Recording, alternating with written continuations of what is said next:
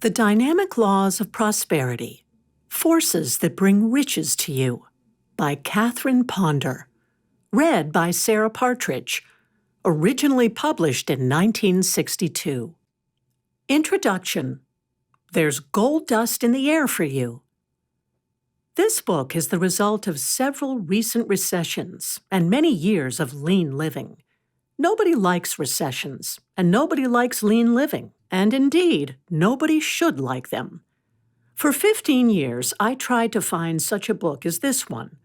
During those years of searching the bookshelves, I found that there are many books which give various ideas, but in none of them did I find a set of compact, simple laws for assuring success. I began searching for a book such as this after having been widowed and left with a small son to rear and educate. Since I had no training for work and no means of income, I would have given anything to have known then about the power of prosperous thinking. For a while, I experienced depression, ill health, loneliness, financial lack, and a sense of complete failure. It seemed that the whole world was against me, and that everything that I did went wrong. But with my son to provide for, I could not settle for failure.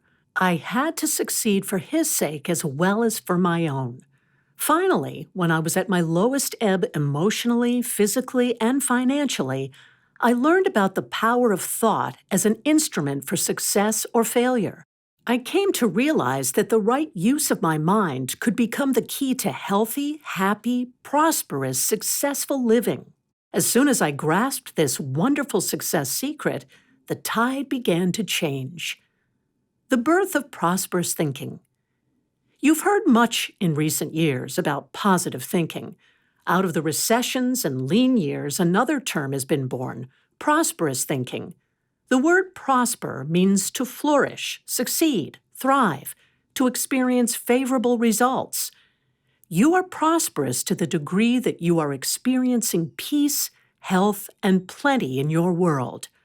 While prosperous thinking means many things to people, basically, it gives you the power to make your dreams come true, whether those dreams are concerned with better health, increased financial success, a happier personal life, more education and travel, or a deeper spiritual life.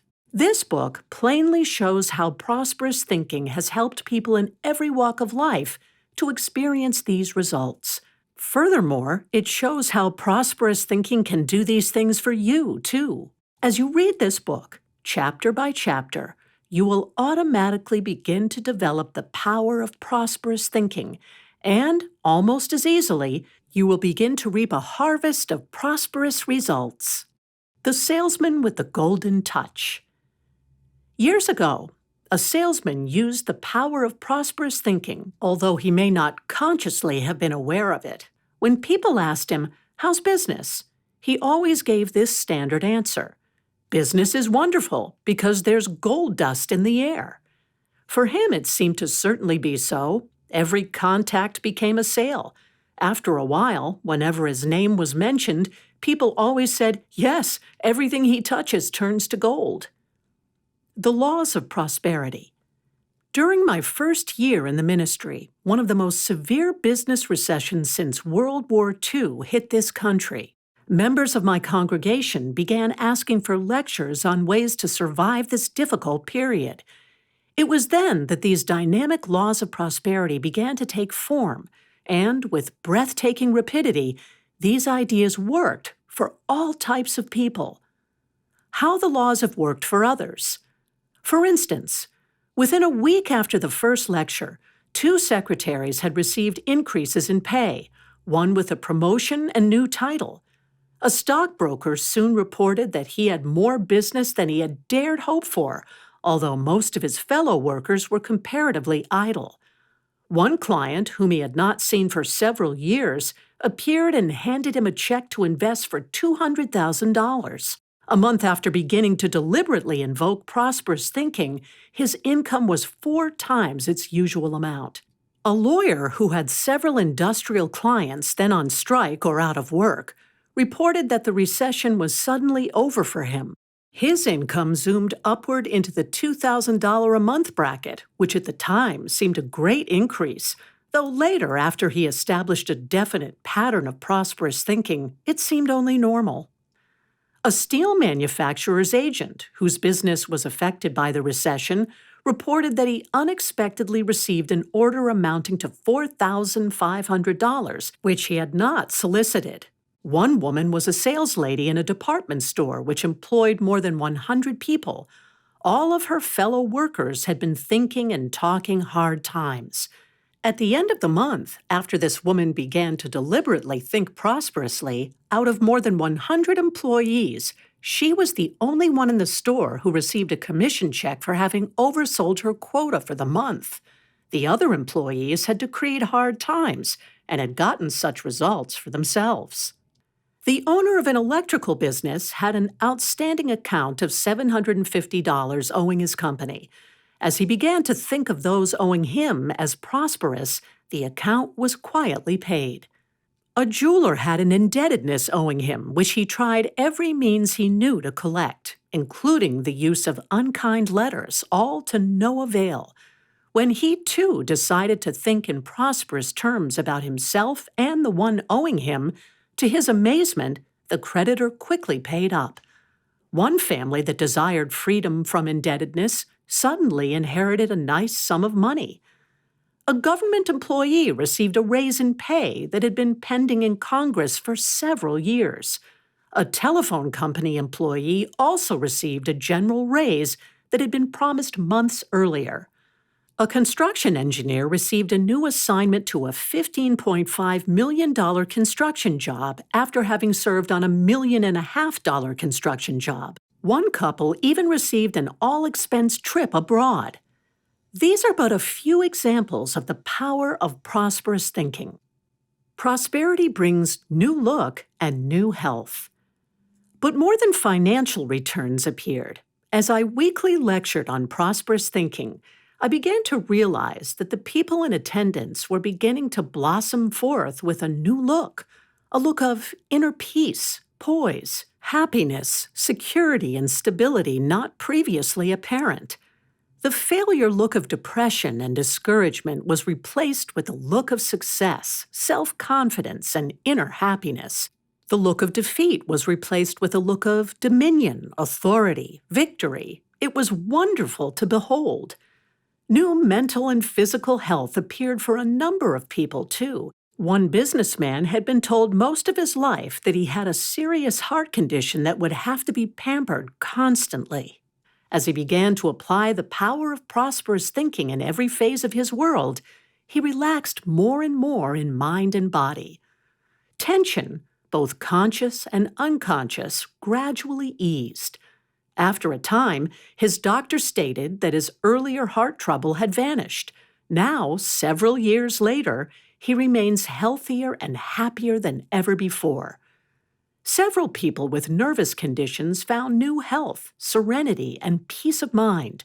A housewife in this group had for years visited a series of doctors who could find nothing organically wrong with her. As she began deliberately to practice prosperous thinking, she began to think more lovingly of others, including her husband. Her new attitude of appreciation gave him a feeling of approval he had not had from his wife in many a year. This, in turn, added to his self-confidence and was reflected as new success in his work. His new job success brought a happiness and satisfaction to their marriage that had long been missing.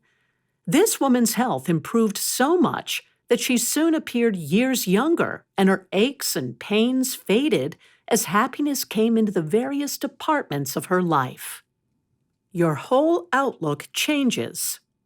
A lonely, unhappy businesswoman who had often threatened suicide became so intensely interested in the laws of prosperity that she found interests outside herself. This led to a happier, more balanced life. The suicide talk stopped. A housewife and also a businessman whose secret drinking had become serious problems found new hope in their practice of prosperous thinking. They began to realize that their drinking problems could be overcome. As they gained this victorious expectation, they were able to begin resolving and dissolving inner hostilities and conflicts. Their drinking gradually diminished.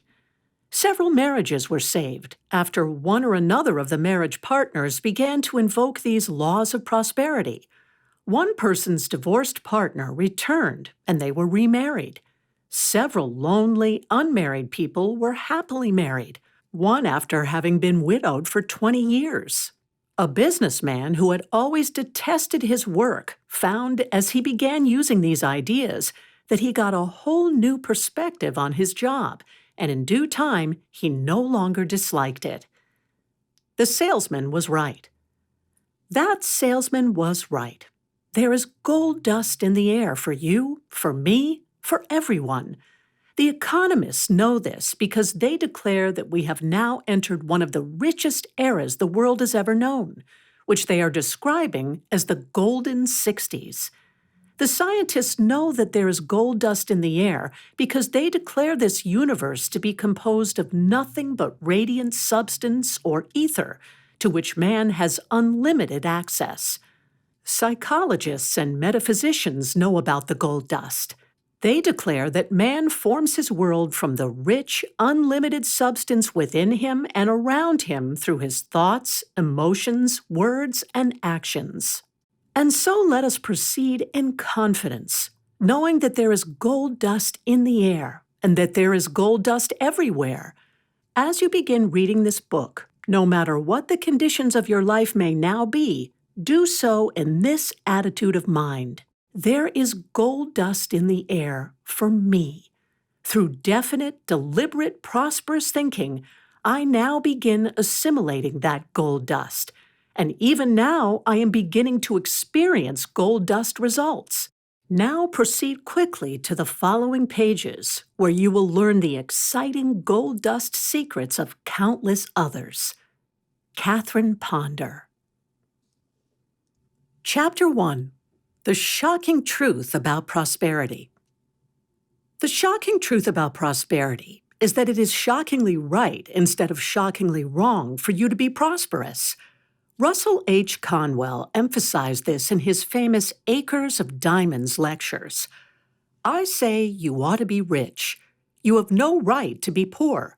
To live and not be rich is a misfortune, and it is doubly a misfortune because you could have been rich just as well as being poor. We ought to get rich if we can by honorable methods, and these are the only methods that sweep us quickly toward the goal of riches. Please note that the word rich means having an abundance of good or living a fuller, more satisfying life. Indeed, you are prosperous to the degree that you are experiencing peace, health, happiness, and plenty in your world. There are honorable methods that can carry you quickly toward that goal. It is easier to accomplish than you may now think. That, too, is the shocking truth about prosperity.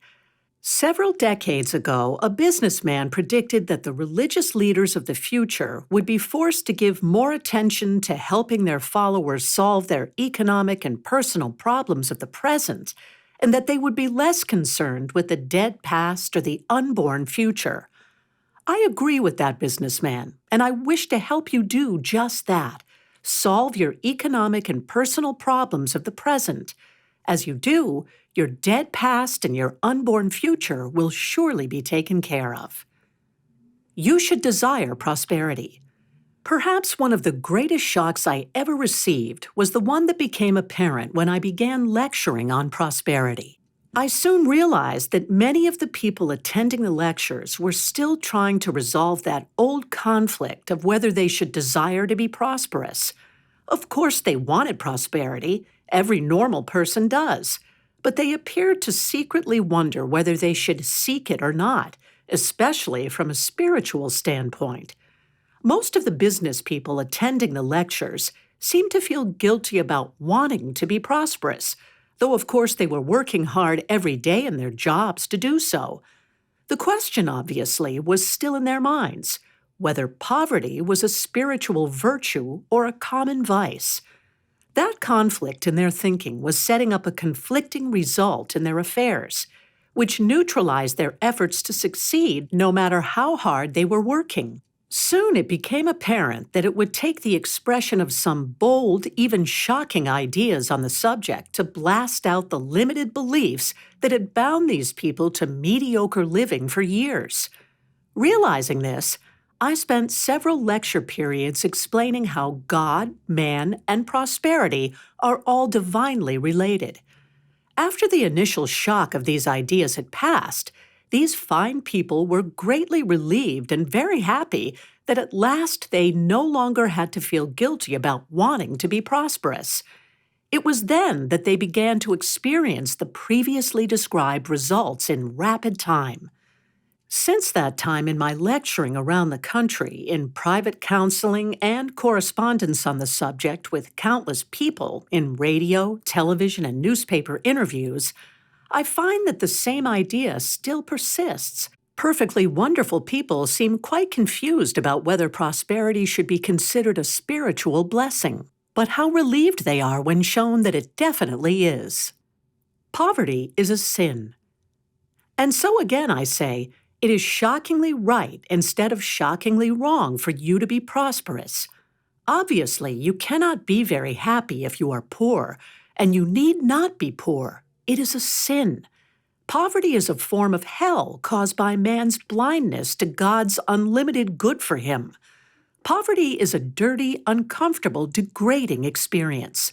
Poverty is actually a form of disease, and in its acute phases, it seems to be a form of insanity. Poverty fills prisons with thieves and murderers. It drives men and women to drink, prostitution, dope addiction, suicide. It drives potentially fine, talented, intelligent children to delinquency and crime. It makes people do things they otherwise would never dream of doing.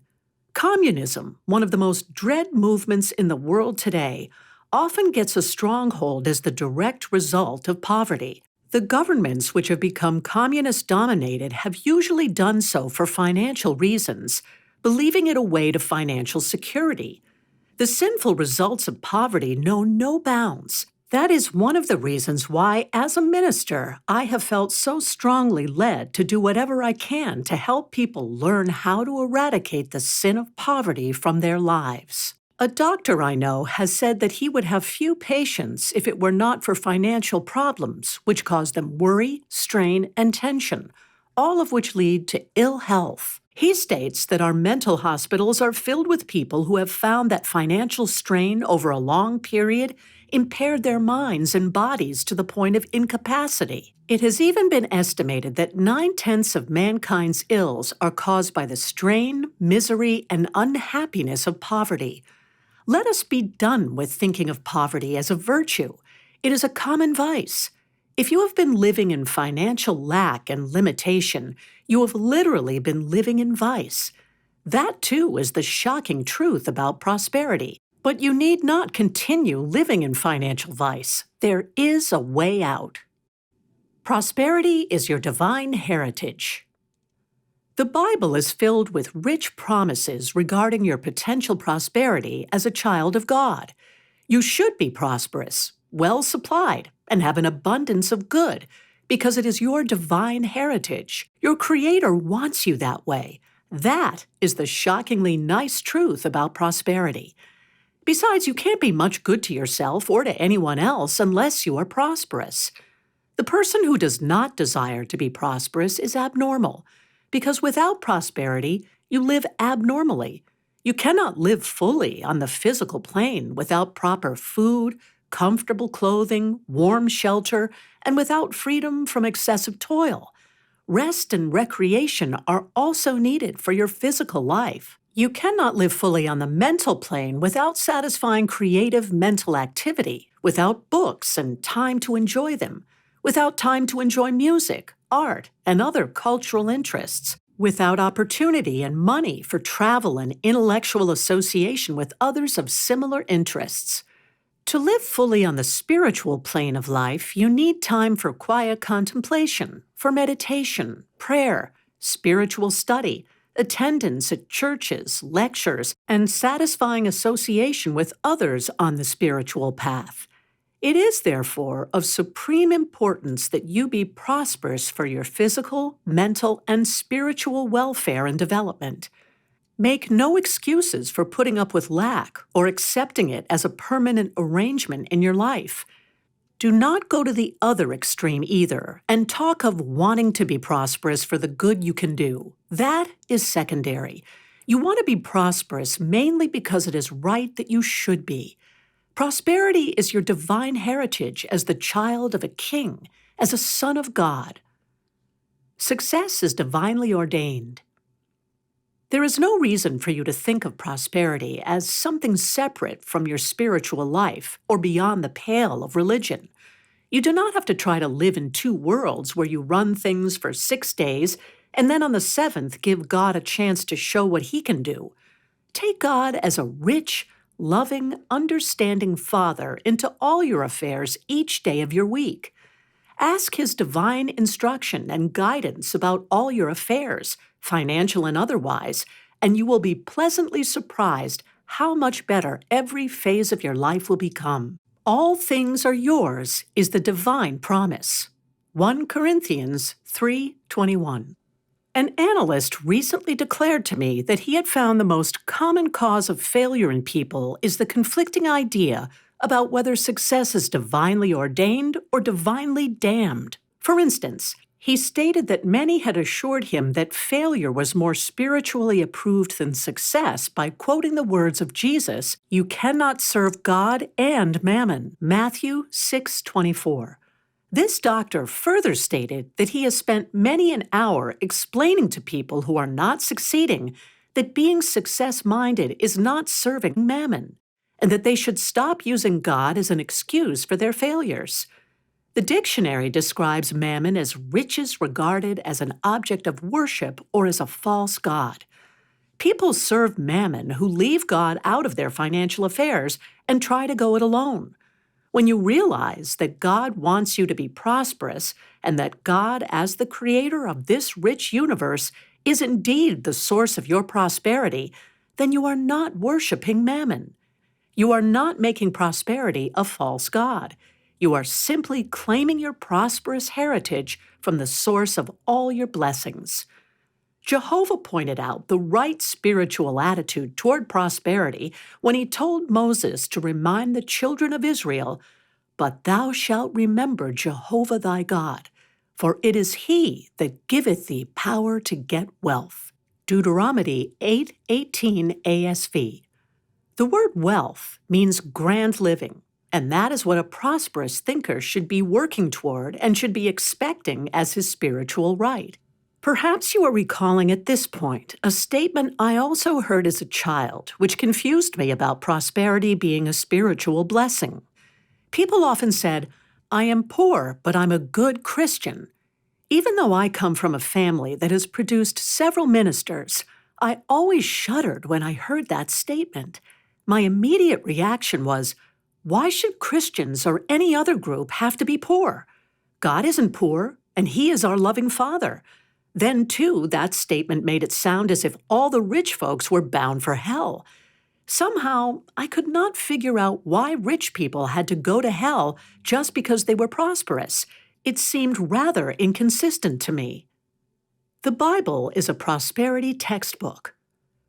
Upon entering the ministry, I decided to settle the issue within my own mind by studying the biblical view of prosperity versus poverty.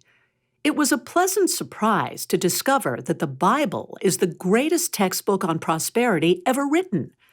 The Bible clearly shows that you have not been pleasing God by settling for lack and limitation in your life, any more than you have been pleasing yourself. The very first chapter describes the rich universe created for man. The last book of the Bible symbolically describes heaven in rich terms. Most of the great men of the Bible were either born prosperous, became prosperous, or had access to riches whenever the need arose. Among them were Abraham, Jacob, Joseph, Moses, David, Solomon, Isaiah, Jeremiah, Nehemiah, Elijah, and Elisha of the Old Testament, and Jesus and Paul of the New Testament. Jesus' life and teachings bear clear evidence of his understanding of prosperity laws. As a babe, he was presented with rich gifts by the wise men. Although Jesus has been described as being poor, with no place to lay his head, he had a home with his parents in Nazareth and was gladly welcomed into the homes of both rich and poor all over Palestine. His first miracle produced a rich gift of the finest wine for his host at a wedding feast. He unhesitatingly used the laws of prosperity to feed thousands in a desert place. His parable of the prodigal son contains a fine prosperity lesson. When Jesus declared, "Blessed are the poor in spirit, for theirs is the kingdom," he was not referring to those living in poverty. Poor in spirit means those who are humble and receptive, not prideful and self-important. When the rich man came to Jesus to inquire about eternal life, it is recorded that Jesus, looking upon him, loved him. Mark 10:21. Jesus told him to sell what he had to inherit eternal life, for he saw that the man was possessed by his possessions rather than being in control of them. Later, Jesus commented compassionately, "How hard it is for them that trust in riches to enter the kingdom." Mark 10:24.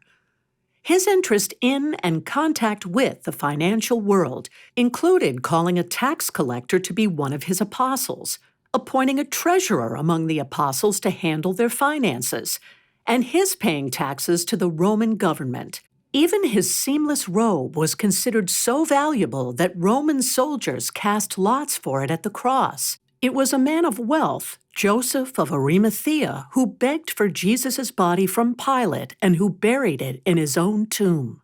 Even after the resurrection, Jesus showed an interest in the prosperity of his followers, instructing the fishermen where to fish successfully after they had previously failed to catch anything. Why poverty is not spiritual. You may wonder why there has been so much talk of sacrifice, persecution, and hard times as necessary phases of the spiritual way of life.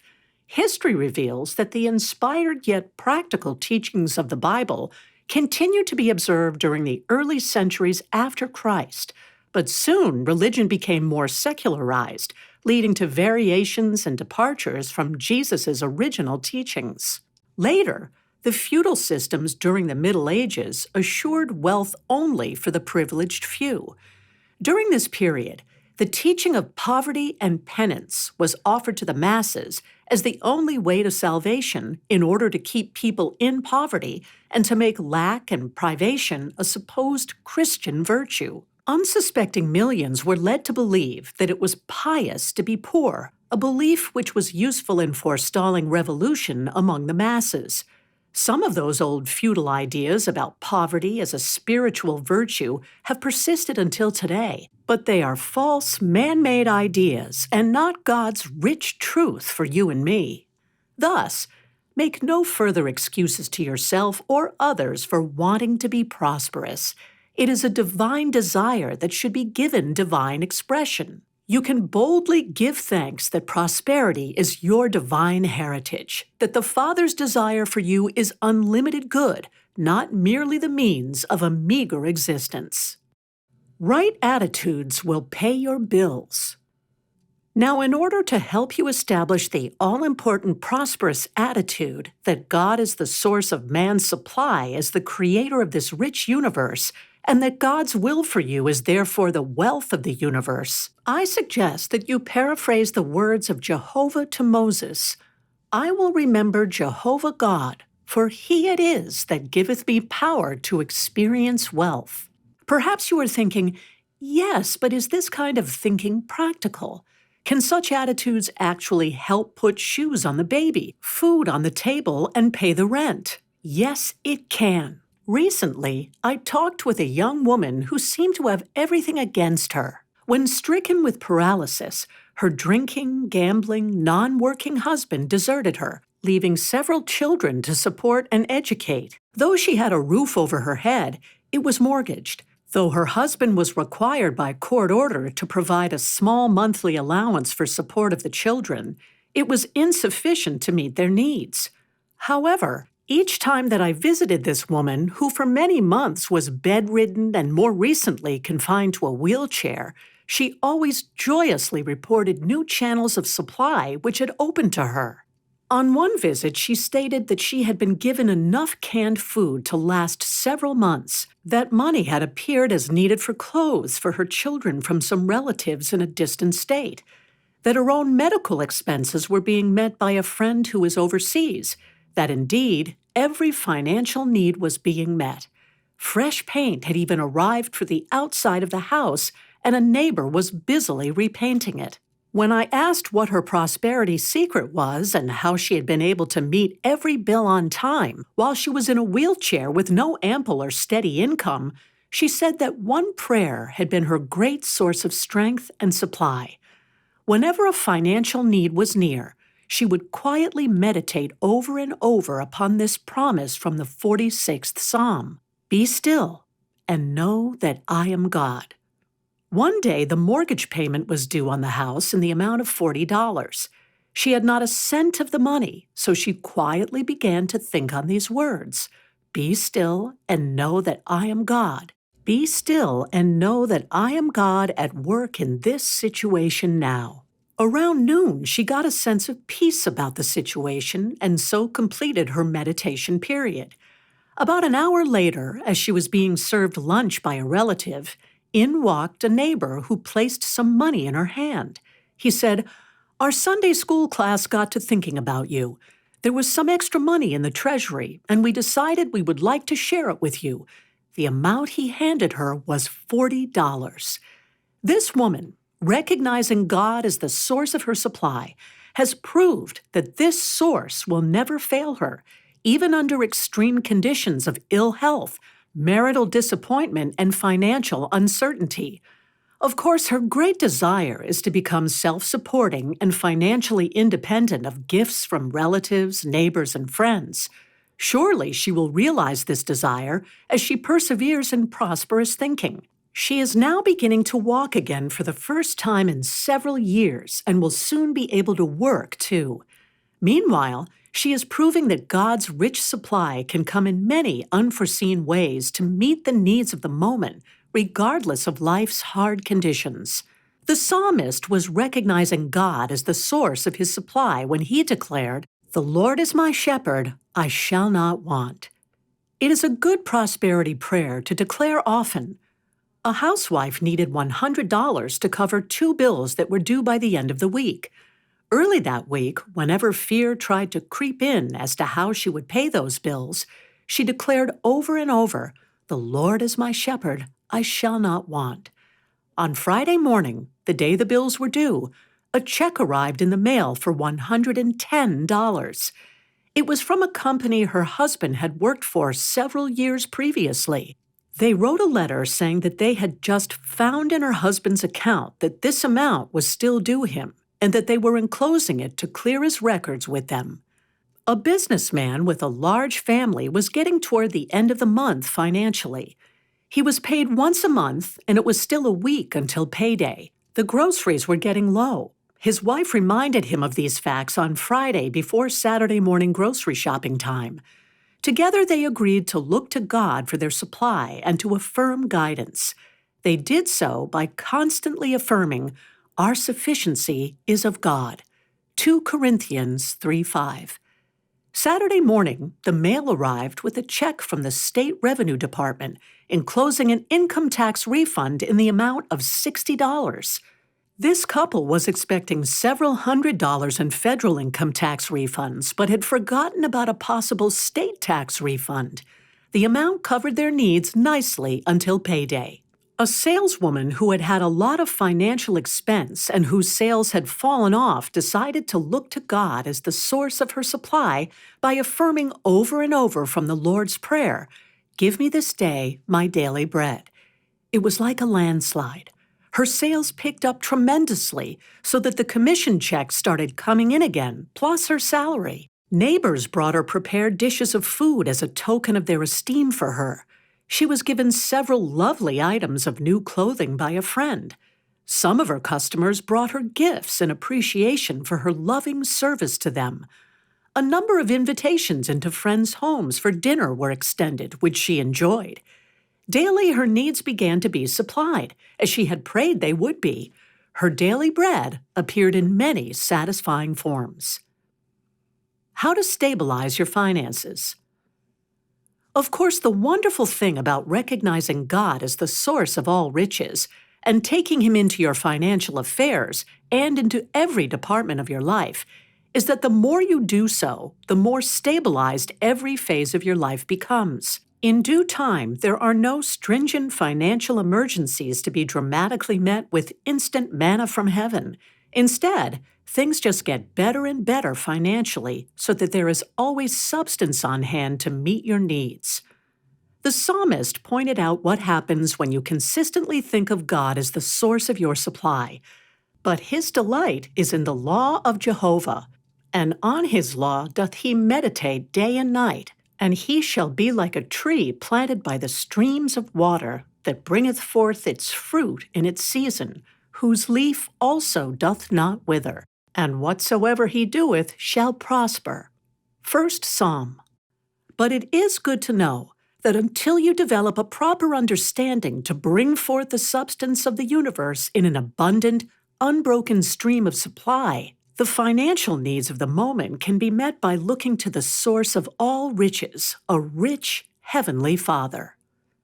The link between thought and supply. Perhaps you are thinking, if my prosperity comes basically from God, if He is the source of my supply, then why all the talk about prosperous thinking? What does prosperous thinking have to do with my supply?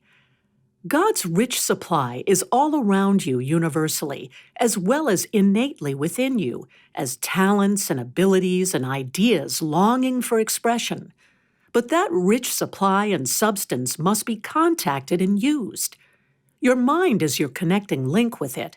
Your attitudes, your mental concepts, beliefs, and outlook are your connecting link with God's rich substance and your access to it. God can only do for you what He can do through you by means of your thoughts and ideas which lead to your reactions. Thus, prosperous thinking opens the way to prosperous results. Begin making contact with the rich, universal substance around you and with the rich substance within you by declaring often, I stir up the gifts of God within me and around me, and I am blessed on every hand with happiness, success, and true achievement. Just by declaring this idea, you will begin stirring up the riches of the universe, attracting them to you and expressing them through you. Success adores the prosperous attitude. Another of the shocking truths about prosperity is that thoughts of your mind have made you what you are, and thoughts of your mind will make you whatever you become from this day forward. The more you realize this, the more you will come to know that people, places, conditions, and events cannot keep your God-given prosperity and success from you once you decide to deliberately employ prosperous thinking as your ally for success. Indeed, you will discover that the things, people, and events that have previously worked against you will either begin to work for and with you, or they will fade out of your life, and new people and events will appear to help you succeed. That is the power of prosperous thinking. Some authorities believe that one prosperous thought is more powerful than 1,000 failure thoughts, and that 2 prosperous attitudes steadily held and expressed are more powerful than 10,000 failure attitudes. Success adores the prosperous attitude. Of that you can be sure. A loving father seems to adore the prosperous attitude too. Surely others adore it and are attracted to it and work for it. More about these things in the next chapter. Meanwhile, remind yourself often that God is the source of all your supply, and then make spiritual contact with Him, His rich substance and rich ideas that await your appropriation. I am the rich child of a loving Father. I now accept and claim His rich good for me in every phase of my life. My own God-given success in the form of rich ideas and rich results now appears. Remind yourself often of these shocking truths about prosperity. that it is shockingly right instead of shockingly wrong to be prosperous, that God created a rich universe for you and wants you to enjoy it, that prosperity can come quickly through your deliberate use of prosperous thinking, which leads to the expression of rich ideas, rich actions, and rich results. Thus, dare to ask a friendly, interested, rich, loving Father for guidance often, and with Moses, remember Jehovah God, for he it is that giveth thee power to get wealth. Now launch forth happily and expectantly into the dynamic laws of prosperity, the spiritual and mental laws which can and will transform your life. Solomon realized the need for exploring them when he explained, "Poverty and shame shall be to him that refuseth instruction." Proverbs 13:18. You can, from this page forward, begin freeing yourself of limitation, lack, and failure. As you accept and use the simple but powerful ideas given in this chapter and in the pages to come, you will find yourself on the royal road to success. Furthermore, you will find it a pleasant experience that produces satisfying results. That is the power of prosperous thinking, and that is the shockingly nice truth about it. Chapter 2: The Basic Law of Prosperity. I learned the basic law of prosperity the hard way. I have been earning the right to tell you about it for a long time. 15 years ago, life looked hopeless for me. Widowed and with an infant son, I had no training for any type of work and therefore no means of income.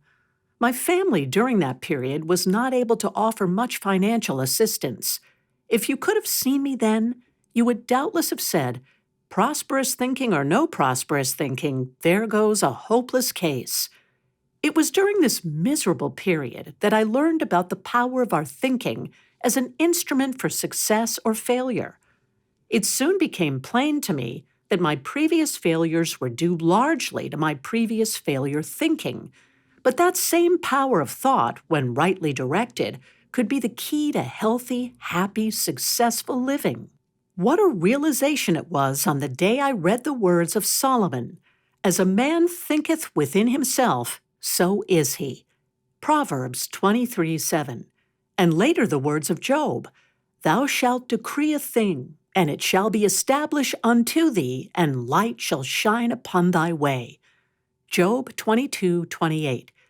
From the philosopher James Allen I learned, through his thoughts, man holds the key to every situation and contains within himself that transforming and regenerative agency by which he may make himself what he wills. I then excitedly surmised that my potential wealth, health, and happiness were actually within me, waiting to be radiated outward into my world as healthy, wealthy, happy thoughts, feelings, expectations, and decrees, which in turn would attract like results into my life. As soon as I grasped this simple but all-powerful success secret and began applying it, the tide changed and my ships began to come in. The way soon opened for me to literally work my way through business school. I thereafter became secretary to Joe Talley, a young lawyer who became mayor of our town, a candidate for Congress, and who later expanded the Talley law firm to include several attorneys and secretaries who served a number of prosperous clients. More recently, Mr. Talley has served as president of Kiwanis International. At the height of my work with this attorney, I felt led to go into the ministry so that I might help others to realize and apply the spiritual and mental keys to healthy, happy, prosperous living that had meant so much to me. Upon thinking back, I now realize that consciously and unconsciously, I invoked the basic prosperity law of radiation and attraction every step of the way. Recently, on meeting old friends whom I had not seen for many years, they exclaimed in astonishment, "Catherine, what has happened to you? You seem so different from the very serious, unsure, unhappy person we once knew. You now seem so happy and radiant, even victorious. Tell us your secret. How did you get that way?" I then explained to them the basic law of life that is discussed in this chapter and throughout this book. It is because of my own personal use of this basic law that I feel so strongly about it and emphatically believe that it can work for you in even greater ways than it has for me. A number of people who have attended my prosperity lectures have used it with astounding success.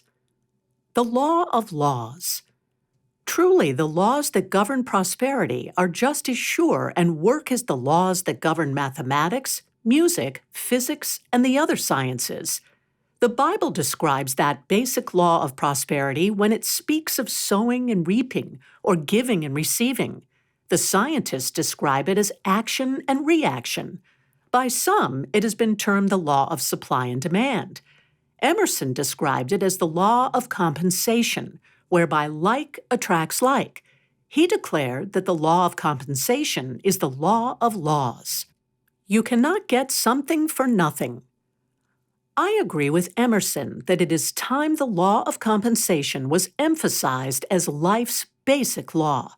I like to think of this basic law of prosperity as radiation and attraction.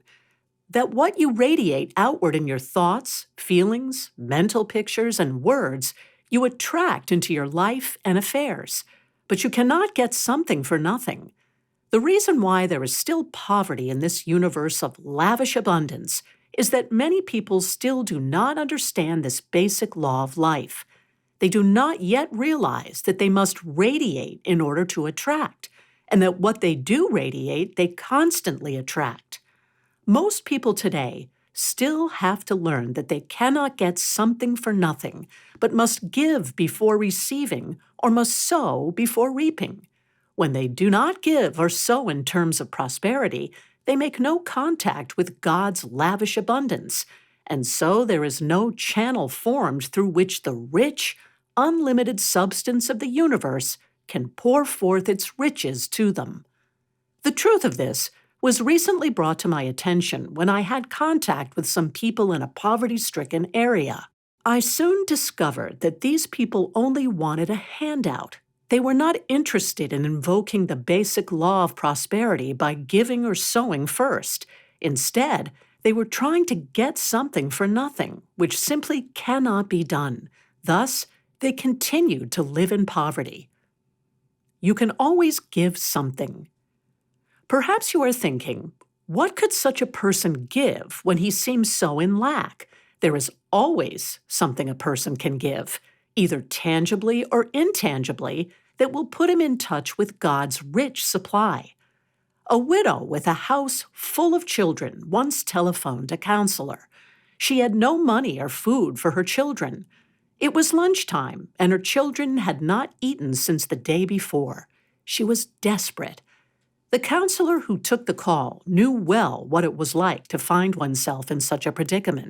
She had learned that the power of prosperous thinking could literally supply manna from heaven at a financially desperate period in her own life. With great compassion, she explained the magic power of giving in some way which would start the substance flowing back in appropriate form. Of course, when she explained that the widow must give in order to receive, the widow's first reaction was much the same that yours or mine might be the first time we were told we must give to receive. She lamented, "But that's just it. I have nothing to give." To which the counselor gently replied, "My dear, of course you have something to give. We always have something to give. Indeed, we always have more to give than we at first realize." She then urged this frantic widow to look about her and to ask for divine guidance concerning what she could give.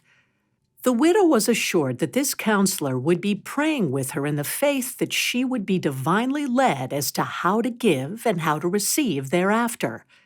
This counselor also told her that after starting the flow of substance by giving, she was then to get ready to receive by preparing her table for that meal she so wished for her children, and by preparing her grocery list with which to shop in the assurance that the money would manifest very soon for those groceries. In faith, the widow sat down and prayerfully asked what she had that she could give. Suddenly, she remembered flowers growing in her yard, which she happily cut and gave to a sick neighbor who seemed overjoyed to receive them. Next, she prepared her table with the best china, silver, and linens in the house. This caused pleasure and excitement among her children, who then expectantly awaited a good meal. Just as she was completing her grocery list, someone who had been owing her money for a long time dropped by and paid her $30 on their debt. $30 which she had long since given up ever getting back. If I could shout only one message to the whole world regarding life secrets, it would be this: that you cannot get something for nothing, but that you can have the best of everything when you give full measure for the good you wish to receive. Since I have been writing about prosperity, I have received a number of letters from people who do not yet understand this law and who are still trying to get something for nothing. One woman asked that $30,000 be sent to her immediately to pay off old debts. She didn't write once or twice, but 3 times before she was convinced she must use this basic law of prosperity and bring in her own supply. Radiate and you will attract. Emerson might have been describing this law of giving and receiving, or radiation and attraction, when he wrote, "Great hearts send forth steadily the secret forces that incessantly draw great events." And who are the great hearts? Those people who dare to think and radiate great thoughts and expectancies of success and prosperity instead of failure, trouble, and limitation. There's nothing great, unusual, or praiseworthy about failure, trouble, and limitation. Anyone can experience those things by following the line of least resistance and by entertaining the usual failure thoughts that one constantly hears every day. How often one hears the complaint, "Everything happens to me. I just can't win for losing. This is a tough world. The other fellow gets the breaks." This beginning usually leads into a conversation filled with unpleasant experiences of the day, criticism of jobs, coworkers, families, the governments, world leaders, war, crime, disease, and hard times, hard times, hard times. Each of us constantly uses the law of radiation and attraction, whether we are aware of it or not. But if you wish to enjoy more prosperity and success in life, you have to consciously, boldly, and deliberately take hold of your thoughts and feelings and redirect them toward prosperity and success. It is up to you to dare to choose and radiate outward through your thinking what you really wish to experience in life, rather than to get bogged down in unpleasant or failure experiences of the moment. These conditions can change as quickly as you can change your thinking about them. A friend in the public relations business recently used the law of radiation and attraction with successful results. For some time, he had desired a certain out-of-state account and had made every reasonable effort to obtain it. Finally, he decided that he would definitely entertain and mentally radiate the desire for that account strongly, deliberately, and boldly, feeling that surely in due time he would receive that account or a bigger one. He quietly sat down and thought about that account as though he were already handling it. He went over that account in his mind and thought of all the ways he would attempt to serve that client's best interests if he were handling their public relations. He thought about the account and the people involved for a long time and in great detail. He also declared over and over for a time, "I am not discouraged. I am persistent. I go forward. I am determined to achieve success in God's own wonderful way for me." When a sense of peace came over him, he dismissed the matter from his mind. A few weeks later, he attended a convention in which a number of his clients were involved. While swimming with several of them in a motel pool, he casually met the man whom he had been trying for months to meet, who had charge of that out-of-state account. Right there in the pool, they negotiated. When he joyously related his experience to me, he declared, "It was doubtless that prosperity law of radiation and attraction that brought the happy results." I have observed in talking with hundreds of people who have gone from failure to success that it is what we really think deep within ourselves most of the time, rather than the big front we may put up to others, that unconsciously attracts like results to us. There is an age-old maxim that says, "We are where we are because we are what we are, and we are what we are because of our habitual thinking." Many people work hard to attract greater good in superficial ways without first habitually radiating its mental equivalent. And then they are sorely disappointed when their great efforts result in failure and disappointment. Once, when I was talking with a lady who felt she would like to be married, I suggested that she invoke the law of radiation and attraction. After explaining that she must radiate before she could attract, I suggested that she prayerfully radiate these ideas over and over. Divine love, expressing through me, now draws to me all that is needed to make me happy and my life complete. A little later, I began receiving reports from mutual friends that she was working hard on the attracting angle, but was radiating nothing more than telephone calls and obvious invitations to all the men of her acquaintance. Later, she returned and reported that the suggested prayer method had not worked. Gently, I reminded her that she had not radiated the prayer method suggested, but had radiated the scare method, which had not been suggested. The method had worked in reverse, because she had reversed the process. A middle-aged widow more recently dared to try the radiation and attraction method for the same purpose. While floating in a swimming pool, she silently affirmed over and over, "Divine love, expressing through me, now draws to me all that is needed to make me happy and my life complete." Presently, she heard a man's voice calling her from the side of the pool, inquiring about the water, which she assured him was wonderful. Soon he was in the water, and a little later he was in her life as her husband. Mental preparation comes first. What a thrill it is to realize that all things can be accomplished within the mind first, that your mind is your divine power for good.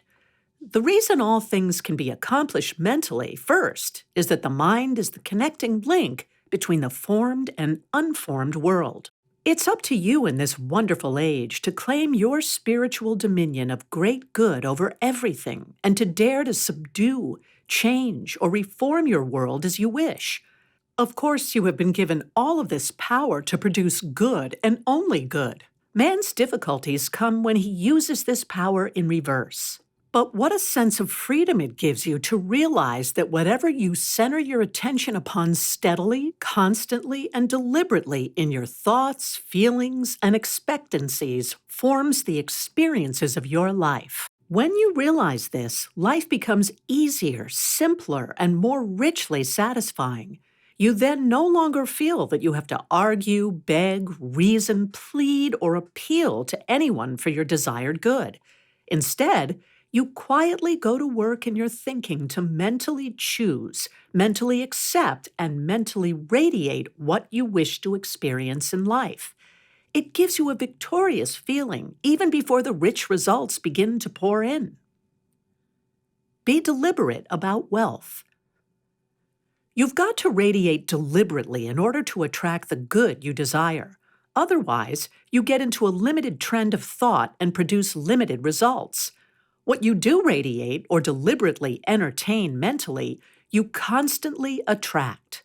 It may not appear that this law works in this exact way when you look at people who seem to be succeeding, who apparently do not deserve it, but in due season their health, wealth, and happiness crumble if it is not supported by a firm foundation of right thought and feeling. It is just a matter of the mills of the gods grinding slowly. Instead of fretting about whether the law of radiation and attraction is working rightly in the lives of others, proceed quietly to prove the laws of prosperous thinking for yourself. A stockbroker whose business associates were watching the market reports and declaring how slow things were, slipped into a private office and quietly relaxed. As he did so, he began to radiate this thought: "Everything and everybody prospers me now." Suddenly, the telephone began to ring and ring. Within a short time, he had received more business by telephone than he had received through any channel in several days. A watch repairman's business was slow. As he boarded an early morning bus, he too remembered the prosperity law of radiation and attraction and began to silently declare, "Everything and everybody prospers me now." For the next few days, he had many new customers come into his store to have watches and jewelry repaired. Soon he had received enough repair work to keep him busy for many weeks. You are magnetic. Each of us is a magnet, and as a magnet, you do not have to force success and prosperity to yourself. Instead, you can develop that exalted, expectant, prosperous state of mind that is a magnet for all good things of the universe to hasten to you, rather than entertaining the tense, critical, anxious, depressed, unforgiving, possessive state of mind that is a magnet for all kinds of trouble and failure. Since you can have the tangible and intangible equivalent of whatever you dare to choose, mentally entertain and radiate. Stop thinking of things as apart from or outside yourself. Stop thinking that people, things, circumstances, and conditions have power to hurt or harm you. Start realizing that nothing can stand between you and that good that you dare to choose mentally and radiate outward through your thoughts, feelings, words, and expectancies. Choose and radiate mentally. Choose and radiate emotionally. Choose and radiate constantly and persistently. A woman recently told me that since she had been invoking the power of prosperous thinking deliberately, everyone in her family had received wonderful blessings. Her husband had received several raises in pay. Her brother had become president of his company. 2 sisters have retired with handsome incomes. Another sister has become the first woman ever to hold a certain type executive position for her company. Another brother has received a managerial position. A little leaven has leavened the whole loaf in that family. Outer steps will come easily. Of course, I do not mean to imply through all these people's experiences that you simply entertain and radiate the mental equivalent of the good desired and then do nothing more. Often, you have to take definite external steps as well, but you will discover that by working out the mental concept of the desired good first. The outer steps will then unfold easily, almost automatically at times, without strained effort on your part.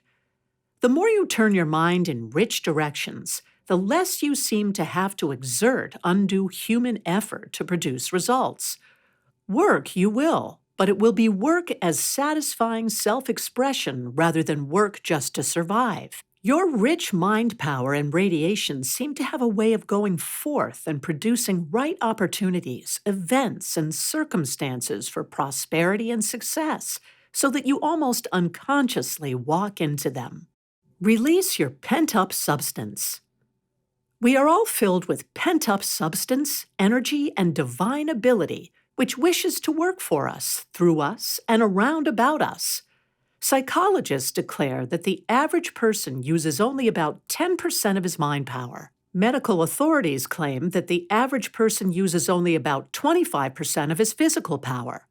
Psychologists further state that man can release more result-getting power in 1 hour of concentrated use of his mind than in 24 hours of physical work. Some psychologists even believe that man can release more result-getting power through 1 hour of concentrated thought than through a month of physical work. Surely there is great power within and around each of us for our use. You can release this pent-up substance, energy, and power within you for prosperous living through releasing deliberate thoughts, feelings, and mental pictures of success, prosperity, and riches. As you do so, your rich thoughts, feelings, and mental pictures are radiated outward into the rich, powerful ethers of this universe, where they make contact with the rich universal substance.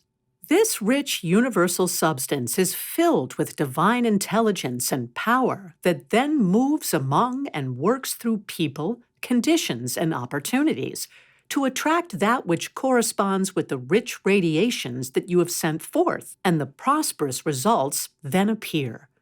Indeed, this wonderful universe is rich and friendly to everyone. It wishes all mankind to be prosperous, well, and happy, and for the affairs of man and the world to be in divine order. At this point, however, don't be too concerned about the theory of radiation and attraction. Just begin accepting it and using it as a prosperity secret. All of the prosperity laws stated throughout this book are but various ways of invoking this basic law of radiation and attraction. You will find your use of them a delightful, exciting, fascinating, and richly rewarding process. I now invite you to begin soaring forth through the pages of this book, reminding yourself of these truths. I am an irresistible magnet with the power to attract unto myself everything that I divinely desire, according to the thoughts, feelings, and mental pictures I constantly entertain and radiate. I am the center of my universe. I have the power to create whatever I wish.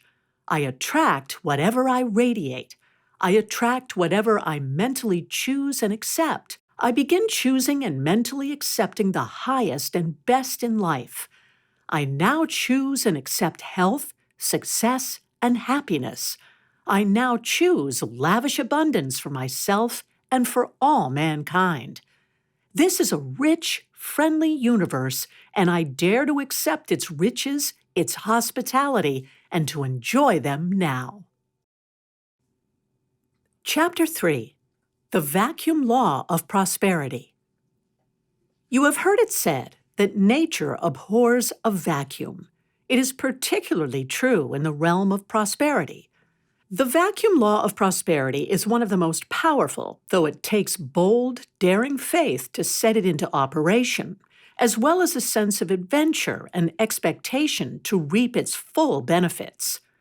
When a person is honestly trying to be prosperous, is thinking along prosperous lines and still fails, it is usually because he needs to invoke the vacuum law of prosperity.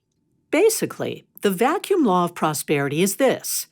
If you want greater prosperity in your life, start forming a vacuum to receive it. In other words, get rid of what you don't want to make room for what you do want.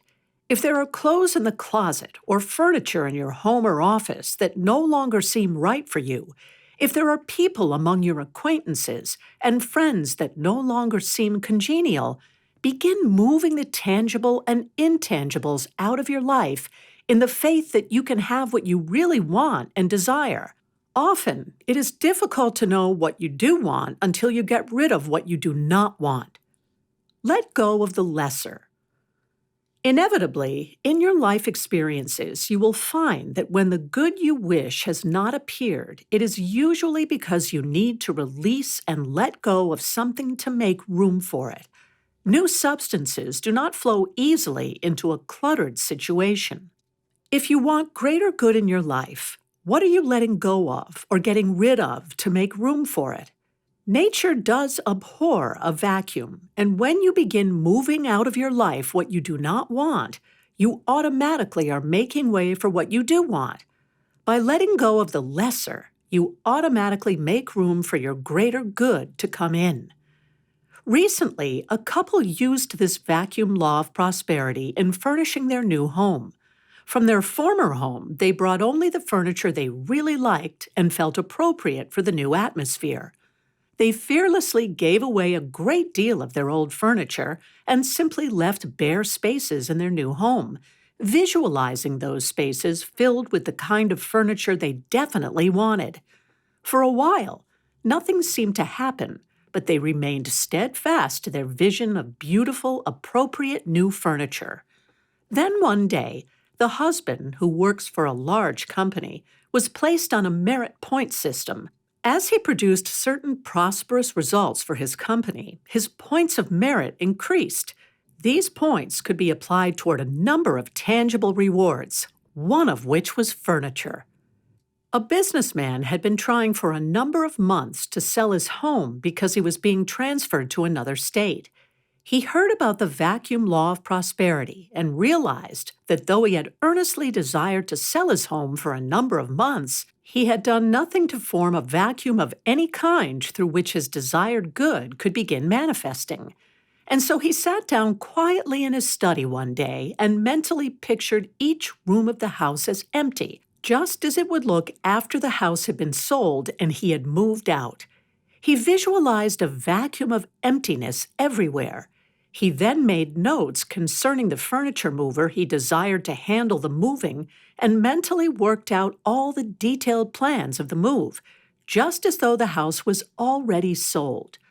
Within a few days, a buyer appeared who liked everything about the house and gave him a check for the thousands of dollars equity, as well as for the down payment involved.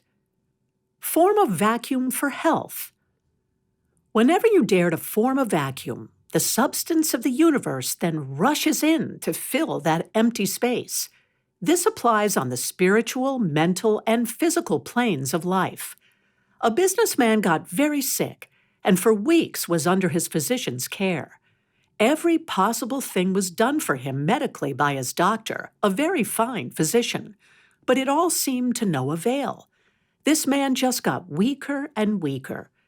It seemed that his body was filled with poison and nothing seemed to dissolve it. Finally, one night, while perspiring from a high fever and deep cough, this man finally remembered the vacuum law and realized that there must be something he needed to release.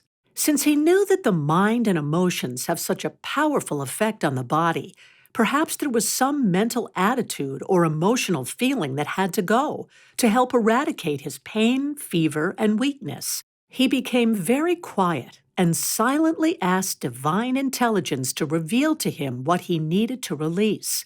Suddenly, he began to think of a person against whom he had been holding a strong grudge. He had said a number of unkind things about this person and had gone to great lengths to hurt him. He then mentally reviewed the events between them that had caused the grudge and his later desire to hurt that person. As he honestly thought about it, he realized that the other person may not have known that his feelings had been hurt from the events that took place, and that perhaps there was no reason for him to hold a grudge at all. There never is. As he lay in bed with a high fever, he began to declare over and over, "I fully and freely forgive you. I lose you and let you go. So far as I am concerned, that incident between us is finished forever. I do not wish to hurt you. I wish you no harm. I am free and you are free, and all is again well between us." In a little while, a feeling of peace, quietness, and release came over him. For the first time in many nights, he slept peacefully. The next morning, his fever was gone, and his physician declared that the poison had miraculously left his system overnight. At long last, he was on the road to recovery. Through forgiveness, this man had formed the vacuum needed so that new life could restore his body to health and his mind to peace. Forgiveness is the answer. Most folks are afraid of the word forgive, thinking that it means they must do something unpleasant and dramatic. But the word simply means to give for, to let go of old ideas, feelings, or conditions, and to give something better in their place. The giving for process forms a vacuum and makes way for new good to rush in. I have discovered from talking with hundreds of people about their problems and from corresponding with hundreds more that inevitably when a stubborn problem does not yield, it is because there is a need for forgiveness. I have further discovered that if only one person connected with the problem will start the action of forgiveness, all concerned will respond, be blessed, and the solution will come. For instance, a very wealthy woman became involved in a legal tangle over some of her deceased husband's business property. It was all very embarrassing to her because the defendant in the court case whom she was suing was a former family friend. In great distress, she attended a prayer group one night and poured out her plight to those present. To her dismay, however, the prayer group members did not become upset about her problem at all, nor did anyone seem particularly sympathetic. In fact, they completely surprised her by saying that her problem would be solved if she would forgive the man whom she was suing. Aghast, she replied, "Forgive him? I only wanted you to pray that I would win against him in this court case. He has done such terrible things." But the prayer group stood firm. She left in disgust, but returned the next week and was again assured that forgiveness could solve everything. For many days after that, she began to consider seriously the power of forgiveness. One day, as she was driving along in her car, thinking of this former family friend with whom she was now at law, she cried out, "Lord, I humanly cannot forgive that man. But if you can, please forgive him through me." Suddenly, a feeling of great peace came, and she then gave thanks for it and dismissed the matter from her mind. A few days later, this man came into town and went to see her lawyer. He asked her lawyer if he might pay her a personal visit. Hesitantly, the lawyer replied, "I suppose so, but it will do you no good. If you want to settle this case, you will have to deal with me as her attorney." The defendant replied, "Oh, I do not wish to visit this lady to talk about the court case. I wish to visit her simply because we were once friends, and I always greatly admired her husband. I would just like to see her as in former times and talk of old times." And so, in a friendly way, he paid his call, during the course of which the subject of the court case finally arose. They amicably agreed to settle the matter quietly out of court to the mutual satisfaction of all concerned. Thus, the power of letting go of fixed ideas, attitudes, and opinions which make way for more pleasant experiences. A forgiveness technique. Here is a forgiveness technique that can form a vacuum for whatever good your life seems to need just now. Sit for half an hour every day and mentally forgive everyone that you are out of harmony with, feel badly toward, or are concerned about. If you have accused anyone of injustice, if you have discussed anyone unkindly, if you have criticized or gossiped about anyone, if you are legally involved with anyone, mentally ask their forgiveness. Subconsciously, they will respond. In like manner, if you have accused yourself of failure or mistakes, forgive yourself. Forgiveness can form the vacuum that will undam your prosperity and success. Mentally declare to others, "God's forgiving love has set us free.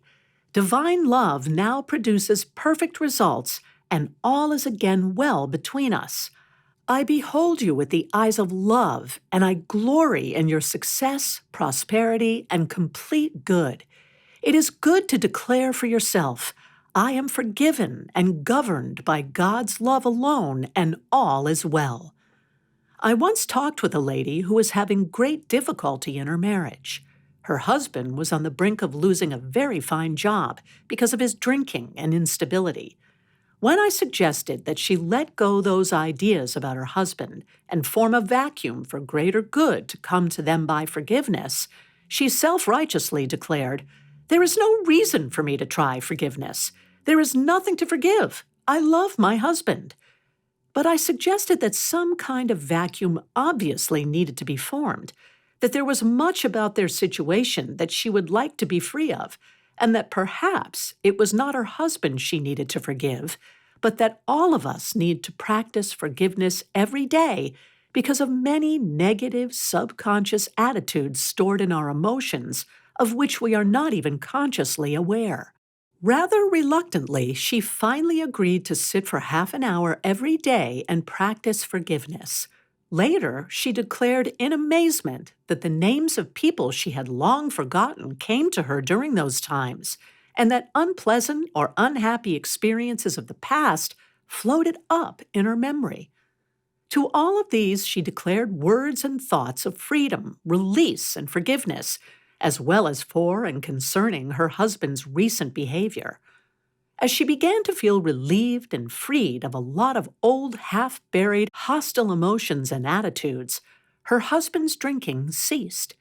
He began to work very hard in his job again, and success came in such a big way that she was even able to stop working and provide a beautiful home for her husband, which had long been their desire. Thus, the power of forgiveness. Releasing is magnetic. Are you clinging to the thought of how some troublesome situation in your life can be made right? What shape and form the solution should take? Then release, lose, let go. Declare to the situation or personalities involved, I release, lose, let go, and let God. Do not be fearful of letting go. Nothing can ever be lost through spiritual release. Instead, your own good and the good of all concerned is much freer to move into your life. Through release, your power of attracting good is greatly increased. One word of caution here about attitudes toward the tangible things you release. I once felt led to go through my closet and give away most of the clothes therein to my sister. These clothes were perfectly good, but I had tired of them, and no new clothes had recently appeared, so I felt by passing them on I was making way for the new clothes. After mailing these clothes to her, I felt happy and expectant about the new clothes I was sure would manifest. But for a number of weeks, nothing happened. Finally, I realized that I was still mentally hanging on to the clothes I had sent her, thinking, if I had that dress or suit I sent Sis, I would wear it today. It was then necessary for me to re-release what I thought I had already released. In my mind, I went over every item I had sent her and declared to each individual piece of clothing mentally, I fully and freely release you. I completely lose you and let you go. So far as I am concerned, you have served your purpose in my wardrobe, and I no longer need you. You are now in your perfect place. Thereafter, new and more beautiful clothes appeared very fast in my closet. It was as though a magnetic influence had gone to work for me. A friend who knew nothing of my empty closet quietly came to me and said, I have some money I wish to share with you. When I prayed about what to do with this particular amount, the only thought that kept coming to me was that I should give it to you, perhaps for some clothes. You appear well supplied with clothes, but the thought persisted, and so here it is with my blessing. That started the flow of substance which then came to me from here, there, and everywhere. Some articles I had written had not been accepted, and so in a doubtful but hopeful mind, I had revised them weeks earlier and resubmitted them. Now they were accepted and I was paid. Several people saw items while shopping and thought, that looks like Catherine. They purchased them for me as gifts. In each instance, it was items of clothing I had been mentally imaging as hanging in that closet. One friend back home went on a shopping trip there. We had not corresponded in some time, so she had no conscious way of knowing about the empty closet. Nevertheless, packages arrived with gifts of clothing for me resulting from her shopping trip.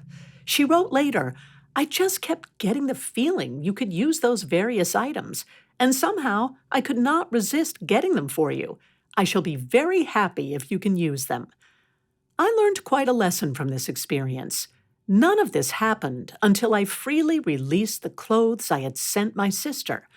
A gift that is not freely released after being given is not a gift at all. If you cannot give freely, don't bother. But if you do give, be sure you graciously release what you have given. Otherwise, no good has been done. No vacuum has been formed. Use the substance at hand. Another way of invoking the vacuum law of prosperity is by using your present visible substance without withholding it, thereby making way for new prosperity to flow to you. However, you have to do this in a certain attitude of mind in order to produce rich results. When there does not seem enough prosperity on hand to meet present needs, or when you seem blocked in attaining greater prosperity, take control of the situation. Take control in your thoughts and feelings. Rather than feeling helpless, defenseless, or sorry for yourself, declare to those financial appearances, peace, be still. Take your wallet, checkbook, or other tangible evidences of financial supply in your hands and declare concerning them, you are even now filled with the rich bounty of God who supplies my every need now. Then is the time to fearlessly and boldly use the substance they contain as far as it will go in the present situation. If there are bills to be paid, do not wait until enough money comes in to pay all of them, but go right ahead in faith and pay those you can. That is breaking the substance on hand and sending it forth so that it can multiply. Look up toward prosperity. Establishing and maintaining a prosperous attitude, just as though your bounty was already completely visible, is important at this point. This is not the time to talk lack, to withhold, or to practice stringent economy. Instead, this is the time to use up to the last of your financial assets to the last penny, if necessary. If you withhold talk about financial lack at this point, it will cost you double.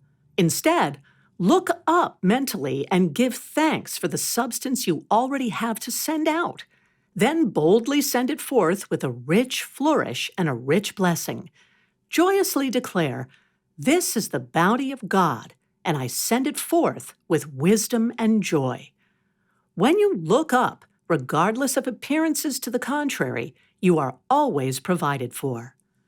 Perhaps the person who taught me the most about this phase of the vacuum law of prosperity is a quiet, unassuming housewife who constantly looks up, boldly sending forth the money in her pocketbook with a rich flourish. Unfailingly, she is provided for in opulent ways.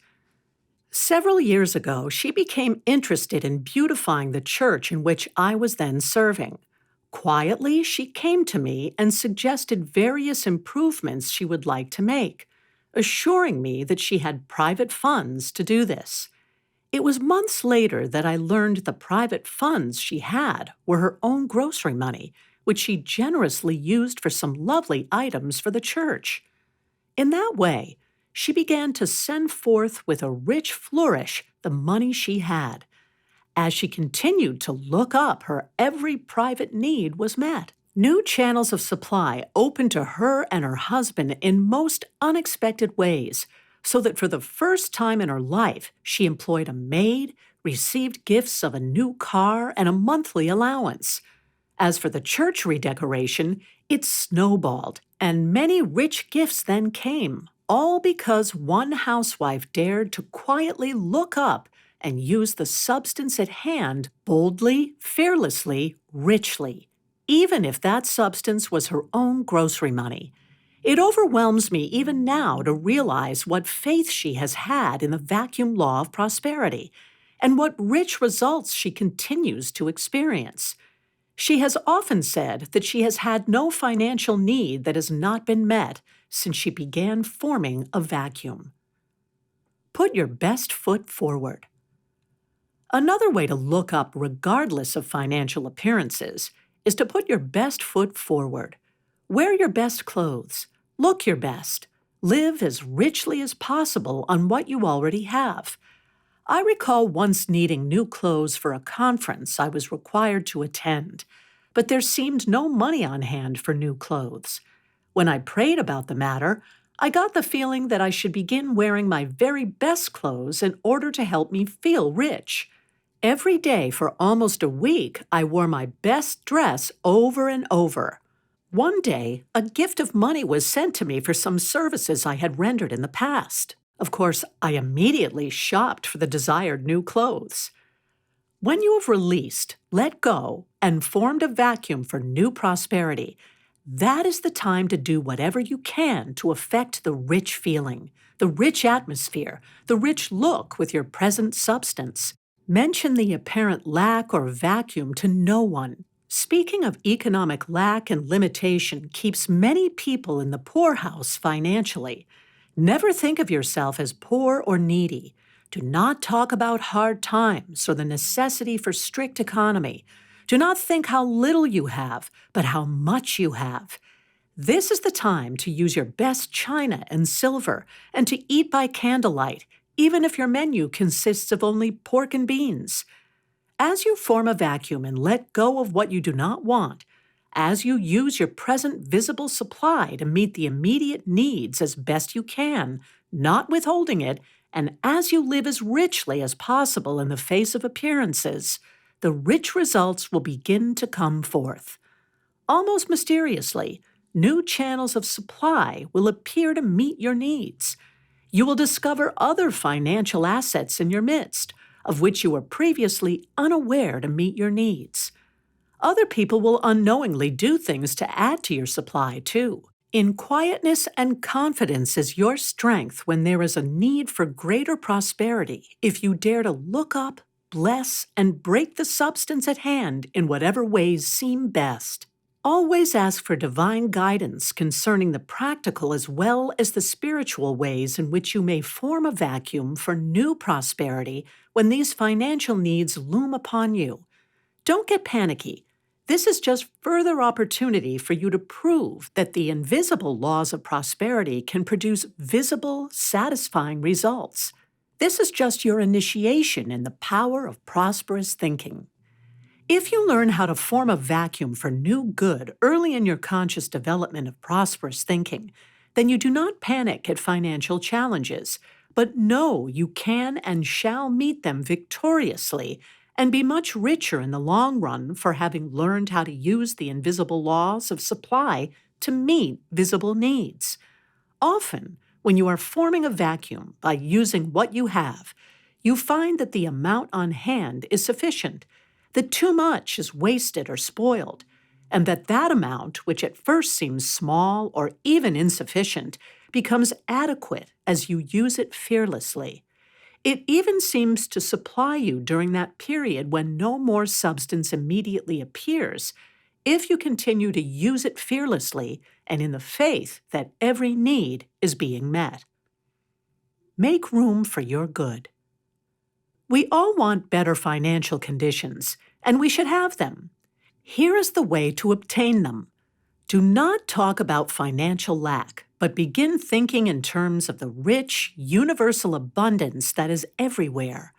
Then learn to let go, to give up, to make room for the things you have prayed for, worked for, and so strongly desire.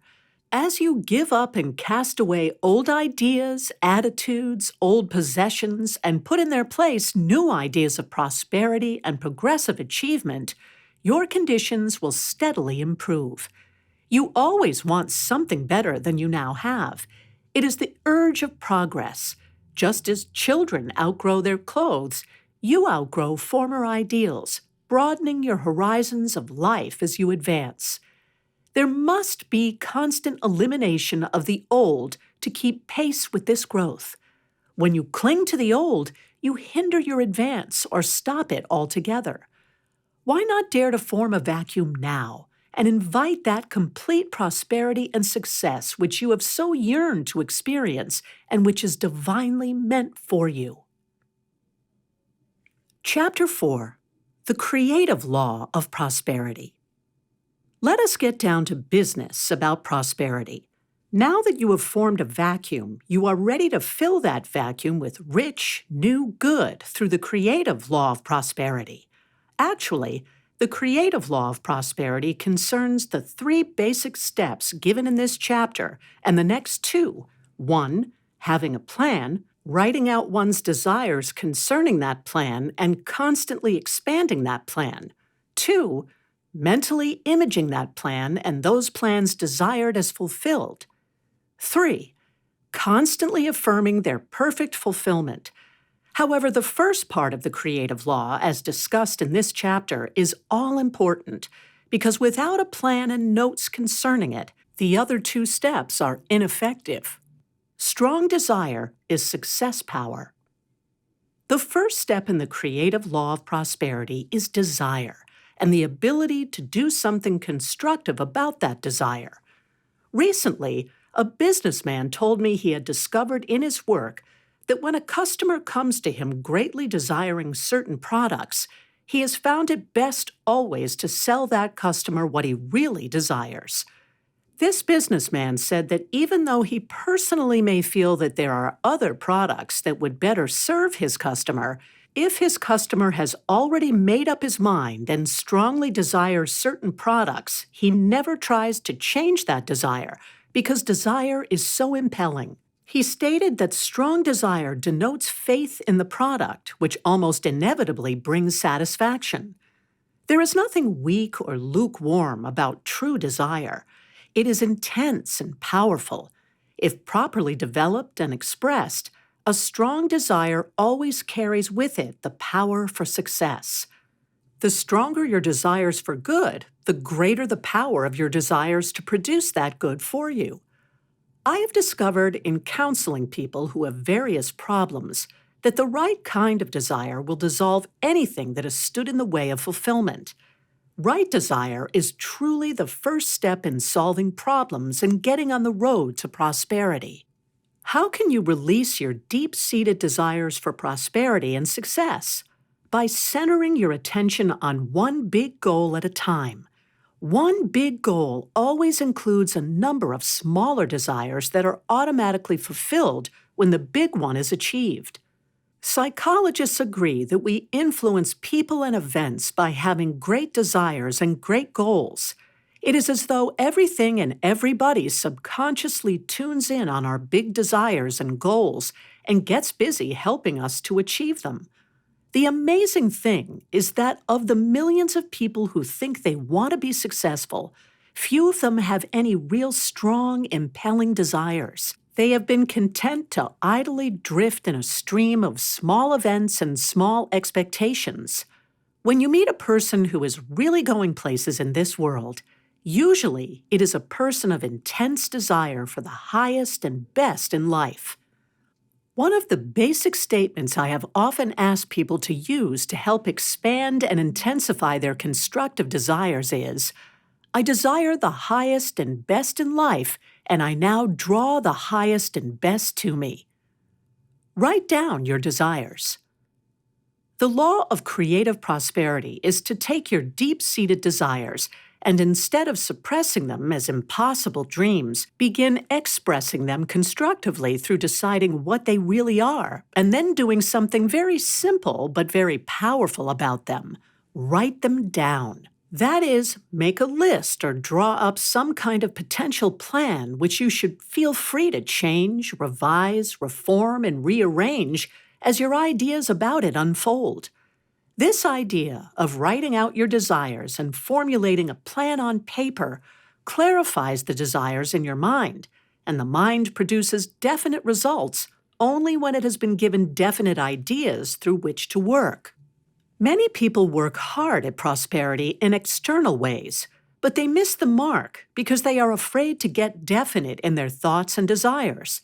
They want to live better and to have more money, but they never get definite in their desires about how they want to live better or how much more money they need.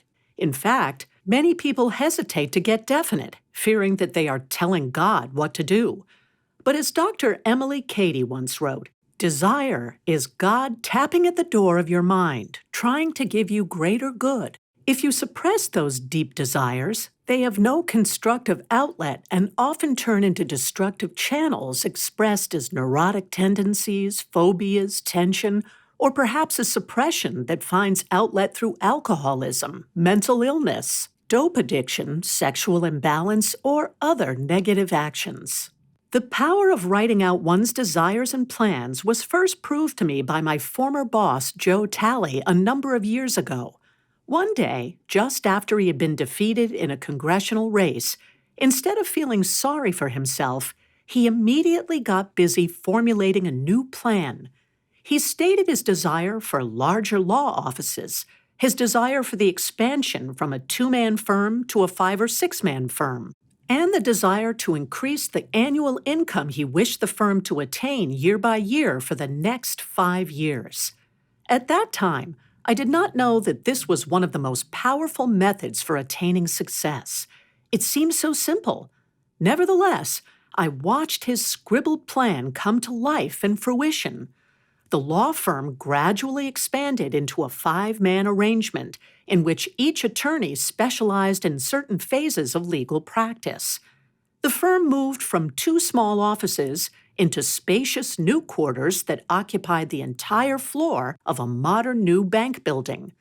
Nothing succeeds like success was surely manifested for Joe Talley after he formulated a plan, dared to put it in writing, and started moving toward it. Prosperity is a planned result. A stockbroker's story further proves the power of formulating plans for prosperity and success. A few years ago, the president of a large corporation died. At the time of his death, this corporation was in financial difficulties. The vice president, who had been considered outstanding in a financial way, then took the helm. Immediately, this corporation began to prosper, and today its stock is one of the best on the market. Its sales records during recent years have superseded those of all of its well-known competitors. The prosperity secret? Well, it seems that this vice president had for years worked on a plan he felt wise for the growth and prosperity of this corporation. The day he became president, he took that plan out of his desk drawer and began executing it. Today, his corporation is no longer a mediocre one with indebtedness pulling it down. Instead, it is one of the most prosperous in the country. He proved that prosperity is a planned result. Prosperity is the result of deliberate thought and action. There is nothing hit and miss about prosperous living. It is a planned result, just as a bridge or building is a planned result. Without deliberate, prosperous plans, there will be no prosperous results on a consistent, permanent basis. This law of creative prosperity was one that has surely clicked with the students in my prosperity classes.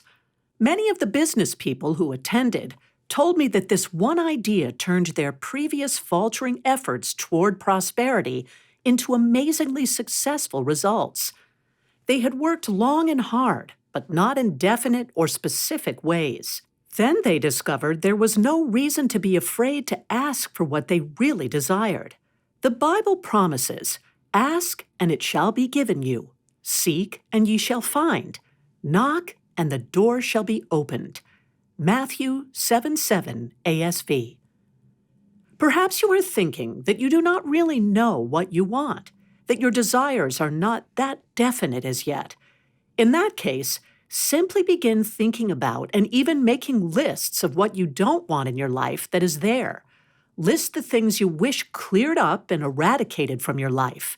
To that list declare, "This too shall pass, or be thou dissolved." I know of a man in the electrical business who did this. His business partner had died months earlier, leaving his share of the business in the hands of uncooperative heirs who would neither buy nor sell.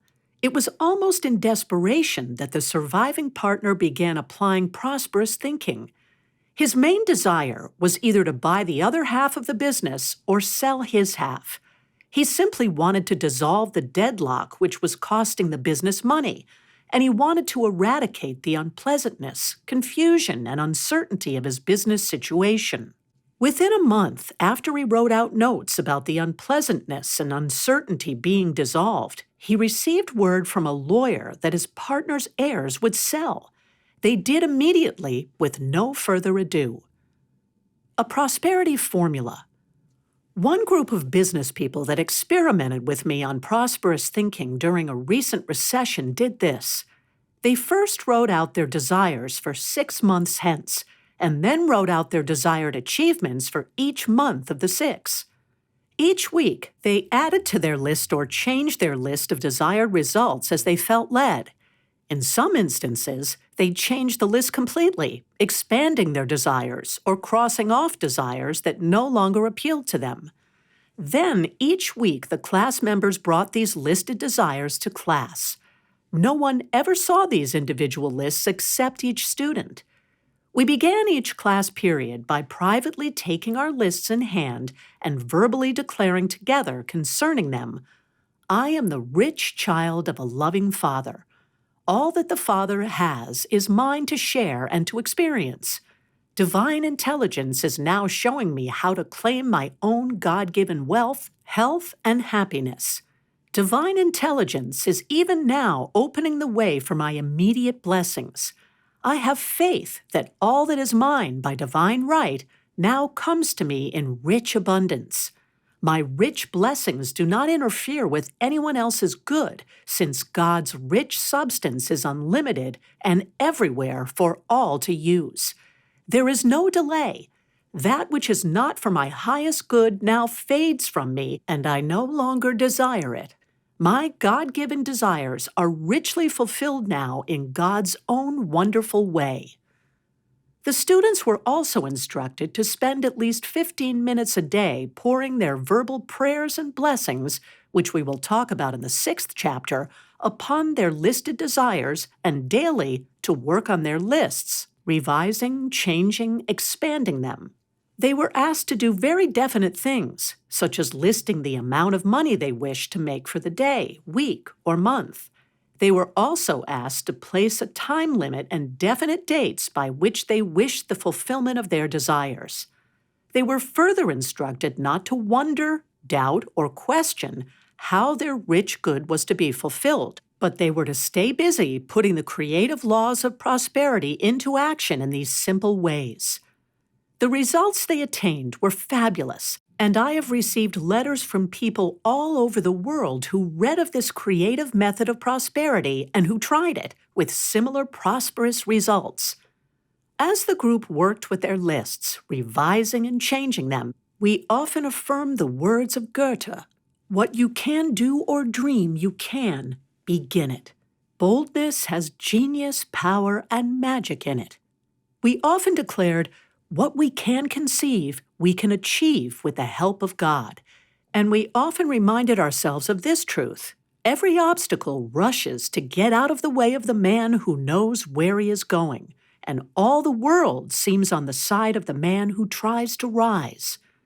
There seems to be almost magical power in thinking of one's desires, expressing them constructively by writing them down, stating the time by which one wishes their fulfillment, and then praying that God's good will be done in the matter. Does it sound too simple to work? Great truths and powerful secrets often appear simple. So simple, in fact, that the average person overlooks them in trying to find a more difficult way. Write a letter to God. One businesswoman invoked the creative method of prosperity in a slightly different way. At the first of the year, instead of making a lot of New Year's resolutions, she wrote a letter to God in which she honestly listed all of her desires for the new year. She then placed the sealed letter in her Bible. Toward the end of the year, she showed me that letter, which had specifically listed many things.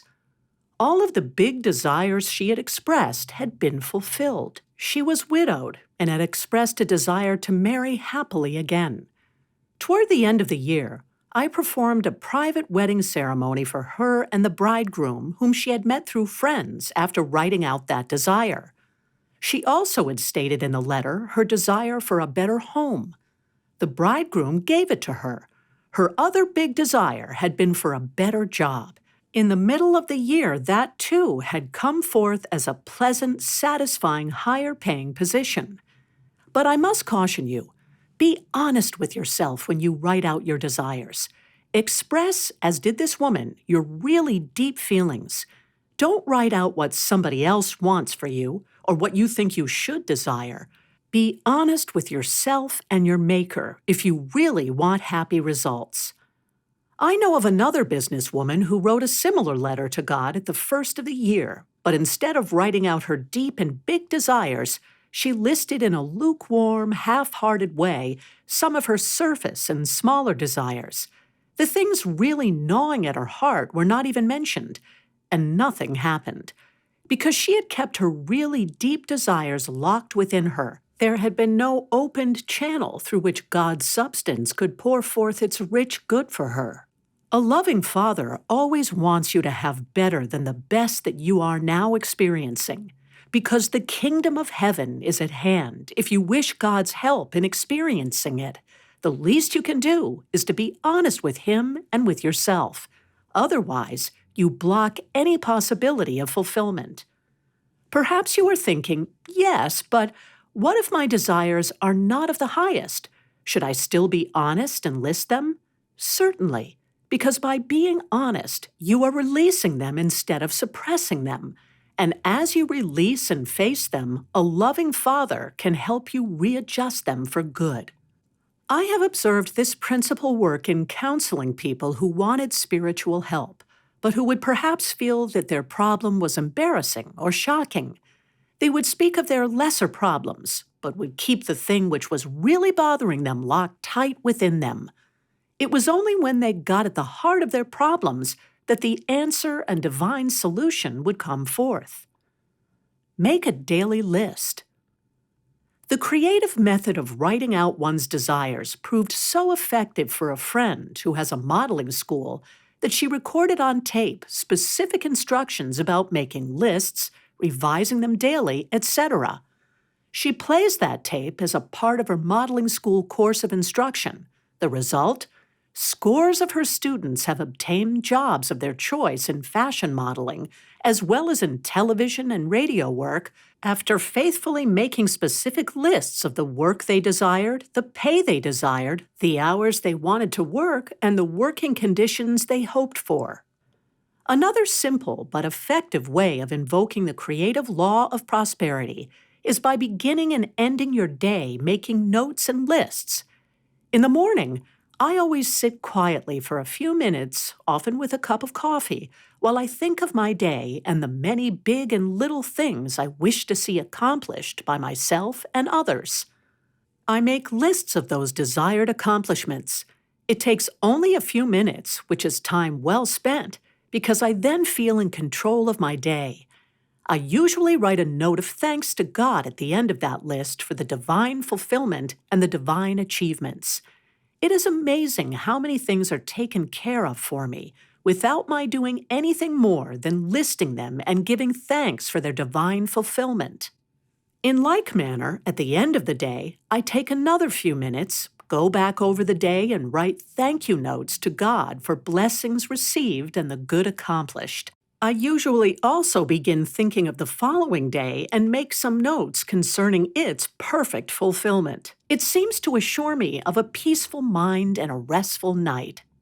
I have found this practice of making morning and evening lists so satisfying and enlightening because there are always more blessings to list than expected, that I now feel something is amiss if I do not observe this daily ritual. Things rarely go wrong in my day if I stick to my list making. Many people use this method. In case this list-making technique is beginning to sound slightly trivial to you, let me assure you that it is a success technique used by a number of successful people, more than most of us realize, because they do not advertise their success secrets. Two prominent engineers have confidentially shown me little books that they keep in an inside coat pocket, which they take out when things become hectic during their business day, and in which they quickly make notations of the way they wish things to work out. No one suspects what they are doing, and so in the midst of people all around them, they quickly gain control of the various problems that confront them with their list-making. Recently, a mother in one of my classes asked her son, who was a young business executive, about a special course of instruction that he was currently studying with his company. He explained that he had been instructed to use a new psychological technique in solving his executive problems.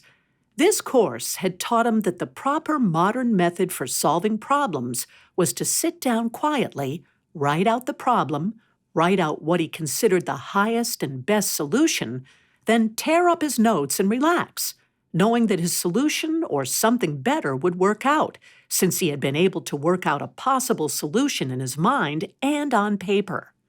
This executive seemed quite surprised when his mother informed him she had been using that method for many months, having learned it at our study class. A doctor's financial income was boosted considerably within a few weeks after he began to write out the financial sum that he wished his practice to bring in each week. Previously, he had tried thinking in terms of boosted monthly income, but the figures had seemed too large for him to accept mentally. When he brought it down to a weekly level, it seemed easier for his mind to accept the idea of the weekly increase, and so it quickly manifested. I agree with the writer of the book of Proverbs when he instructed us, "Let not kindness and truth forsake thee. Bind them about thy neck. Write them upon the tablet of thy heart, so shalt thou find favor and good understanding in the sight of God and man. Proverbs 3:3-4. When you are trying to find favor and good understanding in the sight of God and man, the writing out technique is indeed powerful. Write to their angel. If you seek understanding regarding financial matters, it is good to secretly write out notes to those involved. Seal those notes and place them in your Bible for the time being.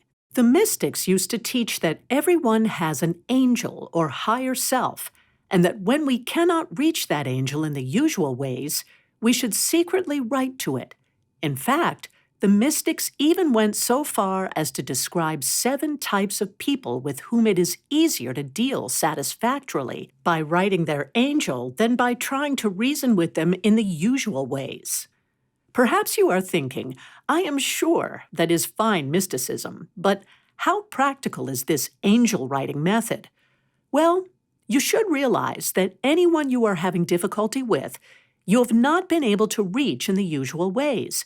So what have you to lose by secretly trying to reach them through their higher self or angel? A businessman was having difficulty closing a business matter which had long been pending.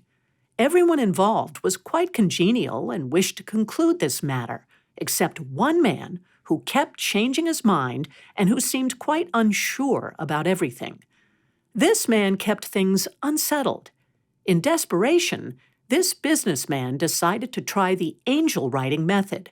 It seems that the man giving the trouble was timid, apprehensive, always fearful about something. The businessman secretly wrote out just the opposite. To the angel of, let us say, John Brown, I bless you and give thanks that you are bringing to a perfect conclusion this business matter, and that all concerned are satisfied and blessed by it. This businessman wrote out this statement 15 times because he had learned that the ancients believed in using the number 15 to break up and dissolve hard conditions. Within a few days, this businessman telephoned me long distance to report that the person causing the difficulty had visited his office and had said, "Come down to my office tomorrow morning and the papers will be ready for signatures. This situation has been delayed too long and I am anxious to conclude it." The transaction was quickly completed. Note writing gets the bills paid. Another note writing technique that is particularly helpful in getting the bills paid is this. When those bills begin to arrive in the mail, instead of silently resenting them, write on the envelopes, I give thanks for your immediate and complete payment. You are immediately and completely paid through the rich avenues of divine substance. It is also good, when the bills have already piled up, to make a list of those owed and the amount owing, and beside or beneath each one, to write out the same statement concerning their immediate payment. A businessman once brought a file folder full of bills and said, "How can I possibly use the power of prosperous thinking to get these paid? Some of them are several months old." We then sat for an hour or so, making a list of the amounts owed and to whom, listing first those owed the longest and those which were the most urgent. We then wrote out the above statement about their immediate payment. Since it seemed humanly impossible to pay all these bills immediately, we then made a second list, showing the ones that should be absolutely paid within the next week, along with the statement, I give thanks that you are immediately and completely paid by, and listed the date a week hence. Once a week, this businessman came with his file folder of bills, and we watched them get paid step by step. It took about 2 months to completely bring his financial affairs up to date. When he did, it was agreed that he would use this same technique at the first of each month to get current bills paid on time. This method seemed to help him gain control in this thinking about his financial affairs. Once he gained mental dominion, he was able to meet his financial obligations on time. Woe unto them that write about their troubles. It was Isaiah who advised us, Woe unto them that decree unrighteous decrees, and to the writers that write perverseness. Isaiah 10:1. This surely applies to one's financial affairs. A man I know was having business difficulties. At the start, they were not too urgent, and with a change of attitudes could doubtless have been solved easily. But not realizing this, in his worried state of mind, this man began writing about his difficulties in detail to a number of his friends. As he magnified the difficulty in his mind and in the minds of others, it literally multiplied in his affairs. After he began to apply prosperous thinking to the situation, it took him several months to clear it up. He found it necessary to stop talking about his troubles to others and to stop putting anything negative in writing. When he started reversing the process and secretly writing out how he wished his business affairs to be, his difficulties began to diminish for the first time in months. In like manner, it is good in the face of adverse appearances to secretly write out each day how you wish your affairs might be in contrast to how they appear.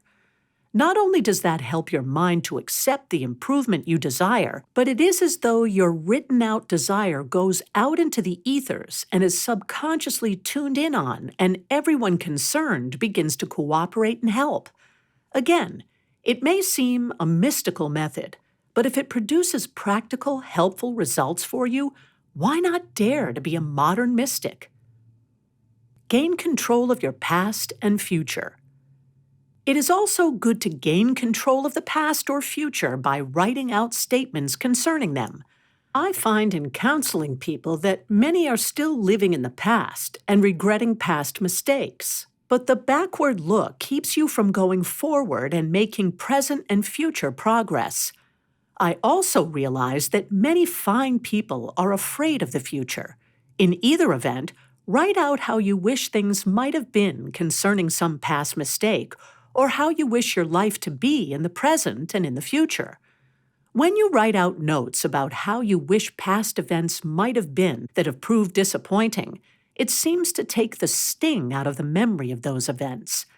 I have known of several instances where those involved in past unhappy experiences would write, telephone, or appear to say the incident no longer mattered, and that all were forgiven concerning it. In some instances, better relationships than ever were happily reestablished between those who had experienced past bitter grievances and misunderstandings. In like manner, if there is some future event that seems to threaten you, take control of it in your thinking by making lists concerning the way you wish it to be. If there is a business conference about which you are unsure, write out the names of all involved and write out definite statements of harmony, understanding, and perfect results that you desire to see come forth. Since there is no time factor in the mental realm, your mind can project itself into a future experience and can prepare harmony and right results ahead of time so that everything will move easily, quickly, and successfully. The mind is man's wonderful servant when he realizes this and trains his mind to work for him. One of the most successful young executives I have ever met told me that while he was still in his teens, he wrote out a 12-year plan of progress for himself, which has amazingly manifested itself for him. Although he is still under 30, he is considered wealthy, and it has been predicted that he will surely become a millionaire within the next 10 years. This method is all-powerful. The creative law of prosperity can be all-powerful for producing success and happiness concerning your past, your present, and even your future. There are desires that all of us wish to see come into visible expression and to grow into fine results. Why not begin quietly joining countless others in producing greater good in your life through these creative methods for prosperity? Begin now by first asking yourself just what it is that you honestly desire most in your life. Be specific, be definite and sincere with yourself. Then write down your dominant desires. Thereafter, declare in privacy, without telling anyone what you are doing, the divine fulfillment of your desires. Declare, I give thanks for the immediate, complete, divine fulfillment of these desires. This or something better comes forth with perfect timing, according to God's rich good for me. Then daily change and revise your lists as you feel led. Spend at least 15 minutes a day on your list. Dare to persist in this simple procedure and then get ready for a landslide of happy results. More than you have dreamed possible will come your way because God's friendly universe wishes you to be prospered and blessed. Again, I wish to remind you of the promise of Goethe. What you can do or dream, you can begin it. Boldness has genius, power, and magic in it. Why not prove it now? As one prosperous thinker has often said to me, I find the results really begin to come forth only after I start toward them. The creative methods I have presented here are simple but provable ways of helping you start toward your good. After you do start toward your good, however, don't be surprised if it rushes forth to meet you more than halfway. Chapter 5. The Imaging Laws of Prosperity. Once you have made your lists, worked with them daily in changing, expanding, and revising them, there is another step you are ready to take. At this point, the imaging power of the mind, which is an almost magical power, should be invoked to work for you. We are told in this modern age by authorities who are making a study of the mind that man can create anything he can imagine, that the mental image does make the conditions and experiences of man's life and affairs, that man's only limitation lies in the negative use of his imagination. In other words, if there is failure and lack in your life, it is because you first imagined it in your mind. You first set up life's limitations in your mind, and it is likewise in mind that you can begin dissolving those limitations and remaking your life into what you wish it to be. It was the French doctor Émile Coué who first declared that the imagination is a much stronger force than willpower, and that when the imagination and will are in conflict, the imagination always wins out. We have seen this proved in hypnosis. Often, when a mental picture is first suggested, the will does not want to accept that picture. But when the mental picture is repeated sufficiently, the imagination has no choice but to accept it and to bring it to pass, no matter how unlikely the mental picture appears to the reasoning power of the will. As we study these various laws of prosperous thinking, we are not being hypnotized, however. Instead, we are being dehypnotized from the ignorant, superstitious, limited beliefs of centuries of poverty thinking. Since you are hoping for greater good in your life, you should begin to form the mental image of it in your mind. Your reasoning power may tell you that it can never be, but that doesn't matter. Your will may say your dream is too big to come true, that it is impossible to fulfill. But if you just dare to continue imaging it anyway, then your imagination will go to work for you to produce the visible result you have been imaging, and in due time, your will can work for you also. Whatever the mind is taught to expect, that it will build, produce, and bring forth for you. History proves the power of imaging. History has proved this many times. Perhaps you recall the facts connected with the Peloponnesian War of ancient Greece. This war was significant because it lasted for 27 years. You will probably remember why it is believed to have lasted so long. Historians say that both sides lacked purpose or strategy. They had no particular plan for victory, and so they just drifted along indefinitely, never quite losing, yet never quite winning the war, just fighting. Finally, a Spartan of foresight and ability, obviously a man who knew how to image victory and success, appeared on the scene, went into action, and led his side to victory. Historians write that in one single hour he brought the long war to an end. And how did he do it? Was it through battle and bloodshed? Absolutely not.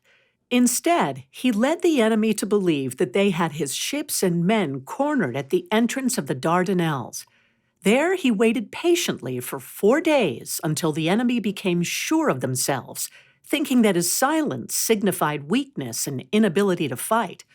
On the fifth day, when they sent most of their crew ashore to get food, Admiral Lysander suddenly came to life, sailed out, and captured almost the entire fleet of 180 ships without a single blow. Often we have been like those ancient Greeks. We had no plan or image of victory, and so we just went along, never quite winning, never quite losing in life, just fighting. It was in 500 BC that Sun Tzu wrote, "In all fighting, the direct method may be used for joining battle, but indirect methods will be needed in order to secure victory."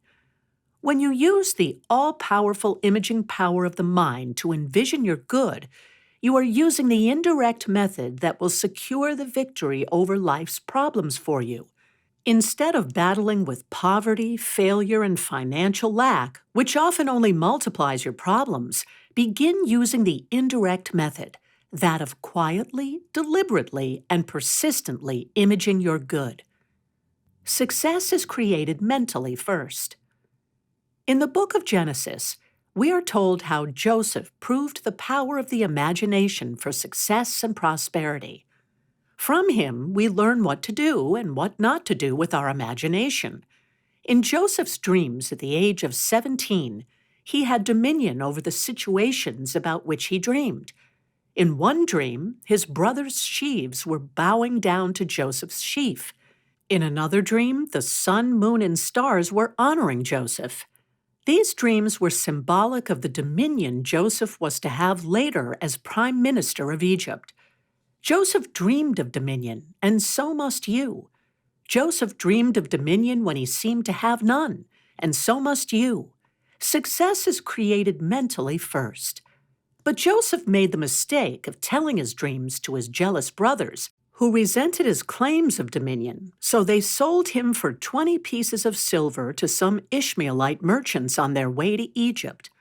Unlike Joseph, you should not tell your dreams and mental images of greater good to others, who will only try to tear down your pictures of grandeur with their doubt and unbelief.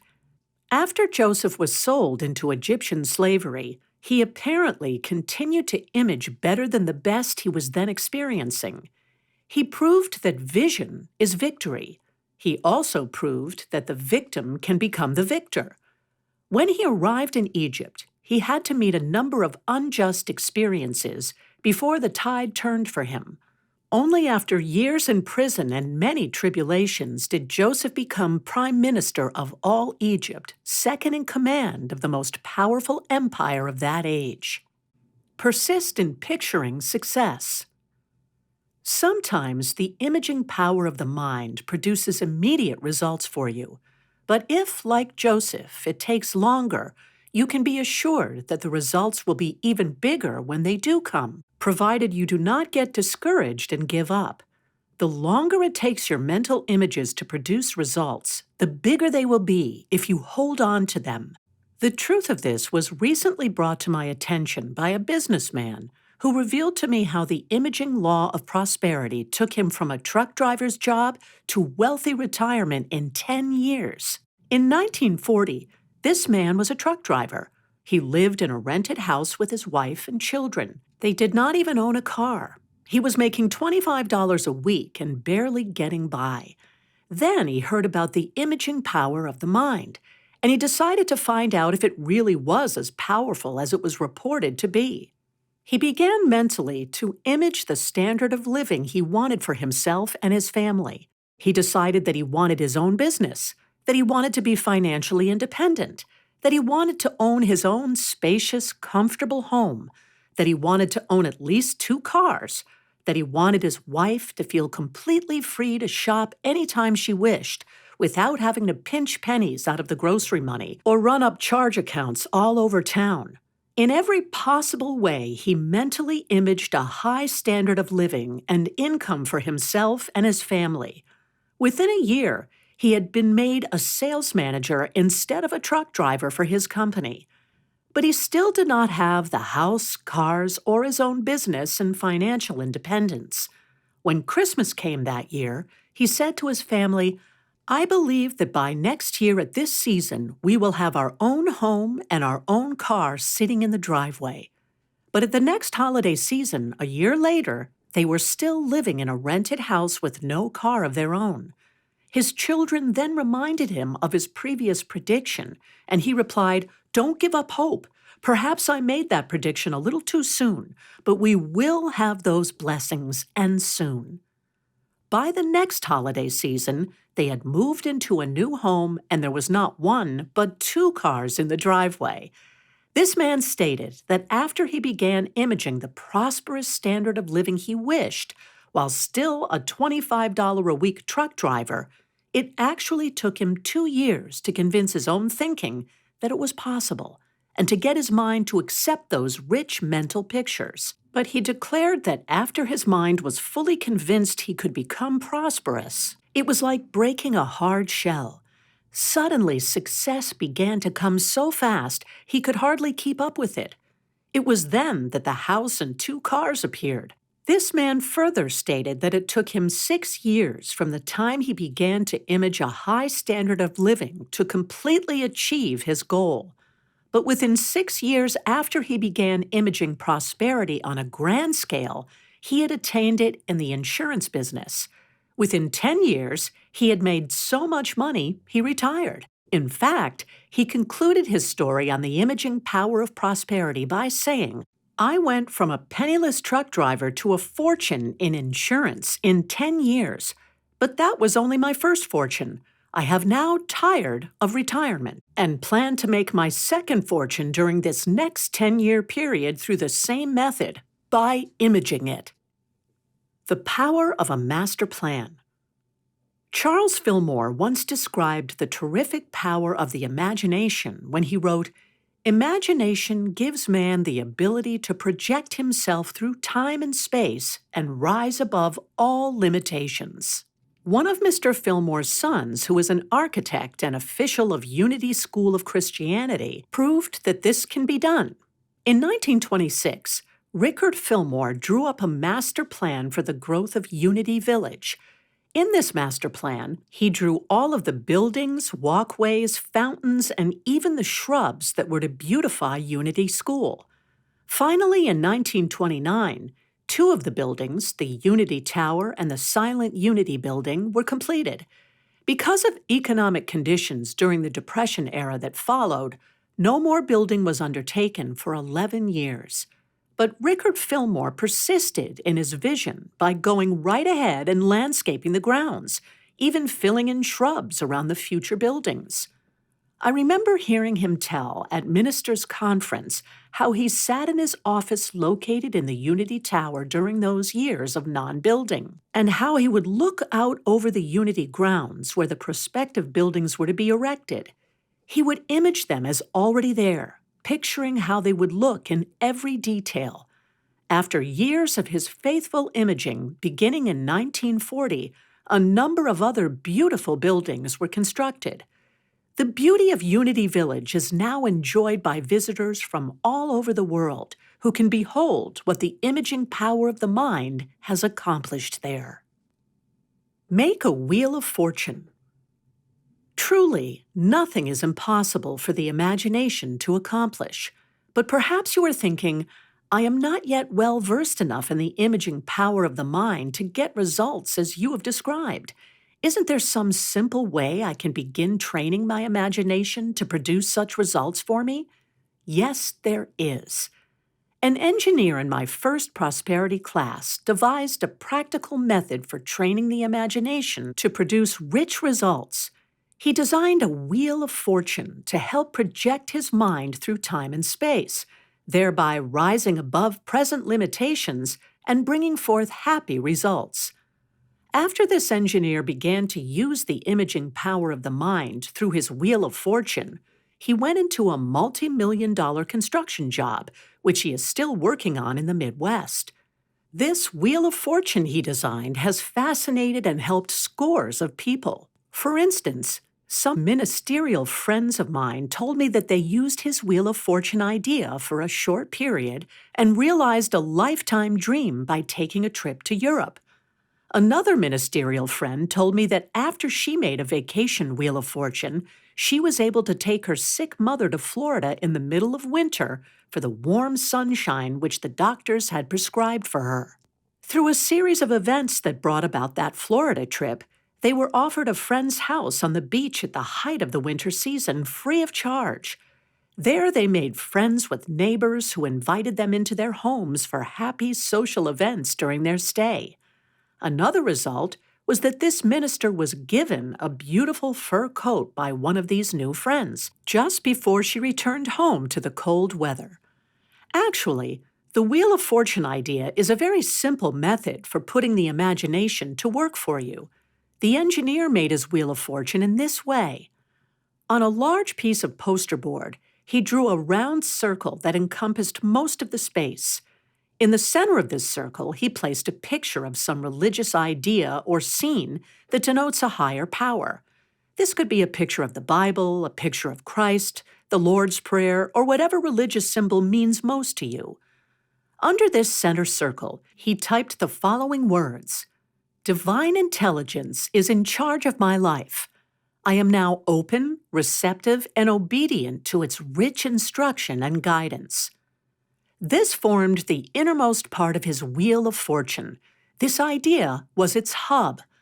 From this innermost part, he drew 4 lines to the circumference of the circle. After dividing his wheel into 4 parts, he then labeled the 4 parts business, family, spiritual, social, and recreational. In each of these 4 parts, he then placed pictures of the results he desired to achieve in those 4 phases of his life. For instance, in the business phase, he placed pictures concerning the perfect engineering job he wished as a result of a job transfer which was pending. Under this picture, he placed these words: "I am now activated by divine intelligence, motivated by divine love, and guided by divine power into my right work, which I perform in a perfect way for perfect pay. The divine plan of my life now takes shape in definite concrete experiences, leading to perfect health, happiness, success, and prosperity." In the family phase of his Wheel of Fortune, he placed a picture of his present home, and under it these words, since it would be necessary to sell that house because of his job transfer: "Divine intelligence directs the right buyer to this property. Everyone concerned is blessed by a just and orderly exchange of values."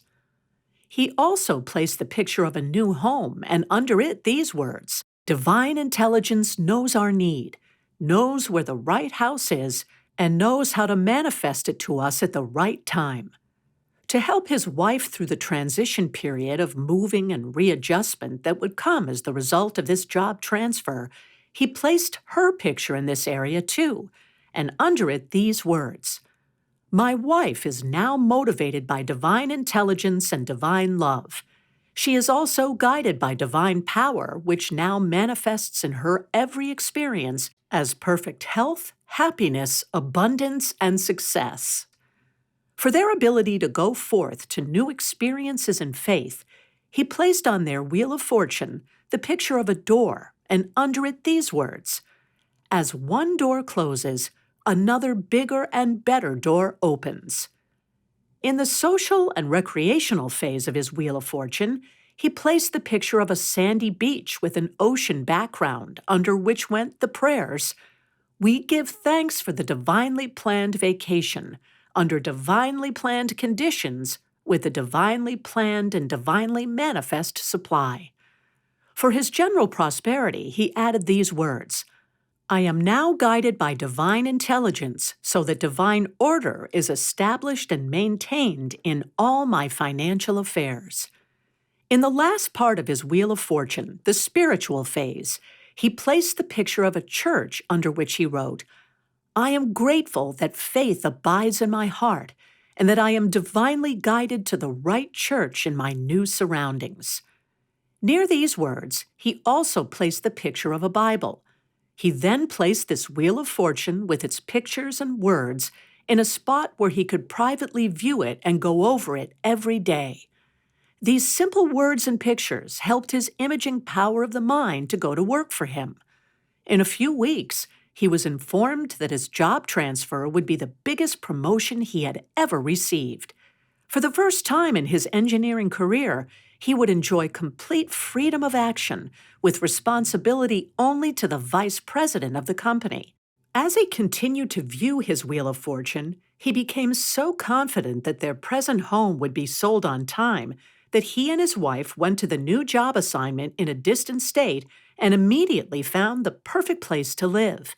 They then proceeded to set a date to come back and arrange to move their furniture, a date by which they confidently expected their house to be sold. They went so far in faith as to make plane reservations on that date to fly back so as to be present for the sale of their house.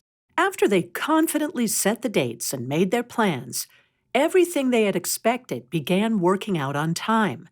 Their house was sold on time and their furniture was moved to their new home on the dates they had planned. After getting settled in their new location, they took a vacation in a lovely tropical area where there were sandy beaches along the ocean, as their Wheel of Fortune had indicated. Later, they were guided to the perfect church for them in their new location, as pictured on their Wheel of Fortune. Thus did this engineer prove in working with the imaging power of the mind what he already knew to be true in his engineering profession from working with blueprints. Results have to be planned and then visualized before they can become a living reality. Napoleon used the imaging law. Before you can discount this as just one man's way of making his imagination work for him, let me assure you that one of the most powerful figures in history used the Wheel of Fortune idea to win many a battle and to achieve world fame. Napoleon kept a huge map before him with colored flags indicating the various moves he planned for his armies to take months in advance. He even used the prosperity technique of writing down his desires and plans so as to clarify them and start them into action from the invisible realm. In one instance, historians say that he dictated in detail the order and length of the marches, the meeting places of the two armies, the attack, the movements of the enemy, and even the blunders he expected the enemy to make, all 2 months before it happened and at a distance of 600 or 700 miles away from the scene. But Napoleon met his Waterloo because he, in a great measure, used destructively the very techniques that are so powerful for good when used in a positive, constructive manner. This turns the tide of your thinking. Thus, if you want something very much that seems completely out of reach, make a Wheel of Fortune. They are powerful because they turn the current of your thought and expectation from I can't have to I can have, from despair to hope, from discouragement to encouragement, from failure to success. If you do not wish to make a Wheel of Fortune for all the departments of your life, make it for your main desire, perhaps for the one big thing you would like to experience in life, which so far has evaded you. A friend of mine makes what she calls quickie Wheels of Fortune for a period of 1 month, on which she places pictures and phrases concerning the things needed for that short period of time. She says that by expecting immediate results, her mind seems to go to work for her much faster to produce an immediate result, whereas if she makes Wheels of Fortune for longer periods, somehow her imagination isn't sufficiently stimulated to do much about it. Make a notebook of your desires. If you are not free to make a large Wheel of Fortune to help you change your mental images, perhaps you would like to do as did a school teacher I know, who made a notebook similar to the kind she constantly carries around in her work. Only this notebook contained pictures she had cut from magazines of the goods she desired, along with catchy phrases she had clipped and pasted about them. When she had a lull in her day, she would browse through her notebook of desires, which kept her imaging power uplifted, expectant, and at work for her highest good. No one around her was aware of what she was doing, and in this simple way, she was able to avoid becoming depressed, discouraged, or doubtful. Image in detail. A housewife who has used the imaging power of the mind with amazing results has often told me that she has to work for a long time to get her mind to image in detail a desired result. But she declares that once she can picture the complete, detailed result, She can then dismiss the matter from her mind completely, knowing it will soon manifest itself. She states that she has found it is worth the time and effort to daily picture as much of her desires as possible. Gradually, her imagination is able to image the whole picture in detail. As it does, so she states that often she personally needs to take little or no physical action to produce that result. More often, it is accomplished for her, since her greatest work in the matter had already been done. I am discovering that the imaging law of prosperity is one of the most fascinating. The more you develop it, the more it seems that the whole world rushes towards you in a friendly fashion, only too happy to grant your desires. You constantly image. A very self-righteous type of woman once indignantly said to me after a lecture I had given on the imagination, "I don't believe in making mental images. That's nothing but mental force."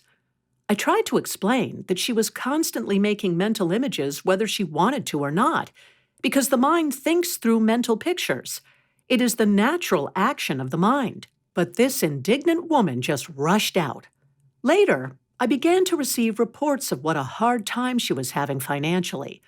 Finally, she spoke to a church counselor about her financial difficulties, and the counselor said, "You will continue to have financial problems until you change your mental images.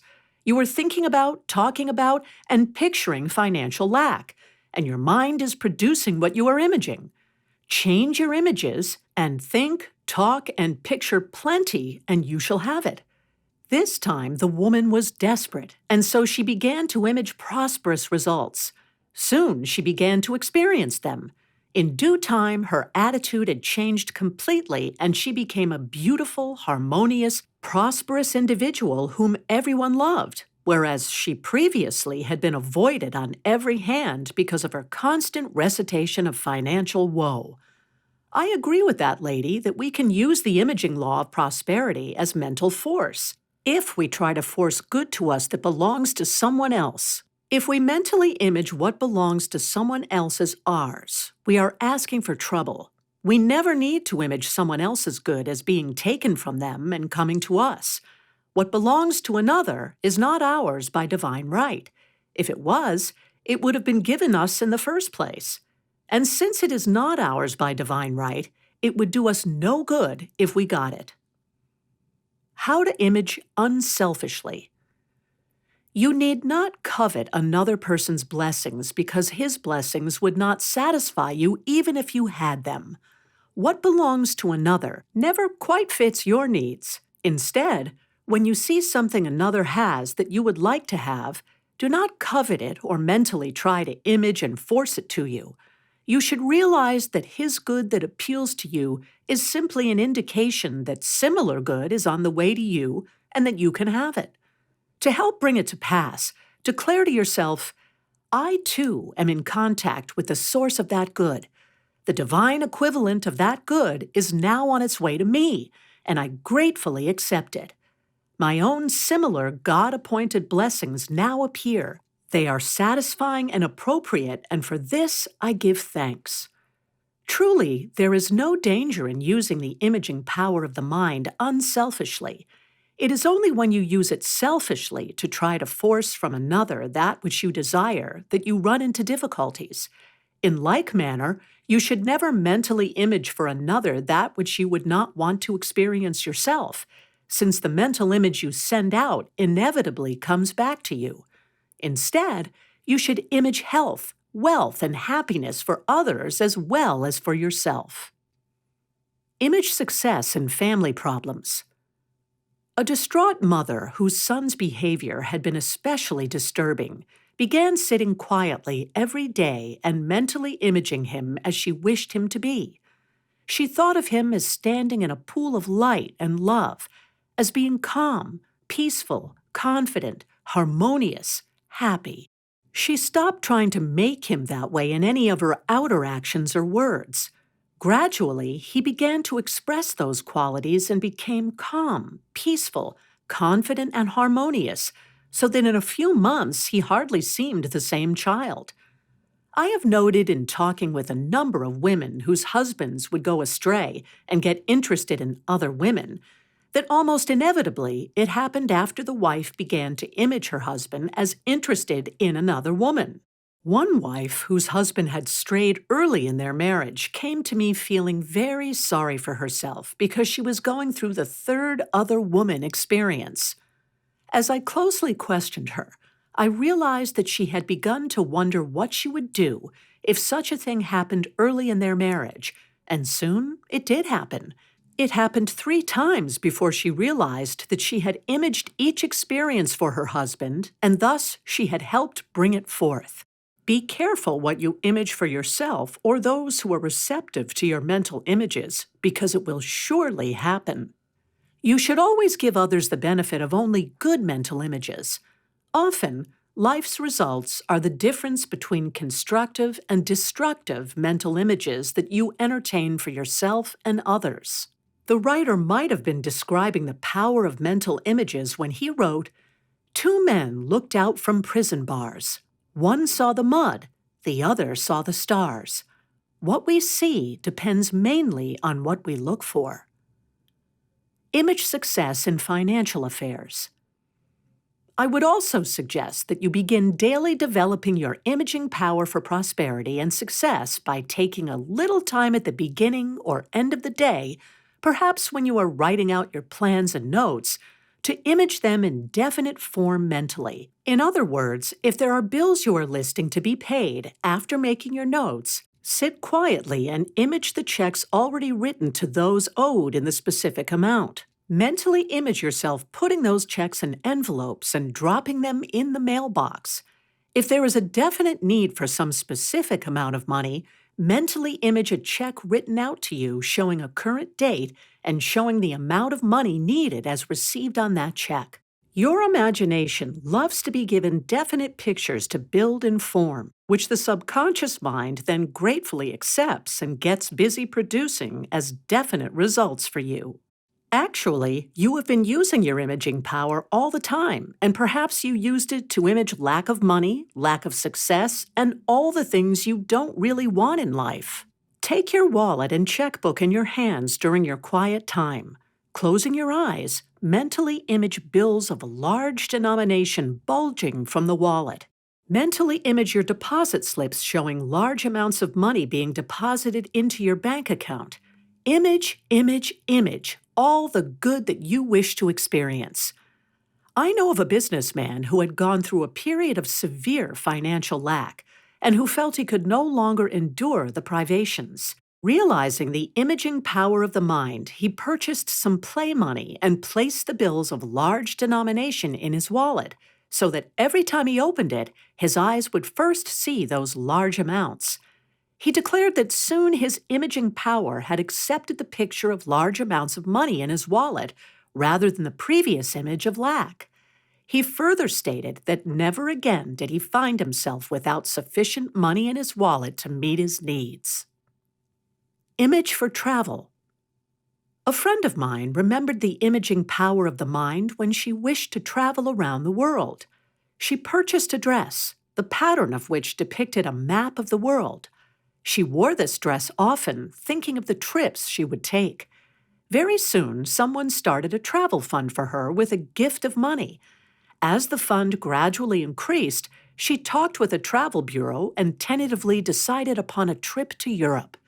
Within 6 months from the time she began wearing her dress of the world, her trip to Europe came about. She is still wearing that dress, though, because she now is mentally imaging other trips to other parts of the world. Image beauty and well-being.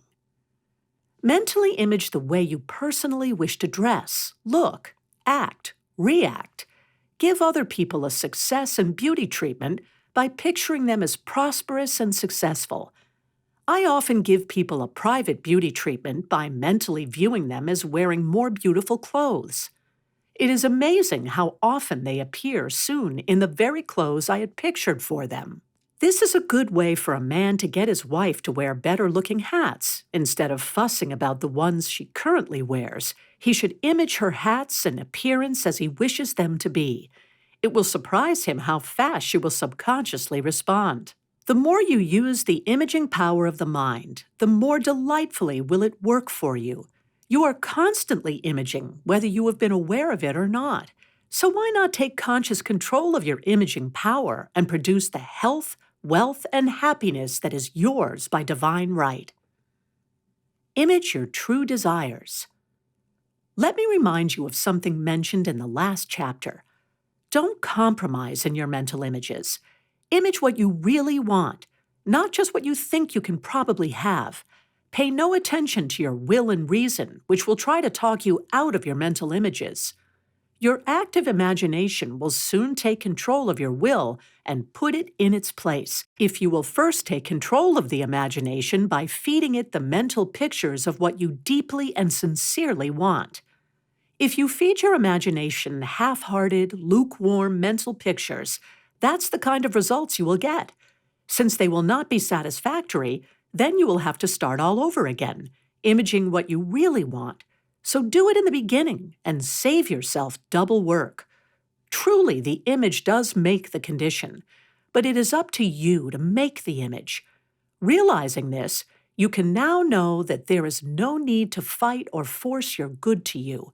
Instead, just get busy and quietly image it in detail as you wish it to be, and then declare concerning those images, "This or something better, Father, thy unlimited good will be done." It is true that man becomes what he imagines, and that man's continuous imagination is sufficient to remold or create anything. But don't just take my word for it. Instead, join with me and many others who are discovering that the imaging power of prosperity is one of the most delightful and powerful of all. Chapter 6: The Prosperity Law of Command. Shakespeare wrote, "There is a tide in the affairs of men, which, taken at the flood, leads on to fortune. It is through the law of command that you release this flood tide of good, which has been built up through your list-making and mental images." The prosperity law of command is your key to dominion. The word command means to have authority or control. Through an attitude of authority, you can take control of the good which you wish to experience in life. Many people look up at life as though it is a mountain towering over their insignificance. The law of command helps you move up to the summit and look out over your world with a feeling of authority and control, which then produces like results. The secret of the law of command is this: a positive assertion of the good you wish to experience is often all that is needed to turn the tide of events to produce good for you swiftly and easily. It's amazing how fast doors open to us when we dare to take control of a situation and command our high expectations to manifest themselves. But there's nothing new about the law of command. In Genesis, we are told that Jehovah created the earth by commanding, "Let there be," and there was. Actually, the law of command is one of the easiest to use. After having made lists of your desires and after having mentally imaged them as fulfilled, it is then time to release the substance of them into words of decree and command which can move the ethers into action. What you decree, you get, as the Bible promises, "For thou shalt decree a thing, and it shall be established unto thee, and light shall shine upon thy ways." Job 22:28. You command through words. You are now using the law of command because you are constantly making decrees, though often they are the wrong kind of decrees, producing what you do not desire. A businessman recently told me of an acquaintance who had been having trouble with his right arm. Doctors examined it and said there was nothing organically wrong with it. Finally, this man, who knew the power of words, realized that he had been exclaiming, "I'd give my right arm if I could." He stopped using this expression, and his arm got well. It was Isaiah who warned us, "Woe unto them that decree unrighteous decrees." Isaiah 10:1. Our woes can often be traced to our thoughtless remarks. Once I prayed with a woman who was having trouble with her feet and legs. Her need for healing seemed acute. Her physician told her that he had done everything possible for her. After we began praying, her condition improved, but a complete healing did not seem to come. One day in our prayer time, I said to her, "Now just ask, Father, what is the truth about this situation? What do I need to do to be healed completely?" And she did. In a little while, she quietly said, "I have the answer. I recently went into a new business venture, and I have not yet made a success of it. I have been foolishly saying, if only I could get on my feet financially. I was on my feet physically when I began making that statement, but soon my feet began giving me trouble. My subconscious mind must have taken my words seriously and got me off my feet, which is what I was decreeing through my idle words." She then declared, "I'm going to change that statement and declare that I am financially secure, that I am on my feet financially." Soon she was, both physically and financially. I know of a woman who is quite deaf in one ear. She constantly declares concerning anything she does not wish to hear about, "I'm going to turn a deaf ear to that." Students of the mind have always been taught the power of words. The spiritual leaders of Egypt, India, Persia, China, and Tibet all taught their students to speak only when they had something constructive to say. Knowing the danger of idle talk, they set up a standard to determine whether it was wise to say a thing. Is it true? Is it kind? Is it needful? Even if it is true, if it is not kind, then surely it is not needful. From counseling hundreds of people with financial problems, I have found that 99 times out of 100, they do not solve their problems until they not only know but fully use the law of command. When they begin daily, consciously, and deliberately to assert the good they want, their commands seem to call it forth. Affirmations are a form of command. In modern times, we are hearing about affirmations, which are a form of command. Many are proving that the daily practice of verbal and silent affirmation is the simplest way of invoking the law of command to create good. In fact, the use of affirmations is such a simple way of bringing forth rich results that many people mistrust it, looking for a more complicated path to prosperity. The word affirm means to make firm. Through verbally affirming or declaring the good you want, rather than continuing to talk about what you don't want, you begin to make firm in the mind and in the invisible ethers the good you desire. As you continue to affirm the desired good, it rushes forth as a visible result. You make your world with words. Never underestimate the power of words. You make your world with your words, as did Jehovah in the beginning. But if you do not like the world you have previously made with words of discord, lack, limitation, and hard times, you can begin building a new world of limitless good and prosperity by changing your words of command and decree. The people in my prosperity classes found the law of command one of the easiest and fastest to produce rich results for them. They took affirmative statements that met their needs and declared them over and over verbally for at least 15 minutes a day, perhaps for 5 minutes 3 times a day. If they were not in circumstances that gave them the privacy to speak aloud the statements, then they would write them out dozens of times. One of the statements of command they used often was, "I love the highest and best in all people. I now draw the highest and best people, customers, clients, patients, etc., to me." A salesman discovered that by using this statement, he attracted into his department only people who really intended to buy his merchandise.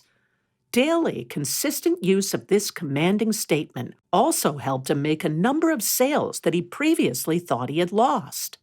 In another instance, a sales lady used this statement for 15 minutes each day for several weeks with such success that she became the leading salesperson in the entire store. She was honored by her employers for having sold $44,000 worth of merchandise within a short period. Only 3 other salespeople, all men, sold $30,000 worth of merchandise during the same period. This lady's department included mostly lower-priced merchandise, which required that she make many more sales by comparison with other department sales. Another statement of command that people in my prosperity classes found especially powerful was, "Everything and everybody prospers me now, and I prosper everything and everybody now." By the daily, consistent verbal use of this statement, a government employee soon was informed of an inheritance that had been available but unclaimed for several years. Another student who used this statement of command became one of 11 heirs to inherit a gravel pit. Because of the number of heirs, the amount to be realized from this inheritance was predicted to be quite small. But as this person continued to daily declare, "Everything and everybody prospers me now, and I prosper everything and everybody now," the income checks received from this gravel pit began arriving monthly in substantial amounts. During the winter months when the gravel business was supposed to slump, this student received the largest checks of all. Command your good to appear. There are hundreds of affirmative statements you can use that will command good to appear, but definite declarations of command should be used to meet definite needs. You should not hesitate to use them. For instance, if your money supply is low or if your purse seems empty, take it in your hands and declare aloud a number of times, in privacy of course, "I bless you and bless you for the riches of God that are now being demonstrated in and through you." As you enjoy your meals, it is good to think statements of blessing and appreciation for them, along with the old-fashioned habit of table blessing. When you dress, it is good to think thoughts of appreciation and blessing for your clothing. In a recent lecture, I gave the following statements for definite uses and was amazed at how many business people commented on them afterwards and asked for their exact wording. For the perfect clothes and wardrobe, which every prosperous thinker should have, I give thanks that I am beautifully and appropriately clothed with the rich substance of God. For the perfect, beautiful, comfortable home, whether it be one room, an apartment, or a house, I give thanks that I am beautifully and appropriately housed with the rich substance of God. And for the perfect transportation, which every prosperous thinker should have, I give thanks that I am beautifully and appropriately transported with the rich substance of God. The ladies especially liked this statement of command. I give thanks for ever-increasing health, youth, and beauty. I suppose I might be considered an extremist on the subject of affirmative statements because I have them scotch-taped in various spots in my home. Some of the neighborhood children have been so fascinated with them that they drop by occasionally just to see if I have changed the statements and to ask for copies. The above statement about clothes is attached to my closet door. The one on health, youth, and beauty is taped to my mirror. The one I keep taped on the pantry door is, "I rejoice in the bounty of God constantly manifesting as overflowing supply here and now."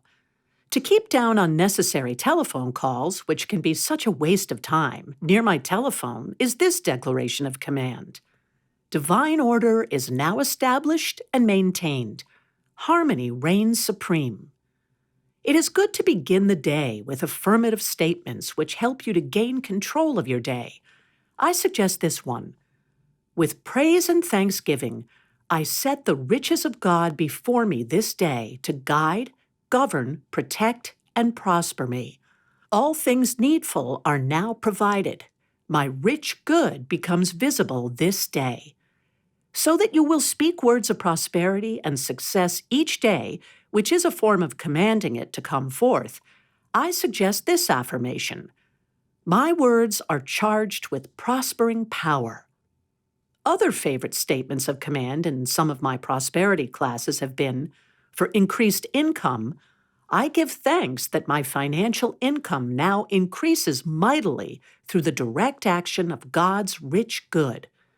For the payment of bills, indebtedness, and financial obligations, I give thanks for the immediate, complete payment of all financial obligations in God's own wonderful way. For increased success along all lines, I give thanks that every day, in every way, I am growing richer and richer.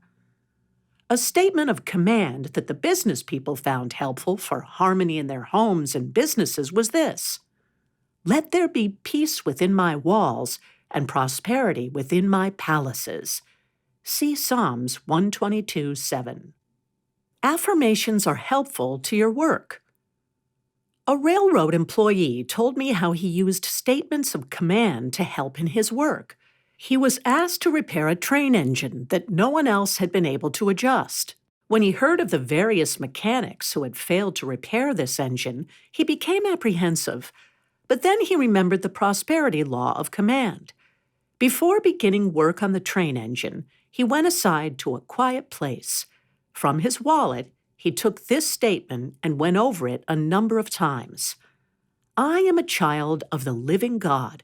Therefore, I am one with His wisdom. That wisdom now leads me in paths of righteousness, peace, and true success." As he was thinking of these words and letting them fill his mind with peace and confidence, another railroad employee passed through the shop and asked what he was doing. He replied that he was going over a plan he intended to use in repairing the train engine. Shortly thereafter, he returned to his work and quickly repaired the troublesome train engine. Soon, the other employee again approached him and asked for a copy of that plan he had used with such success. A postal employee was required to take an efficiency test.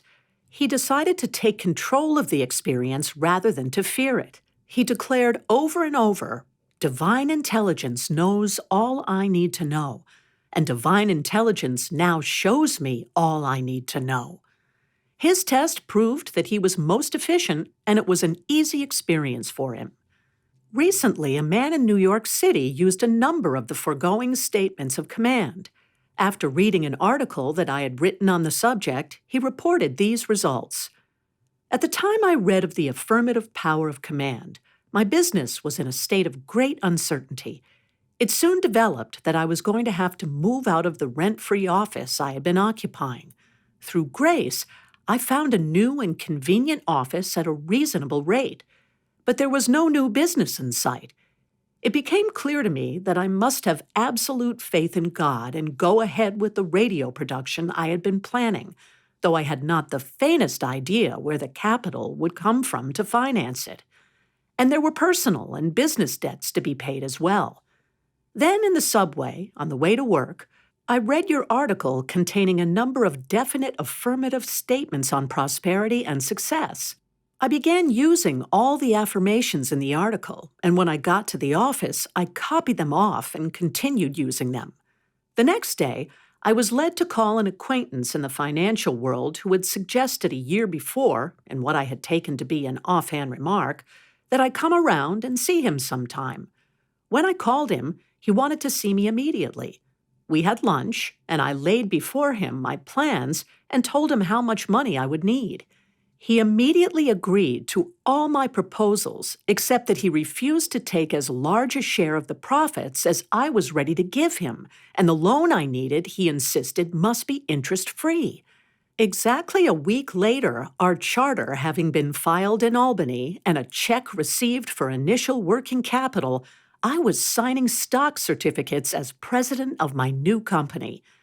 Thus, one businessman's proof of the law of command. Affirmations produce satisfying results. I have never known a person to conscientiously follow the method of daily affirmation and command for even a short time without producing satisfying results in his life. Nor have I ever known a student to really succeed if he omitted the daily use of verbal and silent declarations of command. Often, I have met students who could tell me all about the theory of successful living, but they were demonstrating little of it. Upon questioning them, I invariably found that they did not use the law of command. Many of them thought it was beneath their dignity to say definite, prosperous statements and definite words of success for 15 minutes each day, although they did not find it beneath their dignity to speak definite words of hard times, lack, and financial difficulty the rest of the day. Nor did they find it beneath their dignity to live in indebtedness and financial embarrassment. You can take your choice and follow the high road or the low road of life. The law of prosperous command leads you to the high road, the royal road of success. A mind that has been steeped in poverty and failure thinking for years needs daily help in rising into richer thoughts, attitudes, and expectations. Often it takes special methods to bring results in the face of extreme circumstances. If saying definite words of success and prosperity seems an unusual method, then so be it. But go ahead and try it if you wish to change the tide of your thinking from poverty and failure to prosperity and success. In the midst of extraordinary experiences, you will often find it necessary to exert a little added effort to produce satisfactory results. Jacob found it necessary to wrestle with the angel until the break of day, or until the breaking forth of good in the situation in order to obtain his blessing. Sometimes you will find it necessary to do likewise. This law is not new. Jesus often used the law of command, as did many of the great people of the Bible. He proved the power of command when he said to the fig tree, "Let there be no fruit from thee henceforward forever." And the passage further reads, "Immediately the fig tree withered away." Matthew 21:19 ASV. When Jesus was tempted in the wilderness 3 times, he met the challenge through the law of positive assertion. Each time the devil tried to tempt him, he used strong, positive statements from the scriptures until he finally put the devil in his place by declaring, "Get thee hence, Satan." Matthew 4:10 ASV. That is a powerful statement of command to use upon a worrisome situation. You will sometimes find that when you have used the law of command and have not yet gotten the results desired, perhaps you have been too gentle in your use of words. When Jesus raised Lazarus from the dead, he did not use gentle methods. The passage reads, "He cried out with a loud voice, 'Lazarus, come forth.' John 11:43 ASV. In like manner, to try to use gentle methods on glaring, ungentle appearances of poverty and failure is as ineffective as trying to speak English to a Frenchman who does not understand English. There is no communication or contact made. Affirmations can solve your problems. Dr. Emily Cady, formerly a physician in New York City, has written that when she faced extreme situations, she always struck out and used the boldest, most daring statements of command she could think of. Only after she took command did she find relief from her problems. In one instance, the statement of command which she used to be freed of the strong personality of another who had tormented her was, "There is no personality such as this in the universe. There is nothing but God." In another instance, she had a sprained ankle that was badly swollen and painful. Finally, she shut herself up in the privacy of her own room and affirmed over and over, "There is only God. All seeming else is a lie." Immediately, the pain and swelling subsided, and her healing came quickly. At one point, she'd been trying for 2 years to prove that God was the source of her supply, regardless of her patient's financial response to her treatment. In prayer, it was finally revealed to her that she had not used the law of command. She had not made the positive assertion of prosperity. She then began affirming, "It is done. God is now manifested as my supply." She writes that this thought proved to be her deliverance from poverty, and that never again did she have a financial need that was not met. Dr. Cady records these experiences in her book, How I Used Truth, published by Unity School of Christianity. Mere knowing about the power of prosperous thinking isn't enough. You must put it into action. The daily verbal use of positive statements helps you to do that. Affirmations can work wonders. Recently, a prospective mother asked for a positive statement of command to use when she went into the delivery room. Though she did not anticipate difficulties in giving birth to her child, it was possible since she was 40 years old and had not had a baby in several years. The statement of command given to her was this: God in the midst of me is mighty in life, health, and strength. In joy and with ease I bring forth my perfect child. Over and over she declared these words when the activity of birth began. She was pleased to discover that though there was the usual activity which accompanies childbirth, there was practically no pain. Then a little later, the doctor declared that she would not give birth in the usual way, but that the position of the baby made it necessary for a breech birth. Instead of becoming fearful, this mother continued to affirm over and over, God in the midst of me is mighty in life, health, and strength. In joy and with ease I bring forth my perfect child. A little later, the doctor declared, we must wait a few minutes. It seems that the baby is changing its position and that perhaps you will give birth in the normal way after all. And she did, normally and almost painlessly. Most of us have been human pygmies when we might have been spiritual giants had we dared to command God's good to manifest as He empowered us to do, as stated in the first book of the Bible. Dr. Lewis L. Dunnington, a Methodist minister, has described the law of command as the great affirmations that work such wonders in human lives. In the foreword of his book, The Inner Splendor, published by the Macmillan Company, New York, he also relates how he discovered some years ago that the most poised, integrated, and well-balanced people in his congregation were those who were using the affirmative approach to life. Dr. Dunnington states that many in his congregation were convinced that they received more concrete help from the use of great affirmations of faith than from any other technique. Learning of their success, he too investigated the power of affirmation and began using it. He writes that after he began applying the technique of affirmation consistently, his congregation grew from 400 to more than 2,000.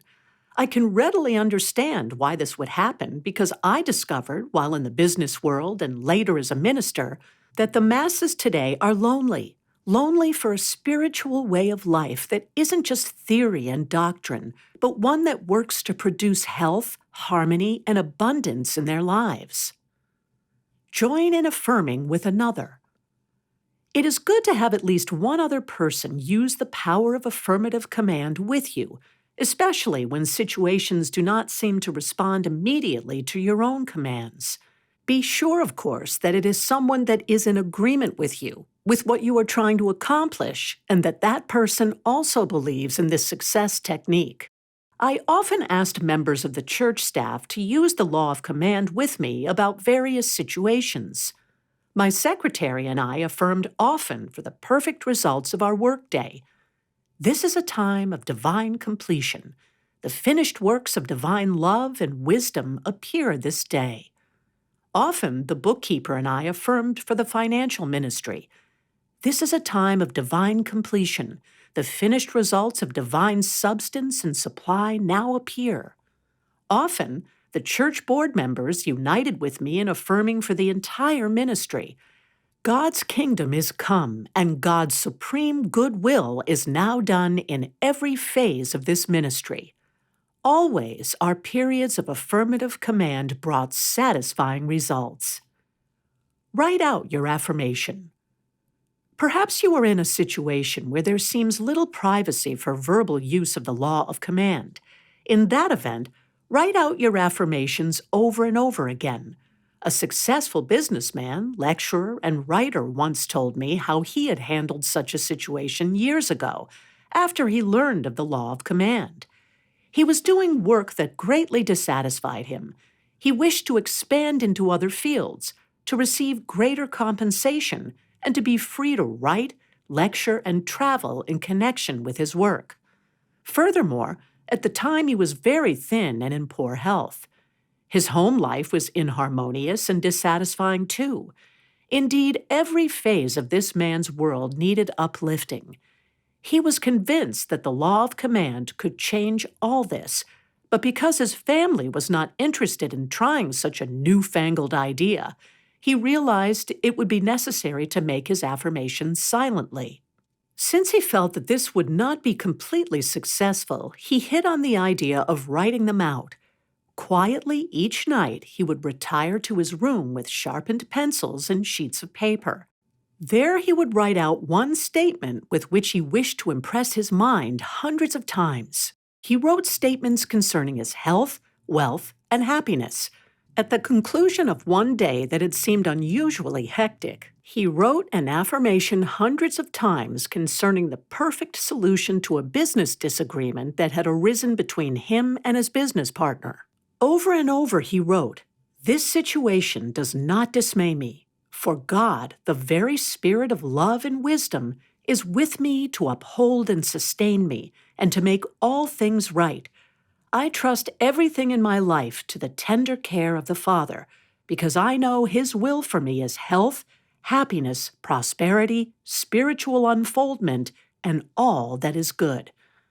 As he went to sleep that night, he silently affirmed over and over, "Nothing but good can come into my life, for God is in charge." The next morning, very early, his business partner telephoned to say that he wished to buy out this man's portion of the business. They then amicably agreed upon a sale price.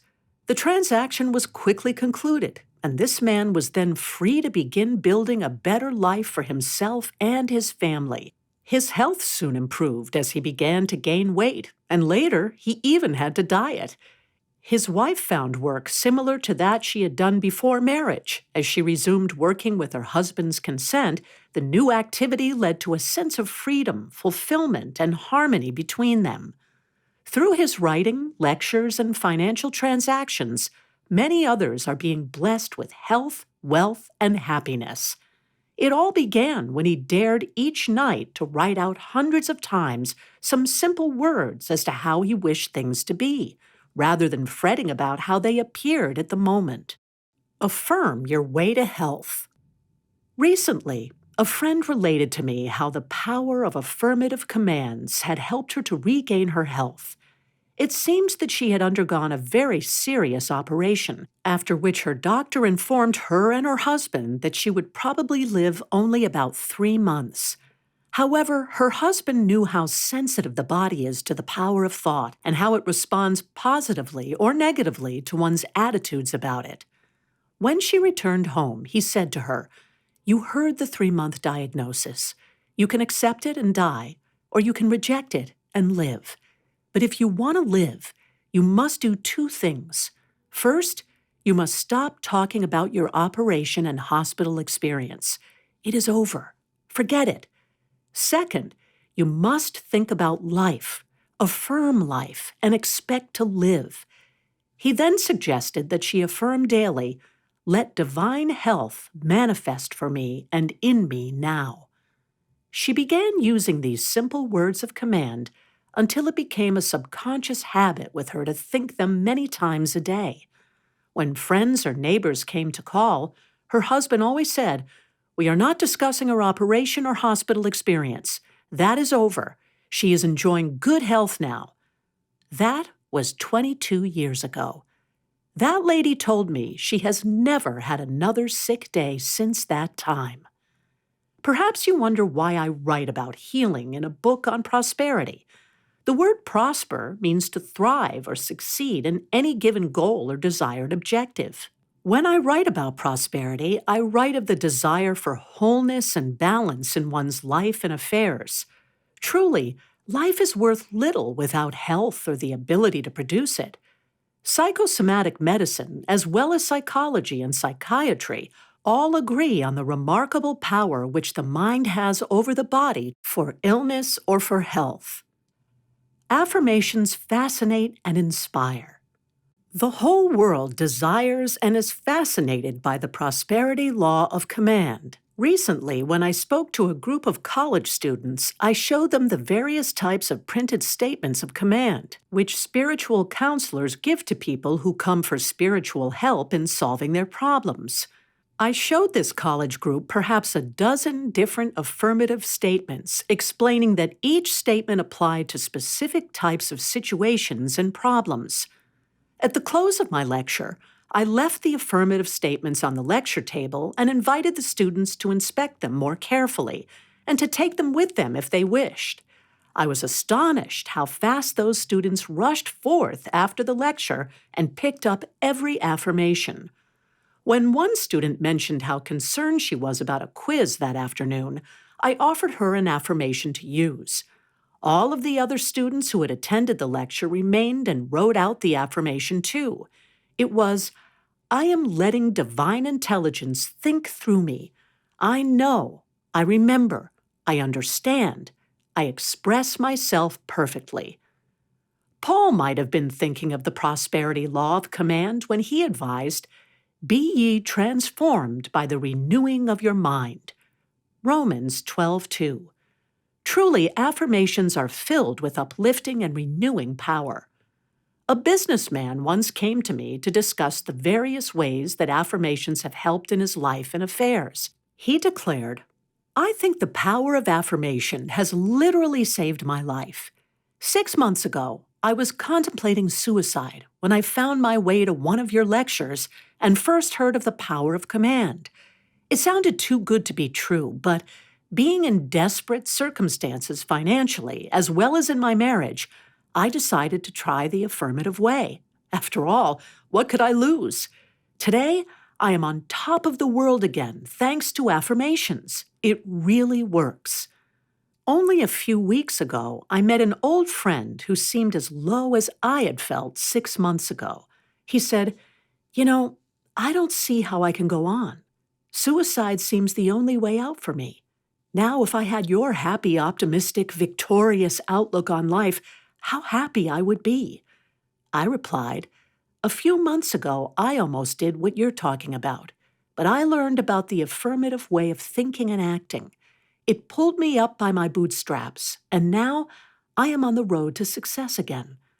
I then gave my depressed friends some printed affirmations that had helped me to achieve success. Though they were slightly frayed around the edges from much use, the friends seemed grateful for them. Recently, I again met my friend who said, thanks for those statements. They pulled me up by the bootstraps too. I don't see how a few words can change a fellow's whole life, but they certainly have changed mine. You can have any of God's rich good for which you are willing to pay the price of daily affirmation and command. There is no easier or more delightful way of changing your thinking and getting on the royal road to success. You indeed become what you want to be by affirming that you already are. I suggest that you make this the last phase of a 3-step formula for prosperity.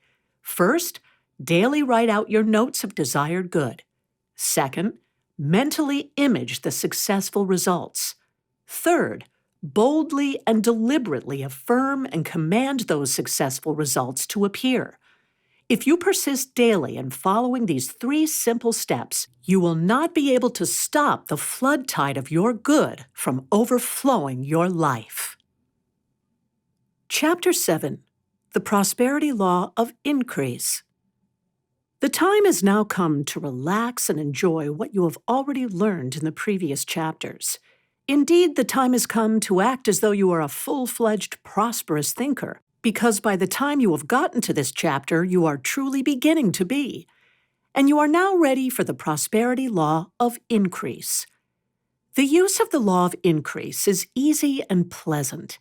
It consists first in establishing and maintaining an attitude of rich increase toward everything and everybody. In other words, let your main thought when thinking of yourself and others be the thought of riches, prosperity, success, and victorious good. Just by thinking of yourself and others as rich, successful, prosperous, and victorious, you help make it so. As you contact others by mail, telephone, and in person, let your thought about them be one of increased good. Just by giving them the benefit of your rich thoughts is a giant step in helping them to become that way. They may not be consciously aware of your prosperous thinking about them, but they will subconsciously receive and be richly blessed. Often they will respond to you in some rich and happy way. Thought of increase turns the tide. I do not believe that jail is quite the proper place for a prosperous thinker, but nevertheless, a man who once found himself imprisoned decided to make the best of the situation. After he was made a trustee in the jail, he was allowed to make occasional telephone calls, and sometimes he would telephone me reporting his progress. Once he called very excitedly, declaring that for some time the main office of the jail had needed to be air-conditioned. He had visualized, affirmed, and given thanks that it would be, since the people working there had been kind to him and he wished to see them comfortable and happy. He said that at last the office had received air conditioning, and that if no other good came out of his jail experience, at least he felt that this increased good for the office force was an indication of how prosperous thinking could bring happy results. How quickly affairs change for people after they begin thinking prosperously about themselves and others. A woman who had been married 18 years began to apply the prosperity law of increase in her world. She received a letter from a man she had worked for prior to her marriage. He declared that when she married, he had been in financial straits and had not been able to give her a decent wedding gift. Now that he was successful, he decided the time had come to do something about the matter. He told her that a nice wedding gift was being mailed her and her bridegroom of 18 years. A woman in a poor section of the city heard about prosperous thinking and began to give her neighbors the benefit of the thought of increase as well as herself. In a few days, a check came in the mail for $125, which seemed a tremendous sum to her. It was from an insurance company, which explained that it was a balance due her from the estate of her sister, who had died 8 years previously. A businessman who knows the law of increase uses it constantly in his work as a credit manager to collect accounts owed his company. Little wonder that last year he led in collections for the entire company, which has offices all over the South. One customer owed his company thousands of dollars, which no one had been able to collect. The account was so large that one of the company's officials came from the home office in another state to investigate the collection of this account. The credit manager stated to the company official before they visited the customer, "The only way we will ever collect all this money is by being kind, courteous, and positive in talking with him. We've got to restore his faith in himself. We've got to show him that we believe he will soon be able to pay this amount in full. We've got to use the thought of increase on him. Criticism will get us nowhere." Thus, when they talked with this customer, they spoke of their faith in him and their belief that he could and would pay the debt he had contracted in good faith. Several days later, this customer rushed into the credit manager's office with his first payment on his account after months of non-payment. He declared, "The other morning when you walked into my office, I was feeling so low and such a failure in my business affairs that if you had criticized me, I would have immediately given up and gone to my lawyer's office and declared bankruptcy. But you were so kind to me and so positive in your faith that my business could be saved, it gave me the courage to believe it too, and already the turning point has come." You always use the law of increase or decrease. All people are seeking an increase in food, clothes, better homes, more beauty, knowledge, leisure, pleasure, luxury, more satisfaction in their work, more increase of good in everything. And rightly so, for it is a divine desire. Thus, the normal desire for increased good should not be condemned or suppressed. It is divine and can be lifted to divine levels of expression through the spiritual laws of prosperous thinking. How wonderful to use the law of increase rather than the negative law of decrease. Often, when people criticize, condemn, and belittle others, they do not realize that through the law of mind action, they are asking for the same things to happen to them. Never waste your time giving yourself or others the thought of decrease. Like bread cast upon the water, what you send out comes back to you multiplied, and it will produce corresponding experiences in your own life. During a steel strike, 2 professional men proved the power of the law of increase. One, a chiropractor, refused to talk hard times or listen to such talk from his patients. Even though his office and much of his practice was located in the strike area, not far from the steel mills, he constantly talked increase, prosperity, and success. One night, he attended a monthly meeting of the local Chiropractors Association, and most of the men present described what a tough time they were having in their practice because of the strike. Finally, someone asked him about his practice, and he amazed the group by replying, "My practice has never been better. I refuse to talk hard times during a steel strike or at any other time. I have found that the power of prosperous thinking can change all that." A lawyer in the strike area also used the law of increase during this same period. His associates in the legal profession were constantly declaring how bad business was and that their practice was off.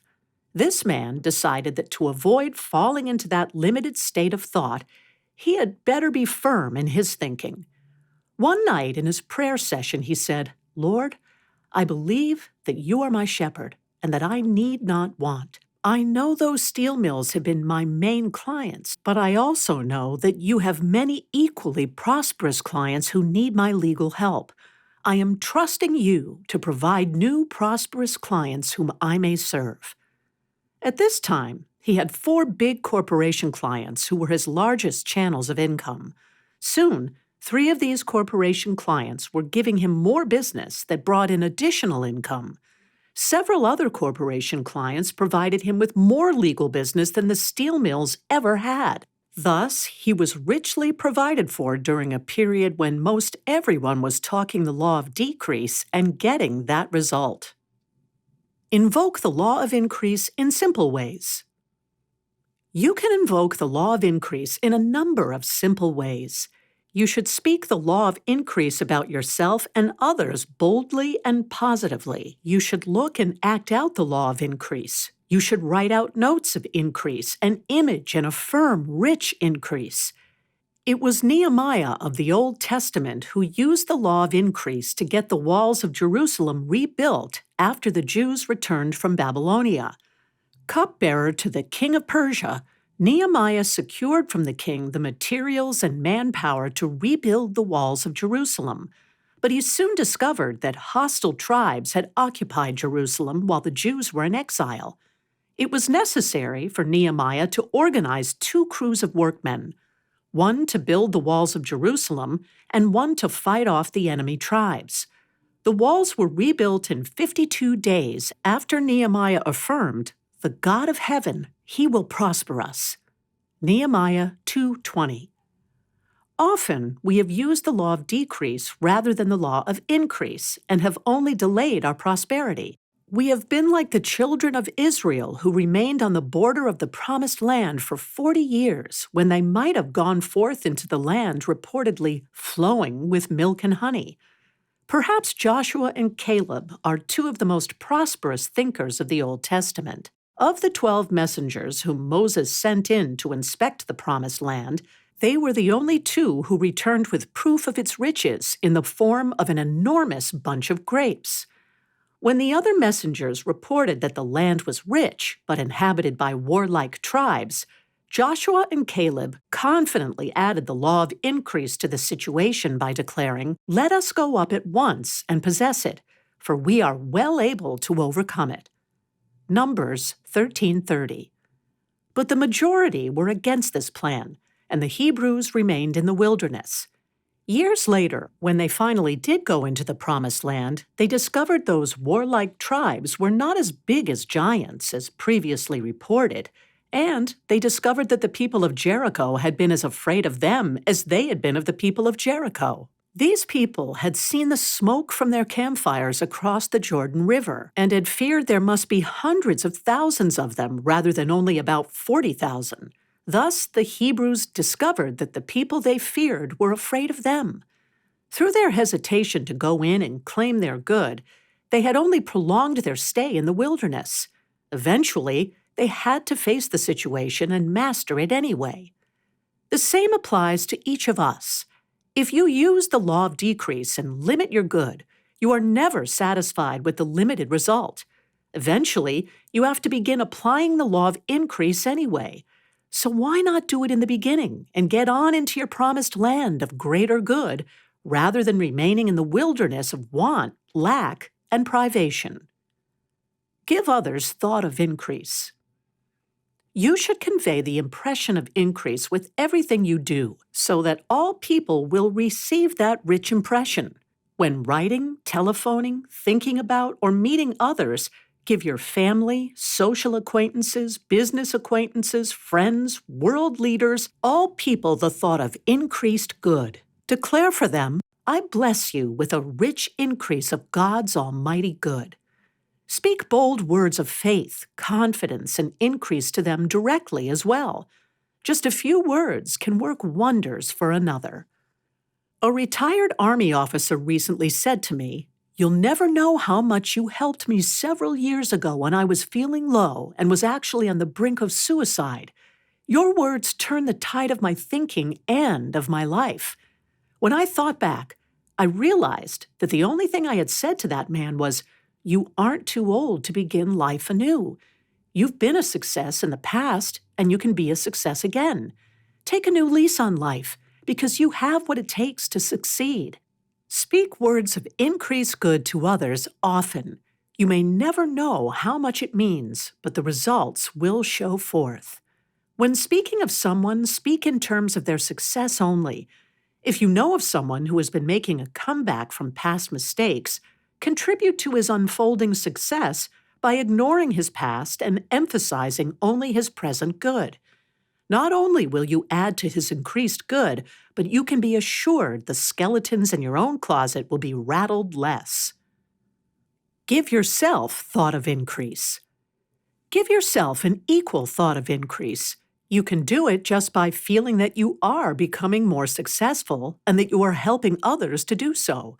Your every act, tone, and look should express a quiet, rich assurance of success. Words to convince others of your success are not so necessary when you get the feeling of richness implanted in your mental atmosphere. It is then radiated from you and subconsciously communicated to others. They will want to be associated with you in business transactions and otherwise, for they are subconsciously and consciously benefited by the feeling of richness, success, and prosperity that you radiate.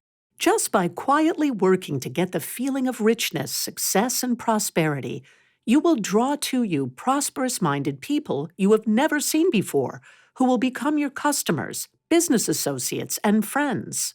People unconsciously go where there is an atmosphere of increase. It is thus that business expands rapidly and many rich blessings flow forth.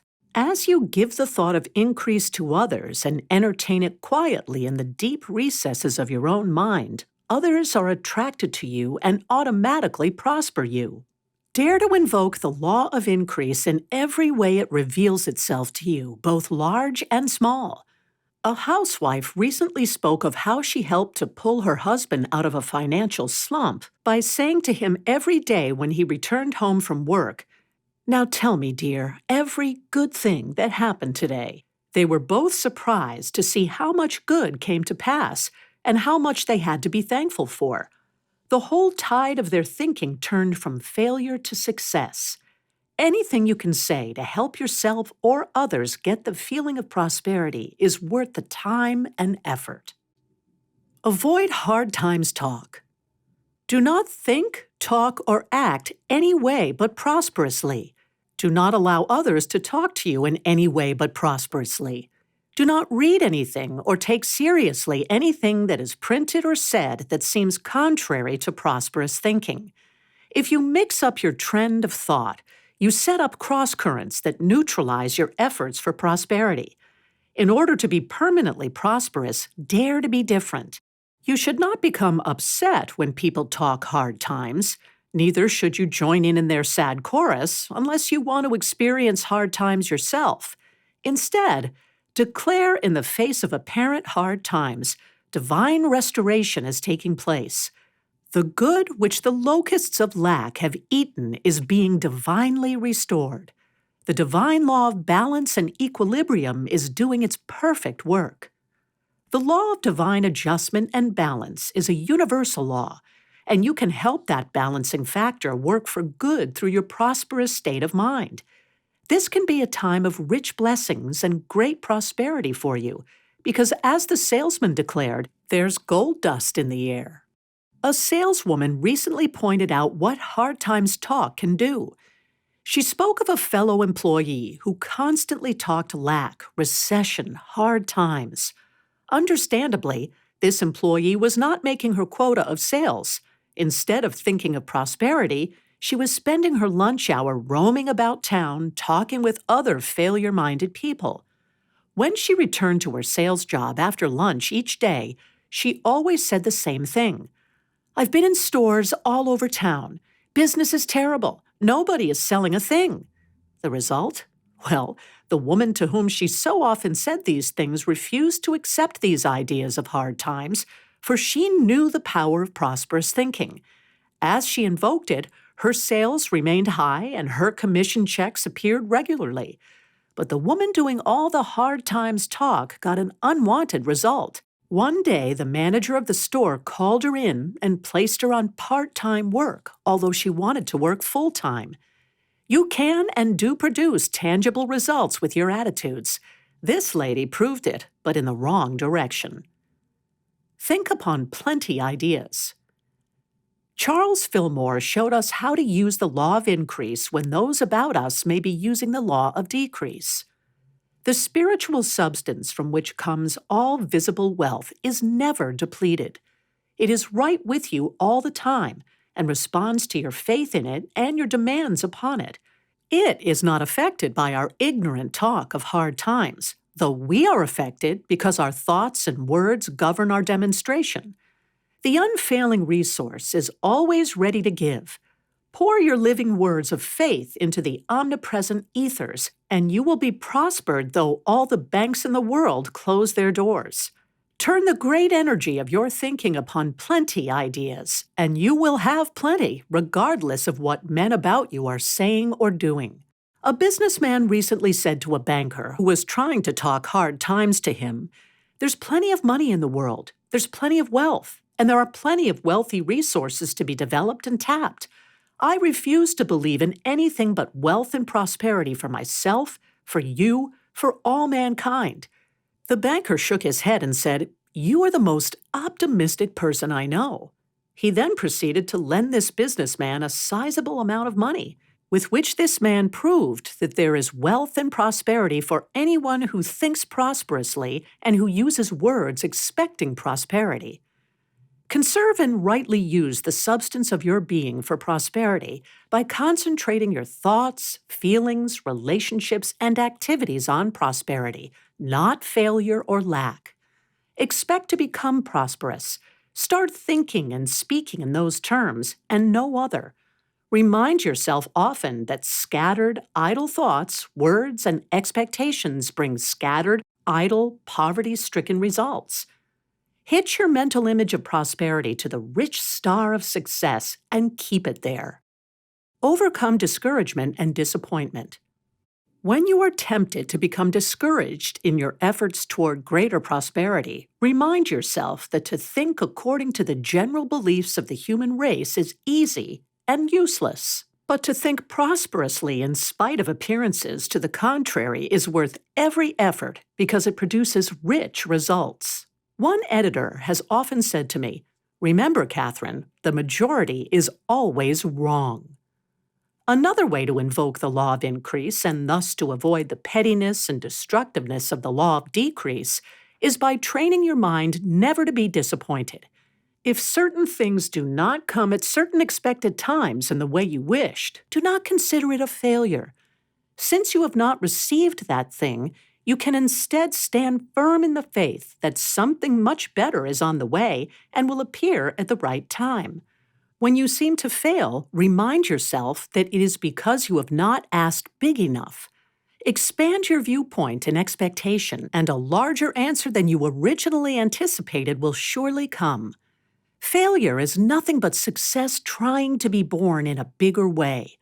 Most seeming failures are just installments toward victory. Avoid hurry. As you invoke the law of increase, remember that there is no hurry, force, or push on the prosperous plane of life, and there is no lack of opportunity. Do all that you can do in a successful manner every day, but do it as calmly as possible without undue haste, worry, or fear. Go as fast as you can, but do not hurry. The moment you begin to hurry, you cease to be prosperous in your thinking and become fearful, which is the prologue to failure.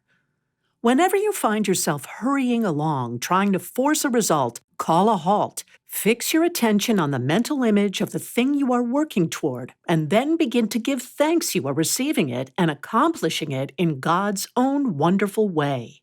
A sales lady I know says that when she gets the feeling that she has so much to do, she does nothing. Instead, she goes off for a little while to relax, have a cup of coffee, and regain her equilibrium, after which she can usually accomplish twice as much in half the time. But, you may object, how can I do this when I am living in the midst of people who do not know these laws of prosperous thinking and who are constantly trying to rush me? When I worked as a secretary in the business world, I knew what it was like to be in such a situation, but I also discovered that one person who uses the power of prosperous thinking has more control of a situation than a whole army of hurried, harried people who scatter their power in futile rushing around. At such times, mentally declare, "Peace, be still," and observe the atmosphere around you calm down to a reasonable pace. Free yourself from petty thinking. Do not waste time holding grudges, even toward those who have treated you unjustly. You will meet such people along the way as you rise toward success. Others who are not making the grade will try to hold you down to their mediocre level, but they can't if you refuse to be bothered by what they say or do. Nobody can keep your success and prosperity from you but yourself. If some people seem to try and even to succeed to dissuade you for a time, remember that success has endless doors ready to open to you, endless ways and means of providing your good. If one door closes, just know there are bigger and better doors trying to open. Don't get jammed in the half-closed door. Let it close. Be ready for the new doors that wish to open all the way for you.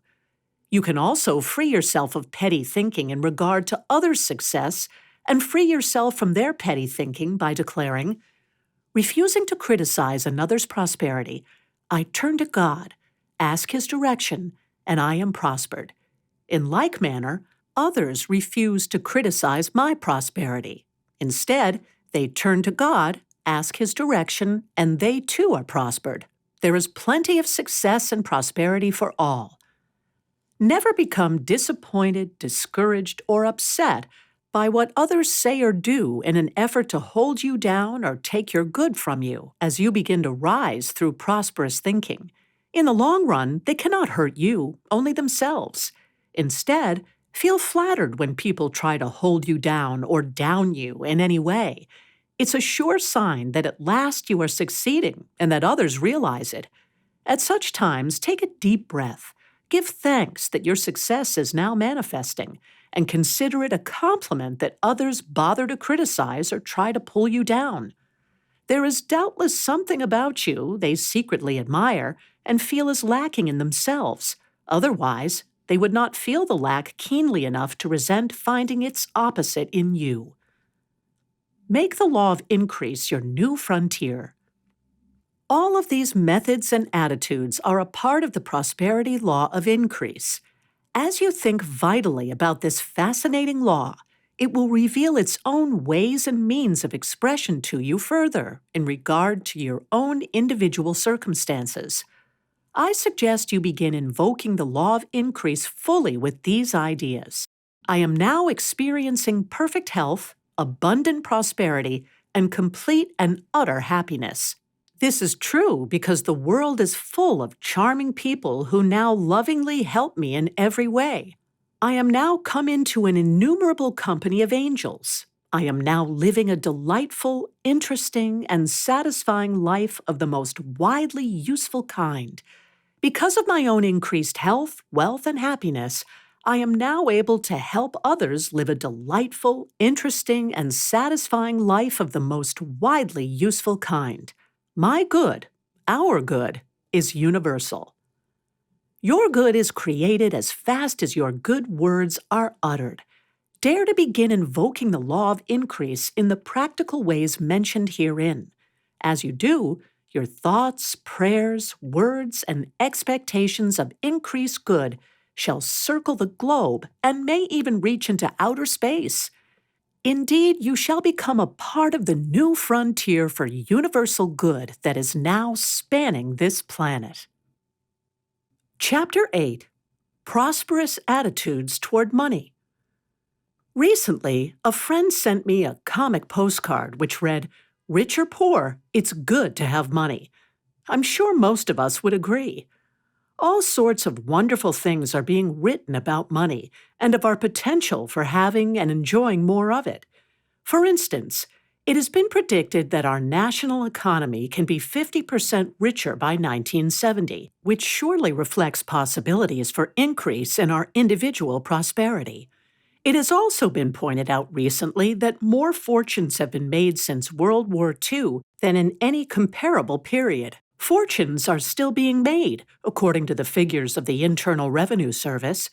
One writer recently declared, "You can still make $1 million." Another boldly stated, "Your chances of making $1 million are better than you think."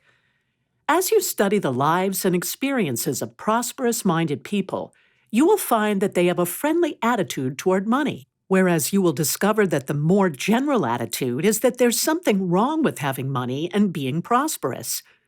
Some months ago, I was guest speaker at a club luncheon at which a hospital executive was given a check to aid in furnishing a new wing of his hospital. In response to receiving the check, this executive declared, "It isn't the money that is so important. It is the club members' love and interest in this new hospital wing that really counts." Somehow I wondered if he realized what he was really saying, because my first reaction, which I suspect was the silent reaction of a number of others, was, if the money isn't important, why is this man here? He is a very fine and busy executive, and I wonder if he would have come to lunch with these ladies had they merely sent him word that they were impressed with his hospital expansion program. Surely this man was taught as a child what many of us were erroneously taught, to dislike money. If you listen closely to the conversations of people about you, you will discover that this is a general attitude. People often discount the importance of money in one breath, and yet they admit that they are working very hard to get it in the next. They do not realize the cross-current they are setting up in their thinking, which in turn voids most of their efforts. Through such crossed-up thinking about money, they are working at cross purposes, and often they will experience a crossed-up result. Money is divine. I shall never forget the first time that as a minister, I lectured on the importance of money for successful living. When I declared that money is wonderful because it is divine substance, that money is good when rightly used, a lady sitting on the front row gasped and almost fell out of her chair. When I stated money is divine because money is God's good in expression, she almost passed out. She had come to this lecture because she was interested in having greater prosperity in her life. Yet when I mentioned money as a legitimate form of prosperity, it shocked her completely. After the lecture, one of the members of the church board cornered me and said, "Don't you think you put it a little too strongly about money being good because it is a symbol of divine substance?" And I found myself replying, "I hope I put it strongly. I surely meant to." The board member then said, "Yes, but you shocked that lady on the front row so much that she may never come back." And my reply was, if I shocked her, it was doubtless because she needed to have some old, erroneous ideas about money shocked out of her thinking, as we all do.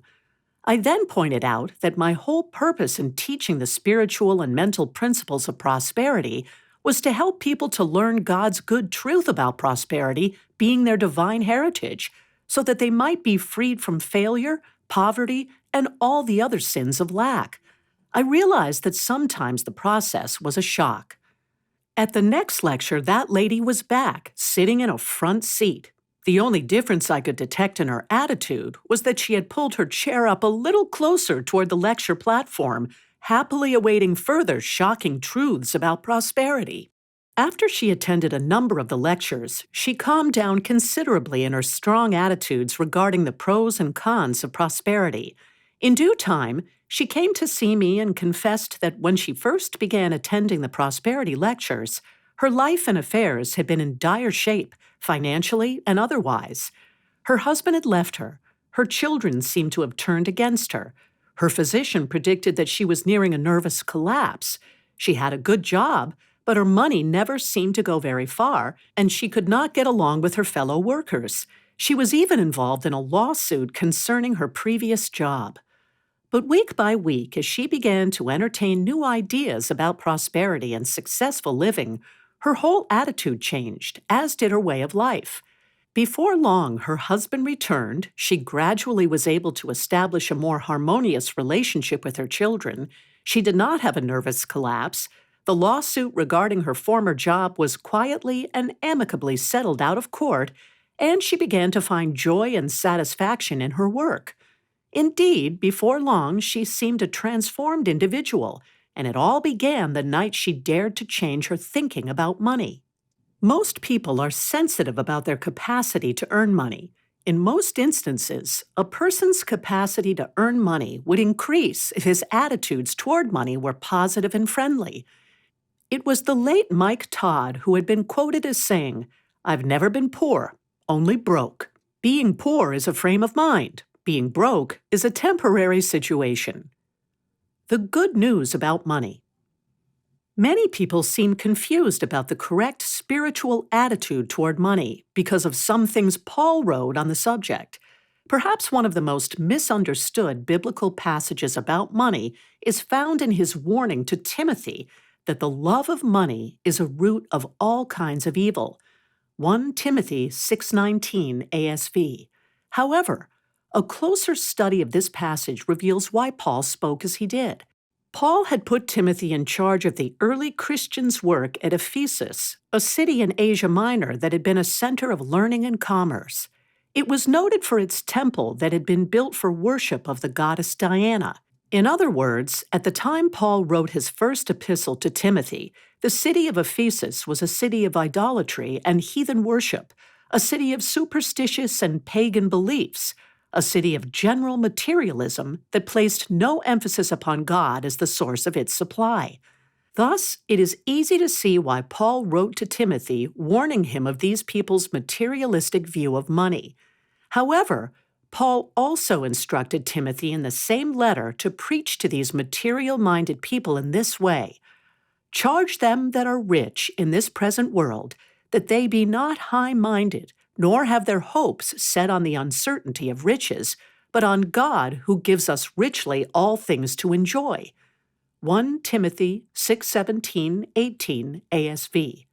In modern language, Paul was simply reminding Timothy that God is the source of man's supply, and that Timothy was to instruct the rich among his followers about this eternal prosperity secret. Our American government knows this great truth, for on our coins we find this motto: "In God we trust." That is a fine prosperity prayer. So let's get the record straight. There's nothing wrong with money or in our wanting money. It is a God-given medium of exchange, and there's nothing evil about that. The moment we let go of those false ideas that someone ignorantly taught us years ago that money is evil, we will find that money circulates in our financial affairs much more easily and more satisfyingly. Appreciating money can prosper you. One lady recently told me that since she had released the vague notion that she was supposed to think of money as evil, she had much more of it to enjoy. She said that previously all her money was gone within 3 days after payday, but that now there seemed enough to share and to spare regularly. Truly, she is one of the most generous people I know. Another lady recently declared, "One of the things I have learned so vividly is to stop saying, 'Oh, it's just money.'" She then went on to say that since she had been appreciating rather than depreciating money, she had gotten a wonderful new job at a much higher rate of pay. She is now enjoying both her new work and her new pay. Perhaps you wonder why it is important to cultivate a sincerely favorable attitude about money in order to attract happier financial situations. Well, money is filled with the intelligence of the universe from which it was created. Money reacts to your attitudes about it. Since it is the law of mind action that you attract whatever you appreciate and repel whatever you depreciate, money responds accordingly. If you think favorably about money, you multiply and increase it in your midst, whereas if you criticize and condemn it in any form, either your own money or another's, you dissipate and repel it from you. Perhaps you have noticed how this law works in regard to your moods. Notice how much more you are able to purchase for your money when you are in a good mood. But if you shop in haste or while in low spirits, everything seems to go wrong, including the purchasing power of your money. Since your thoughts make your world, your thoughts about money have to be appreciative in order for money to appreciate you and be attracted to you. In talking with hundreds of people about their financial affairs, I have discovered that often when they do not have enough money to meet life's demands, it is because they have been scoffing and condemning money in financial matters, their own or another's. A man once talked with me who was down and out in every way. He was in ill health, out of work, and extremely lonely and unhappy. As he talked, I tried to discover what attitude of mind had brought him into such pathetic circumstances. He told me how hard life had been for him and how difficult people, situations, and events had been along the way. As his conversation progressed, he began talking about the politicians in Washington and the terrible way they were spending the country's money. As gently as I knew how, I then suggested that he try reworking his attitudes toward people in general and toward the Washington politicians in particular, if he wished health, prosperity, and happiness to come to him. After giving me a penetrating look, which seemed doubtful of my sanity, he finally agreed to try the prosperous thinking approach. Months later, when he returned, he had to remind me who he was because his appearance had improved so much. He then radiantly described that previous cold winter afternoon when he had left my study and walked all the way back to his boarding house because of lack of funds for bus fare. By the time he got home, he discovered that in his absorption of some of the ideas we had discussed, all pain had left his body. That night, he slept peacefully for the first time in months. As he began to use prosperous thinking every day, wonderful things began to happen. He fully regained his health, and soon a new field of work opened up to him that he had long wanted to enter. At the boarding house, he met a lady who was also in ill health and financial despair, and he began to pass on to her some ideas about prosperous thinking that had meant much to him. As he did, her whole outlook toward life changed. When they both began to appreciate rather than depreciate, in due time their appreciation involved each other. On his second visit to see me, this man said that he now wished to marry this fine little lady. Soon he brought her to see me, and she was as radiant as any bride-to-be half her age. This man then declared that all of his life he had been scoffing at money and financial matters, and at people who had wealth. He now realized how much destruction he had doubtless caused in his own life as a result. This man had learned at last that when we do not have enough money to meet life's demands, it is often because of our depreciation of money, our own or another's. The golden rule of prosperity. People sometimes bring financial hardship upon themselves by declaring that they personally are prosperous and blessed, but that Mr. and Mrs. So-and-so haven't a cent to their name. Such people often triumphantly discuss the difficulties of others at length. If you think of yourself as prosperous, but of others as living in lack, through the law of action and reaction, you are inviting the same thing to happen to you. The golden rule of prosperous thinking is that you should not think or say anything concerning another's financial affairs that you would not want to experience in your own. An unusual example of this truth was demonstrated in a court case where two partners were dissolving their business. One partner kept declaring that she would get everything, that the court and judge would doubtless favor her completely, and she triumphantly declared that the other partner would be left with nothing. But the other partner was a praying, positive, fair-minded individual who put the matter in higher hands, affirming that the divine law of love, justice, and perfect equity would manifest for the highest good of all concerned in the situation. The accusing partner went so far as to take her lawyer to look over all the property and financial assets that she was convinced the court would give her. She constantly thought of herself as prosperous, but declared that the other partner would be left in utter financial ruin. However, when the judge heard the facts in court, he decided that the accusing partner was entitled to only one small piece of property. He awarded the rest of the financial assets, which included a housing project, a cleaning plant, and several other pieces of real estate, to the partner who had prayed for divine justice. Thus, this woman proved that if you think of yourself as prosperous, but of others as in financial lack, you are unconsciously inviting the same thing to happen to you. How to make money your servant. On the other hand, to envy another's money indicates a belief in lack of sufficient supply for everyone. Remember that you will experience what you most strongly give your attention to. When you hear of another's good fortune, rich inheritance, or wealthy possessions, you should do so with great joy and appreciation. Another's demonstration of riches is but further proof of a loving Father's divine bounty, which is available to all mankind. You should rejoice in its every rich evidence. Money seems so charged with divine intelligence that it seems to tune in on what you say or think about it, and it responds accordingly. A friend has related at various times how the appreciative attitude toward money helped to keep food on her table during the Depression years. Her young sons seemed to know how to get the most for their money at the grocery store. When the money supply was low, she would send him grocery shopping with the substance on hand. Regularly, he would come home with much more than anyone else in the family could have purchased for the same amount. Perhaps it was because any amount of money seemed to work overtime for him. Through positive, appreciative attitudes toward money, you can make money your servant instead of becoming its slave.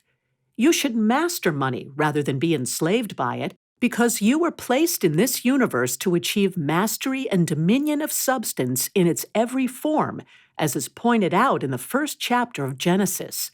Deliberately cultivate the habit of appreciating money and make no excuses about your appreciation. If you do make excuses and depreciate money, it seems to know it and to be repelled by your depreciation. I shall never forget the first time I made this statement in a lecture. Appreciate money as the rich substance of God and make no excuse for your appreciation of it, for if you do, money will be repelled from you by your foolish excuse-making. A lady carrying a big purse was sitting in the audience. Suddenly, her purse flew open and money fell out all over the floor, making a lot of noise. We all had a good laugh while others helped her to collect her money. Of course, we passed the experience off as a joke for the sake of this woman's feelings. But later, when I met her personally, I gave her some rich statements with which to charge her mind, because she seemed to radiate a deep feeling of financial limitation. It was as though her money had heard what she had been saying about it and was trying to get away from her. Charles Fillmore has written, "Watch your thoughts when you are handling your money, because your money is attached through your mind to the one source of all substance and all money. When you think of your money, which is visible, as something directly attached to an invisible source that is giving or withholding according to your thought, you have the key to all riches and the reason for all lack." Perhaps you have heard the story about the careless Scot who tossed a crown, thinking it a penny, into the collection plate. When he saw his mistake, he asked to have it back, but the deacon taking the offering refused. The Scot grunted, I will, I'll get credit for the crown in heaven." "Nah," replied the deacon, "you'll get credit for the penny." Give up mixed attitudes. Let's give up our mixed attitudes about money, which can only bring mixed results. John D. Rockefeller Jr. once described the wonder and glory of money by saying that man could use money to feed the hungry, cure the diseased, make desert places bloom, and bring beauty into life. And how right he is! As Solomon once declared, the rich man's wealth is his strong city. The destruction of the poor is their poverty. Proverbs 10:15. Indeed, money is good, and we should have more of it than ever in this rich era we have now entered. An editorial recently pointed out the power of money for world peace in suggesting that the president of the World Bank be nominated for the Nobel Peace Prize because of the excellent work he had done in producing financial peace in several countries. The editorial concluded, wouldn't it be timely to recognize that the proper use of cash can be a big factor for peace in the world? Just as you should not turn up your nose at money, neither should you make a god of it. Money is filled with a desire for life, movement, expansion, and activity. It does not like to be grasped, clutched, or restrained in idleness. Indeed, it is the active circulation of money that brings prosperity, whereas depressions and recessions are caused by the miserly hoarding of money. Even as our national economy depends upon the active circulation of money, so your individual prosperity depends upon the active circulation of money. This does not mean that you should not save money, but you should not abuse money by misuse. Several other attitudes toward money are especially helpful too. For instance, never declare, "I can't afford this," or put on a poor mouth, as we say down south, about things. Such statements sow seeds of poverty and limitation, which will produce after their kind.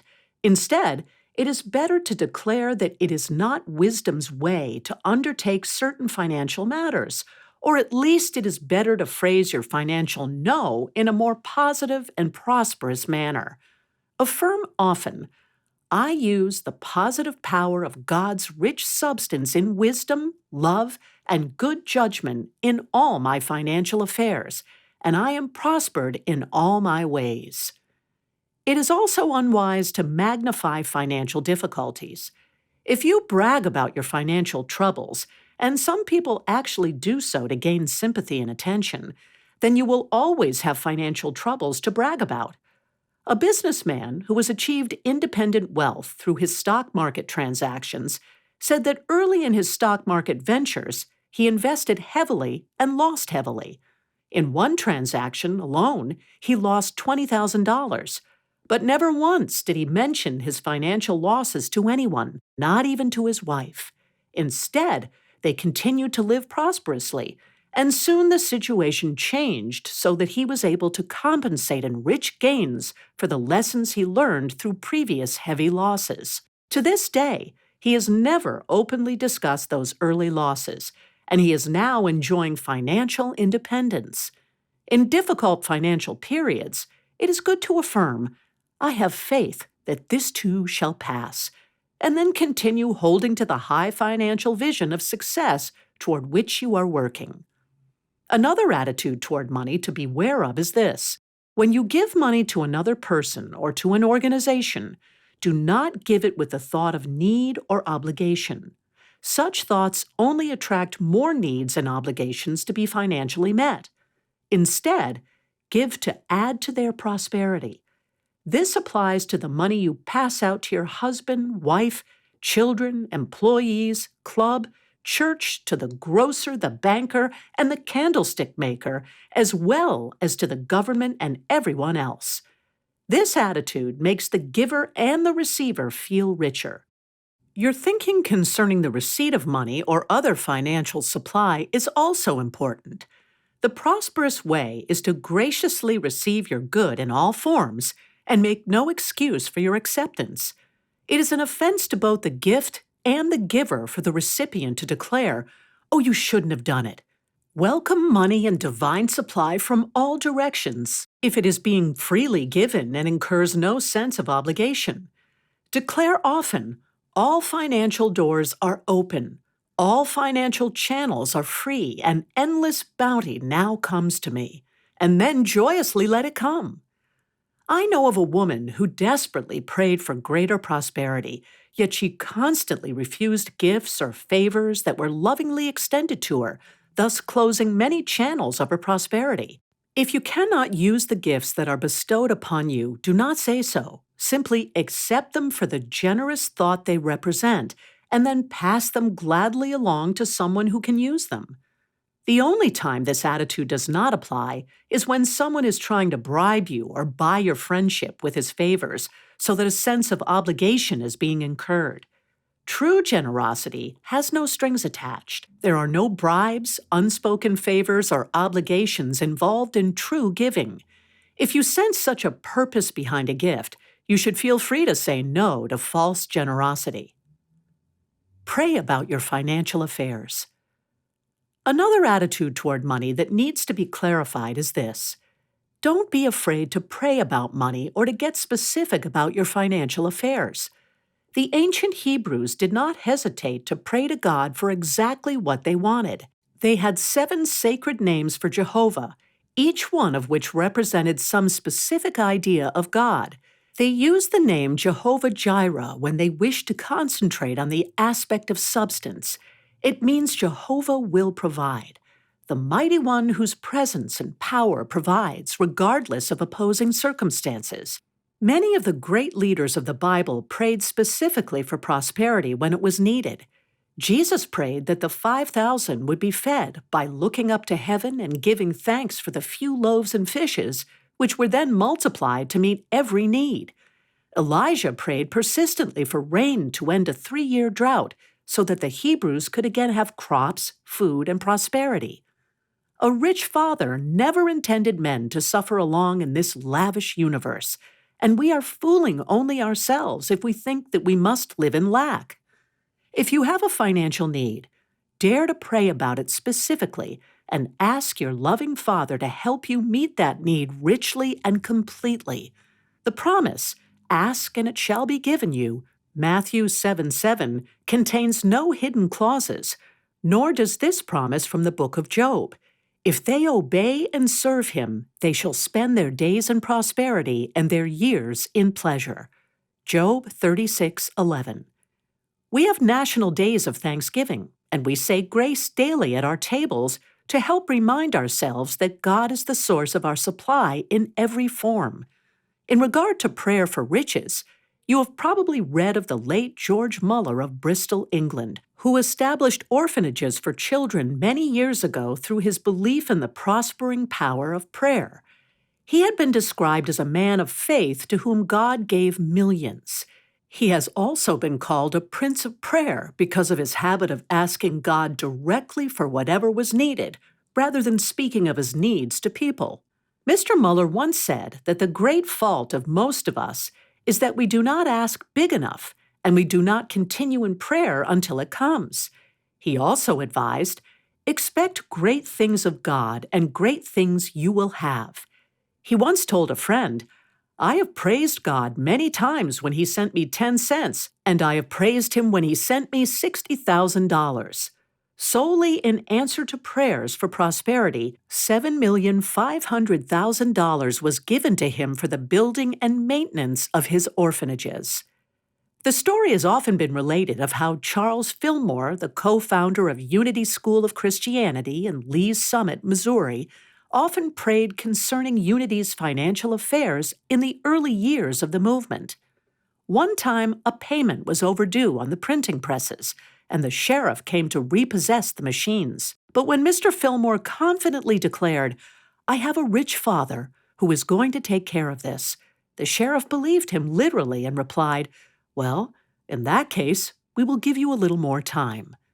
Mr. Fillmore then continued to pray for prosperity, and the money came in. Those printing presses were never repossessed. Later, during the Depression years, the love offerings that came in from all over the world to support Unity School were much less than usual. Again, the founders of Unity prayed specifically, boldly, and deliberately for money, financial supply, and rich prosperity. One day, as the workers on Unity Farm were drilling for water, they struck oil. That oil well proved an adequate answer to their financial needs throughout the Depression.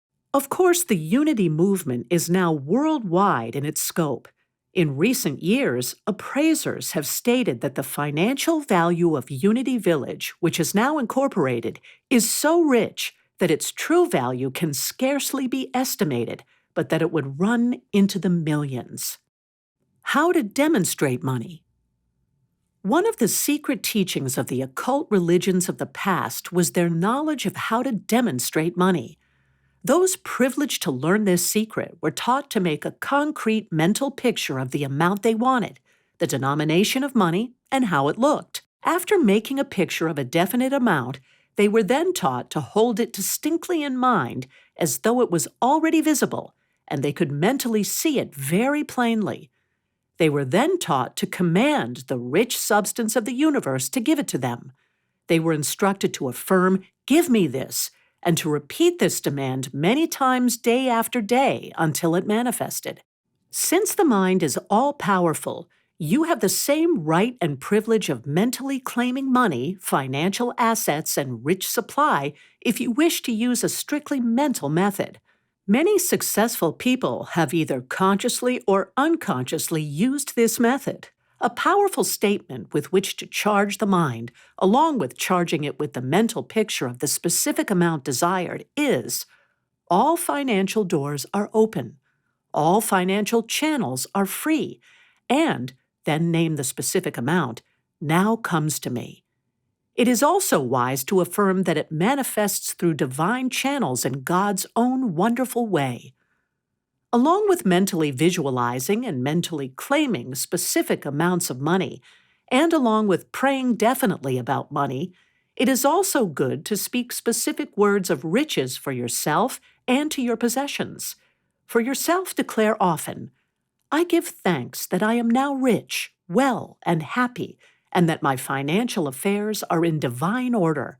Every day in every way, I am growing richer and richer." For your wallet, checkbook, or other channels of financial supply, it is well to affirm, "Money, money, money, manifest thyself here and now in rich abundance." Don't be afraid to declare that large sums of money, rich, pleasant financial surprises, and rich, appropriate gifts are manifesting for you. Do not be vague about money unless you want money to be vague in its response to you. A woman on the West Coast who had read some of my ideas about money recently wrote me in appreciation. She said, "I am glad to at last find a minister who isn't afraid to speak plainly of money as a blessing.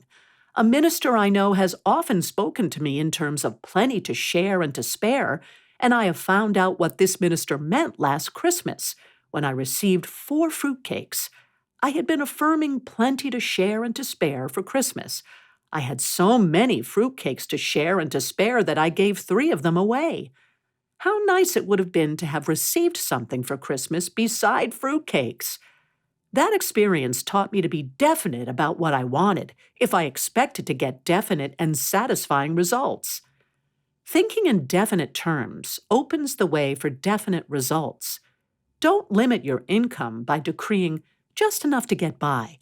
This is a pauper's prayer.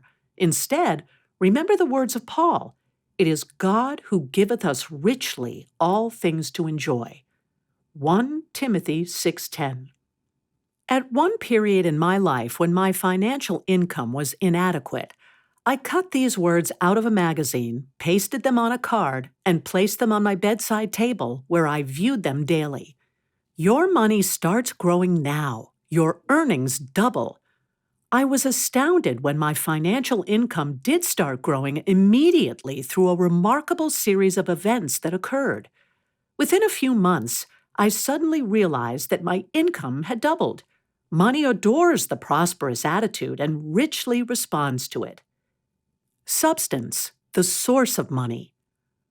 Along with an appreciation of money, you should also understand and fully appreciate substance, out of which money and all tangible objects are formed. Times of depression bring out the fact that in days of prosperity, man either forgot the prayers and struggles that brought him to success and apparent safety, or else he failed to build his fortune on a firm financial foundation. If he had thought more about the source of life and substance, he would have escaped the needless grind of poverty he had endured right in the midst of abundance. The scientists say that substance is that which stands under and supports every visible and tangible object. If you do not have money, and if it does not seem to manifest as you think prosperously about it, then perhaps the divine equivalent of money wishes to come to you. As you appreciate substance and know that it is everywhere universally present in the ethers about you, as you realize that it is passive and waits to be formed and brought into visibility by your thoughts and words, you will realize that you have control of the invisible world of rich substance and rich supply, as well as the visible world of riches. It was Einstein who first stirred up the scientific world when he claimed that substance and matter, which includes money and all visible objects, are convertible. He declared that the formed and unformed world are made out of the same energy, ether, or substance. He said that the visible and invisible realms are relative, convertible, and interchangeable. From a financial standpoint, we can use his theory of relativity. If the formed and unformed worlds are relative, then what have you to worry about if your finances get low? You can use the law of relativity to produce either money or its financial equivalent to meet your needs. If substance hasn't manifested as money, don't get panicky. Instead, declare that divine substance is the one and only reality in this situation. Divine substance does not fail to manifest in rich, appropriate form here and now. Then, let substance come forth to you in manifest form as it deems best. The scientists declare that substance is filled with life, intelligence, and the ability to take visible form. As you affirm that divine substance is doing whatever is best in the situation, you release its universal intelligence and its ability to take visible form. Your financial good may come forth to you in completely unforeseen ways, perhaps from halfway around the world or through strangers that you have never met. But it will come when you give it your attention and free it to work in its own wise way. If the usual channels of supply have not opened, then invite unusual channels of supply to open by recognizing that divine substance stands under every visible form of supply, with endless ways in which to manifest its riches for you. Substance is friendly to you and wishes to supply you richly. Give it your attention and appreciation. Place your faith in it, though it seems invisible, and then let it prove its power to prosper and care for you. Never underestimate the power of affirming substance as the one and only reality which never fails. It will then manifest as money or in the most appropriate financial form, perhaps through people you've never seen. As you invoke the various prosperous attitudes about money and substance contained in this chapter, confidently do so with these words of Emerson ringing in your financial ear. Man was born to be rich, or inevitably to grow rich, through the use of his faculties. And then, get ready for rich results. As those rich results appear, perhaps you would like to be reminded of this truth a young man in the armed forces recently wrote his mother. Yesterday is a canceled check. Tomorrow is a promissory note. Today is the only cash you have. Spend it wisely. Whether in terms of time or money, it still applies, doesn't it? Chapter 9. Work, a mighty channel for prosperity. Perhaps you wonder why this chapter on work did not come earlier in the book, since work is considered a mighty channel for prosperity.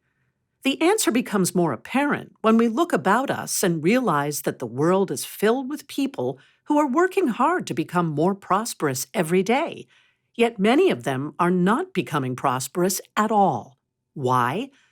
Often because they are not thinking about prosperity and success along with working at it. Their attitude is not right. For all the hard work they do that should produce prosperity, they neutralize it by their failure talk, by their association with failure-minded people, and perhaps by their criticism and condemnation of others who are moving up the ladder of success.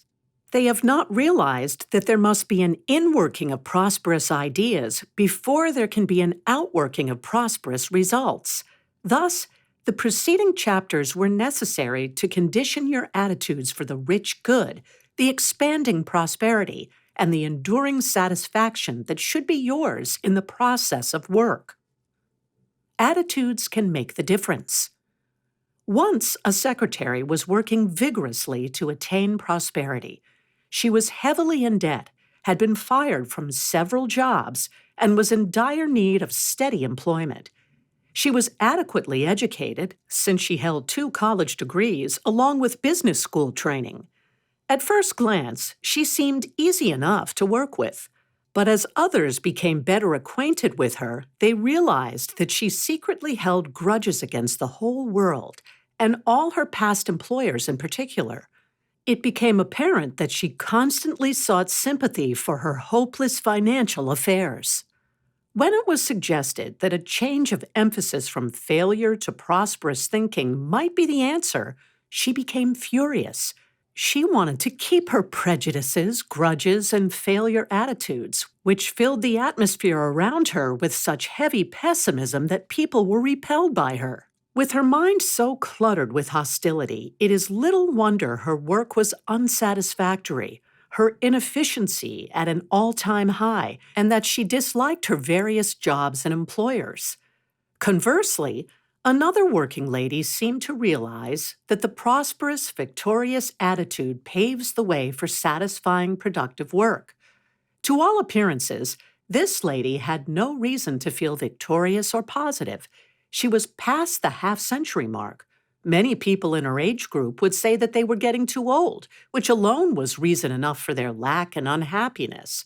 Furthermore, she was a widow and very much alone in the world, having no children or other close relatives. But she did not use this as an excuse for failure. Instead, she was a very happy and successful person. Even more challenging, her sales product was one that most of us would not care to attempt selling. She sold cemetery burial lots. Yet she sold them in large numbers and seemed very happy about her product. She also seemed to convey her enthusiasm to those who purchased them, though most of us like to put off thinking of this particular item as long as possible. The result was that she enjoyed most of life's comforts, a lovely, comfortable, spacious home in which she often entertained her host of friends, financial security such as rental property, stocks, bonds, and other investments, as well as a high, steady income from her sales work. She had time for social, church, and cultural activities, as well as for vacations and travel. To her, work was divine, even though she sold the last product in the world most of us want to buy. Work is divine. The word work means different things to people. In the dictionary, I found a half page of definitions. A prosperous thinker might think of work as divine or sublime, or as the creative activity of good in some satisfying form which is balanced with play, rest, and harmonious surroundings. Khalil Gibran had written that work is love made visible. Perhaps you do not agree that work is divine, sublime, or even a satisfying inner expression of your talents and abilities. The work you are doing at the moment may not seem divine. If not, there is a reason, and that reason is good. But let us go back of the result to the cause. William James once stated that 90% of us are using only 10% of our mind power. Psychologists believe that every human being is a dynamo of concentrated creative energy which is ever seeking new avenues of expression. The desire for prosperity and for beneficial self-expression in work is but a part of that creative energy trying to express in our lives. When the right avenues are found for the constructive outlet of that creative energy and the right attitudes are established, man is happy, well-adjusted, and considers his work divine. But when right avenues of expression have not been found and the right attitudes are not established, that same creative energy is restricted to expressing in mediocre ways. Then man is unhappy and considers work a curse instead of the divine blessing it is intended to be. Many people find themselves in work that they consider unpleasant while they are still near the bottom of the ladder of success. It is their attitude and reaction to their work at this point which determines whether they remain at the bottom and go on cursing their work, or whether they go on up the success ladder step by step. Dissatisfaction can be good because it often prods one to aim higher and then to do whatever is necessary to get there. Your present circumstances are for a purpose. Let us face the issue squarely. You may discover that you are where you are now for the purpose of redeeming certain character traits or certain attitudes of mind which have impeded your progress in the past. If you are in uncongenial work, realize that you are there for a purpose, which may be to develop divine qualities that will eventually add to your general progress and advance you further up the ladder of success. After entering the ministry, I realized that every job, big and little, that I had held along the way was a part of my training for the lecture platform, for the counseling room, and for my writing ministry.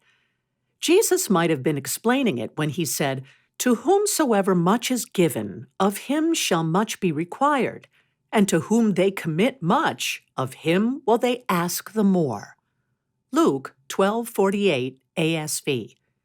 Your immediate need is therefore to discipline your attitudes and reactions so as to glean the good from your present experiences and to pass beyond them to higher phases of self-expression in satisfying work as soon as possible. In other words, when the pressure of desiring more good is upon you, when dissatisfaction with your present way of life assails you, or when the pressure of financial strain disturbs you, it is then that you are feeling the actual pressure of your talents and abilities, which are straining to express or press forth through you as richer degrees of success and prosperity. Perfect your attitudes toward work.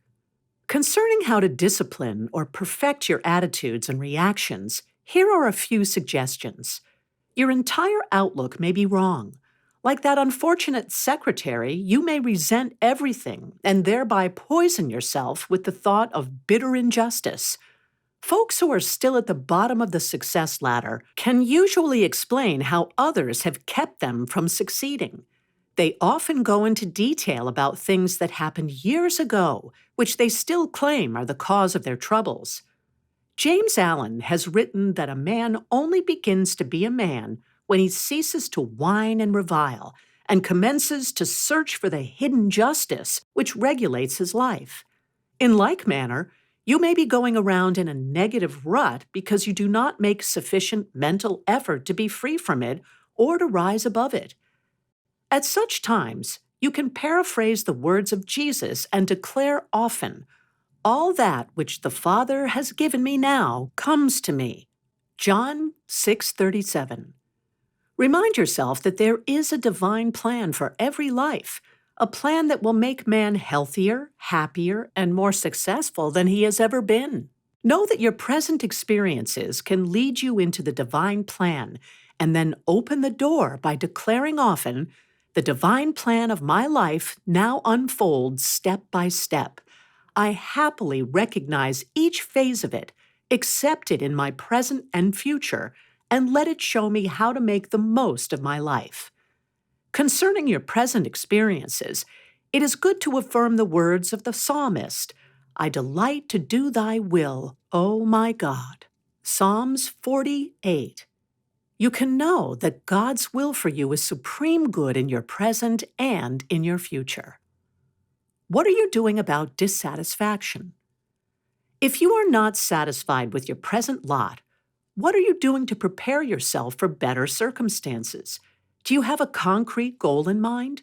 Are you willing to spend your leisure time taking night courses, or attending special lectures, or reading particular books, or engaging in constructive activities that would prepare you for greater success? Most folks aren't.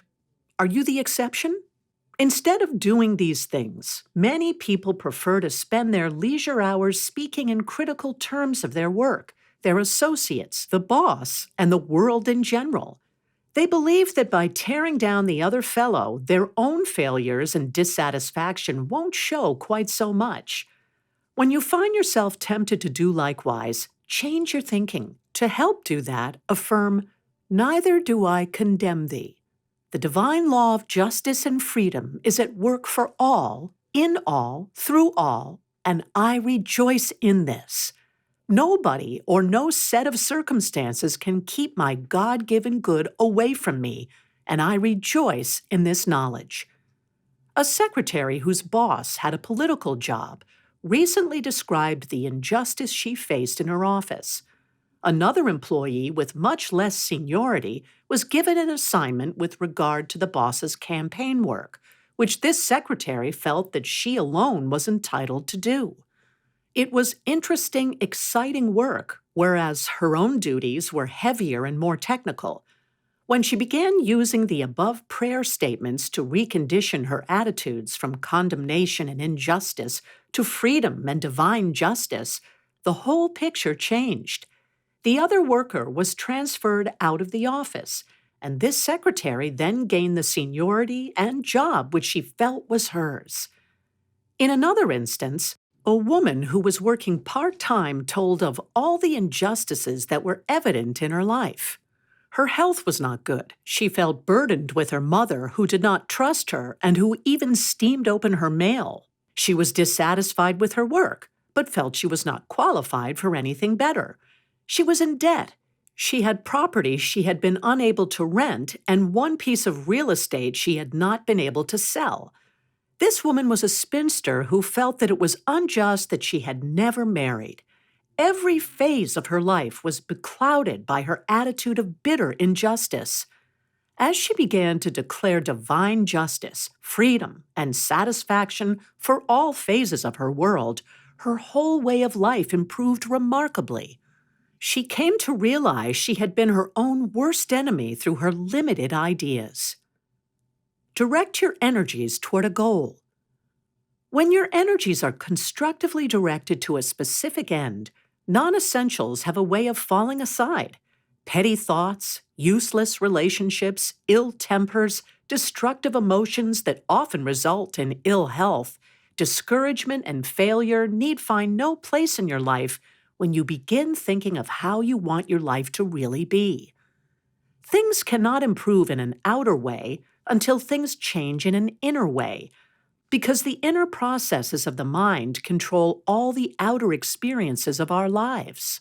If you are in the midst of apparent failure, financial difficulties, or restlessness and dissatisfaction with your work, none of these conditions need prevent you from entertaining ideas of abundance, plans for riches, and mental images of the success which you seek. Nothing can stop you from moving toward your goals mentally as you ask divine intelligence what next steps you are to take to bring forth your desires. We live in a sea of energy and intelligence, according to the scientists, and we have constant access to its benefits if we ask for them. Your ships come in only after you have sent them out. There is an answer.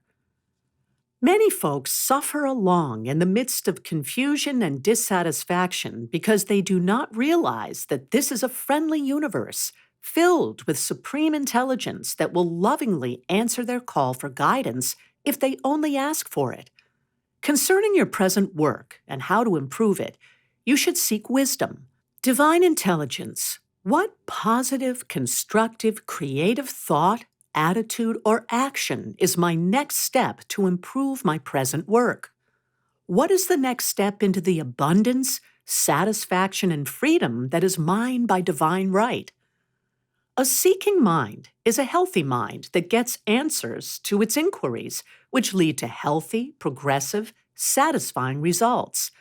It is much easier to entertain and work with rich, expanded ideas and to experience vital, valuable results than it is to compromise with failure by dwelling upon small ideas and expectations. Recently, an engineer explained to me how thinking big and expecting big results had helped him to find that his work was truly divine, sublime, and most satisfying, as well as financially remunerative. In the past, he had been assigned to much smaller engineering jobs. But when through the application of prosperous thinking, his really big dream job came along, he was ready to handle it. He had prepared for it mentally and emotionally for a long time, and so it did not startle or unbalance him. The method which this man had used to get out of a job that no longer satisfied him and to be able to handle the really big dream job was this. He bought a little black book and began putting into it the biggest, richest, most successful ideas and statements he could find. This helped expand his thinking and helped him remain peaceful, poised, and inspired in the face of job dissatisfaction. It was thereafter that the biggest job of his life opened to him. For instance, he began his day by opening his little black book and meditating on these ideas he found there. This is God's day, a good day. I pronounce this day and all of its activities good. As he thought of the various activities of the day, he affirmed, "My own right and perfect work awaits me this day." For the long-range work picture, he often affirmed, "I demonstrate my right work now." For new ideas and handling various work problems, he affirmed, "I am now open and receptive to the rich, divine ideas that now perfectly inaugurate and sustain my business affairs." When discouragement or some upsetting experience arose, he affirmed, "Nothing can defeat me. I give thanks for the perfect, immediate, right results. I rejoice that I am now successful in all my ways."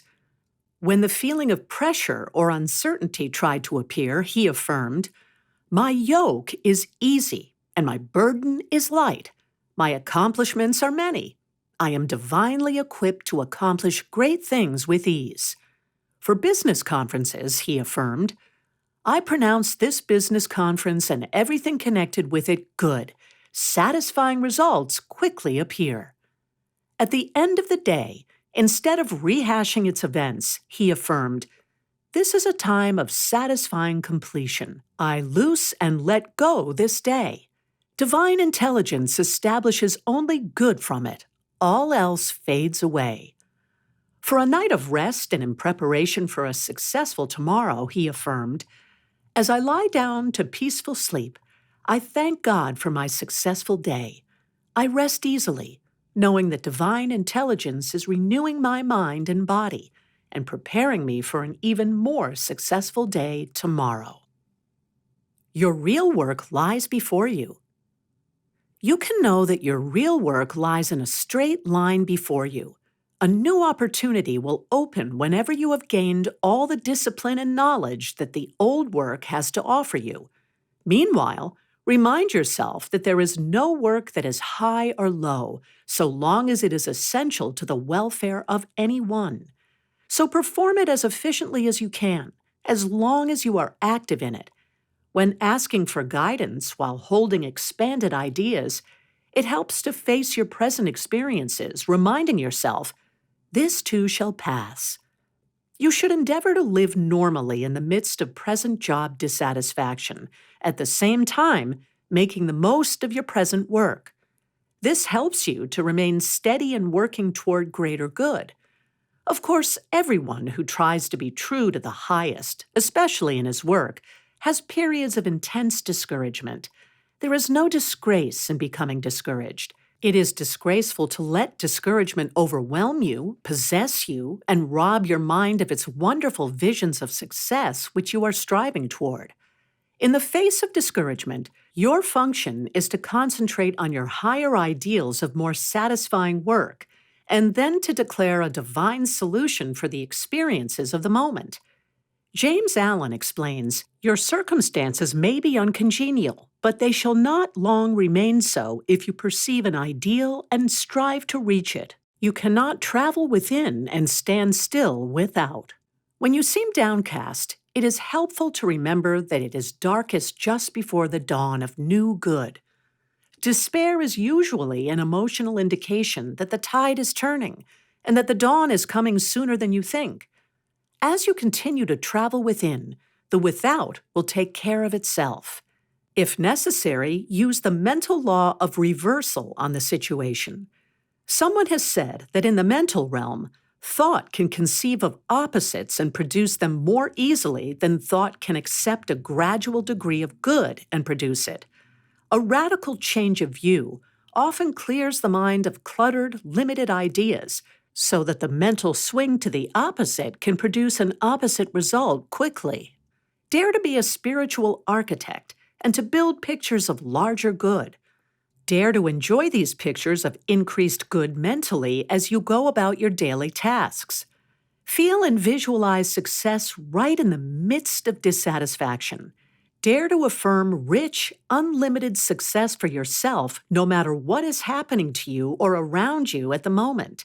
Declare, "This or something better, Father. Thy supreme good will be done." Expect changes for the better. Then remind yourself that you do not make things better by fighting present unhappy working conditions. You do not make things better by blaming others for your disappointments and failure experiences. Take a non-resistant attitude toward present conditions and know that they already are changing for the better. When things appear at a standstill, remember the principle of physics, which states that the entire universe is in constant motion, that we live, move, and have our being in an ocean of motion, though with our 5 outer senses, we do not fully realize it. Nothing stands still. Everything is constantly changing, whether it seems to be or not. If you expect such changes to be for the better, they will surely come.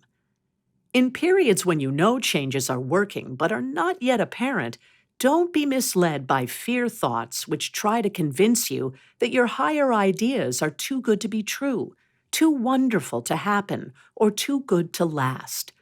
When fear or doubt arise, put your best foot forward and do something definite to affect the successful feeling and the successful look, so as to convince not only yourself but others that you are succeeding. One who conquers doubt and fear conquers failure. It helps tremendously for others to think that you are succeeding, whether your success seems evident to you at the moment or not. You reap the real benefits of others' thoughts and expectancies for your success. Coupled with your own, they can expedite the results of success in your life. The saturation technique. Saturate yourself in atmospheres of plenty and in associations with successful people. When trying to convince yourself that greater success and prosperity can be and shall be yours, but there seems no evidence of it at present, that is the time to walk through the banks of your city, observing all the successful people who have plenty of money to work with. That is the time to visit lovely surroundings in beautiful new buildings and stores. Move through the richest sections of your city and countryside where the riches of God and man are in evidence. Associate with creative individuals of rich talent, such as artists and intellectuals, if that brings you an enriched feeling. If attending operas and concerts or visiting art galleries makes you feel rich, do so. It might be that listening to music recordings or hearing lectures on cultural subjects will inspire you. I find it helpful to read the success stories and autobiographies of famous people. When we realize the challenges which celebrated people have met and overcome, our own slack period seems slight by comparison, and we get a renewed feeling that we definitely can and shall succeed. During one difficult period in my life, I found that by taking art lessons and doing some painting, my discouragement was soon transformed into hope for a better future. I know of a lady who conquered despondency by working daily in her lovely rose garden. If it is the outdoors that gives you a feeling of richness, then enjoy more sunshine, fresh air, and the peacefulness of Mother Nature. Attendance at sports events can recharge your mental batteries. Active participation in sports such as golf, horseback riding, fishing, or swimming can help to relieve mental sluggishness. At other times, a long walk or ride in the country gives you the lift you need. A businessman recently wrote me that this had long been his method for overcoming discouragement. The beauty of antiques, interior decorating, preparation of exotic foods, or the creation of special clothes can add to your feeling of richness. At still another tense period in my life, I found great joy in working with a dressmaker toward the design and creation of my clothes. It turned my attention away from my present job dissatisfaction long enough for the problem to work out, and a change in jobs came. Perhaps reading the classics or the Bible or participation in certain quiet games will uplift you. Having quiet times to absorb new ideas is helpful. I like to read Sunday papers from all over the nation. Just by browsing through them, studying the ads, showing beautiful clothes, faraway places, and reports of new books, art, and music, I derive a heightened sense of freedom and richness. It is never a waste of time to saturate your mind, body, and affairs in rich ideas, rich associations, rich atmospheres, and in any activity, inner or outer, which brings a feeling of richness to your inner being, especially during those periods when it seems that success is slow in manifesting. Especially make good use of your free time. In the course of your daily activities, you may not be free to saturate yourself with those things that make you feel rich, but in your off hours, you can surely find uplift in new diversions, although some free time should be devoted to additional study and self-improvement so that you can uncover greater job satisfaction. Years ago, when my life was burdened by limitation, the only way I could gain a sense of freedom and the vision of possible success was to slip away for a quiet, leisurely walk around the block toward the end of each day. Yet that simple act enabled me to hold on to my higher visions of good so that they were later able to manifest. This is a rich universe with countless ways to shower its blessings upon us when we keep our expectancy high. Daily remind yourself that your cup is really half full rather than half empty. Make the most of your present situation. Whether it is more satisfaction in your present work, or another step up the ladder in your work, or whether it is a whole new career you desire, or financial freedom from all organized work, in any event, your goal can be attained. You need not feel trapped by present conditions. There is always something you can do about it.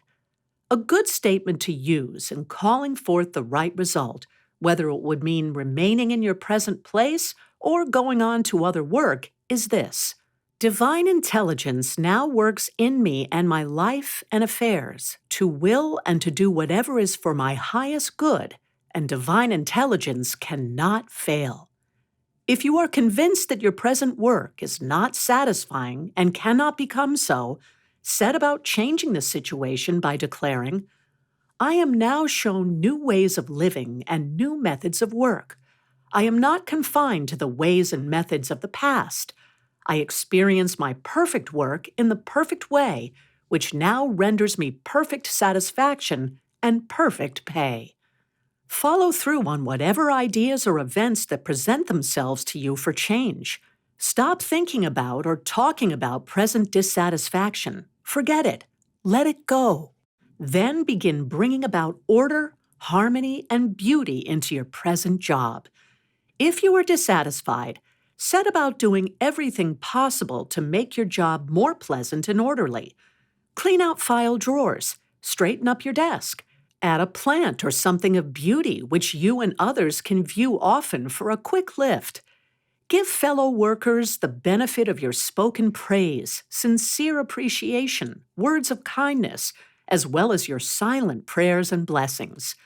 Above all, remind yourself that you are a mental part of whatever situation in which you now find yourself. As you give any situation the benefit of your highest thoughts and actions, you help to establish order, harmony, and satisfaction for all concerned. When you make the best of your present situation, you can be assured that greater good will reveal itself. Meanwhile, as is written in the book of Ecclesiastes, whatsoever thy hand findeth to do, do it with all thy might. Ecclesiastes 9:10 ASV. In other words, as a friend of mine has often said, When you go through hell, make it pay with greater understanding than you previously had, and the result of good from that experience will be lasting. Free yourself of criticism. Dare to think, act, and react differently from those who are poverty-prone, unless you want to remain with them at the bottom of the ladder. There is plenty of room at the top in any line of work or profession for those who dare to free themselves of the usual thoughts of bickering, jealousies, and petty criticisms entertained by many people. When you are tempted to join in the chorus of such mass negative thought, declare instead, "There is no criticism in me, for me, or against me.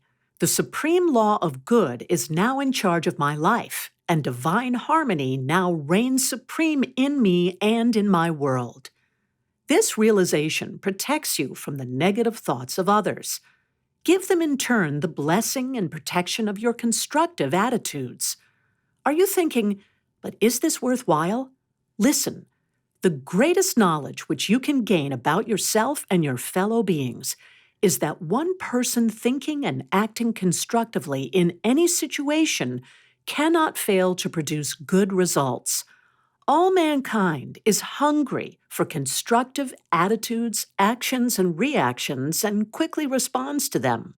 I once observed this happen in a situation involving two junior members of a large law firm. Known for its belief in hard work and productive results, their firm was very prosperous, as were all of its members. One of the junior law firm members was a happy, optimistic, joyous individual. He did not hesitate to pay a compliment when it was due, or to show kindness and courtesy to everyone he met. No one was too insignificant to receive kind attention from him. This young man apparently did not know what it was to criticize, condemn, or complain. The other lawyer was actually better qualified for the work they were both doing. Because he held one more college degree than the first man, the law firm was paying him several $100s more per month. Thus, he had every advantage over the first man, or so one would suppose. But this high-paid lawyer was a quiet complainer, and nothing could please him. Details upset him, people upset him, an unexpected assignment upset him, everything upset him. Within a year, he was no longer employed by this firm. Within that same year, the other attorney had been promoted into his position and salary. Later, this junior partner became a full-fledged member of the firm. Never in the history of that firm had any lawyer been advanced so rapidly into responsibility or in financial compensation. Take a new lease on life. It has been said that work is the highest form of play. Whether work is pleasant activity or laborious toil depends upon your attitudes about yourself, others, and about the world in general. Be assured that work is divine, and that your true work and your true compensation seek you as much as you seek them. Man's true work is that which he does best and from which he derives deep satisfaction. Take a new lease on life right now, no matter what your life situation. Begin by boldly declaring, as did Charles Fillmore at the age of 93, "I fairly sizzle with zeal and enthusiasm, and spring forth with a mighty faith to do the things that ought to be done by me." Join countless others in getting into work or self-expression in some form that satisfies you by using this success formula. 1. As nearly as you can, form a mental picture of what you want your life to be like. 2. After forming a picture of what you desire, begin developing and living your desire mentally. Begin thinking of the desired results as though they were already obtained. You thereby take mental possession of your desired good and quicken its manifestation. 3. Ask divine intelligence to show you the next step toward attaining your desired picture of good. You will be shown whether it means going to night school for more courses of study, making drastic changes in your work and way of life, or developing a more constructive attitude about your present job and its potential. As you are shown the next step, boldly follow it in faith, knowing that it can lead only to richer satisfaction. 4. Persist and persevere in knowing that congenial work can and shall be yours. Emerson has said that everything has a price, and if that price is not paid, then not that thing but something else is obtained. So persist in paying the price in inner and outer ways so that you shall have from life what you truly desire. 5.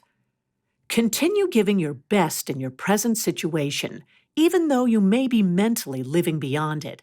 And above all, keep your spirits high through the law of saturation. Truly, as you travel within these various ways, you cannot stand still without. Chapter 10. Financial independence can be yours. One of the desires of all prosperous-minded people is to be self-supporting and financially independent. Poverty is a universal fear of mankind, and many people today are experiencing financial lack despite the unprecedented prosperity of our times. Once you learn the power which you release through prosperous thinking, it will dawn upon you that the possibility of financial independence isn't so far-fetched after all. You will realize that it isn't just meant for the other fellow, but that it is meant for you too. The term financial independence does not necessarily mean the same thing to everyone. Basically, to be financially independent means to be financially free. To one person, financial independence might simply suggest a well-paying, dependable job through which he could consistently meet his financial obligations and feel free from daily financial demands. Another person might be thinking in millionaire terms. As you progress financially, your ideas of financial independence expand so that you wish greater and greater financial freedom. Thus, the desire to be self-supporting and financially independent is a divine desire that has been implanted in the intellectual and emotional nature of man to help him to progress, to achieve, and to build a worthwhile life for himself. The desire for financial independence, whether it be for a decent weekly income or for a millionaire's status, is a divine desire that should not be suppressed, but expressed constructively through the mind of man. When it is so expressed, man is then able to experience the satisfaction and fulfillment that God wants him to have. Don't accept things as they are. Perhaps one of the great secrets of attaining financial independence was shown us by the mayor of a New England town. Several years ago, a news story related the remarkable results of this man's first year as mayor. At the time he took office, everyone was saying, "This is a dying city and nobody can save it," and they had facts to prove it. Slums infested the downtown area. The city population was not growing, and business was leaving town. Prosperity seemed to be ancient history for this town. However, within a year, the new mayor had inspired his co-workers to adopt a bold program of cleaning up the city. A slum clearance project went to work to clean out downtown slums and make way for apartment houses, shopping areas, parking lots, new office buildings, and new business areas. How was this one man able to inspire so much progress and new prosperity so fast? He stated that the men on his city council were men who dared to think big, which got the ball rolling. The mayor also mentioned that each night he prayed for guidance.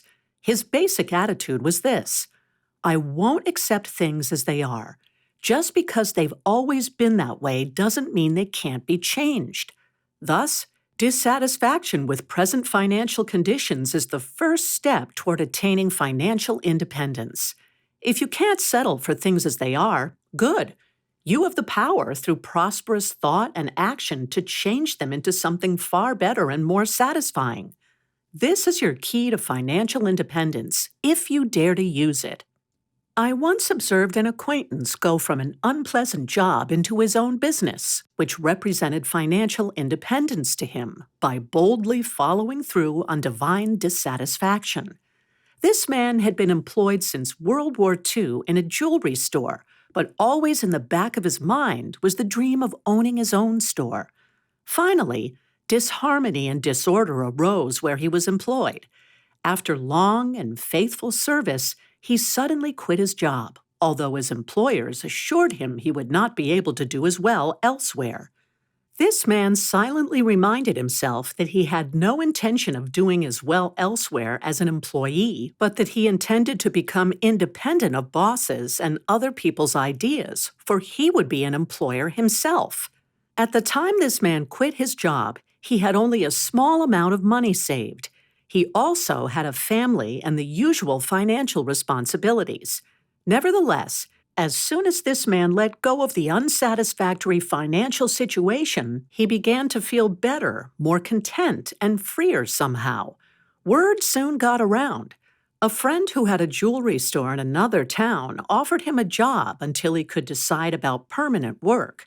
He took the job to assure some income while he quietly made long-range plans.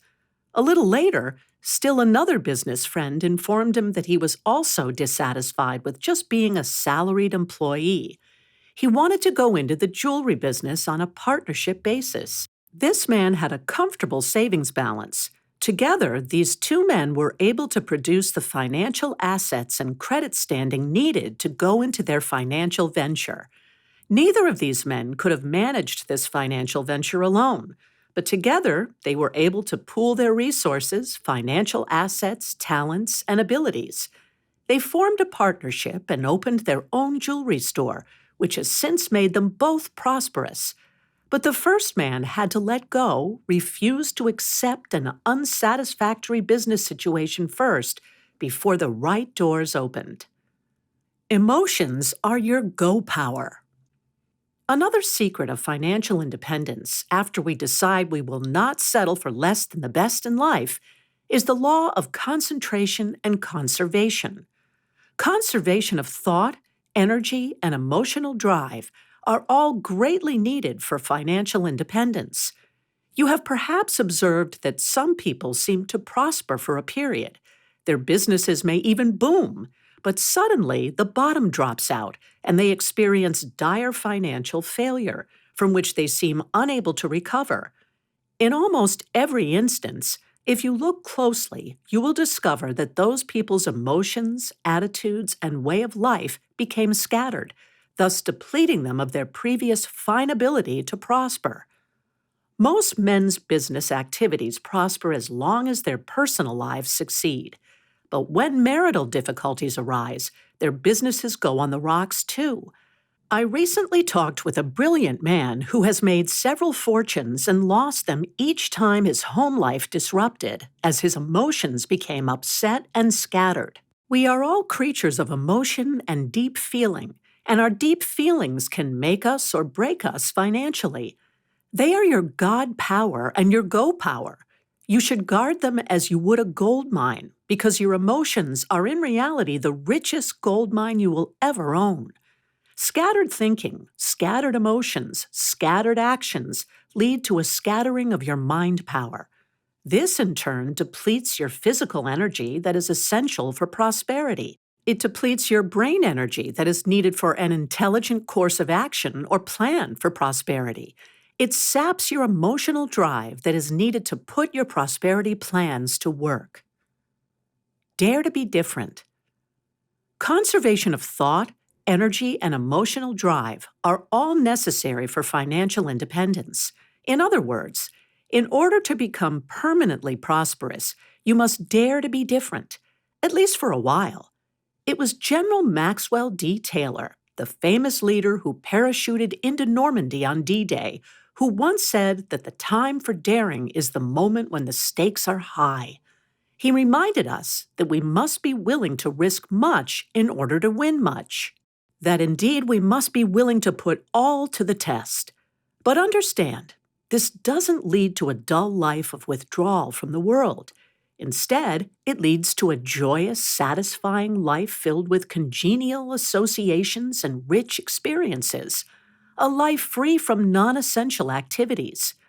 When you decide to become financially independent, you immediately make up your mind to cease caring what people think and to dare to concentrate on your goal. As you become more prosperous, You will not care what your previous associates think anyway, because you will doubtless be forming new, more satisfying, and more congenial relationships in keeping with your expanding vision. Think big. The most successful people think big, not limiting themselves or their associates to their ideas and opinions. If you desire to be free of a lot of limited thoughts and petty opinions, begin to think big. Concentrate on financial independence, and you will lose the petty thinkers along the way. You will also cultivate enduring, satisfying friends who will help you up the ladder of success. I once met a quiet little lady who is now president of a large housing project, an apartment project, and a huge suburban shopping center. 20 years ago, the site now occupied by these homes, apartments, and stores was just a large pasture located about a mile from the nearest highway and 5 miles from the nearest town. But this little lady had a dream about her property. 20 years ago, this had seemed a rather foolish dream. She kept building the vision in her mind that one day her land would house one of the most beautiful suburban shopping centers in the country. She just quietly and boldly held that vision in mind, impossible though it seemed. Of course, such a fulfilled dream would automatically make her financially independent. In a few years, a nearby military base was enlarged. As a result of the increased traffic from the military base to the nearest town, a new 4-lane highway was built. It happened that this 4-lane highway bordered on this lady's pasture. Almost immediately, real estate agents by the dozens began making this lady offers for the sale of her land, but she refused to sell. From a practical standpoint, it might have seemed the thing to do because the land was still undeveloped and as such almost worthless. Unlike the realtors who wanted to buy, she had not the money nor the financial assets necessary to develop her land. But still she had her dream, and she courageously held that vision of prosperous financial independence. The years passed. The nearby town grew and grew. One day, this lady noticed a contractor with his equipment and men on the property adjoining hers. Soon she was introduced to this contractor, and they became friends. They talked about all her property and of its possibilities for development. She related her dream of owning a beautiful shopping center where the townspeople and the military personnel could shop with ease without having to get involved in downtown traffic. This contractor was quite impressed by her dream. He explained to her that it was quite possible for her dream to come true, without her having to sell any part of her beloved land, which was still used as a pasture. He pointed out the possibilities for the formation of a corporation in which she would furnish the land while he would furnish the services of his contracting company, equipment, personnel for building and supervising the work.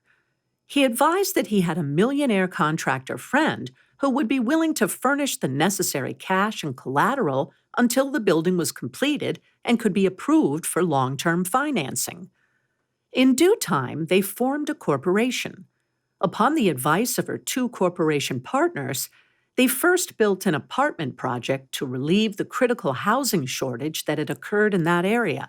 Later, they built homes for rental and sale.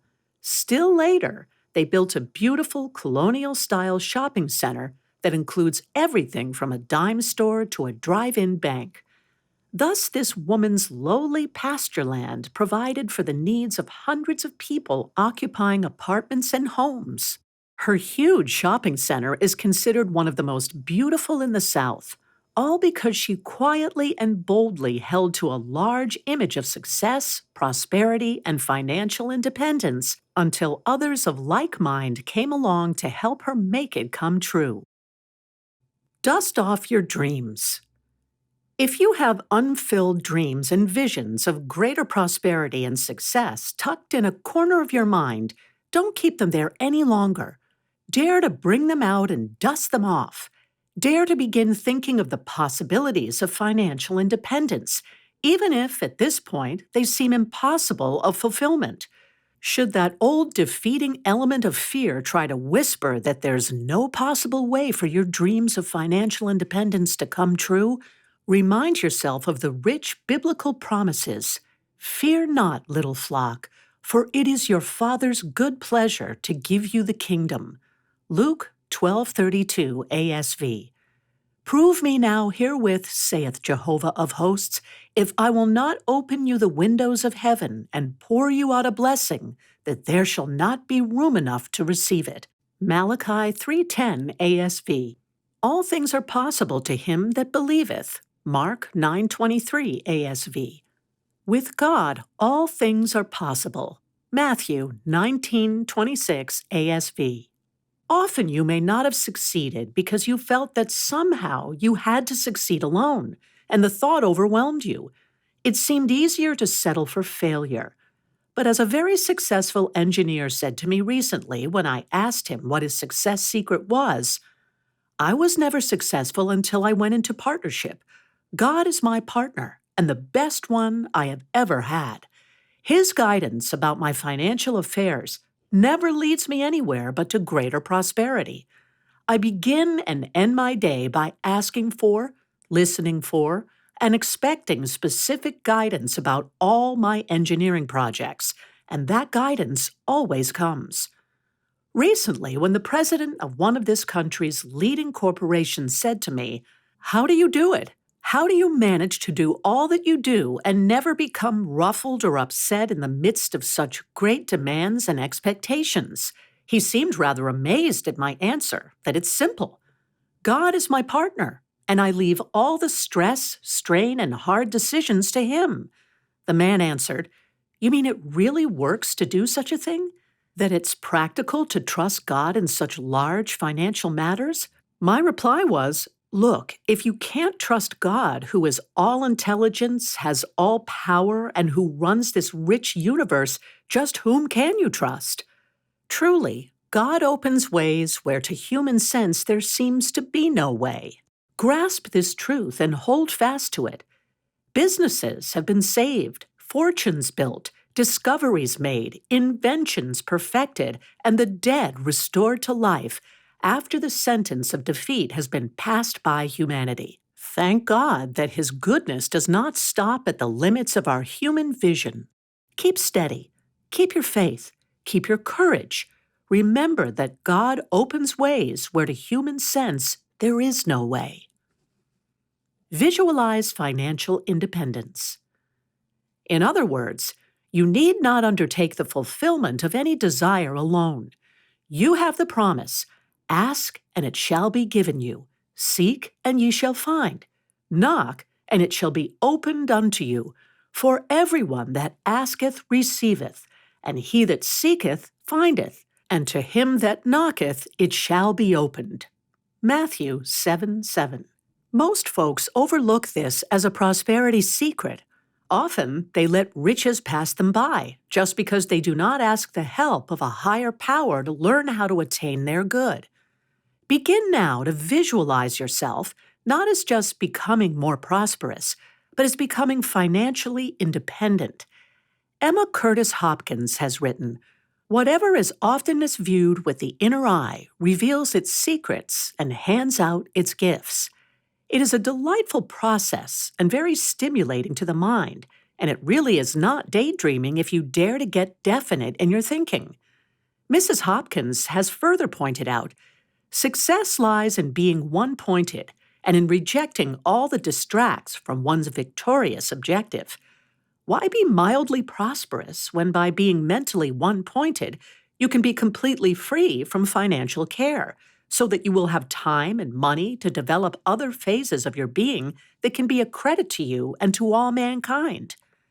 A Texas oil man once made a fortune in a way no one expected. He went into oil fields that had already been drilled for oil, and by drilling deeper, he made a fortune in oil that no one believed was there. In the realm of prosperous thinking, you can too. You are actually equipped to master life in its every phase. You do not have to compromise in life if you are willing to let go of the idea of compromise. By ceasing needless activities, associations, and relationships, by ceasing to be bothered with needless chatter with scatter-minded people, you will find that financial independence is right around the corner, much nearer than you previously assumed. Conserve your time and energy. Begin to discipline yourself more. Conserve your time and energy. Associate only with other prosperous-minded people with whom you have compatible interests. As you turn from all that is unproductive or unrelated to your high vision of prosperity, as you cease trying to please others and dare to please the still small voice of progress within your own heart, you are well on the way to financial independence. Many people want to become financially independent, but they never make the grade because they refuse to discipline themselves and their way of life, even for a time. It may seem an extreme idea to you that you must concentrate on prosperity to exclusion of all else, that you should discard negative, failure-minded business associates, that you should begin fearlessly to weed out all undesirable relationships, that you should be careful with whom and how you spend your time, even your leisure time. Once you decide to try this method, you will discover that it is as though you are breaking a hard shell of limited thought, feeling, and activity. When you get past that point, you can begin enjoying a more balanced way of life again. But there is that transition period of having a one-track mind that thinks only of success and prosperity, after which you find yourself in a much higher financial bracket. You will discover a new zest in life, and you will be able to relax and really have fun because you have earned it. But unless you conserve and concentrate prior to that point, you'll never attain it.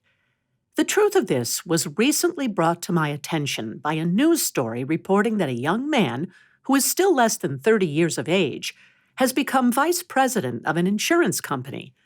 This young man decided several years ago on an objective, and he quietly started working toward it through prosperous thinking. He spent all of his spare time reading books on success, associating only with others of like mind. For a period, his wife felt that perhaps he was restricting himself from social affairs which they both had enjoyed in the past. But when he explained to her why he was devoting his time to concentration upon his present and future success, she was willing to forego most social events that were time-consuming. After several years of hard work and study, this young man has reached such heights that he and his wife can again lead a more social life. Now they can truly afford the enjoyable contacts with prosperous-minded people who are their new friends. Assume your financial independence now. A good way to begin cultivating the expectation of financial independence and the happy experiences it can bring is by beginning to be financially independent for the day, week, or month now before you. It is always easier for the mind to produce results that are expected in the present or immediate future. For instance, begin your day the prosperity way by affirming lavish abundance for that day, even before arising. Put prosperous thinking first, as well as last in your day. As you awaken each morning and emotionally prepare to meet the new day, either before arising or with your morning coffee, prepare yourself by writing out, verbally affirming, or silently declaring a number of times, "I expect lavish abundance every day in every way in my life and affairs. I specifically expect and give thanks for lavish abundance today." In this way, you are sending prosperous thinking before you to prepare a delightful, satisfying, and worthwhile day that will run to meet you hour by hour with its delightful surprises and satisfactions. As you daily develop a state of mind that believes in, expects, and experiences financial independence one day at a time, your state of mind then automatically expands, so that financial independence becomes a weekly, monthly, yearly habit. But you must start sometime in your thinking, and the daily basis is the easiest, most immediate, and most satisfying because it gives you proof positive that your prosperity is at hand, awaiting your recognition and acceptance of it. A businessman recently told me that his business doubled after he began to concentrate his attention on the thought and expectancy of financial independence, rather than on the thought of how hard he had to work and how useless it all seemed. A young insurance executive, he discovered that thinking of and expecting lavish abundance for one day at a time was a great secret toward financial independence. Several years ago, he began spending an hour each morning mentally planning his day as he wished it to be. He held in mind figures of sales he wished to obtain. Later, when he was named supervisor of a group of insurance salesmen, he spent time each morning thinking of them and the amount of sales he wished them to make for the day. It was by this daily process of thinking of lavish abundance for himself and his salesmen that he worked his way up to an executive capacity in his company. You can overcome serious obstacles. In order to become financially independent to the extent of having a constant financial income, it is necessary to discard a number of negative attitudes. Most people can tell you in a hurry all the reasons why they cannot succeed. Yet as we look about us, we are surprised at how often the people who succeed seem to have serious obstacles to overcome. There is a lady who is a polio victim who goes to her work as a private secretary in a wheelchair every day. To all appearances, she should have given up years ago when she was stricken with paralysis. But she was rehabilitated and now drives her own car. She has an interesting, worthwhile job. Through her attitude of refusing to give in to disease, she has become independent of the sickbed and makes her own way financially as well. The last time I heard from her, she was also thinking of getting married. One spring day several years ago, a young store clerk talked with me about how discouraged and uncertain he was about his future. I asked him what he really wanted to do, and he shyly replied, as though he had never dared to talk about it, "I would like to attend college so that I may teach." I suggested to him that through the power of prosperous thinking, all things are possible. I further suggested that he consider becoming independent, that he should positively work toward getting further education, that he should not settle for a clerk's job if he really wished to become a teacher. He agreed to begin visualizing himself as attending college in the fall and to constantly think of lavish abundance becoming visible to meet his every need. At the suggestion that he make plans as though he would attend college in the fall, he immediately registered at the college which he wished to attend. He studied carefully the college catalog, selecting the subjects he wished to take, and memorizing everything in that catalog about the college, its history, curriculum, faculty, and other features. As he continued to envision himself as free from what he did not want to do and as being active in what he wished to do, an interesting thing happened. In midsummer, a relative came to him and explained that for some time he had observed him and felt that his potential was much greater than his present work allowed. This relative then offered to make financial arrangements for this young man to attend college that fall. With great joy, this young man then confided all of his hopes and dreams to the relative, who was happy to learn of his foresight. Recently, that young man informed me that he will receive his degree within a few months. All this came about because he dared to become independent in his thinking and to vision great good as possible for him. Techniques for becoming financially independent. Begin now to mentally accept the vision of financial independence for yourself and those you hold dear by filling your mind with pictures of the life you would like to lead, rather than being hypnotized by the life you seem to be leading at the moment. But keep your high visions of financial independence to yourself. Start doing whatever little or big thing you can to help your high vision to come true. Let me share with you a simple, practical technique for helping you to begin today to become more prosperous. If you keep up the practice of this one simple technique, it will lead to greater prosperity, and it can surely lead to financial independence as well. It is this. The ancients believed the number 10 had a magic power of increase.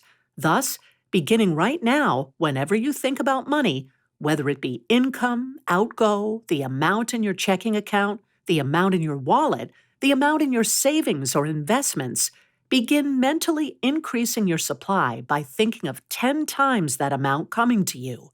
This is a delightful and fascinating technique for increasing your money.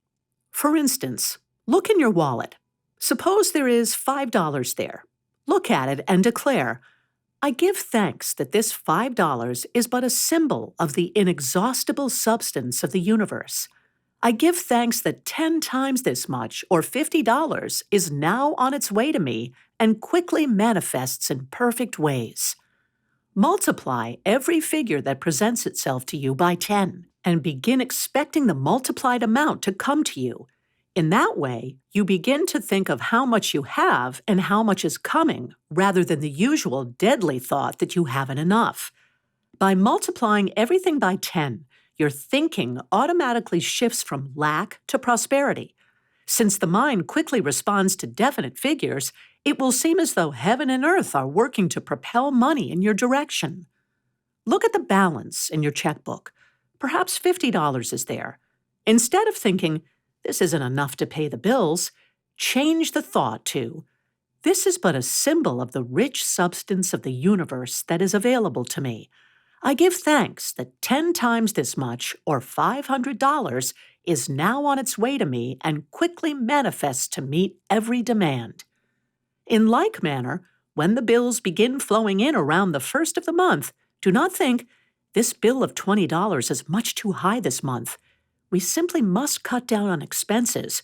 Change the thought to, $20 is but a symbol of the rich substance of the universe that is now available to me. I give thanks that 10 times this much, or $200, is now on its way to me and it quickly appears, so that every financial obligation is immediately and completely met with the rich substance of the universe. After multiplying your money by 10 mentally, if there is a financial need, it is good to go ahead sending forth whatever substance is on hand to meet it. That opens the way for the multiplied amounts to begin flowing in. The outflow makes way for the inflow. With every financial transaction that presents itself to you, multiply it by 10, giving thanks that 10 times that much is coming to you for your private use. It is the quickest, surest, most delightful way to get your PhD in prosperous thinking. A saleswoman who heard about this prosperous principle decided to immediately put it to work. The night she heard it explained, she had $1 in her pocket. She took it out, looked at it, and thought, 10 times this much is immediately coming to me. $10 now manifests. She then gave the dollar as an offering at the close of the lecture. The next day, she continued multiplying the total figure of every sale she made by 10. The result was that she sold more during that one day than did all the employees on 2 other floors of the same store. That night, when she arrived home, there were 2 $5 checks which had arrived in the mail. They were gifts that were totally unexpected. Thus, her dollar had produced $10 for her, and her selling power had mushroomed that day through her use of the magic number 10. You can take this same idea even further once you get it fully established in your mind and working for you. A doctor who heard this principle explained thought quietly, why should I settle for the multiplying power of 10? Why wouldn't the number 100, which is 10 times 10, be even more powerful in multiplying power? And so he decided to test it out. He, too, gave a $1 love offering at the conclusion of a lecture he heard on this subject, thinking, I am giving, thereby invoking the law of receiving. I expect to receive 100 times this amount, or $100. I give thanks that it quickly appears in perfect ways. The next afternoon, a woman walked into his office, handed him a check, and said, I do not owe you any money because I have not needed treatment from you recently. However, I am greatly impressed with the help you have been able to give several members of my family recently. They have been completely restored to health through your treatment. In appreciation, I would like to share a portion of some money that recently came to me unexpectedly. The check she gave him was for $100. A housewife, upon hearing of the multiplying power of 10, thought as did the doctor and decided to multiply the dollar in her pocketbook by 100 instead of by 10. Within 2 days, she received a check for $100 from a business associate who had long been owing her the money. What freedom this one simple technique gives you from the thought of lack, poverty, and not enough. It completely changes your attitude to, this is a rich universe, and there's plenty for you and for me. Further aids in establishing financial independence. Along with multiplying every financial figure by 10 or by 10 times 10, I suggest that you do a number of other things to aid in establishing your vision of financial independence. Begin now filling your mind with pictures of the life you would like to lead when you are financially able. Study newspapers and magazines carrying luxurious advertisements of the clothes, the homes, the hobbies, and other things in life which you wish to have and experience. Build, build, build your inner mental pictures of your life, free from financial worry, free for travel, hobbies, worthwhile accomplishments, and congenial associations. As for the talents and abilities you would like to develop, begin studying books and filling your mind with the pictures of fulfillment along that line. Think of the organizations you would like to help and the good you would like your riches to accomplish. Build the mental picture of financial independence also for your loved ones in your own thinking. Mentally behold the whole world financially independent. Free yourself and begin to free mass thought of all that is less than rich financial independence. Millions of people all over the world are slaves to war, crime, delinquency, ill health, and the godlessness of communism because they ignorantly believe that their wealth lies outside themselves, leaving them wholly dependent upon others. Dissolve this ignorant, destructive, hypnotic belief for others as well as for yourself by daring to accept the glorious truth that financial independence is one of the God-given rights of all mankind, which you can help to bring forth by your own attitudes, actions, and reactions. You should also begin building your expectancy and faith in financial independence by studying the subject of finance, economics, and investments. You should also literally pray for financial independence. Realize in your thinking that you are not bound to the wheel of work day in and day out. You are not a servant to the God of Mammon, but a radiant son of the God of universal abundance. Your 10 lucky steps. To help you gain financial independence on a steady basis, I wish to share with you the following formula, which I like to call the 10 lucky steps to prosperous thinking and financial independence. 1. Get quiet, meditate, and ask your loving Father if there is any reason why you should not become financially independent. This act will remove all uncertainty from your mind, for it is uncertainty that delays your success. 2. Having decided to achieve financial independence and having gotten a sense of peace about the rightness of it for you, make a mental picture of the highest degree of it that you wish to experience. Mentally image the amount of income you wish and how you will live when you are independent. Build as detailed a mental picture of financial independence as possible. The more you think about it, the more detailed your mental picture will become. Think of the kind of home you wish, the type of clothes you wish to wear, the activities you wish to experience, the places you wish to visit. 3. Build the mental picture of what you really want, not what someone else wants you to have or what you think it is your duty to have, but what you really want. Many people lead miserable lives of failure because they try to please others. Your life is a divine gift for you to live, not for someone else to live for you.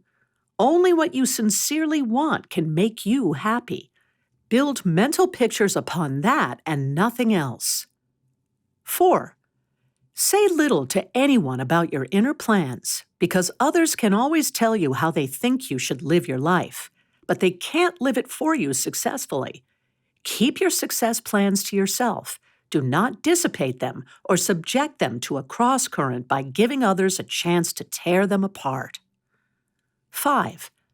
Proceed as you feel led to take the first steps toward your mental pictures of financial independence. Do whatever little or big things you can to gain the feeling that you are already on the way toward it. Set a time limit and plan to achieve certain things within 6 months, others within a year, and others within 2 years. Set a date when you plan to achieve complete financial independence. 6. Do not become anxious, excited, or emotionally upset if affairs do not immediately begin producing the results you desire. Do not try to force or hurry your mental image into fulfillment. Anxious, excited, emotional, hurried, forced states of mind produce violent results that are seldom satisfactory, and they can be most discouraging and destructive. 7. Instead of caring what people say or think, quietly continue to persevere in making your mental image of financial independence come forth in whatever ways are revealed to you. Remind yourself often that you are working with the rich substance of the universe through prosperous thinking, and that you cannot fail because the laws of the universe are immutable and cannot fail. Thus, nothing can prevent your success from manifesting as you keep thinking and working toward it. 8. Realize that your dreams of financial independence have already become true on the mental plane by the time you desire them or become aware of them. Thus, your great good is as much yours before it becomes visible as it is afterwards, but it is up to you to bring it into visibility. You can do so by declaring, "Divine Substance, give me this now in thine own perfect way," or "Divine Substance, now meet this demand in thine own perfect way. It is mine now and quickly manifests in satisfying ways." Never say, "It can never happen," but "This or something better now manifests." 9. Remind yourself often that if others have attained financial independence, so can you. What one has done, many can do. What can be done in small degree can, with persistence, frequency, and earnestness, be done in an unlimited degree. It's up to you. 10. Remind yourself often that every good thing already exists in the realm of substance. Through your high expectancy, mental images, and prosperous thought and action, you become master of the realm of substance and can bring forth whatever you wish from it. The history of the world shows that every mental demand of man has been met. Make yours now, stick to it, and you shall succeed. It may not happen overnight, yet it can. It will happen if you dare to persist in expecting, envisioning, and mentally accepting the idea of financial independence for yourself and all people. At first, it may take some effort on your part to begin believing success is possible for you, but the fruits of that effort will make it worth every prosperous thought held, every vision entertained, every rich mental picture you have built. Declare often, "Every day, in every way, I am becoming financially independent with the help of God." It will surely come. Chapter 11. The Prosperity Law of Love and Goodwill. Recently, a businessman said to me, "I believe that the greatest prosperity law of all is the prosperity law of love and impersonal goodwill." He then told me of some of his experiences in business where love as impersonal goodwill had won out in the face of inharmony and apparent failure. He cited the instance of a wealthy lady customer whom he could always please when her mood was high. But when she was in low spirits, he often received caustic letters or telephone calls in which she would make caustic, unkind remarks about his mishandling of her business interests. His antidote for this woman was using love as impersonal goodwill. He stated that when this customer or any others acted up during the course of his business day, he had developed a special method for straightening them out. Instead of retaliating or offering a defense when inharmony, criticism, or personality conflicts arose, he would sit quietly for a few minutes, think about the person in question, and deliberately think loving thoughts of goodwill about them. He worked in his own thinking to visualize that person surrounded and enfolded with love, a sense of security, calmness, good humor, impersonal goodwill. The result? He states that the results have been so fast and so pronounced that it has often been breathtaking. For instance, that wealthy, moody woman has often telephoned him long distance to express her profound apologies within an hour after he has visualized her in a loving, kind way. If a telephone call did not come, then she would usually write a note, dating it and timing it within an hour or so after his thoughts and blessings were realized concerning her. When inharmony arises in business transactions where several people are involved, this man goes over each one in his mind and blesses each one with impersonal goodwill. He then mentally sees harmony restored in the situation. Soon, tempers cool, misunderstandings fade away, and successful transactions proceed. It is good to use this method at the beginning and end of each day. As you look back over your day mentally for all unpleasantness that occurred, dare to mentally recast that experience.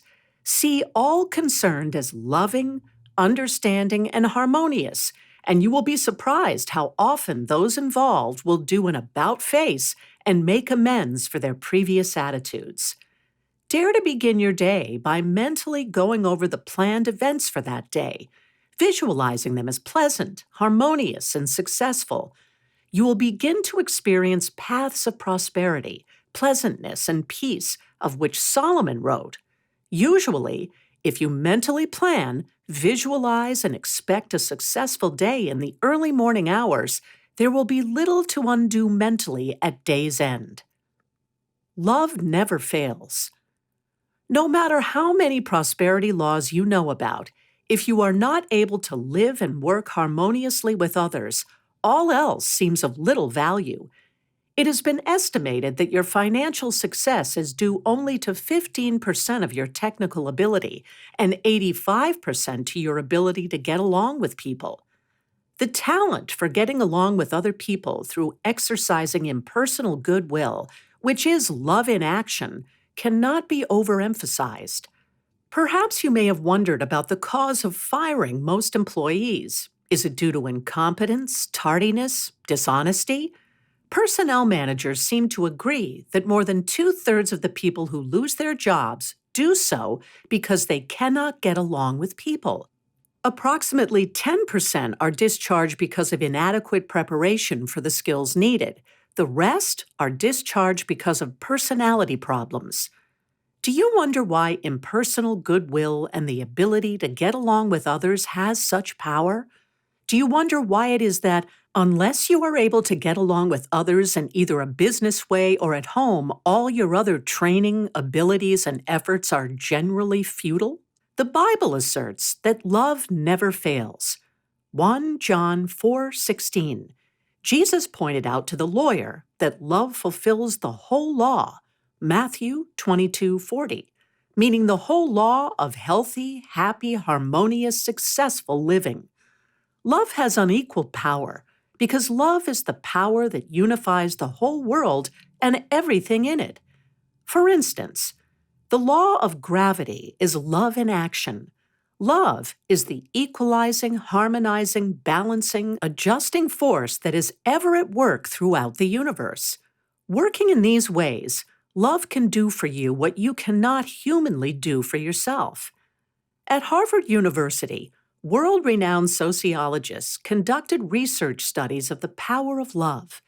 The university established a research center staffed with serious scientists who spent their valuable time studying the subject of love. Their findings were that love, like other good things, can be deliberately produced by human beings. According to their findings, there is no reason why we can't learn to generate love as we do other natural forces. Love is personal and impersonal. But how do you produce and generate love? First, by realizing that love is both personal and impersonal. On the personal level, You can generate love as the expression of devotion, tenderness, kindness, approval, and appreciation of those in your family and circle of close friends. Love on the impersonal level is the ability to get along with other people or goodwill toward all others without personal attachment. For this purpose, affirm often, I love all people and all people love me without attachment. A Chinese doctor now living in Malaya is especially interested in helping mankind to realize the impersonal power of love for solving all our ills. He has sent out over 150,000 copies of a statement about the power of love. In this statement, he invites people of all races and creeds to simply think about divine love for 5 minutes every day. He then provides a synchronizing timetable in case people in various countries wish to meditate upon divine love at the same time. That is one man's belief in the power of love for harmony, justice, and world peace. How to generate love. If you will analyze this thing called love, you will discover that life is a process of giving and receiving of love in its many phases, and it is those individuals who are not living in the stream of love that feel its lack as a difficulty in mind, body, or affairs. Through the deliberate development of love, you can get into the stream of life's goodness as well as help others to experience it. Is it not wonderful to realize, as did the Harvard scientists, that you no longer have to look outside yourself, waiting and hoping that somehow, at some future time, perhaps love will find you? You can begin now deliberately generating love for God, for yourself, and for mankind from within your own being. By doing so, you will unfailingly draw the perfect expressions of love into your own life. I have discovered that some people feel guilty about their desire for love in its many phases, thinking they should suppress that desire. The time has come for you to realize that you should express the desire for love, from within out, toward God, yourself, and your fellow man. A loving father can only do for you what he can do through you. It is through your own thoughts, feelings, and expectations that love is born. As you deliberately express love, it comes back to you multiplied. Take conscious control of your thoughts and feelings and begin now to develop an impersonal consciousness of love, knowing that it is the quickest way to solve your own problems as well as a powerful way of helping mankind. You can do this in a very simple way. Begin spending a few minutes each day deliberately generating love. In those times, affirm, with God's help, I am now deliberately and joyously radiating divine love to myself, my world, and to all mankind. Ask daily that divine love be made alive in you. Form the mental picture of yourself as healthy, prosperous, illumined, harmonized, blessed, unfettered, and unbound. Quietly love that mental picture by affirming, I let divine love now be made alive in me. In these periods, when you deliberately bring alive and generate love, do so in this way. Think of love as being a radiant light that enfolds, brightens, illumines, and uplifts you. Think of love as permeating, penetrating, and saturating your whole being. If there are dark, troublesome areas in your life, deliberately think of them as coming alive with the light of divine love and being divinely adjusted. Continue in your meditation period to pour forth the thought, feeling, and enlightened picture of love upon yourself and your world. There is no reason for feeling guilty about loving yourself. You cannot love others or radiate love outward until you love yourself and feel it within. Love begins at home, within you. Psychiatry emphasizes the need for self-love and appreciation. When Jesus said, Love the Lord thy God with all thy heart, soul, and mind, this is the great and first commandment. Matthew 22:35. He was referring to man's loving the God nature within himself, as well as a universal God. Dare to consciously love yourself, love your life and affairs, love every little bit of good in all. In your time of generating love, particularly dare to love any part of the body that is crying out for healing. Boldly declare to it, I love you. Dare to direct love to any situation in your life that seems difficult. Think of the situation and affirm, let divine love be made alive in thee now. When you have sufficiently gained a mental picture or satisfying feeling of the light of love flooding your whole being, you can know that you have generated and released the greatest power on earth into every phase of your mind, body, and affairs. The light of love shall shine forth as new energy, new peace of mind, new power and dominion, new poise, new beauty, new prosperity, new harmony, indeed, as new good in every phase of your life. Turning on love brings practical results. The Harvard scientists also discovered that you can actually bombard people, situations, and conditions with love, thereby producing miraculous changes. They predicted that turning on love might soon become a universal prescription for healing the world's ills. There is a practical result-getting power in generating and turning on love. A friend recently spoke of witnessing her complexion clear up after daily thinking of it in meditation and gently loving it with the thought of beauty and radiance. Her skin is now radiantly clear and beautiful. A lecturer recently spoke of feeling fatigued during a lecture series. Then he remembered to love his body in his meditation periods, and it quickly responded with new life, energy, and vitality.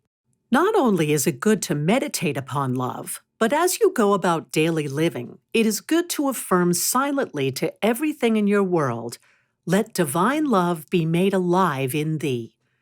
To the clothes you wear, the car you drive, the inanimate objects in your home or office, the bills you pay, the income you receive, affirm divine love. Even to the empty spaces in your life, and to the good you seek that has not yet appeared, affirm love.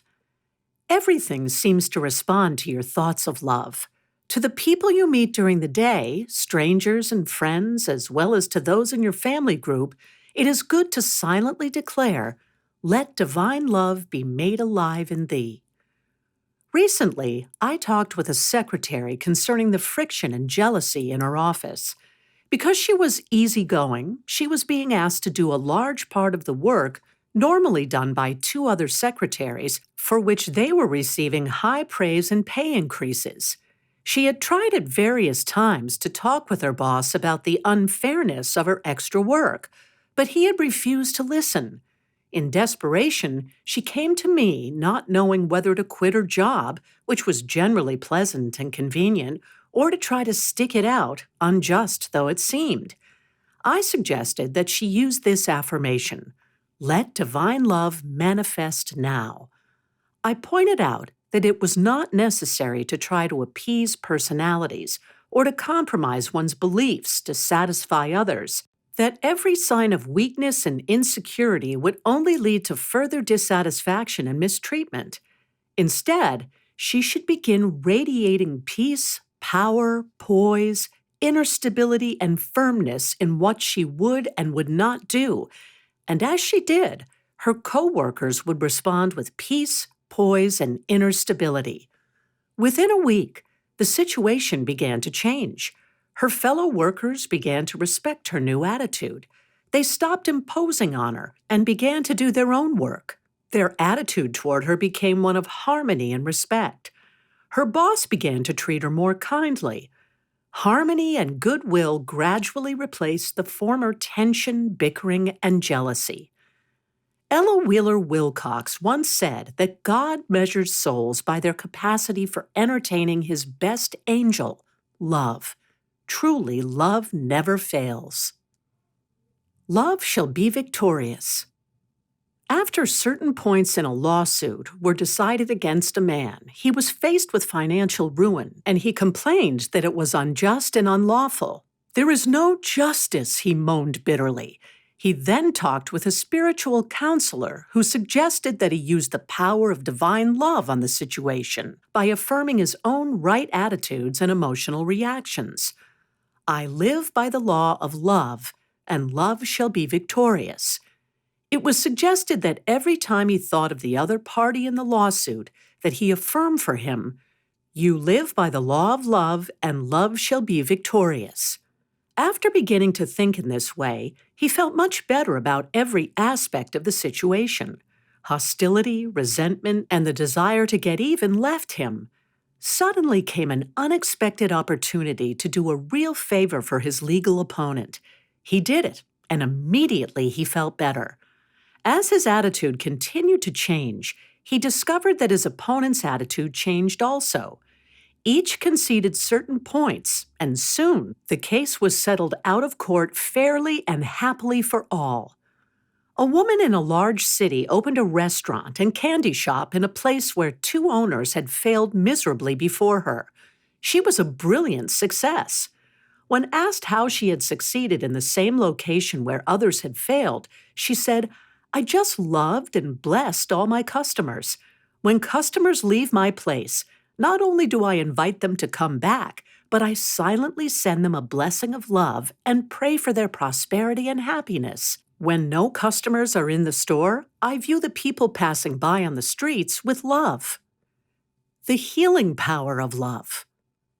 You can deliberately produce divine love by thinking loving thoughts about yourself and others and by affirming divine love.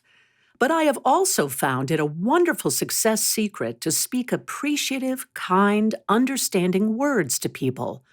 Kind words produce results after they're kind. The kind results that mean new life, increase, and real happiness for you.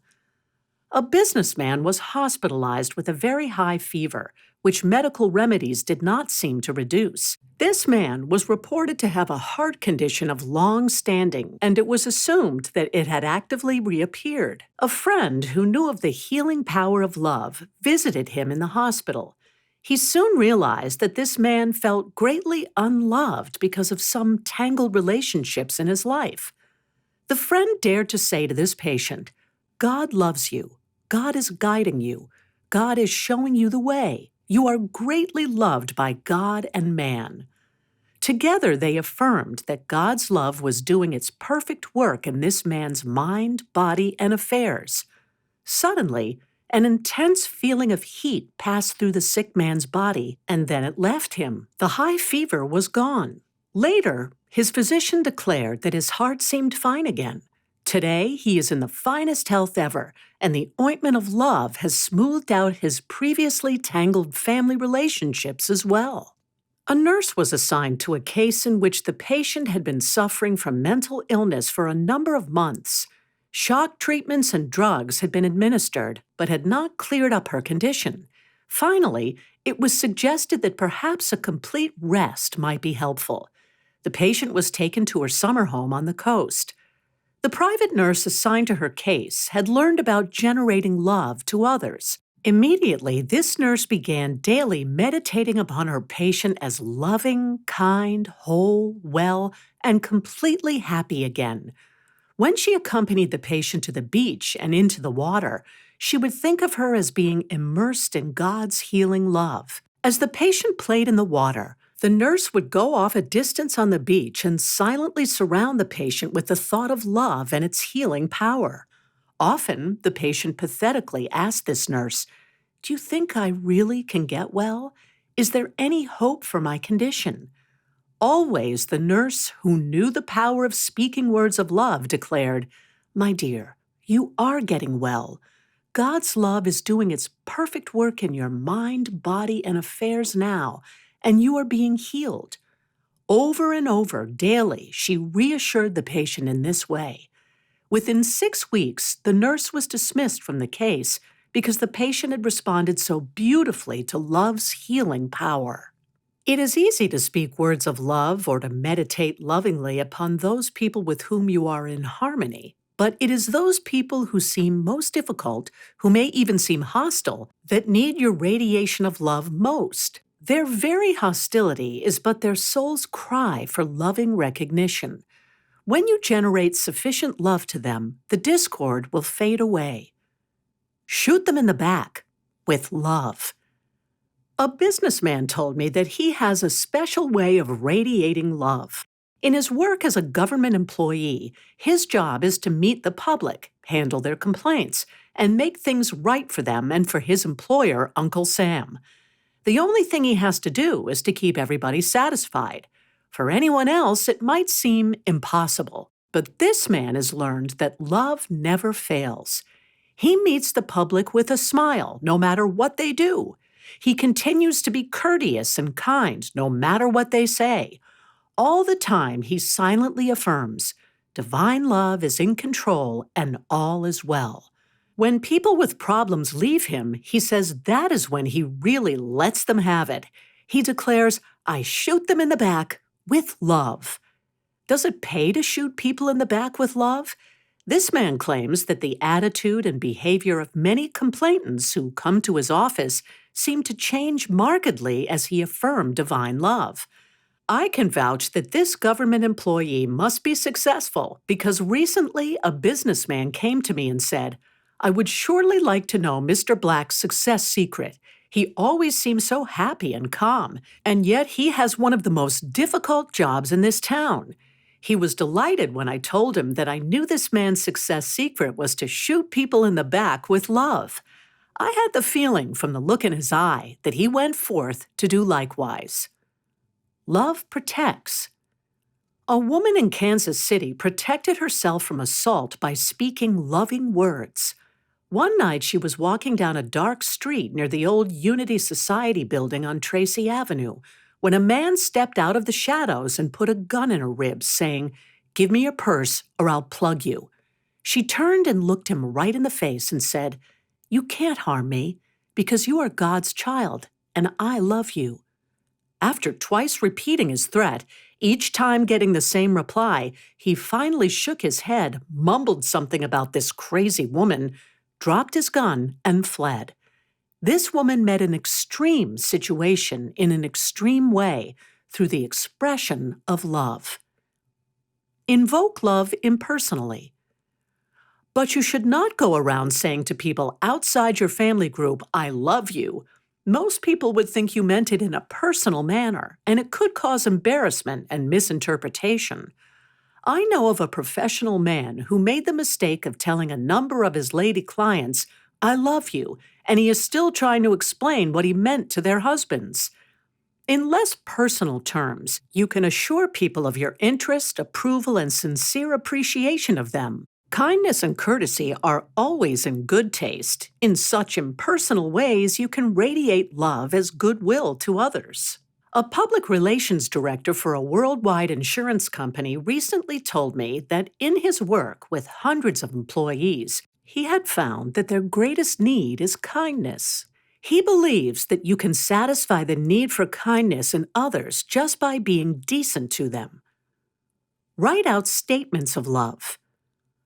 Along with meditation upon love, affirming love, and speaking words of love, it is good to write out statements of love as a method of generating it. A lady once heard that a former friend was viciously gossiping about her. The criticism was severe and unwarranted. A number of people were being telephoned and visited in an effort to cause this lady to lose her job. When she learned of the negative activities which were spreading, she began to affirm that divine love was at work in the situation. Soon, a friend who had just learned of further critical comments insisted to her, This situation must be stopped. You must take action. All afternoon, this lady sat quietly and wrote over and over, Divine love is doing its perfect work in this situation now, and all is well. That was the only action she took. Within a few days, she received a gift from the woman who had severely criticized her, along with a note expressing words of love and appreciation for her. Divine love had turned the tide. The deliberate radiating of divine love is especially helpful concerning the little things in life that can be quite irritating. A series of little things, little events, little changes often mold your day and your world. When you master them, you are approaching mastery of your life. Personal expressions of love are important. We have mentioned a number of ways to generate and radiate love in the impersonal phases of life, but let us not overlook the fact that the personal aspects of love need to be expressed regularly in every family. Psychologists tell us that everyone needs to feel loved, appreciated, and important. It is a basic need of all mankind. Often, those troublesome situations at home in the family group result from lack of love being expressed on a personal basis. For instance, I recently asked a lady who was having trouble in her marriage, "When was the last time you looked your husband straight in the eye and sincerely declared to him, 'I love you, and I think you're wonderful'?" Startled, she replied, "You mean I have to talk like that to save my marriage?" I found myself saying, "Well, isn't that the way you got your husband in the first place?" Wives should make their husbands feel important and needed. I have counseled with businessmen who were involved with other women. To my question, "Why are you seeing another woman since you have a lovely life and a wonderful home?" the usual reply was, "The other woman makes me feel important and needed, but my wife doesn't." Sex, an important expression of love. The sexual relationship in marriage is also an important way of expressing love. Indeed, when rightly understood, sex is a vital part of the holy sacrament of marriage. In its fullest meaning, sex is beautiful beyond compare. The expression of sex in marriage can deeply enhance the bond of love. Express love to children. Children, as well as adults, need to feel wanted and appreciated. Recently, a 7th grade science teacher made an interesting experiment with the 12 and 13-year-old students in her classes. She gave 190 boys and girls slips of paper on which she asked them anonymously to write out their greatest problems in life. She read most of their answers to me. One 12-year-old boy wrote, "My brother is a teenager, and all of his friends are teenagers who constantly pick on me. My problem is that I am allergic to teenagers. What can I do about it?" Another student wrote, "My mother and father give me everything I want in the way of clothes, money, and gifts, but they never have time to talk or visit with me. My friends say that I am very fortunate to have such generous parents, but I would much rather have more of their time and less of their money." In counseling parents about their so-called problem children, one quickly discovers that often the parent's attitude toward the child is the problem. A change of attitude on the part of the parent toward the child is often all that is needed to bring about a happy relationship. In recent conversation, a very successful businessman seemed quite troubled about his nonconformist teenage son. This man had two sons, one of whom had grown up to be all that his father had desired as a loving, obedient individual.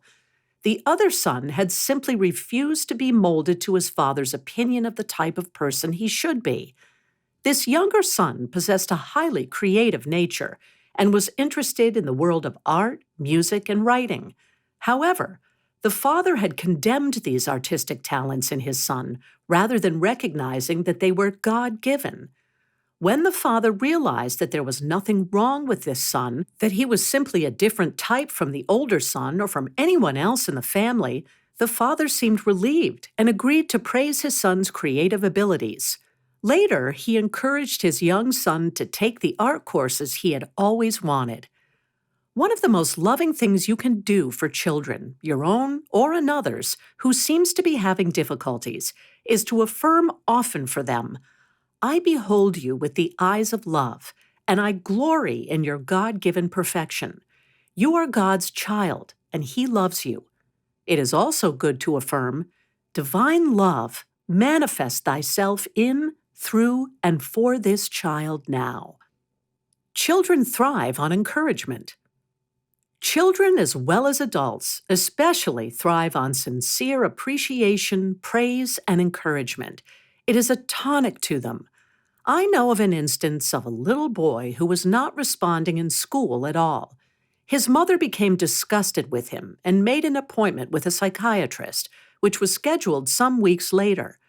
In casual conversation, she mentioned her son to me, and I pointed out his sensitivity and his creative abilities. I explained that his differentness, which had so greatly disturbed her, was his potential power for success. I suggested that she take time from her crowded business schedule to daily sit down and talk with him about anything that was on his mind, and especially that she praise his every improvement and his every good attitude. She immediately began praising him sincerely and daily, and his schoolwork immediately responded. His musical ability also blossomed forth. Soon he was selected as one of 6 children in his age group from the entire city to perform at a special band concert. The previously planned psychiatric treatment was canceled. Discipline with love. This does not mean you should not work to correct negative behavior or to discipline children. You should be firm but loving in your discipline. The word discipline, in its root meaning, signifies to perfect. Your methods of correction and discipline should lead to perfection rather than to rebellion, resistance, or further negative behavior. I have found it best to pray for divine guidance concerning each child, rather than to seek advice from other people or to clutter the mind with too much theory on the subject. Parents have long believed that they personally had the difficult task of training their children by engrafting knowledge onto them from the outside, which they felt would equip their children for adult living. When you attempt to rear children from this standpoint alone, it can prove difficult and disappointing for all concerned. Intellectual education has its place, but it is only a part of a child's real education and development. The word educate truly means to draw out that which innately exists within. Dr. Emily Cady has written, "God as infinite love lies within every human being, only waiting to be led forth into manifestation." This is true education. Another way to love children is to teach them that God never intended them to fail or to be in lack. I know of one family group in which the children are developing real self-confidence because their parents constantly tell them they can succeed and that failure is not necessary. These children are gathered together at bedtime for their prayers. Along with the usual prayers for children, these parents also affirm prosperity statements with their children. They are absorbing the idea of wealth and prosperity as their natural right. Every gift that comes to them is received as a prosperity gift. Every item of clothing becomes their prosperity clothes. Small wonder that these children are constantly attracting gifts and prosperity to them. Begin where you are, expressing love. Remember that love functions on both the personal and impersonal phases of life. If there seems to be a lack of love in your personal life, you can be assured that you will experience love in that department when you persevere in rendering love impersonally as service and goodwill. If love seems to be missing in the impersonal phases of your life, you can be assured that you will experience understanding, happiness, and success there when you persevere in using God's love in your personal life and relationships. Begin where you are, with the love now operating in your life. Bless it. Give thanks for it in either the personal department of your life as happy family relationships or in the impersonal phases of your life as job success. As you give thanks for every small and large expression of love in your life, you release its multiplying power, which can fill every void. Charles Fillmore commented on the power of love as follows: "You may trust love to get you out of your difficulties. There is nothing too hard for it to accomplish for you if you put your confidence in it." Serious scientists have made a special study of love. Jesus Christ, the master of victorious living, placed it first in importance. One of the early builders of Christianity, the Apostle Paul, ascribed all power to it. Promise yourself now that you will also begin to deliberately generate God's love to yourself, to family, and to all mankind. As you do, your problems will turn into solutions and your prosperity will multiply. You can bring this to pass by affirming often, "Divine love foresees everything and richly provides everything now. The perfect results of divine love now appear." Chapter 12. The Prosperity Law of Prayer. In these modern times, you hear much about the power of prayer. Prayer is often described as the mightiest force in the universe. You frequently hear such phrases as, prayer changes things, or the family who prays together stays together. Mail that comes to you may be stamped, pray for peace, or spiritual action is constructive. UN needs your prayers. Everywhere, the power of prayer is being written about, talked about, and used as never before. Someone succinctly described the power of prayer in this manner: prayer is profoundly simple and simply profound. Recently, the vice president of a large real estate firm talked with me at length about the power of prayer. He declared, "This is a more spiritual world than many folks realize. People often wear a mask, hesitating to speak of their belief in prayer or of their own answered prayers." He then related how, during a recent period of ill health, his supposedly hard-boiled business friends quietly visited him in the hospital and later at home to talk with him about the power of prayer for restoring his health.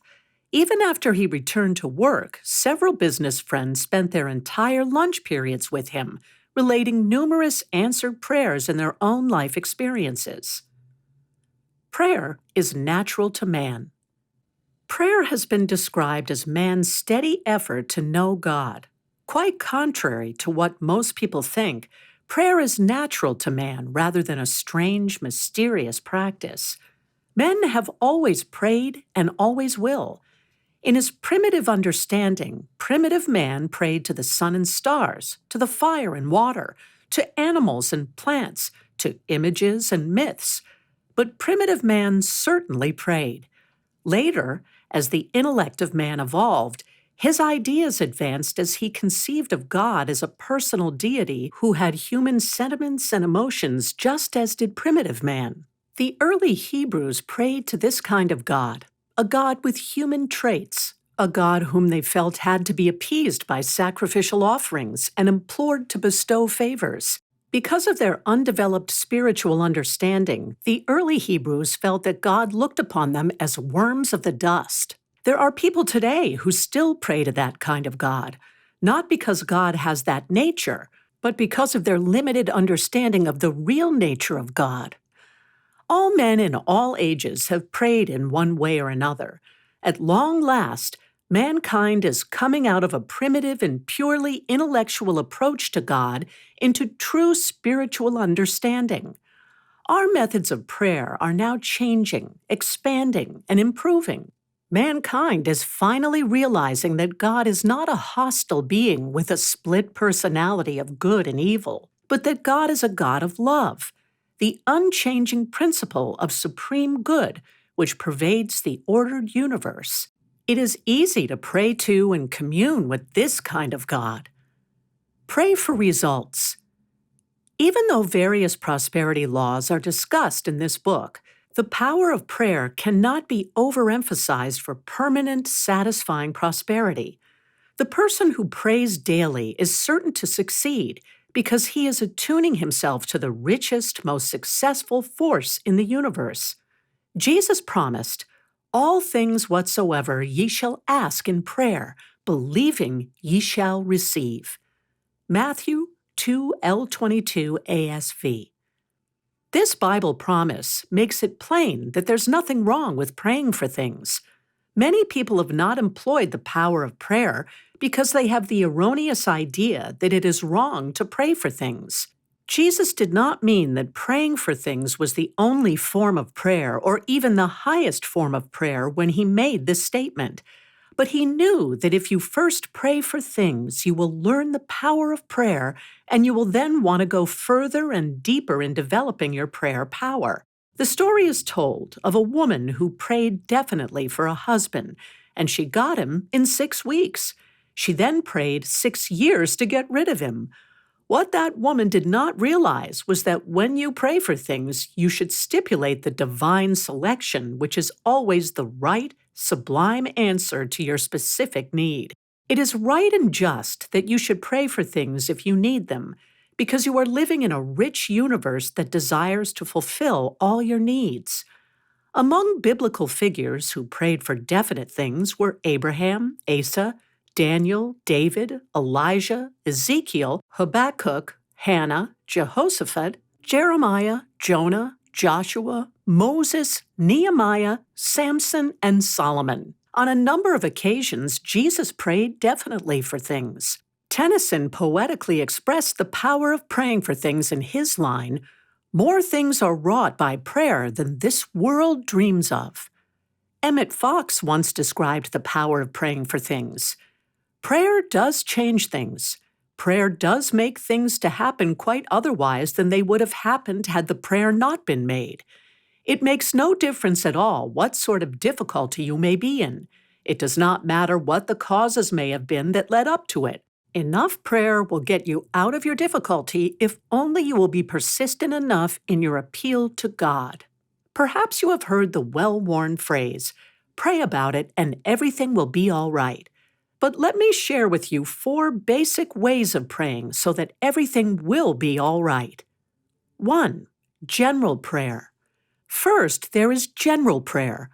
General prayer is praying to God as a loving, understanding Father in your own private way. It can be on your knees or in any comfortable position. It can be expressed in spoken words or in silent communion. It can be with a prayer book before you, or it can be by browsing through your Bible, dwelling upon favorite passages or paraphrasing them to meet your need. Special methods of general prayer. A good way to begin using a general prayer is to take the Lord's Prayer and to consider each line of it silently and verbally. The ancients believed that the Lord's Prayer was all-powerful. They often declared it over and over from 12 to 15 times without stopping. At the healing shrine at Lourdes, those seeking healing were taught to pray the Lord's Prayer 15 times while they entered the waters. The number 15 was believed to have the power to dissolve affliction and adversity. From my own experience, I know that deep spiritual power is contacted and brought alive when one repeats the Lord's Prayer over and over, either silently or verbally. Another effective way to make contact with spiritual power in prayer is to take the name Jehovah from the Old Testament or Jesus Christ from the New Testament and verbally and silently declare them over and over. A housewife once told me that her husband became very successful in business after several previous failures when she began to daily call upon and dwell upon the name Jehovah. It seemed to generate spiritual power that released right ideas, right actions, and right results. As for the power of calling on the name Jesus Christ, Charles Fillmore has written, Jesus Christ still lives in the spiritual ethers of this world and is in constant contact with those who raise their thoughts to him in prayer. The mightiest vibration is set up by the speaking of the name Jesus Christ.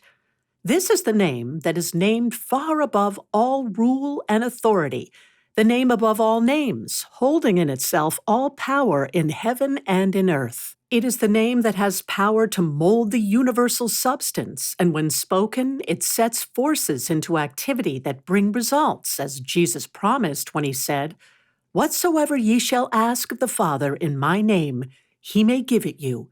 If you shall ask anything in my name, that will I do." Another powerful way to pray generally, invoking the name, presence, and power of Jesus Christ, is by mentally imaging Jesus Christ taking care of anything, any situation, or person that bothers you. For instance, a woman once wrote describing this type of prayer. For 20 years, I had as my husband a man whom I had grown to hate. I am married now to the same husband, a man who is daily more companionable and loving. Strive as I did, I could not bring myself to love the first man. He seemed dead spiritually, was very selfish, crude, hard, careless, and unloving. It seemed like a hopeless situation, and how I longed for freedom. I had little ones to care for and was unable to work to keep them, so of course, I had to stay with my husband. Then I began to think of the presence and power of Jesus Christ and decided to prayerfully image Jesus Christ at work in the situation. Daily, I began to think of Jesus Christ going to work with my husband. I saw the Christ working in and through him, working with him, even having lunch with him. I visualized my husband and the Christ with him coming home to his wife and family to well-cooked meals, happy and contented. Now, as a result of this, although I am still married to the same man, he is truly a different man, one who is kind, thoughtful, happy, and loving. At this very moment, he is sitting out on the back veranda, happily whistling Rock of Ages as he mends his leather jacket in preparation for work tomorrow. Through prayerfully bringing Jesus Christ into the situation, I have found the companionship I longed for. Truly, I love my husband. I feel like telling other wives who continually quarrel with and condemn their husbands just to try my prescription. Sometimes one form of general prayer will aid you, and at other times, some other form will meet your need.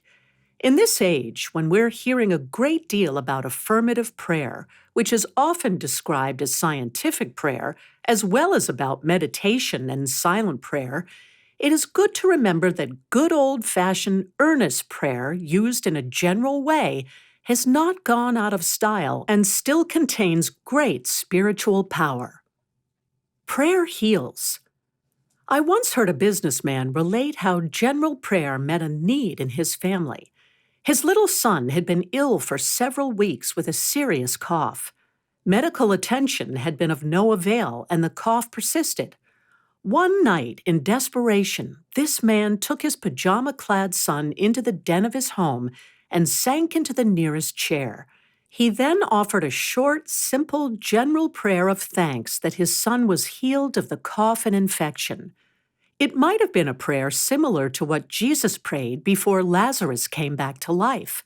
Father, I thank thee that thou heardest me, and I knew that thou hearest me always. John 11:42 ASV. In any event, the child coughed only twice after that and recovered completely. That is the power of general prayer. Prayer dissolves bitterness. A housewife recently wrote me of some of her experiences with general prayer. She and her husband desperately wished to have a child. For 3 years, they prayed daily that God's will be done concerning it. Their prayer was then answered, and they now have a lovely little girl. In another instance, a housewife had long been estranged from her father, who had divorced her mother when she was small. One day, after years of not having heard from him, a letter arrived saying he would like to come for a visit. At first, the old bitterness from the past welled up within this woman as she thought of seeing her father again. Then she knelt beside her bed and prayed that God's good will be done in the matter. She got a feeling of peace and calm and was led to write him to come. When he arrived, she was amazed at how congenial he seemed with her, her husband, and child. She declared, "He was the best house guest I've ever had." They laughed, shared many things, and were quite happy during this 10-day visit. 6 months later, she received word that he had passed away in a distant city, and she was so grateful she had prayed for guidance and had enjoyed the last happy visit with him. Praying for marriage. The assistant secretary-treasurer of a savings bank once remarked that it was time she was getting married. She was an attractive person who had many friends and enjoyed a wide range of activities, but she just never had met the right man. The janitor heard her remark and informed her that it was quite possible for her to meet the right person and to marry happily. He advised her to pray about the matter. She informed him that she had already prayed many times, but to no avail. Doubtfully, she agreed to pray again if he would also pray with her daily, which he did. One morning, a few months later, she was wearing a lovely diamond as she rushed into the bank and announced to her fellow workers that she would be getting married very soon. She had met her future husband while playing golf at the country club, and it had been love at first sight. Ever since, she has insisted that her happy marriage is the result of prayer. praying for work. A musician was out of a job. The band with which he worked had been asked to go to Florida. Upon arrival there, the job promised them did not materialize, and they were stranded. This musician prayed a general prayer that God's good will be done in the matter. One day, he and the other members of the band were at the union headquarters, hoping something would turn up, when their agent telephoned from New York and said he had located a job for them in Texas. No one else in the group knew that this musician believed in and practiced the power of prayer. Nevertheless, he felt the prayers of the group had been answered as they proceeded to Texas for a long, successful engagement. Praying for protection. A housewife was in her farmhouse in a dense forest area. While her husband was away on a business trip, a great forest fire arose and raged all around her property. As the fire surrounded her, she could not leave to notify her husband, who was traveling between 2 points and could not be reached anyway. So she prayed, "Father, it's up to you to save me and our house and property. There's nothing I can do." She then released the matter, went to bed for the night, and slept well. The next morning, she awoke early to find only a few stumps still burning here and there. Upon investigation, she realized that the fire had burned right up to her property lines and had stopped. It seemed a miracle. Later in the day, when a forest ranger arrived, he said, "There's only one explanation for this. You must have been praying." Prayer is dynamic. Now, perhaps you are thinking just now, as did once my son. A friend met him on the street and asked him about me. He replied that I was fine, with one exception. There's just one thing wrong with my mother. Alarmed, the friend inquired what was wrong. The emphatic reply was, "She prays too much." The friend then asked, "Does anything happen when your mother prays?" To which he replied, "Oh yes, something always happens when my mother prays."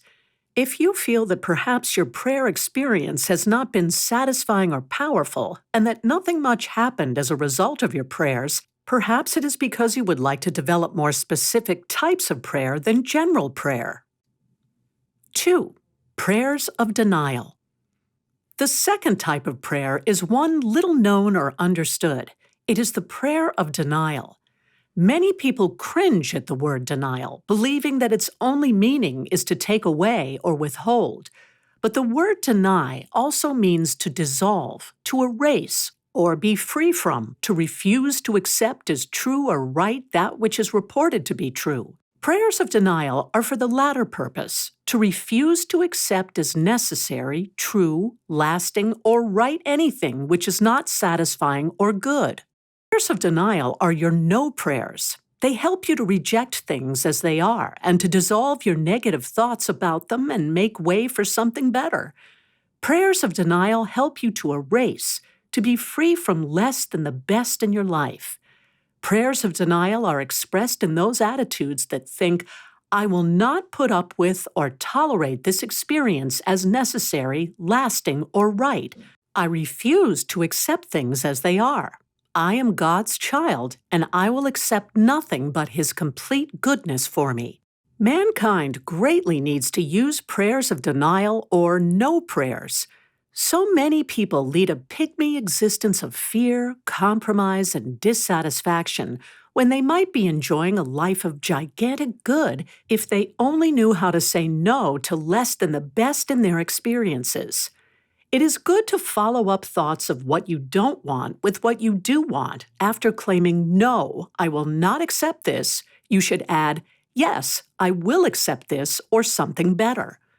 Jesus was speaking of your no and yes powers when he said, "Let your speech be yea, yea, and nay, nay." Matthew 5:37. The prophet Hosea went into more detail to show you how to use your no and yes powers when he advised, "Take with you words and return unto Jehovah. Say unto him, Take away all iniquity and accept that which is good." Hosea 14:2.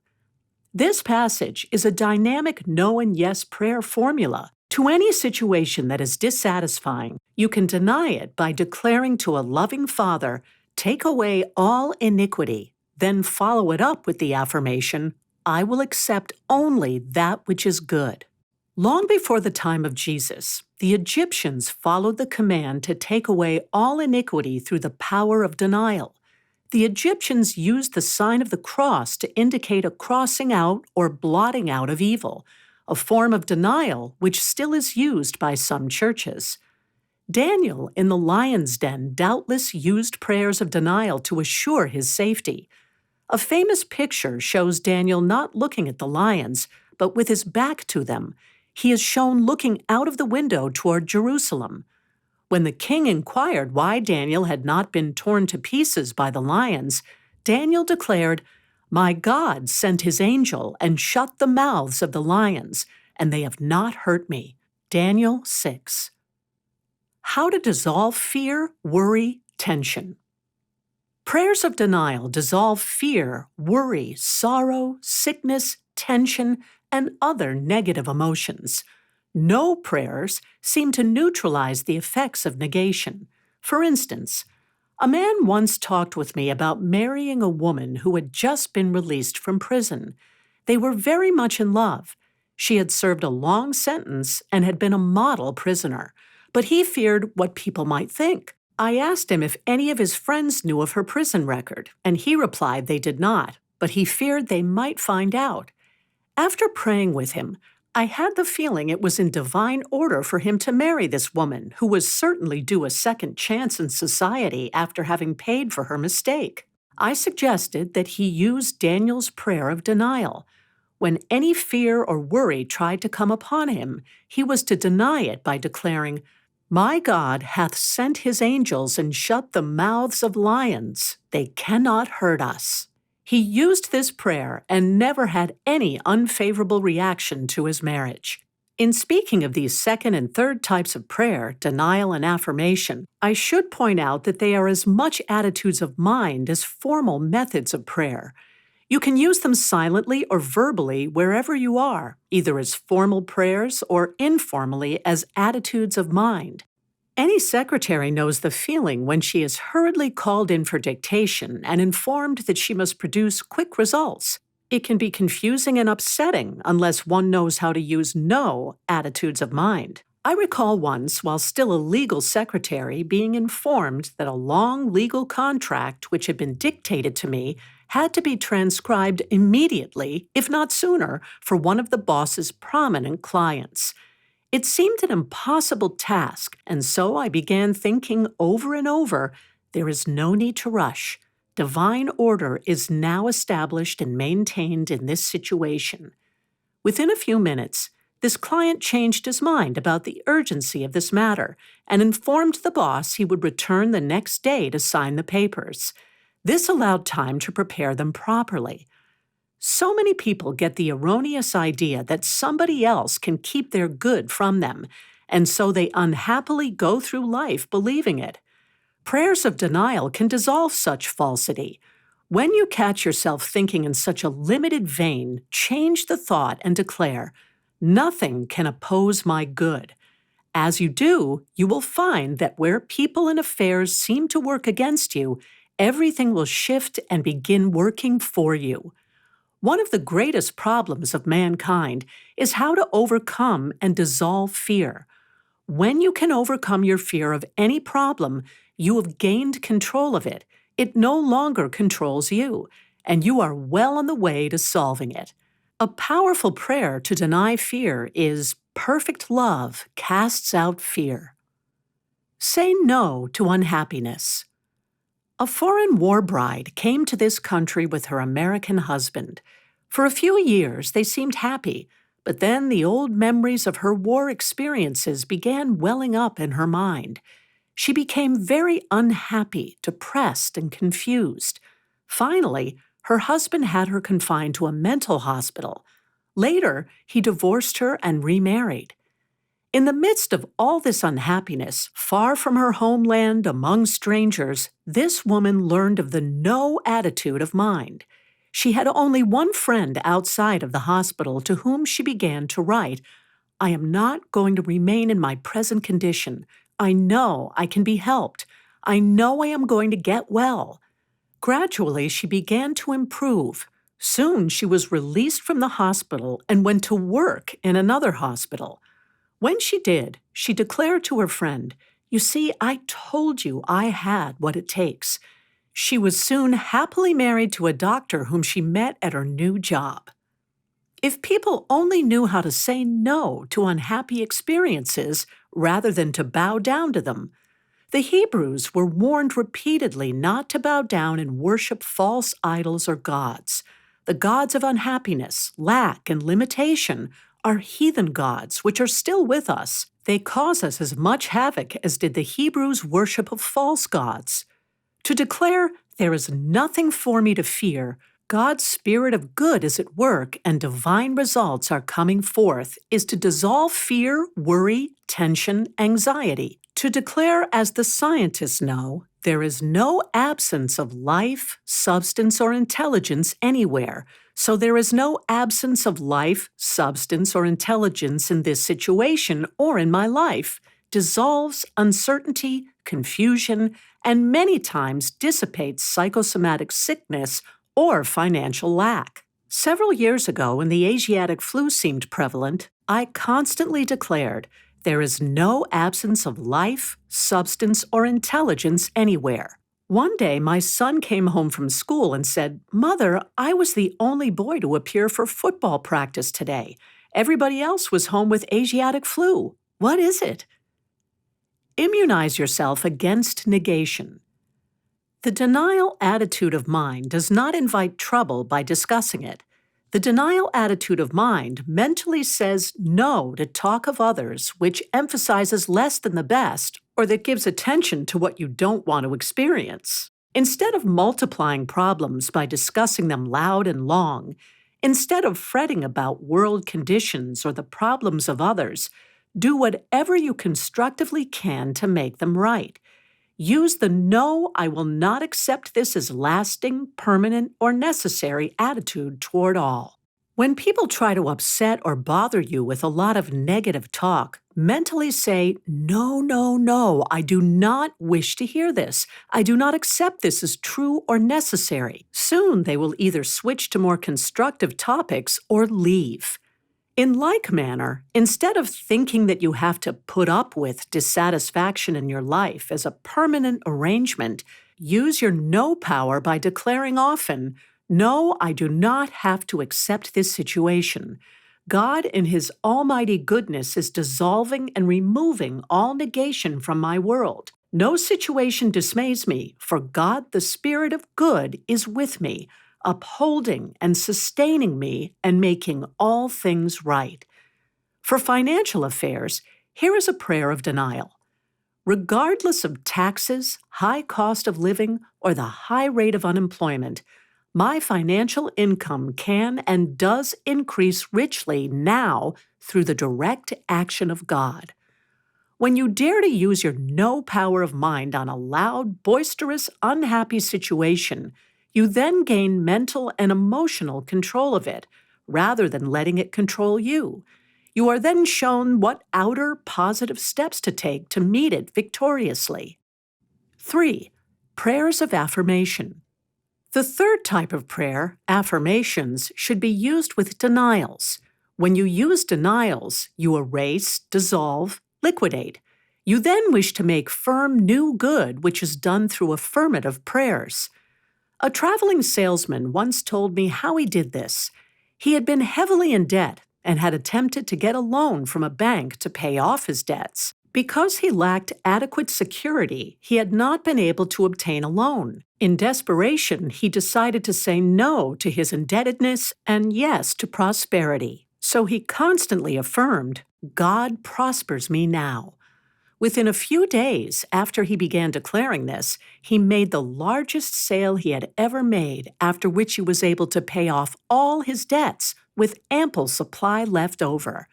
Affirmative prayer is fully discussed in Chapter 6, The Prosperity Law of Command.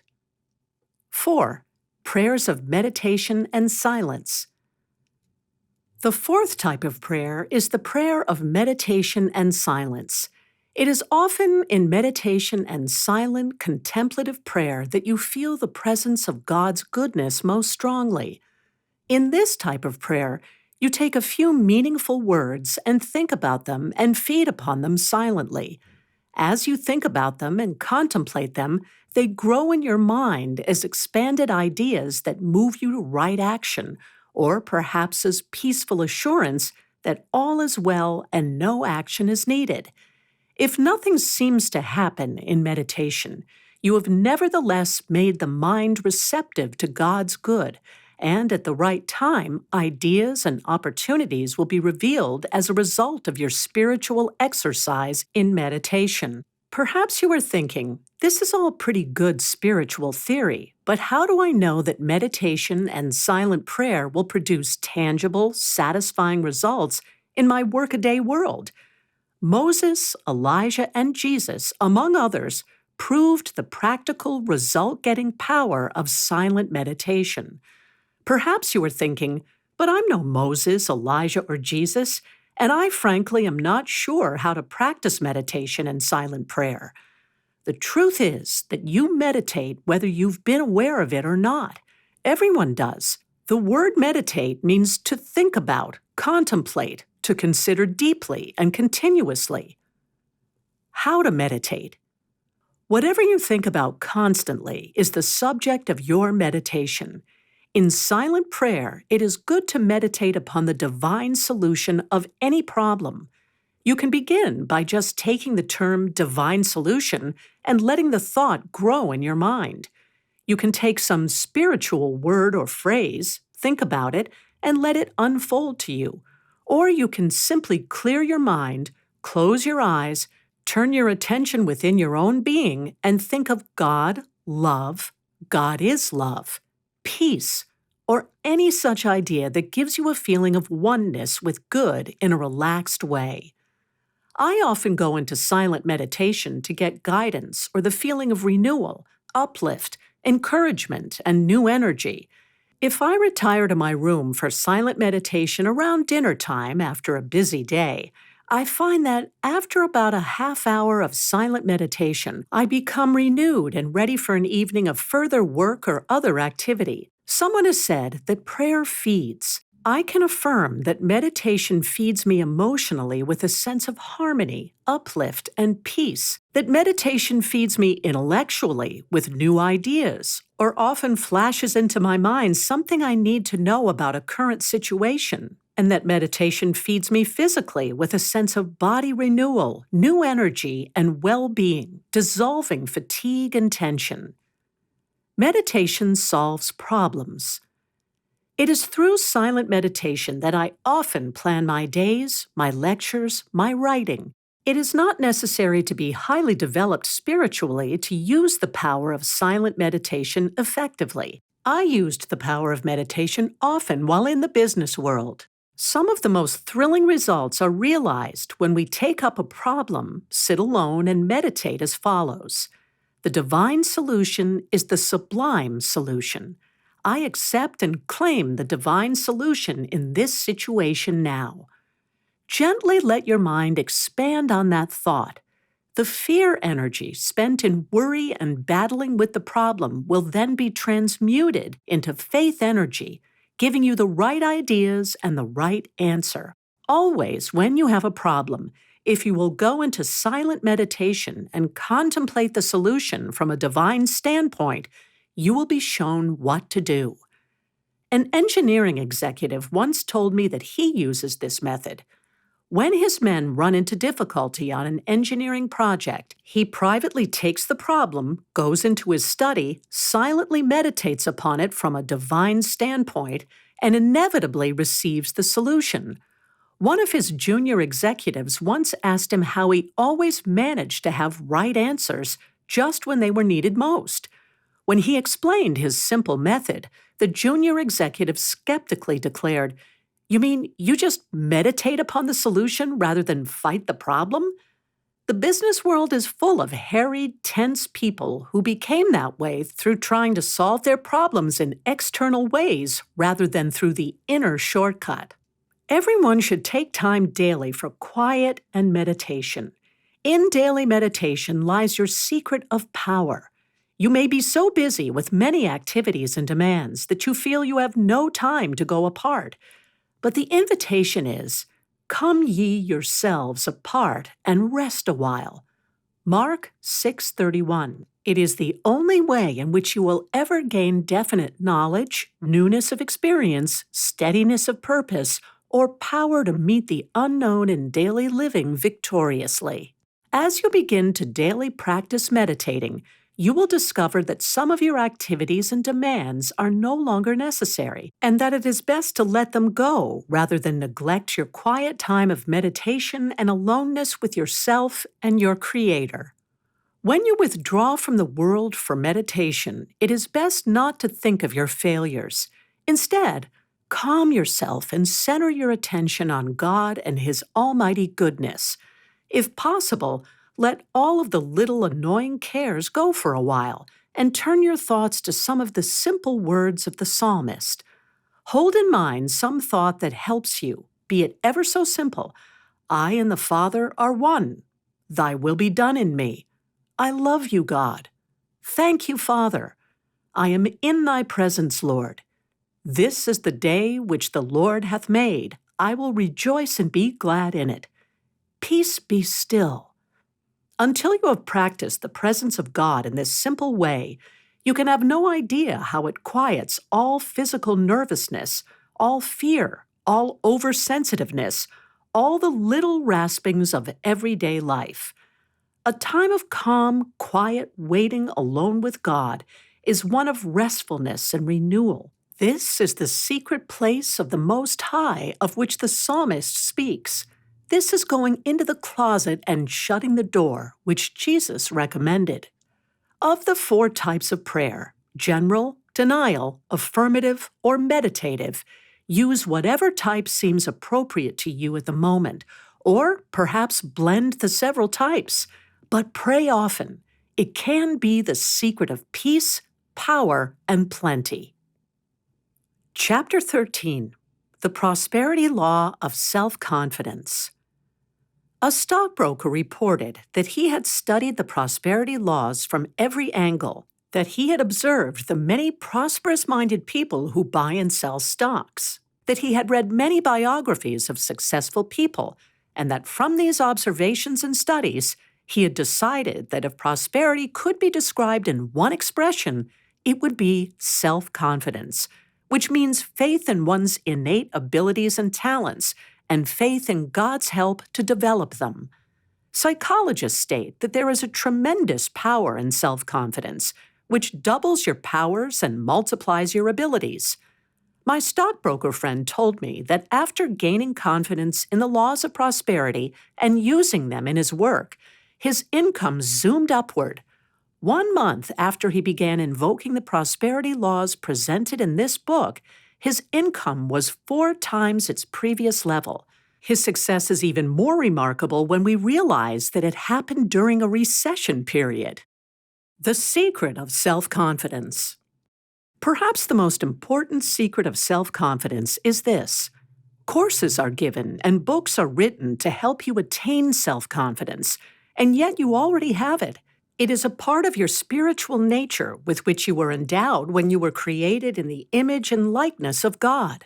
The psalmist reminds you that you were made little lower than the angels and crowned with glory and honor. And the master psychologist declared, "Is it not written, ye are gods?" John 10:34. The truth that we are born with confidence can be viewed by the actions and reactions of most children before they become filled with the fears, phobias, and inhibitions of thought. Children have the delightful habit of confidently saying and doing whatever they feel led to say and do. A brilliant child who has no self-confidence does not possess half the potential for living successfully as does the average child with a good degree of self-confidence. I know a Sunday school teacher who, realizing this, leads her students each Sunday morning in affirming, "God loves me, God lives in me, God breathes through me. I am God's child and He loves and helps me all the time." It is interesting to watch her students blossom forth with new courage and confidence which are reflected in their schoolwork, home life, and social success as well. Quite different is the case of a woman with whom I recently talked.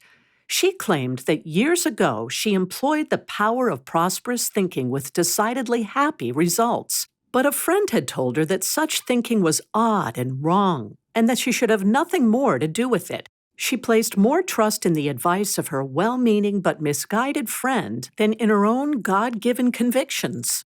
The result is that she must now return to prosperous thinking to restore her home life with her husband, to keep the financial wolf away from her door, and to regain her health. Lack of confidence in her own God-given convictions almost ruined her life. Admittedly, there is a difference between egotism and sincere self-confidence. Egotism is the attitude, "Not thy will, but mine be done, Lord. I appreciate your help, but I prefer to handle things my way." Self-confidence means humble faith in your innate God self and in your sincere inner convictions. Why shouldn't you have great faith and confidence in your deep convictions? After all, the scientists declare that you are filled with innate intelligence. Every atom of your being throbs with active intelligence. The very air you breathe and the world in which you live is a thrill with divine intelligence, which seeks to impart to you all you wish to know about everything. That same divine intelligence will perform wonders for you if you make contact with it in faith. You must have self-confidence to succeed.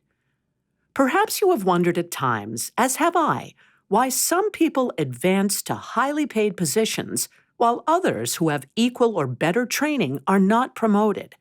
Upon close study, you will observe that those who advance really believe in themselves and in their ability to succeed.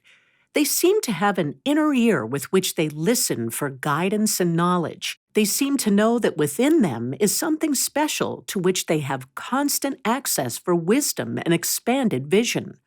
You will usually notice that they radiate poise and assurance, so that others around them just naturally believe in them and follow their ideas. One of the superb reasons for developing self-confidence is that it is contagious. It impels and persuades others. Joshua, the first official commanding general of the Hebrews, proved this. Even though the Hebrews had been wandering in the wilderness for 40 years, when Joshua took command after the death of Moses, his first act was to assure the Hebrews that they would pass over the Jordan into the promised land in just 3 days. And they did. It is interesting that the word success is found only twice in the Bible, both times in the book of Joshua. No one pays much attention to the person who lacks confidence. He does not attract others or convince them of his worth because his mind is a negative force that repels rather than attracts.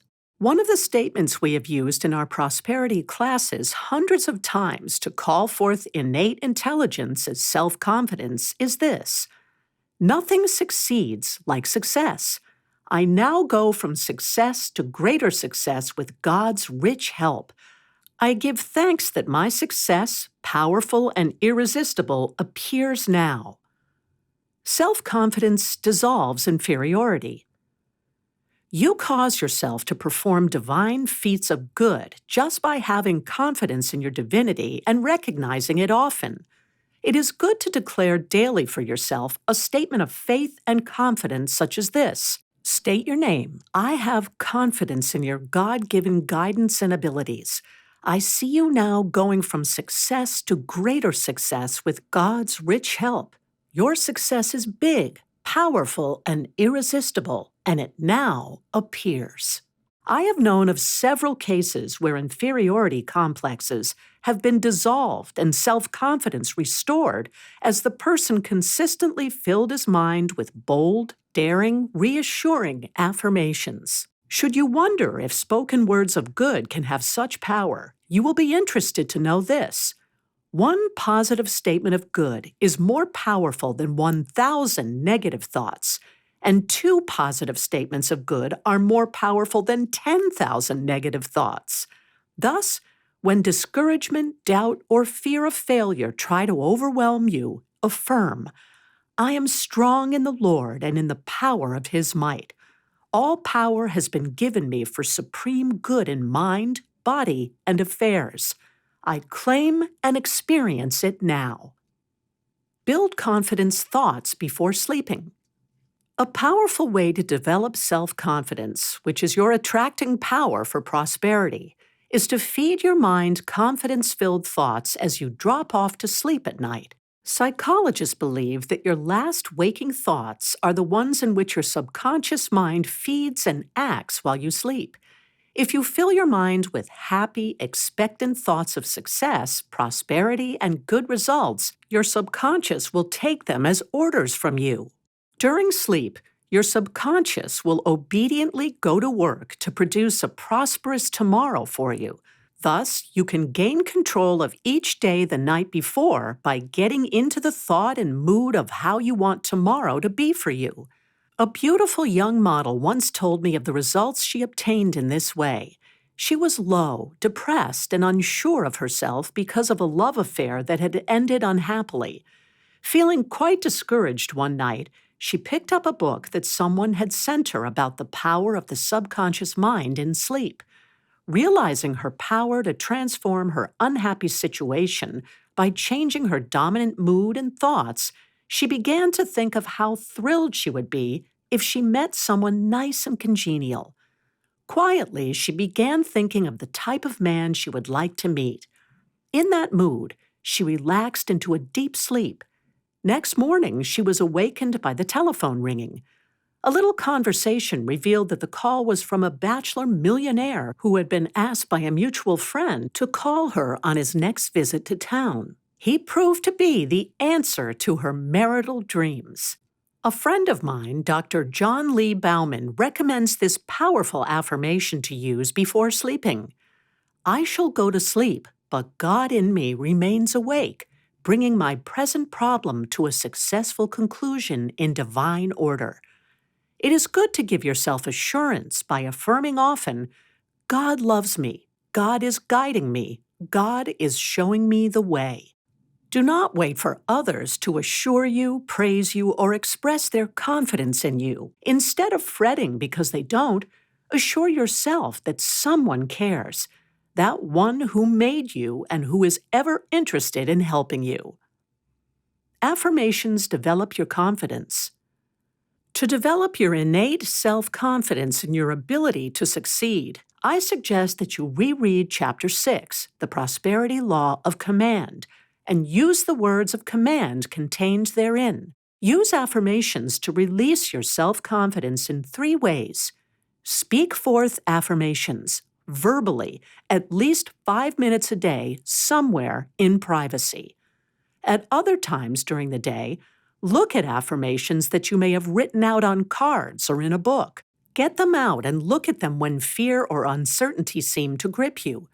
You can do this in the midst of people, ringing telephones, and bustling activity, and no one need ever know where your booster shots of confidence came from. A supervisor in charge of a group of book salesmen during a recession period sought to train them to sell encyclopedias, but they regularly returned from attempted sales to complain that times were hard and that nobody was buying. Since he had to remain positive and appear confident, the supervisor told me that the only way he was able to neutralize their pessimism and to convince them that they could sell was by going into another office, getting out his affirmations, and reading them over and over.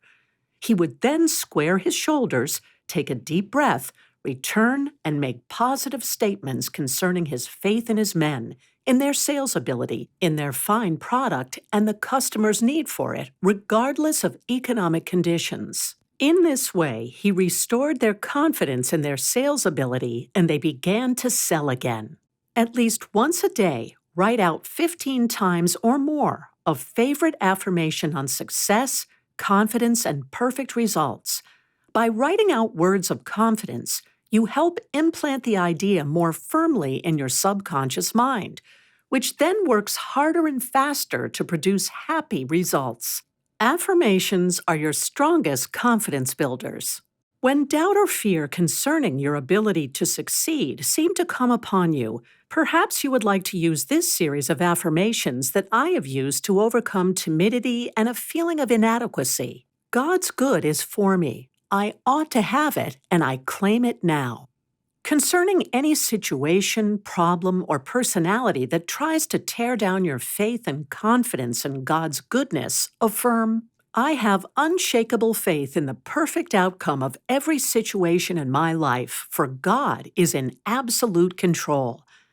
After using affirmations, develop your self-confidence by bracing yourself and then daring to do the things you want to attempt but have previously feared trying. Declare first, God's almighty power goes before me, making easy, successful, and delightful my way. If you begin to feel shaky along the way, uplift yourself by affirming, I can do all things through him who strengthens me. I am strong in the Lord and in the power of his might. The perfect result now appears. Stand firm in your confidence thinking. Another powerful thought with which to fill your mind for self-confidence is, infinite wisdom guides me, divine love prospers me, and I am successful in everything I undertake. A businessman recently pointed out that often after he has affirmed success and then taken outer steps toward it, his faith and confidence are then tested. He has found, for instance, that often after he buys a new stock, its price will go down for a period so that it appears he has invested unwisely. During such testing periods, he always affirmed these words. This gave him the faith and confidence in his decisions to hold on, and invariably the stock would rise, and he would realize a good profit from it. This is an important point to remember after you have dared to follow your convictions. It is as though you are challenged by an invisible force that tests your confidence in your decisions. Often, people will try to discourage you. This is the time to hold on to what you sincerely believe is right. You have already laid the inner foundation through affirming success and perfect results. You must now prove to yourself and others that you have what it takes to follow through on your convictions. As you do, the tide must surely turn, and your confidence is multiplied, while the confidence of others in you is often tripled. It is at this point that you can truly affirm, nothing succeeds like success. When you find yourself in fearful circumstances, it is good to call forth confidence by affirming, God has given his angels charge over me to keep me in all my ways. A businessman recently told me how it seems he did have a guardian angel for protection one dark night. Having just cashed his check, he had a pocket full of money. Since a friend had promised to repay him some money, he proceeded into a dimly lit area of town to collect it.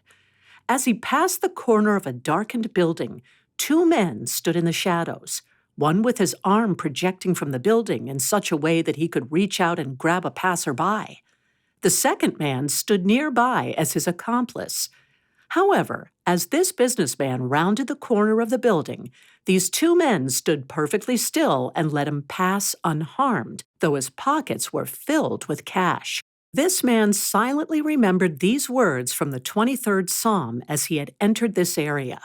I will fear no evil, for thou art with me. Develop your confidence through imaging. To help develop your confidence in your God-given success, I also suggest that you reread Chapter 5, The Imaging Law of Prosperity, and that you make a wheel of fortune, placing on it pictures of the visible good you wish to obtain. As you daily view the pictured results on your wheel of fortune, you are filling your mind with confident images of the good you wish. One of the statements I once placed on my wheel of fortune was, good things begin to happen now, and a series of happy results came forth. Another statement I have found powerful to view on my wheel of fortune daily is this is a time of divine fulfillment. Miracles now follow miracles, and God's blessings never cease. By filling your mind with mental images, your mind then is given the confidence to make those mental images into visible results. Truly, the image makes the condition if you will make the mental image. If you do not consciously have confidence that your desires can come true, place a picture of the desired result where you can daily view it. Your subconscious mind will make it so, and your convictions will come to pass. Another simple way to develop self-confidence is to ask directly of a loving Father for guidance about anything that concerns you. As we have previously stated, the divine solution is the sublime solution. Associate with self-confident people. Another delightful way to develop your self-confidence is to link yourself with self-confident people. You will subconsciously begin to absorb their air of assurance, which soon will come alive in you. By making contact with one or two success-minded, self-confident individuals, they will subconsciously inspire you and lift you to higher levels of thought and expectation. Perhaps Jesus was thinking of the power of self-confidence when he said, "If I be lifted up, I will draw all men." John 12:32. Develop your deeper powers for self-confidence. There are still other ways in which you can begin developing your self-confidence. You should know about these methods in this exciting age we are now entering, because these are scientific methods for achievement. Two of these methods for building self-confidence will be explained fully in the next chapters, and they concern the development of your intuition and your creative imagination. Your intuition is that still small voice within you, filled with inner knowing that will guide you in toward greater good if you learn to listen and perceive its guidance. This will be shown you in the next chapter. Your creative imagination is developed by talking with at least one other person about anything that concerns you, and in confidence asking that person to agree to work with you toward the perfect result. This releases multiplied mind power into the situation. Scientists have described intuition and creative imagination as your genius powers, and so they are when rightly understood and developed, as will be discussed in the next chapter. Scientists also declare that you have 5 special powers or super senses that can be developed for prosperity and success. When you understand these special powers and begin to stir them up, they will add immensely to your self-confidence and success power. These 5 special powers will be described in Chapter 15 as telepathy, clairvoyance, extrasensory perception, precognition, and psychokinesis. Call forth the good in others. Let us consider one final way you can develop your own self-confidence and help bring it forth in others. Begin appreciating, praising, and calling forth the good in others. Speak confidently to others of their good points. Dare to praise them. Speak words of kindness, uplift, and success to them. I know of one businessman whose previous failure turned into success after his wife gained new confidence in his business abilities and let him know it daily. I recently heard of a commercial photographer who stated that his great success in photographing prominent models in the fashion world came as a result of his expressing to those models, before he began taking pictures, his confidence in their ability to photograph well. He said that just by assuring them of his confidence in them, they became radiant before the camera, and he could do twice the work in half the time. Few retakes were necessary. If you think something good about someone, tell them about it. If you have confidence in a person who is still struggling to succeed, let him know it. Don't wait until after a person has succeeded to say in a backslapping way, "John, how proud I am of you, but then I knew you could do it all the time." Express words of praise and confidence in his success before he has succeeded. That's when he really needs it. Most people wear a mask. If you could see behind the mask of their lives, you would realize what a tonic your kind words can often mean. It's like throwing a lifeline to a drowning man. It's better to overdo it, if such a thing is possible, than to let an opportunity to praise another pass by. It could be the turning point in a man's rise to success, and someone will do the same for you when you need it most. Even people whom the world considers highly successful crave words of confidence, thoughtfulness, and appreciation. Wholehearted confidence in ourselves and others has a miracle power when it is expressed. The truth of this was recently reported by a housewife who wrote, "Surely no one knows better than I the potency of words of praise and appreciation of others. Before I realized this power, I was a chronic grumbler, and the whole atmosphere about me was steeped in fault-finding and complaining. I discovered that words of confidence, thoughtfulness, and appreciation not only helped others, but also eliminated pain from my body and trouble from my mind. Since I have adopted the method of expressing praise and confidence in others, there has been a great change in my household. Especially is this true of my domestic help and my children. I no longer censure my help for apparent carelessness and for accidents, but I praise them for their good intentions, their faithfulness, and their goodness. I have found that the very act of speaking confidently to them and about them calls into activity the very qualities that are needed. I have watched this method work what some would call a miracle."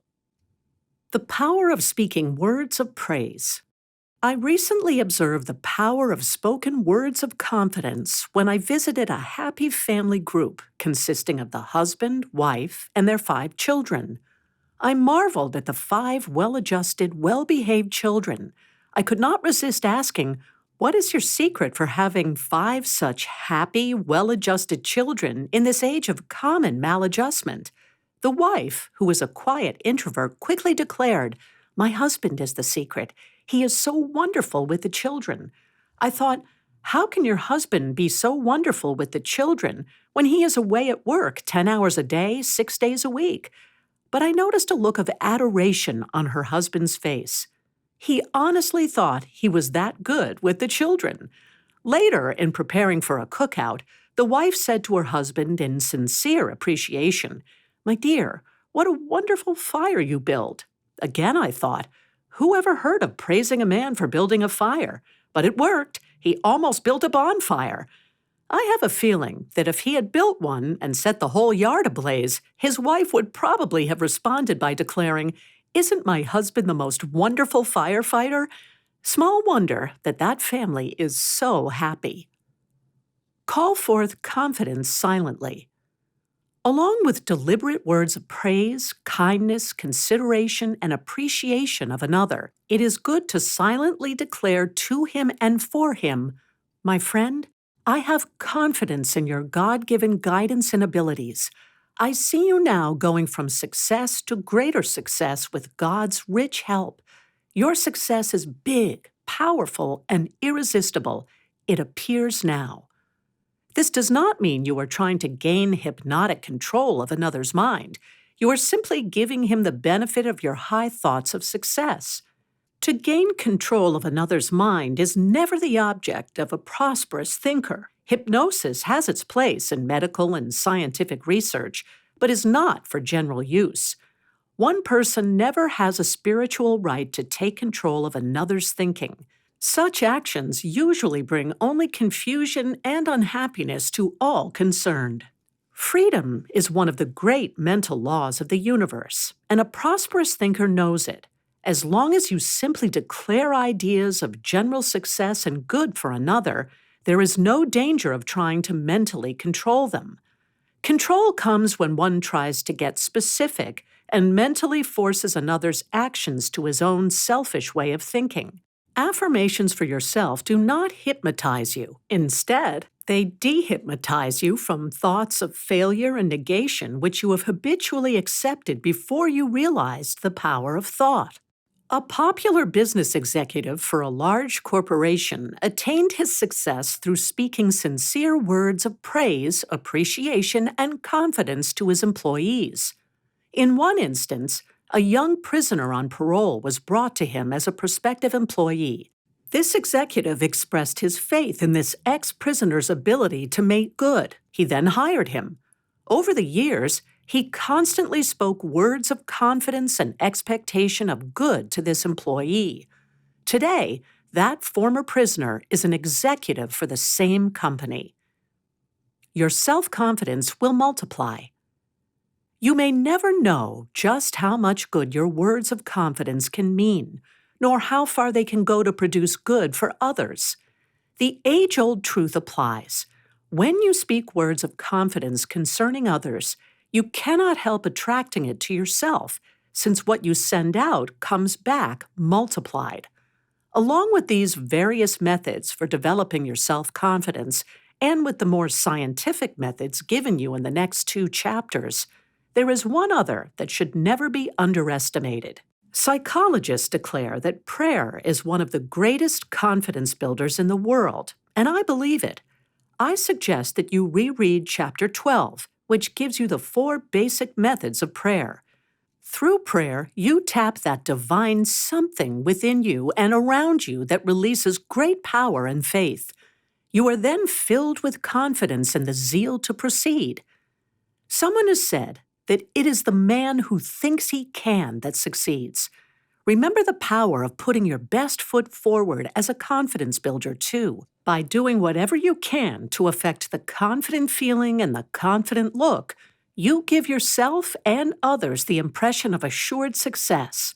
Your own thoughts and those of others then multiply along the line of expected successful results. In the various ways mentioned herein, your thoughts are lifted up. Self-confidence becomes a habitual state of mind, which then unconsciously goes to work for you. Then your prosperity comes in an avalanche of praise-filled success. Chapter 14. Your Genius Powers for Prosperity. In addition to normal powers of observation and perception, all people possess the deeper mind qualities of intuition and creative imagination, as well as special powers to be discussed in the next chapter. People whom the world considers to be of genius caliber are those who have had the courage and confidence to listen to their intuition and creative imagination, and who follow its guidance.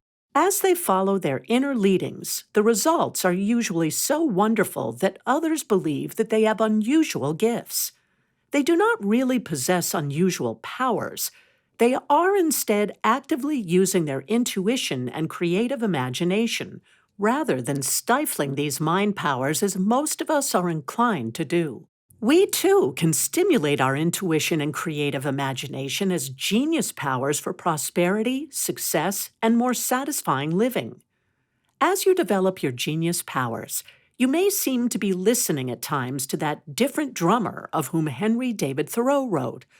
I have always had a highly developed intuitive nature, and it often confused me because I did not understand it. I had been given the impression that if I obeyed it, I was being strange, eccentric, even abnormal. Often as a child, I could not explain to other people what it was or why I felt compelled at times to follow its promptings. I found, on the other hand, that if I did not obey the hunch, inner prompting, or sixth sense idea that persisted, my world became confused and unhappy. I discovered that when I followed my hunches faithfully, I was inevitably led to the right result. You will find, on looking over the people in your midst who have been baptized with originality, that they have let the world's thinking alone, and so creative, new knowledge has been free to express through them. The world needs this kind of original thought in this exciting, progressive era in which we now live. From a prosperity standpoint, people have not known what to do with their genius powers of intuition and creative imagination. Those who developed that inner feeling or knowing that flashes to all of us at times were usually considered odd or abnormal by their business associates if they expressed rather than suppressed it. Most of us were taught not to take such people seriously. You are equipped with genius powers. However, in this enlightened age, we are beginning to realize that while we are humanly equipped with only 5 physical senses as mental and spiritual beings, we are born with powers of the mind that are little recognized and little used. It is these unexplored faculties of the mind that seem to have genius power for producing prosperous, successful living. Because our attention is regularly turned to the outer world of activities, we do not hear or heed the guidance of intuition. A businessman recently said that if we could make a record of our intuitive promptings, we would be astonished at how many times they would have revealed the right path if we had followed through on those promptings. We have all heard the term woman's intuition, often used somewhat humorously. The general belief is that intuition is perhaps a peculiar but trivial quirk in women, but hardly dependable enough for men. We are now learning, however, that everyone has intuition, both men and women. If women have seemed to develop their intuitive nature more noticeably than men, perhaps it is because man's attention has been turned more toward the world of business and similar external demands. Such interests can be distracting when we are developing our mental powers. Woman's place is traditionally in the home, usually a quieter atmosphere, more conducive for responding to inner promptings of her intuitive nature. However, in these modern times, the situation has changed. Both men and women's attentions are given to business and other outside activities. In order to develop our genius powers of intuition, some definite instruction is needed. You should develop your intuition. The dictionary defines intuition as the immediate knowing or learning of something without the conscious use of reasoning, instantaneous apprehension. Literally, your intuition is your inner knowing. Intuition is similar to a radio receiving set through which ideas, plans, or thoughts flash into the conscious mind. These flashes have been described as hunches, inspirations, or promptings of the still, small voice within.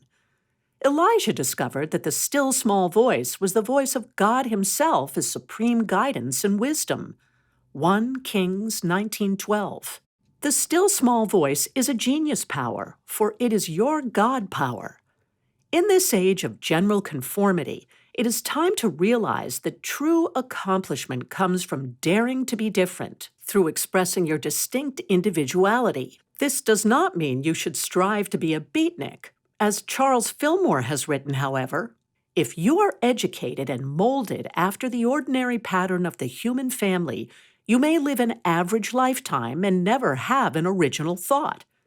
The popular belief in recent years has been that if an individual did not fit into a certain mold of thought and behavior, he was maladjusted.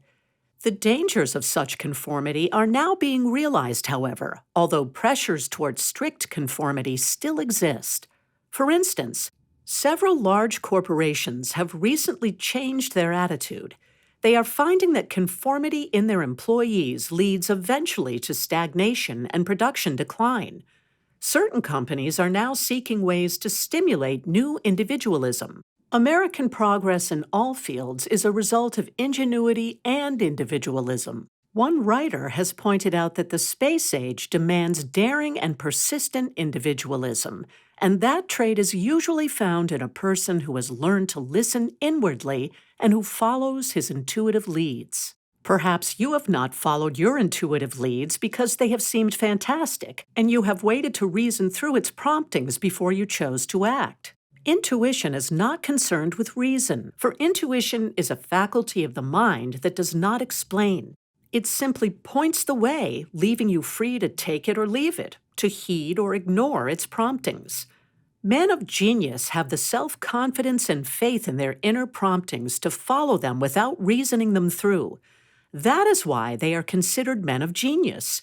Ordinary people usually wait for proof, and consequently they flounder in the conflicts of intellectual questioning. It is through intuition that musicians, artists, writers, scientists, and the saints have made contact with the all-knowing mind of God and then poured forth inspiration to the world. There is intuition that comes to you in inner ways, and there is intuition that comes to you in outer ways, but come it will if you allow it to do so. Yes and no phases of intuition. There are yes and no phases of intuition. Often, the yes phase of intuition comes in such a quiet, gentle way that you are inclined to disregard its promptings, at least at first. It does not try to convince you of anything. Usually, though, if you disregard it, that same hunch will gently tap at your mind again and again until you do become aware of it. The no phase of intuition is often more pronounced. For years, it seemed that the only time my intuition ever came alive was when it would emphatically say no to me through an inner feeling of restlessness, discomfort, or discontent. The no phase of intuition often seems louder and more emphatic. It gives you an uncomfortable feeling that you cannot cast off unless you follow your no guidance. You can learn to contact the yes and no phases of your intuition and seek its guidance by daily observing quiet times when the mind is free of bustling thoughts, relaxed and receptive to intuitive leadings. Intuition usually does not force its way, but it patiently waits for a relaxed mood through which to work most effectively. A hunch can work through a busy mind, however, when there is a strong need. 5 simple steps for unfolding your intuition. Here is a definite formula for developing the yes and no powers of your intuition. First, realize that intuition is a spiritual faculty of the mind which does not explain or reason, but simply points the way to your greater good. For instance, a secretary applied for 3 different jobs. One job would pay her very well, another would pay her moderately well, and the starting pay of the third job was rather low, but it offered the highest potential for advancement and job satisfaction. Human reasoning tried to tell her to take the first job with immediate high income. Human reasoning also pointed out that the second job, which paid moderately well, was a glamour job with beautiful surroundings. But this secretary's intuition, or inner feeling, told her that she should accept the third job, which paid less and surely had no glamorous surroundings, but its potential was greater because her employer had an unlimited future in the new business he had just started. Thus, she followed her intuition, which did not try to reason or prove itself to her, but merely pointed the way. It proved to be the best job she had ever had. Before long, new and glamorous furnishings were added to her office. Eventually, her employer rose to the top in his business, and her salary was then 3 times the amount offered at the other jobs. It is up to you to follow the intuition path in faith and confidence in order to claim your good.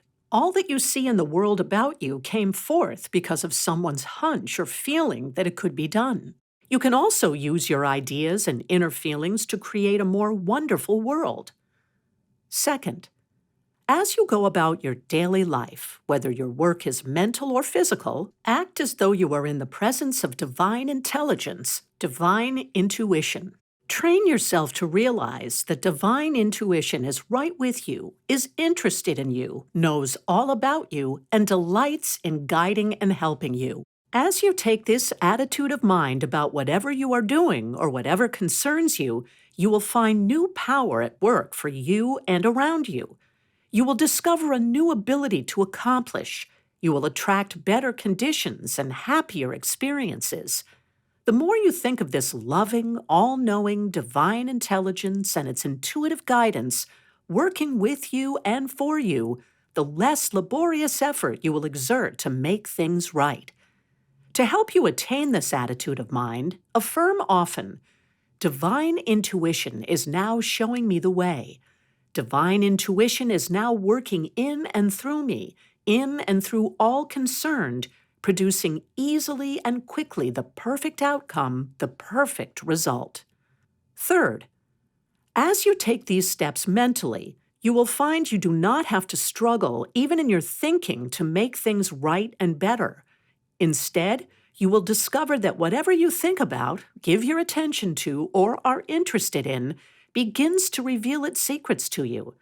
The dictionary further describes intuition as the ability to look at, regard, or contemplate. More and more, you will discover that the thing you look at and contemplate desires to know you. You will stop thinking of your desired good as apart, away, separate from you. You will stop thinking of your desired good as difficult to obtain. You will stop scheming and trying to maneuver and manipulate people or events. Instead, you will begin realizing that through the help of divine intuition, all things are already at hand, ready to come forth as ideas, plans, and methods of procedure, and in due time as happy results. Fourth, after beginning to do everything as though you were in the presence of divine intelligence and intuitive wisdom, which knows your needs, is interested, able, and happy to help you, you will find not only that your abilities are increasing more and more, but also that you are being instructed from within about many things you need to know. Suddenly, you will have a feeling or get a hunch about what to do or not to do. As you follow that hunch or prompting, you will be happily amazed to find that divine intuition, which gave you the prompting, has already gone before you and prepared the way of its fulfillment for you. You will discover that as you follow that intuitive prompting in faith without reasoning it through, your good will unfold to you almost faster than you can accept it. Thus, a hunch or inner prompting simply indicates that that which you desire actually desires to be yours. Desire is God tapping at the door of your mind, trying to give you greater good. That you deeply desire something is positive proof that it has already been prepared for you and is only waiting for you to recognize and accept it. This does not mean that you desire or wish to accept someone else's good. You may desire the divine equivalent of someone else's good, and you should give thanks for your own God-given divine equivalent. If after thinking about a hunch, you still need a little more assurance before launching forth into the unknown to attain it, realize that you can get that assurance just by asking for it. Ask for an indication or sign that you are going in the right direction. A powerful attitude of mind to establish at such times as this: I choose this if it is for my highest good.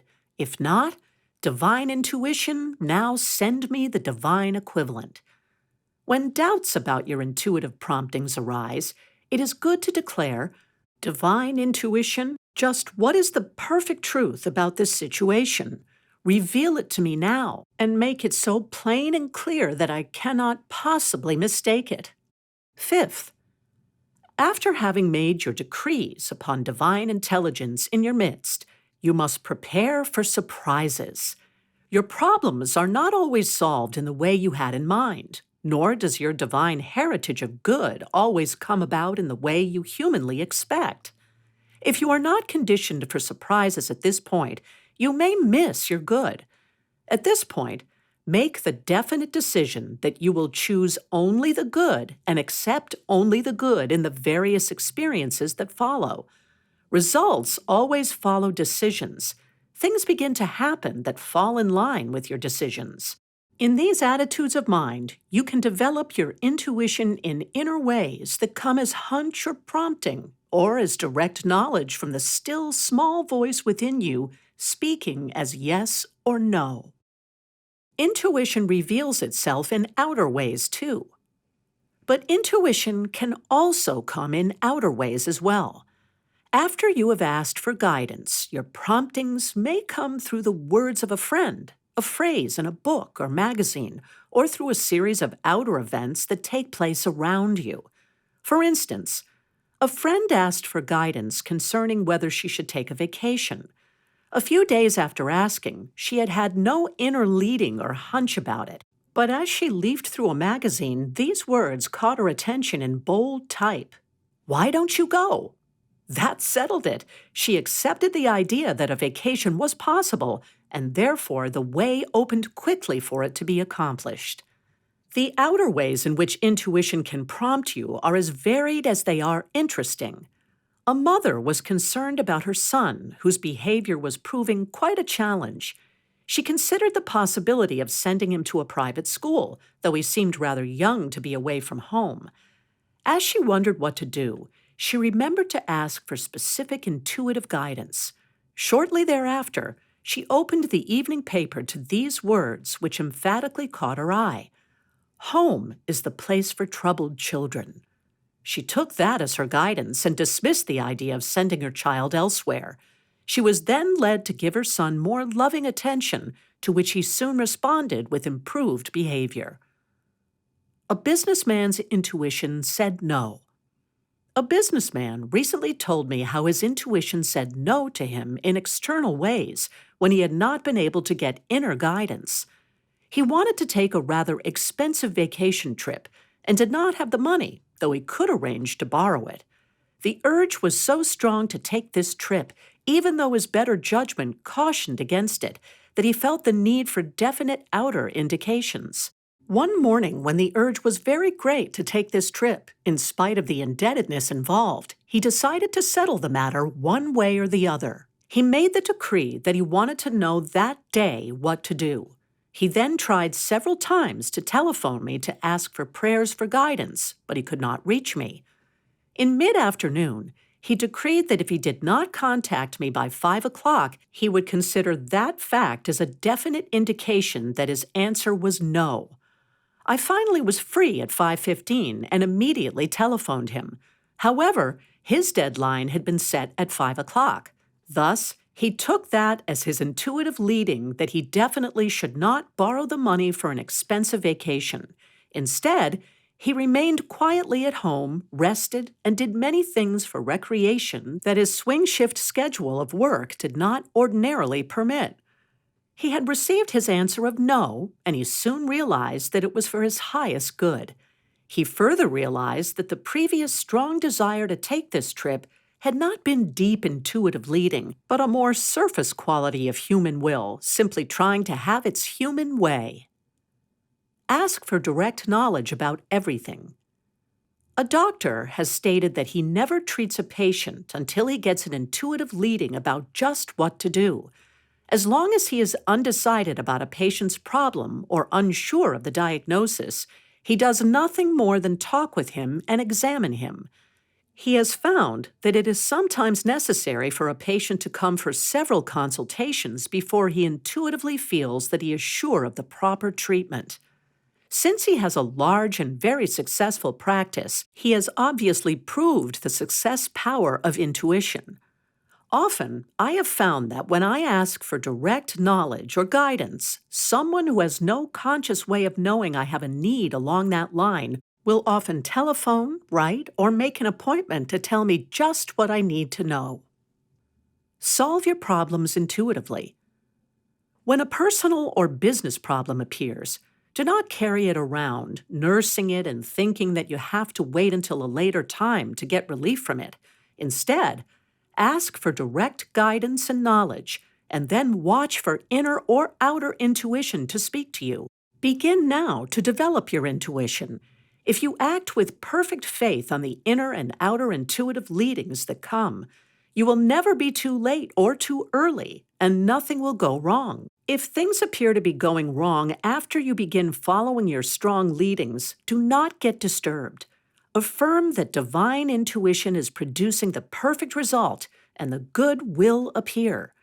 Sometimes things appear to be going wrong when in reality they are being rearranged for the right outcome. Emerson realized the genius power of intuition in his essays when he predicted, "We are passing into a new world. The spirit will be enthroned in the heart of man. Then will come a philosophy of insight, and out of that, the transformation of genius into practical power." Insight is another name for inner knowing or intuition, out of which genius power can be transformed into practical power and practical results. Your second genius power is creative imagination. Solomon was surely describing your genius power of creative imagination when he declared, "Where there is no vision, the people perish, but he that keepeth the law, happy is he." Proverbs 29:18. In interesting ways, you can use your genius powers of creative imagination. From an individual standpoint, you can develop your creative imagination as a prosperity power in a very simple but pleasant way. We all wish to gain spiritual control of future events and plans for prosperity. Every night before retiring, it is good to think of the next day's plans. To release your genius power of creative imagination, I suggest that you then use this technique. Instead of worrying about how the next day's events will come out, or instead of brooding over some troublesome phase of it, simply bring into your conscious thoughts all that you know about the next day's events. Begin with your early morning activities and mentally arrange your whole day's activities as you would like to see them. Every time some distressing possibility wells up in your feelings, take control of it by affirming, "I bless you with God's almighty good. God's good is now gaining control and all is well." Pleasantly accentuate the positive developments that you would like to experience the next day and take control of all else by affirming God's good control of it. For the entire day's activities, affirm, "I give thanks for the divinely satisfying fulfillment and for the divinely satisfying results." Thereafter, dismiss the matter from your mind. You have used your creative imagination to create the right outworking of each situation. Circumstances, situations, personalities, all involved will then gravitate toward the perfect outworking, the perfect prosperous fulfillment. This is a powerful method for using the mind to bring about expanded good in family, business, social, or spiritual matters. Creative imagination can dissolve unhappy memories.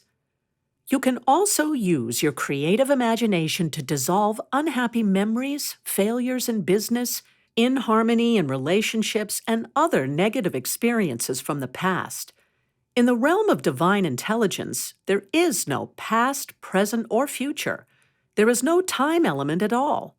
Since you live, move, and have your being in the midst of this immense intelligence, you can gain dominion over your past, present, and future. Thus, you can bring to mind the elements of any situation from the past that you would like dissolved and cleared up forever. You should bring to mind the time, place, and persons involved. You should then mentally go over the elements of the situation and again affirm, "I bless you with God's almighty good." Then mentally rework that experience, seeing it the way you would like it to be. As you do something constructive about a negative memory, the negative thought pattern is dissolved by the loving, positive thought pattern you are putting in its place. Declare to that reworked memory and all concerned in it, whether or not those involved are still on this earth plane, "I bless you and bless you for the goodness of God that is at work in and through you. I claim for myself and for you that God's almighty good is all there is in this experience. All else is now permanently dissolved." If apparent negative emotions and deep-seated feelings try to flare up, affirm to them, "Be thou dissolved now and forever." Through this method, you can free your mind from negative memories that have clogged and crowded your mind, perhaps for years. You will thereafter find that you will feel freer, more unburdened than ever before. Soon, rich, new, prosperous ideas will begin filling the space formerly occupied by negative memories. Your creative imagination can, in this way, uncover new good for you. Another can join with you. Through group coordination and interchange of ideas, many a person has been greatly prospered. When even two people begin thinking about an objective in a harmonious way, there is double mind power at work, so that increased energy and ideas are released upon the objective. Jesus was speaking of this power when he said, "If two of you shall agree on earth as touching anything that they shall ask, it shall be done for them of my Father which is in heaven." Matthew 18:19. Any trusted member of your family or a trusted friend is sufficient. The only stipulation for releasing the genius power of good is that the trusted one be in complete harmony with you, and that he or she does not discuss with others your problem or idea. In quietness and confidence truly is your strength at such times. It is good to say to that trusted one whatever is on your mind, to completely unburden yourself to them, and to ask their ideas and their prayer help. Often, just by discussing a situation with such a trusted soul, fresh new ideas, a fresh new viewpoint, and right results can often quickly appear. When two minds are blended toward a single purpose, They seem to tune in on a higher power that is filled with higher ideas and omnipresent intelligence, which then reveals to them the right way to proceed. Overcome depression through creative imagination. When you are feeling low, depressed, discouraged, and feel that you cannot go on, that is the time to use the creative imagination approach. Talk with some one person with whom you can unburden yourself and let them help you get a fresh, new, uplifted viewpoint. It is at such times that others can rebuild your self-confidence when you seem unable to do so for yourself. I recall one instance a number of years ago when a fellow worker had told me off. She declared that I was a complete failure, could not last, did not have what it takes to succeed, and was on my way out. These words came as a great shock to me, since she had previously encouraged me in all my endeavors. Had I not known about the creative imagination method, I might have just given up entirely. But I remembered that just one person helping me counteract all the negative thoughts that had been directed toward me could turn the tide. In distress, I poured out the details of what had happened to a trusted friend, who then reversed every negative thing that had been said about me. The friend declared, "Now you know you are not a failure. You have succeeded many times, and you will continue to succeed. You know that you have what it takes, and above all, you know that you are not on the way out. Instead, you are on the way up."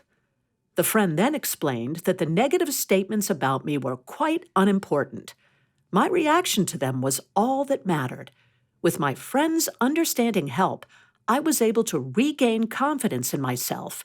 Actually, the only thing that stuck in my memory from it all was the happy, positive statement, "You are on the way up." Often, I have happily affirmed it.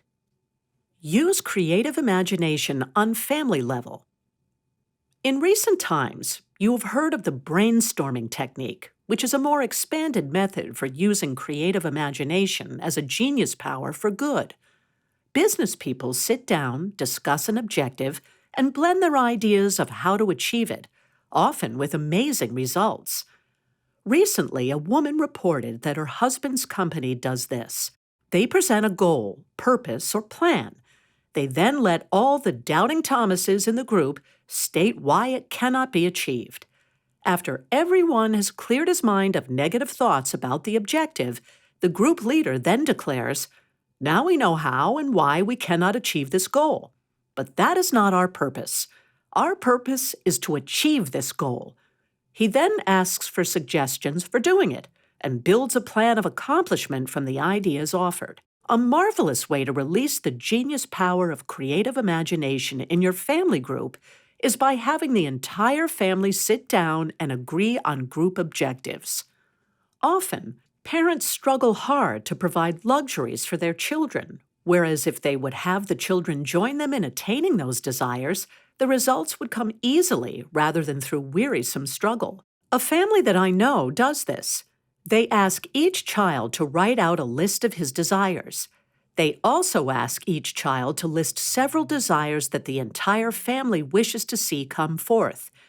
Interestingly, the joint power of agreement on objectives and the joint mind power have produced some satisfying results for that family. Your genius powers respond to harmony. Where there is a common purpose, you have great power to achieve as long as you are attuned to others who agree with your purpose. Through this process, you tune in on higher powers and ideas for making your goal a result.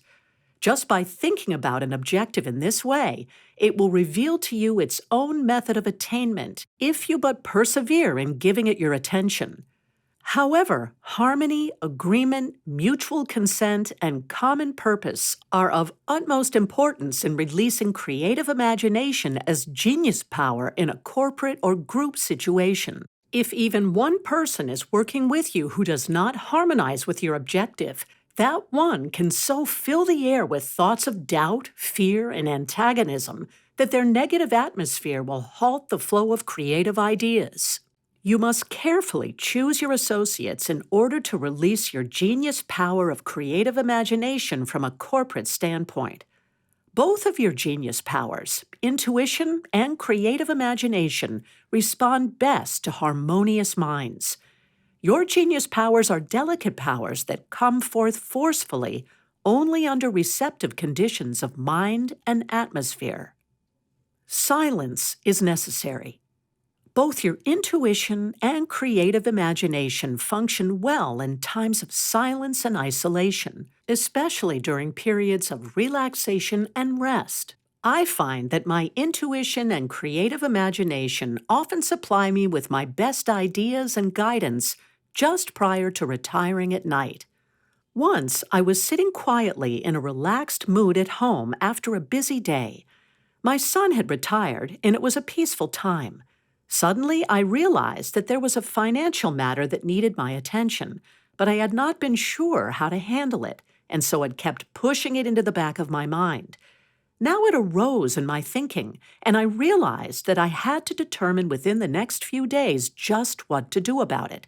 So I asked, Divine Intuition, just what is the truth about this financial matter? How shall I handle it? Within a flash, a whole series of definite ideas rushed into my mind, giving me detailed instruction of just how to proceed. They did not seem like the logical, reasonable ways to handle the matter, but nevertheless, the next day I followed through on the ideas. As I followed my inner leadings, the steps unfolded quite logically and eventually produced the perfect result. Never underestimate the power of quietness. Quiet times, reflective times, peaceful times when your mind is relaxed and somewhat idle are the times when inner powers are best able to gain your attention and release true genius through you. People who constantly rush about and who never have quiet, peaceful periods of reflection often have to work very hard. If they listened more to their inner promptings, they would receive rich ideas, fresh ideas, intelligent ideas that would make their lives easier and richer. A business executive recently related to me the wonderful results he once obtained through doing this. He was scheduled for retirement from his company, yet he did not feel ready for the rocking chair. He began affirming that divinely satisfying work would open to him. Since he did not know what contacts to make to produce such work, he made none. Instead, he began spending a lot of time sitting quietly in his office thinking, divine intelligence, just what is the truth about my right place of service? One day, after returning from his Rotary Club luncheon, he sat down quietly and again began knowing there was a divine solution to his situation, that there was perfect new work for him to do, and that the truth about it was being revealed to him. His assistant came in to report that someone had telephoned during lunch and that he should return the call. That call proved to be an offer for similar work in another state. Within a week, another offer from still another company came to him by letter. How these two firms obtained his name, he still does not know. He had not mentioned his desire for further work to anyone. Within a short time, he retired from his job, sold his home, and made the change into new work in another state, which holds a limitless future for him. These genius powers develop your self-confidence. You will feel and radiate greater self-confidence about your past, present, and future as you develop your intuition and creative imagination. In recapitulation, develop your inner intuition as your yes and no guides through watching your inner feelings, hunches, and ideas that come. Develop your outer intuition by watching events, situations, and emphatic statements that attract your attention after you have asked divine intuition to point the way. Develop your creative imagination by imaging your good, by mentally seeing the perfect past, present, and future, by talking with one trusted person and getting him or her to agree with you on desired results, by forming a creative imagination group and having them harmoniously agree with you on desired results. This group can either be a business group, family members, or trusted friends.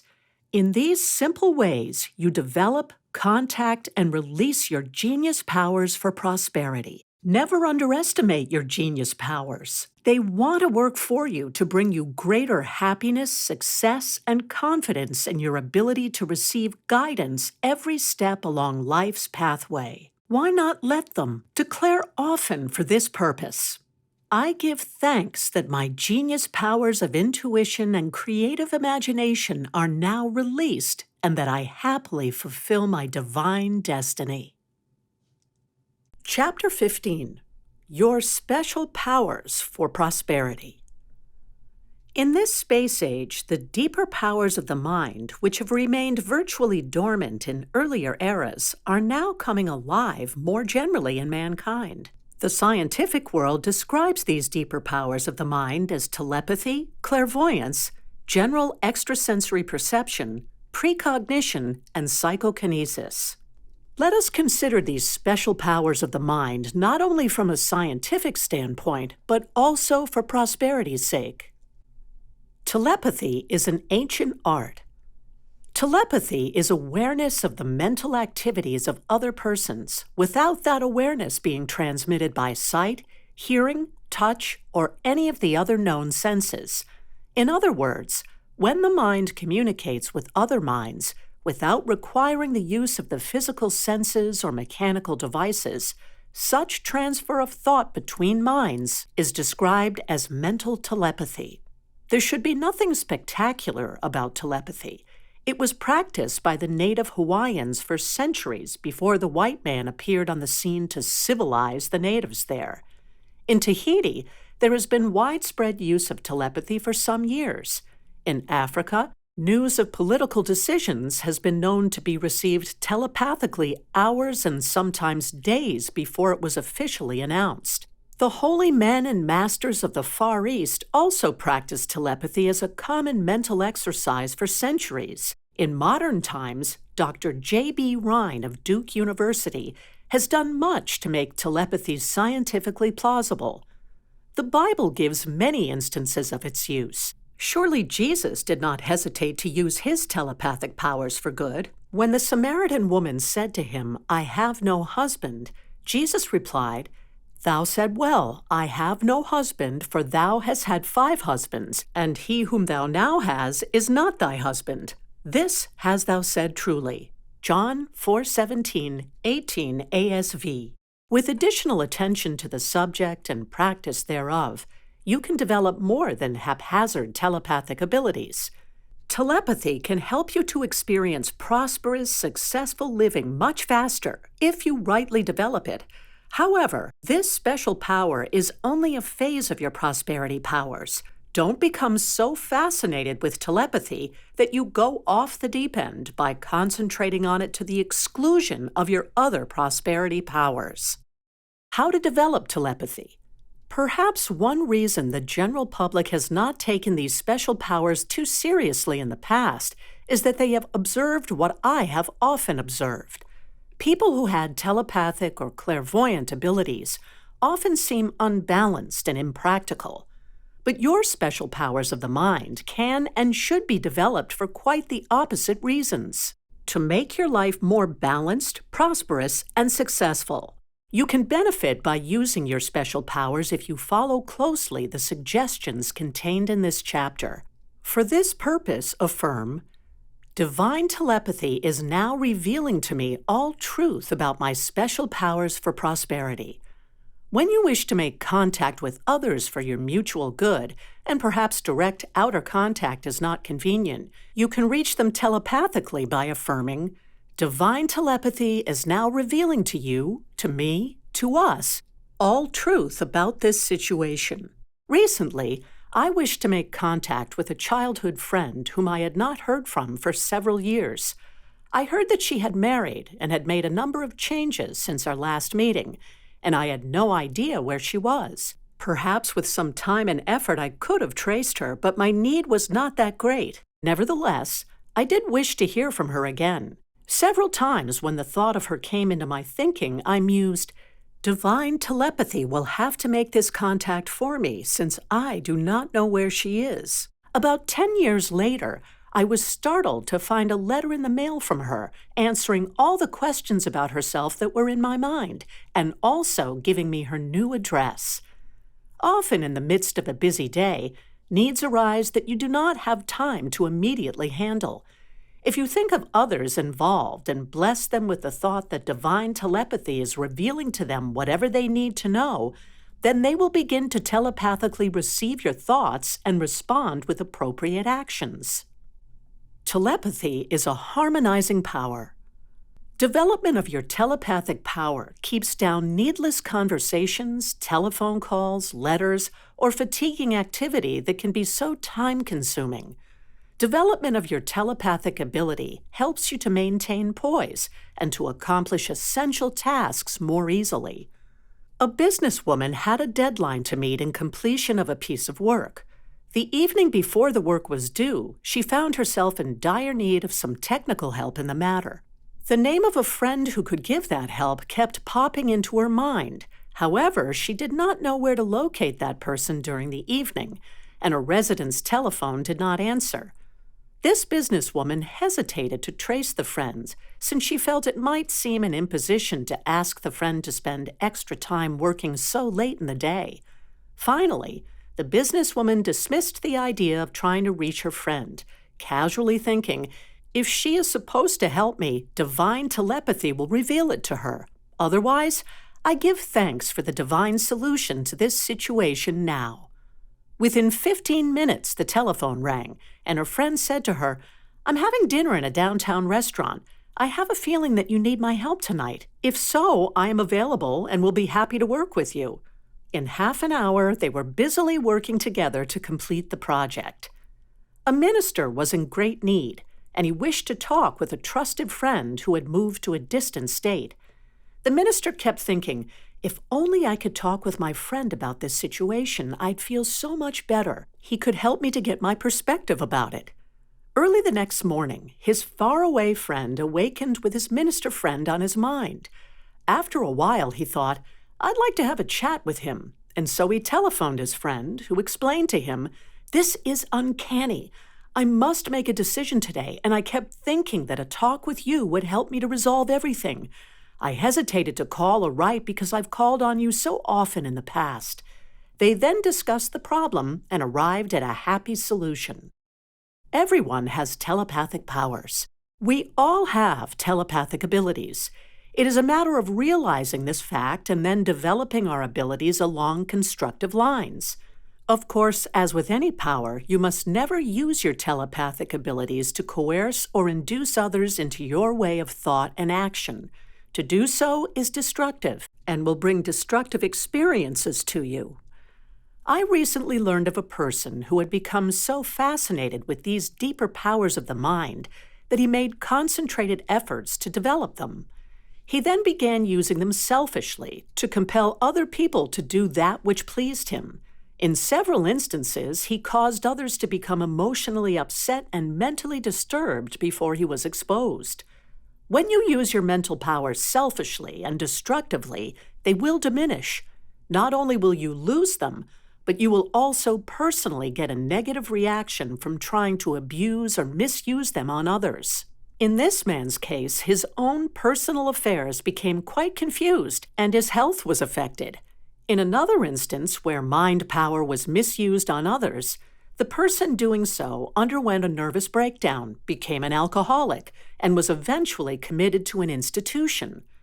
By affirming that divine telepathy is revealing what is needed for the highest good of all concerned, mental destructiveness is avoided. Along with affirmation, a practical way to develop your telepathic abilities is by thinking of any situation, person, or condition that you have some question about. Then write down that person's name along with your question concerning him. Thereafter, sit quietly every day for a while and look at the person's name. Think about him, asking your question mentally. Get still and listen for ideas to come into your mind, which will reveal the answer. If the answer does not come just then, it may flash into your thinking at an idle moment later.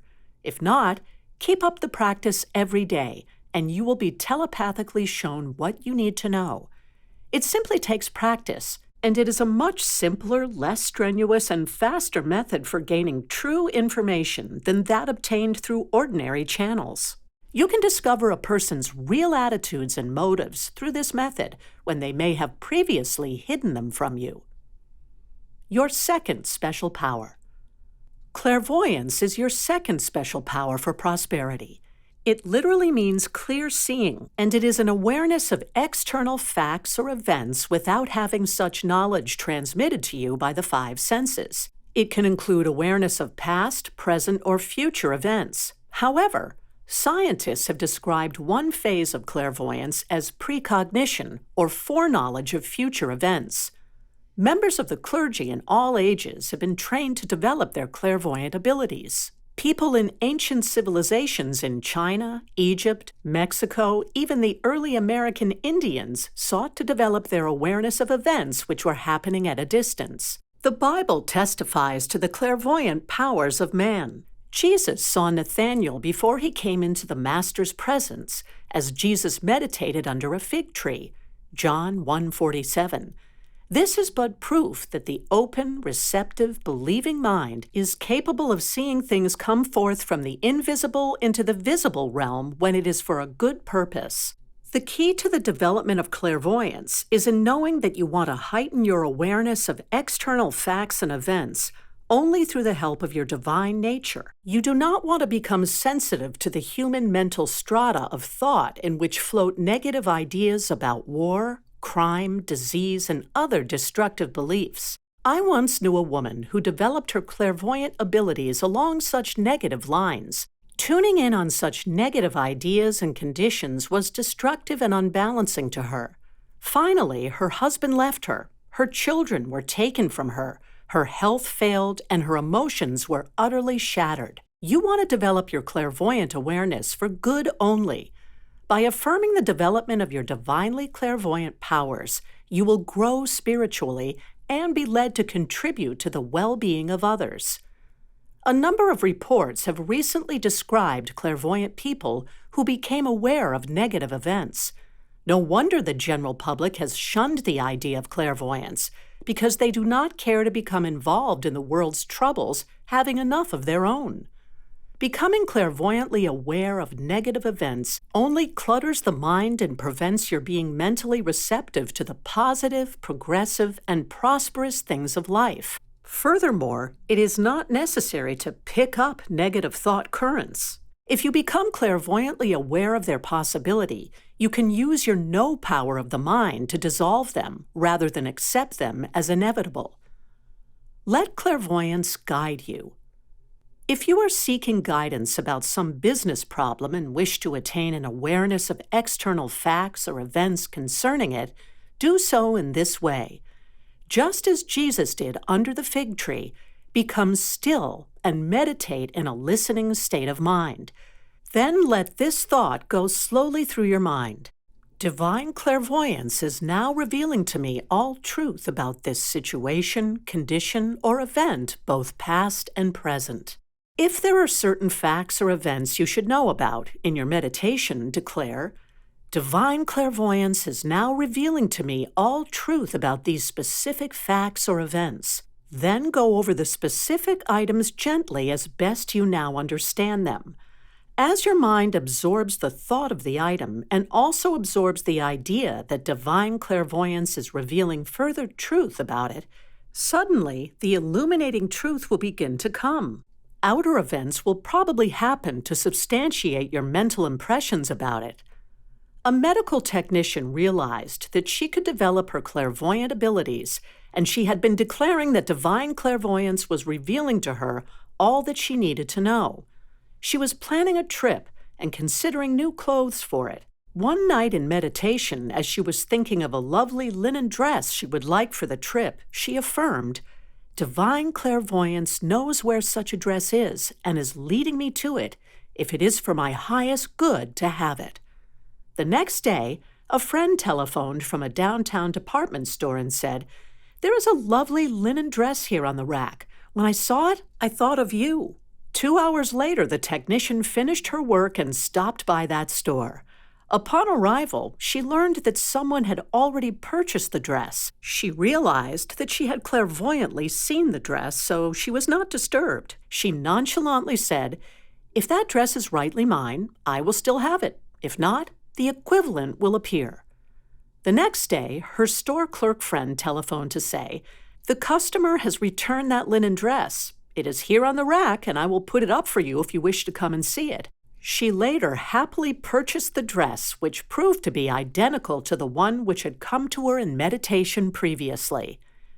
As you develop these deeper powers of your mind, which are your obedient servants and love to work for you, you will find that you do not have to work so hard in the physical world to accomplish right results.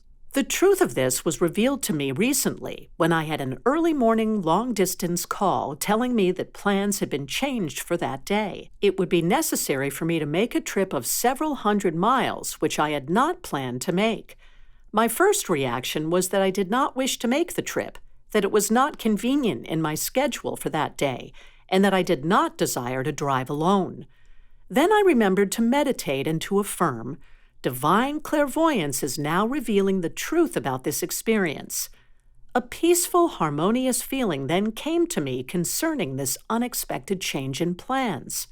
Later that morning, a friend came into my study and said, "I am here to take that trip with you."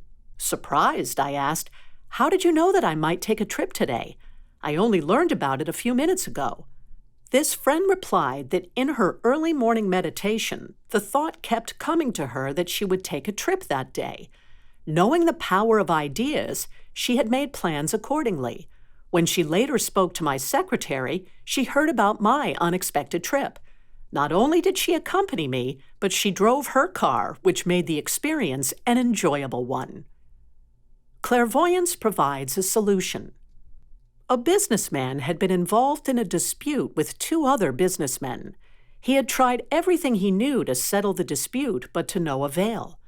One night, while talking with a friend by telephone about the confused situation, he stated that he had done all that he could do and was going to release the situation to work out as it wished.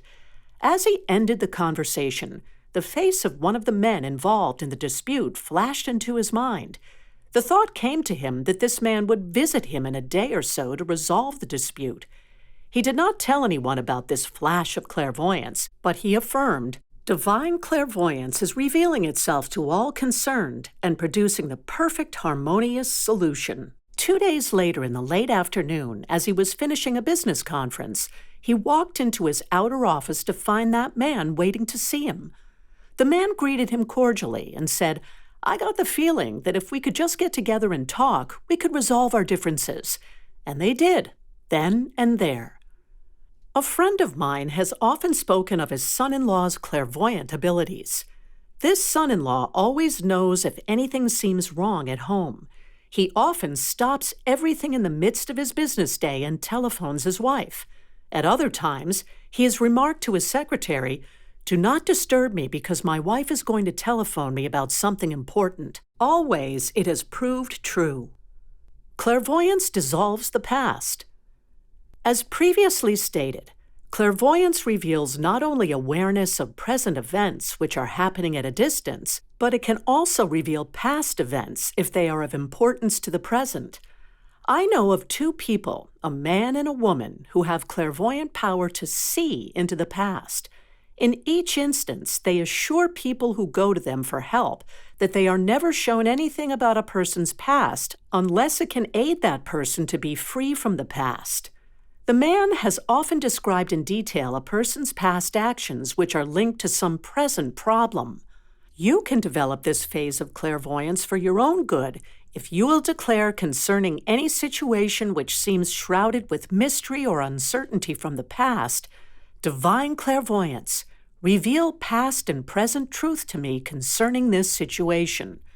You will be surprised how anything from the past which you need to know will be shown to you. A man who had had an unhappy past began to realize that certain future events would require that he return to his hometown, which he had not visited in years. He wondered how he would be received there. He decided that clairvoyance could prepare him ahead of time for the reaction if he would ask to be shown what it would be. He affirmed for past and present events, divine clairvoyance, reveal past and present truth to me concerning this visit. How do people feel about my past? He then got a feeling of peace about the situation and dismissed the matter from his mind. A few days later, he received a letter from a hometown friend whom he had not heard from in several years. The friend joyously wrote, "I recently met a relative of yours on the street. I asked about you since I had heard nothing from you in years. He joyously told me of all your accomplishments and of your plans to come home for a visit soon. When I heard of all that you were doing, I was so thrilled that I could not help telling all your old friends. My friend, they want you to know how happy they are for you, and they all await your visit with anticipation." Perhaps you have unknowingly used clairvoyance when you needed to find a misplaced article. As you would get quiet and think about the misplaced article, often the thought would flash into your mind just where it was located. Your third special power. General extrasensory perception is your third special power for prosperity and success. It is a blending of telepathy in which you become aware of the thoughts of other people and clairvoyance in which you become aware of facts or events that are taking place. Most of us have experienced degrees of this special mind power at times.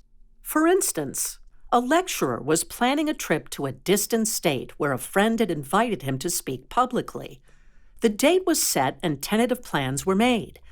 A few weeks prior to his departure, the lecturer began to feel uncomfortable about this trip and wondered if it was wise for him to make it. In meditation, he affirmed, "Divine perception revealed to me the truth about this trip. Should I take this trip or not?" As he continued to meditate about the situation, he got the impression that great hostility was coming to him from that area. He sensed that someone in the town where he was scheduled to lecture had personal antagonism toward him and resented his coming. It all seemed preposterous, but he finally wrote his friend about his unusual impressions. Quite naturally, his friend quickly replied that he must be mistaken, that no hostility existed, and that everyone there was happily expecting the proposed lecture. However, the lecturer remained adamant, and he canceled the trip. While it caused some conflict between him and his friend for a while, the lecturer was relieved.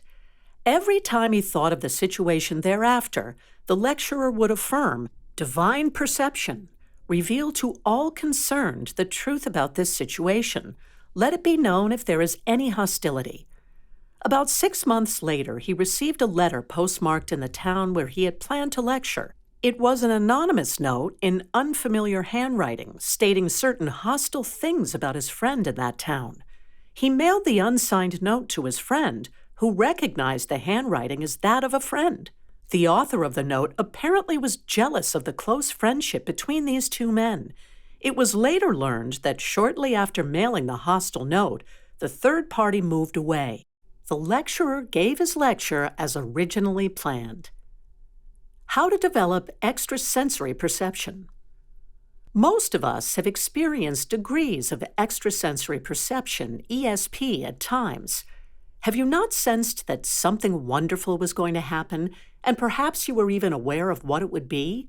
Have you not at other times had a foreboding that something unpleasant was near, which caused you to become restless or unsure? When you begin to sense that some good is on the way, you have the power and authority to help it to manifest in a perfect way by thinking, "I bless you with the perfect result through the help of divine perception." On the other hand, when you feel that something negative is about to happen, always take time to sit down and quietly dissolve that feeling by declaring, "Be thou dissolved with the help of divine perception." Continue thinking of it as being dissolved until you feel the burden or unrest subside. You may not know what it is that you are dissolving, but if it gives you an uneasy, restless, negative feeling, you can be assured that it is not an experience for your highest good. You have the power to mentally dissolve it, for it is in the mental realm that all troubles are first formed. Use of this special power can keep many unhappy experiences from ever occurring if you dare to take the time to say no to them and neutralize them. A businessman was on a vacation trip. One morning, as he and his wife arose early to drive some 500 miles that day, he had an uneasy, apprehensive feeling. Not realizing that this was his extrasensory perception trying to warn him not to proceed on his journey just then, he drove on anyway. A few miles down the road, there was an accident in which he, his wife, and one other person were severely injured. This businessman later confided to me that if he had understood the meaning of his uneasy feelings, he could have avoided the accident. Your fourth special power. Precognition is another of your special powers for success. While clairvoyance is an awareness of past or present events that happen at a distance, precognition is a phase of clairvoyance which brings knowledge of future events without the use of any physical agent for such knowledge. Sometimes through dreams, inspirational flashes, or in meditation periods, you are shown the action of future events. I know a child who has often foreseen the events of his life for the coming week. In one instance, this child came to see me and asked, "How is it that I know everything that is going to happen for the coming week?" I suggested that he write down everything he foresaw and then come back a week later and discuss it. When he returned with his notes, it was clear that nothing big had happened. He had known how much money his parents would give him. He had been aware of some events that would happen at Sunday school and the outcome of some sports events at school. He even was aware of how many ice cream cones he would buy at the drugstore that week. One night, he had not bothered to study for a test because he said that he already knew that he would make 94 on it, which he did. On his second visit, he stated that he could not always see a week ahead, though often he knew what the next day would bring. I suggested that he not discuss his clairvoyant power of precognition with anyone, but that he affirm often, "Divine precognition is making easy and successful my way. I know all that I need to know when I am supposed to know it for my highest good." I assured him that there was nothing different or wrong with him, and that his ability to foresee events in his life was a very special power that everyone has, but that few people have developed. He was overjoyed when he realized that if he became aware of some future event that seemed negative, he could mentally dissolve it by saying no to it. On several occasions, he did mentally reverse what might have been an unhappy experience by thinking, "No, I will not accept this as coming forth. I accept only that which is for my highest good." He would then think of the results which he truly desired. A housewife I know says that she has to be careful not to win every canasta game when playing with friends. Because of her ability to foresee results, she has often known what cards were being held and what the ultimate results would be. Quietly develop this power. When you receive impressions or flashes concerning future events and results, instead of running to others and discussing what you have foreseen, it is best to quietly ask for guidance about it. A housewife became aware that her neighbor's husband would pass on within a few months. After praying for guidance as to whether she should tell her neighbor, she felt led to do so, thinking it might explain his recently changed behavior. The neighbor was grateful for her warning, since she also had felt that her husband's life was about over, and that he perhaps knew it too. She was then able to make his last months on earth much happier, and the shock of his passing did not overwhelm her. Awareness of future events often comes in dreams. Instead of becoming too involved in dream analysis, however, you can get the true meaning of your dreams by asking, "Divine Intelligence, what is the truth about this dream? What does it mean?" It has been written of Charles Fillmore, a real estate man who became the co-founder of Unity. Like Joseph and Daniel, Charles Fillmore felt that God came to him in dreams and visions of the night and revealed to him much of the truth about which he wrote and spoke. He was always looking forward. He foresaw radio and talked about it in sermons and articles. He foresaw that the atom would be split and become a source of power. The Bible is filled with examples of precognition. For instance, the wise men were warned in a dream not to return to Herod after they had found the Christ child, but they were told to return home by another route. Matthew 2:12. The early Christians were regularly instructed through dreams, and they were thus successful in spreading the Christian message abroad. Your fifth special power. Your fifth special power for prosperity is psychokinesis, which is direct influence exerted upon a physical object by a person who does not use any intermediate physical energy or instrument. For scientific purposes, this power has been used to mentally influence the fall of dice. You can think of physical objects and influence them for good. From a prosperity standpoint, you can mentally affect your purse, bank account, investments, clothes, automobiles, the buildings and area in which you work and live. In fact, you are constantly molding your outer world thought by thought.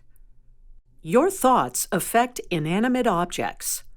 Inanimate objects have the power to respond to your good thoughts, especially your rich thoughts about them, for they are filled with divine intelligence and seem to know what you are thinking about them. When an object near you acts up, give it the benefit of your blessing with good thoughts rather than criticizing it. I know of a new electric typewriter that never worked properly because the employer who purchased it had not truly wanted his employee to have that typewriter. He always found fault with it after resisting its original purchase. Everything in your world is filled with intelligence, even the so-called inanimate objects. Treat them intelligently if you wish to obtain intelligent, harmonious results. One housewife has often stated how much more her money seems to buy at the grocery store if she dresses up before going shopping. It is as though the substance and intelligence contained in the groceries on the shelves gratefully reach out to her and multiply for her because of her rich thoughts and rich appearance. Still another housewife reports how she has used psychokinesis to directly influence and attract physical objects for her. For many years, she and her husband struggled to get the grocery bills paid. They had a large family clan who regularly visited them, which caused their pantry to be cleaned out often. This couple loved their kinfolk, but they could hardly afford them. One day, this housewife decided that through her special power of psychokinesis, there must be some way that she could attract groceries to meet her increasing needs. She began to think of how, through this special mind power, she could influence and attract good food to her kitchen. She quietly thought of groceries of all kinds and of where they came from. She thought of seafood passing from the fishermen to market and then to her. She thought of the cattle in the fields passing through the rancher's hands and eventually to her. Vegetables, canned foods, frozen items, bakery products, and other foods were visualized by her as she gave thanks for the countless people along the way who prepared such foods for her use. She imaged all types of food coming into her kitchen in abundance with no thought of financial burden or restricted supply. When relatives came to visit her after that, they brought with them gifts of wonderful food, fresh seafood from the coast, bread, butter, milk, and other dairy products, special delicacies from the bakery, and so on. Never again did she have to worry about the grocery bill or where the next supply of groceries would come from. It is as though the various food items know how she loves and appreciates them, and they tend to rush to her in abundance, in the highest and best form. Everything reflects your attitude. When you speak negatively of your financial affairs, you are misusing your special power of psychokinesis. Jesus used this special power to wither the fig tree, to prove the effect of words upon physical objects. You mentally and verbally influence everything in your world. A businessman recently spoke of appreciating a magnolia tree which he had purchased for his flower garden. He was told by friends that the magnolia would not bloom for about 7 years. Since he wanted to see the lovely magnolia blooms and to enjoy their fragrance, he constantly visualized the beauty of his tree, blessing it with much love and appreciation. After only 4 years, his magnolia tree burst into full bloom. Never speak disparagingly of an object. Never speak of an item of clothing or furniture as this old thing, unless you wish it to age and fade from your world quickly. Remember that everything around you reflects your attitude toward it, and it reacts accordingly. I recall once visiting a lady of lofty, beautiful thoughts. She constantly entertained a high vision of good, and her surroundings were always aglow with beauty and elegance. About a year later, I returned to those same surroundings, but she was no longer there. I found the same furniture, drapes, and other features were still in place, but they seemed to have lost their glowing beauty. Some of the furnishings looked rather sad and shabby. Soon, I realized that they could not have become threadbare in one short year. That elegant lady's beautiful, appreciative thoughts had literally sustained the furnishings in a state of loveliness. A good prayer to use when you are trying to radiate an atmosphere of beauty is, I am one with Almighty Good. My environment is glowing with radiant beauty, radiant richness, and radiant good. Psychokinesis works everywhere. You have often felt the power of psychokinesis at work in various environments into which you have entered. They either radiated harmony or unpleasantness to you. Those people most active in an environment directly influence the physical objects therein with their thoughts and words of harmony or discord, and you can feel and see the result. Charles Fillmore has described how you may rightly use the power of psychokinesis for good. Blessing the substance increases its flow. If your money supply is low or your purse empty, take it in your hands and bless it. See it filled with the living substance ready to become manifest. As you prepare meals, bless the food with the thought of spiritual substance. When you dress, bless your garments and realize that you are being constantly clothed with God's substance. The more conscious you become of the presence of the living substance, the more it will manifest itself for you, and the richer will be the common good of all. Believe in your special powers. Do you hesitate to believe that you have these special powers for prosperity? This is the most enlightened age the world has ever known. It has been stated that more progress has been made on this planet in the past 100 years than in the past 10,000 years. Jesus promised that when the Spirit of truth is come, it would guide us into all truth. This is the age when the truth about God, man, and the universe is being explored and revealed as never before. Never doubt the power of your deeper, special powers for prosperity, new growth, and rich achievement. Dare to think about them, believe in them, and let them begin to unfold their secrets to you. As the need arises, divine intelligence will begin expressing these powers through you with wonder-working power. As they come forth, you will recognize your special inner powers, and you can learn to accentuate their expression by using specific statements given in this chapter. As you dare to begin developing these powers, you will find them to be your special equipment for living victoriously in this space age. Chapter 16. The Prosperity Law of Persistence. Jesus was describing the power of persistence when he declared, "No man, having put his hand to the plow and looking back, is fit for the kingdom of God." Luke 9:62. In other words, when you realize that prosperity is your divine heritage, you should persist in claiming it. A businessman who often sends me books and articles on prosperity recently sent this statement by Calvin Coolidge.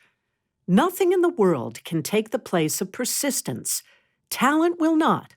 Nothing is more common than unsuccessful men with talent. Education will not. The world is full of educated derelicts. Persistence and determination alone are omnipotent. The slogan "Press On" has solved and always will solve the problems of the human race.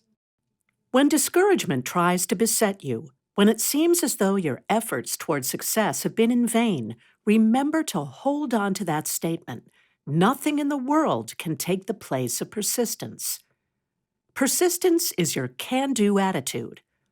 I know of a young man who had tried everything and had failed at everything, yet he had tremendous talent, ability, and charm. He knew that there was a right place for him in life, but it had just not appeared. Finally, he decided to enlist in the Navy, and that was the turning point for him. Everything he has done from that point on has proved for him a great success. He has received a number of promotions and official recognition for his Navy work. Recently, his commanding officer wrote a letter praising him for his can-do attitude. The letter stated that his attitude had led to definite success in the face of challenging, difficult assignments. His commanding officer advised him to continue his can-do approach to all of his duties. The prosperity law of persistence might easily be described as the can-do attitude. Many people have just the opposite approach, the can't-do attitude, which is a guarantee for failure. As you observe successful people about you, you will discover that they have cultivated the habit of persisting in the face of apparent failure so that they seem to enjoy insurance against it. No matter how many times they experience setbacks, they persist toward their goal and they inevitably achieve it. There is nothing halfway, lukewarm, or half-hearted about persistence. It is bold, daring, fearless. It does not hesitate, but goes after what it wants and keeps plugging until it gets results. A good statement to use in the face of distressing lulls or setbacks is, "I am not discouraged. I am persistent, and I go forward." Remind yourself often, "I am not on the way out. I am on the way up." When Jesus spoke of putting your hand to the plow and not looking back, he was describing the mighty power of persistence. A plow is an implement used to cut up, turn up, or break up the soil for planting. Your persistence is your mental plow, which helps you to break up those old failure attitudes of mind which have previously kept success from you. Once you have broken up the feeling of defeat, you are then ready to launch forth with the can-do attitude that will surely show you how to succeed. Don't surrender to defeat. The average person surrenders too easily to appearances when often just a little more enduring persistence is all that is required to turn the tide from failure to success. The word persist literally means to refuse to give up. It also means to continue firmly, steadily, insistently. When you are discouraged and unable to see any good ahead, declare, "I refuse to give up. I shall continue firmly, steadily, and insistently until my good appears." Keep plowing that hard ground of failure and limitation until you break it up completely with your victorious attitudes of mind, supported by your outer actions aimed at success. Recently, an old friend met my father on the street and inquired about me. When my father told her of my work as a minister and writer, she happily wrote me a note and said, "I used to wonder how such a little girl could think so big, but I'm glad that you did." Often, all it takes is a little more persistence in thinking big, working steadily, and expecting big results in order to bring them forth in your life. A recent advertisement carried this caption, "People who chase dreams are the most likely to catch them." Persistence produces success. The story of Jacob wrestling with the angel until the break of day shows the power of persistence in producing success. He vowed to the angel, "I will not let thee go except thou bless me." Genesis 32:36. The angel renamed him Israel, which means Prince of God. You can, like Jacob, become a Prince of God through persistence. When you meet disappointment constructively, you can still go forward to greater good. It is as though by your refusal to give up, the years that the locust hath eaten, Joel 2:25, are restored to you. Indeed, through persistence, so much good can be added to the present moment that it blots out the emptiness, discouragement, and failure of the past. Failure can be a prelude to success. Often, failure is success trying to be born in a bigger way, and persistence helps you to experience that greater result. For several years, I wrote inspirational articles for the Unity publications. Then at one point, I hit a snag. Everything I wrote and submitted was rejected, and I wondered if my writing career was ending so soon. I went through a disheartening period, constantly battling with the feeling of failure and wondering what it all meant. Months later, as I began to evolve the laws of prosperous thinking, it became evident that the rejections of my articles were an indication that I was not thinking big enough. The time had come for me to write books instead of articles. Those rejection slips were nothing but success trying to be born for me in a bigger way. It was then that the ideas began to form for the writing of this book. My first reaction was, if you can't even write articles that are accepted for publication, how can you possibly expect to write a book that will be accepted? But prosperous thinking insisted on the opposite attitude. My previous failures in writing magazine articles were but an indication that the time had come to aim higher. Had my articles continued to be accepted, I probably never would have pushed past that level. So I was able to establish and maintain the attitude, I refuse to give up. I shall continue firmly, steadily, and insistently until the good appears in this experience. Someone has said that success is failure turned inside out. I believe it. Refuse no as an answer. The enduring achievements of mankind have come about because men have steadily refused to take no for an answer. I recall a favorite phrase used by one of my high school teachers. She often talked to us about the power of going the second mile in life. At times, those words have floated up in my memory when I was tempted to stop at the end of the first mile to sit down and quit. When inner methods of persistence are used, external persistence is not often needed. When you learn the power of prosperous thinking, you learn how to work things out in your mental attitudes first, rather than expend effort in running hither and yon, attempting to manipulate an outer desired result. The inner will produce the outer, but you must persistently produce the inner first. After you are convinced of an idea, you should persist in your conviction. If outer doors seem to close to you, do not hesitate. Persist in inner preparations. The inner realm of thought controls all outer action. When you get the right attitude, the outer world of results and personalities must conform to it. That is the law of mind action.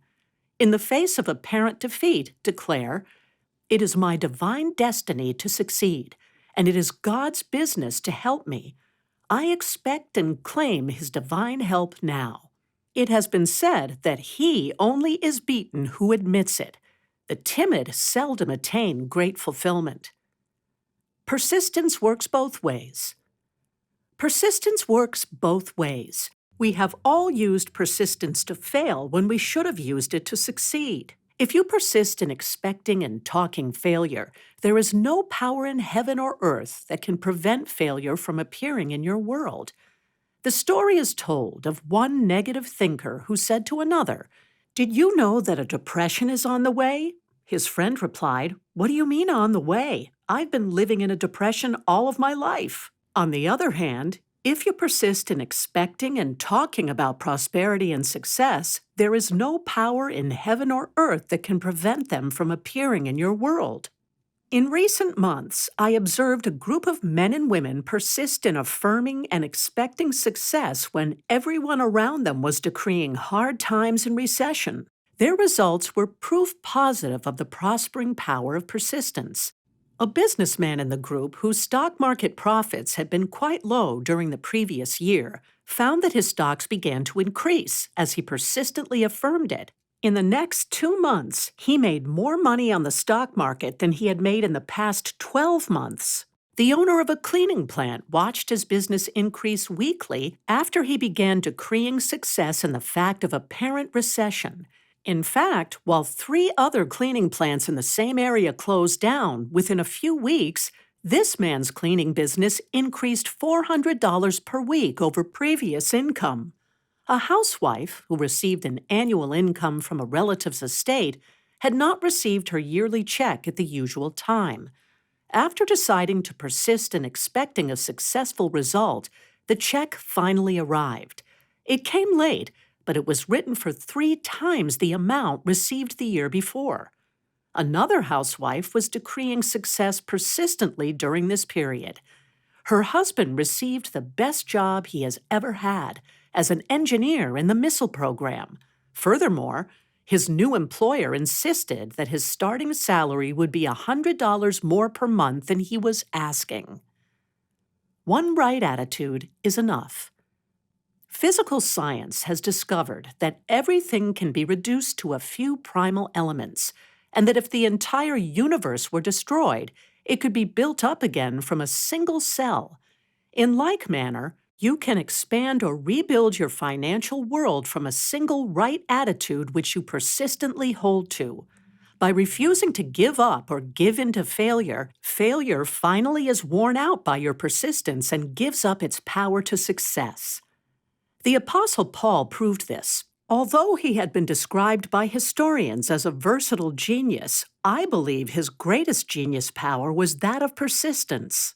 In his time, Christianity was still considered illegal. Often, Paul was imprisoned, beaten, and persecuted for being a Christian missionary. He braved criticism from all directions, betrayal among his followers, privation, and even shipwreck to do the work which he felt was important. Had it not been for Paul's persistence, Christianity might never have spread from the Holy Land, and in all probability would have died out in the first century. There's something about joyous persistence that seems to produce good results much faster. Meet hard experiences with persistence. Spasmodic efforts count for little. When hard experiences appear on your pathway, meet them on their own terms with persistence, expecting success to come out of them. You should not use gentle methods when there are hard conditions. To use gentle methods on hard experiences is like trying to plow hard soil with a dull blade. You make little progress when you try to solve difficult problems in half-hearted ways. Meet hard problems by persistently refusing to give up to them. Insist upon receiving a blessing from those experiences. Face them with dauntless courage and daring. If you ever had had the breath knocked out of you, you probably found the process of normal breathing was not sufficient to restore proper breathing. Instead, you had to fight for more air. In like manner, in times of apparent failure or discouragement, if you do not vigorously persist in believing that you can and will succeed, you are likely to curl up forever in the clutches of defeat and failure. The American psychologist William James evolved the theory of getting your second wind mentally, emotionally, and physically. He wrote of persevering until you reach your second wind. Often, he kept going when fatigue assailed him, only to find that suddenly new reserves of strength were tapped so that he gained his second wind and later his third and even his fourth. New energy would flow in to produce new power and victory. It was as though an unseen partner had taken over. In times of emergency or deep need, untapped, dormant power is often released in man, power that would never be released unless there was an urgent need. You can know that such a time of challenge is but an indication that great power within you wishes to be released to aid you, to work for you and through you. Revise your success plans. Thus, when discouragement tries to come upon you, when despair says, "It can't be done, you'll never make it," that is the time to review your plans, to write them out and revise them as suggested in Chapter 4. That is the time to image and re-image your good as mentioned in Chapter 5.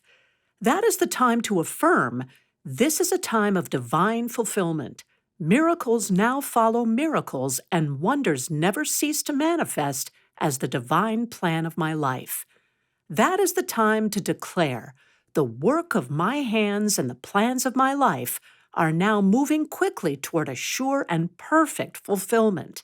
I anticipate the good. In God's right action, I now place my full trust." That is the time to affirm often, "I am a part of all that is good, and good shall be victorious." That is the time to talk with a trusted friend and get a boost, or to form a small creative imagination group which will work with you towards success, rather than entertaining any possibility of failure. That is the time to browse through the Bible for inspiration and guidance. That is the time to read the 23rd Psalm and meditate upon the meaning of its words. "The Lord is my shepherd. I shall not want. Read the 91st Psalm. He will give his angels charge over thee, to keep thee in all thy ways. They shall bear thee up in their hands, lest thou dash thy foot against a stone. Plod on to victory. Remind yourself of the times you came through to victory in the past. When discouragement and despair try to keep you from persisting toward your goal, remind yourself of the successful people who succeeded in spite of being maimed, blind, deaf, or psychoneurotic.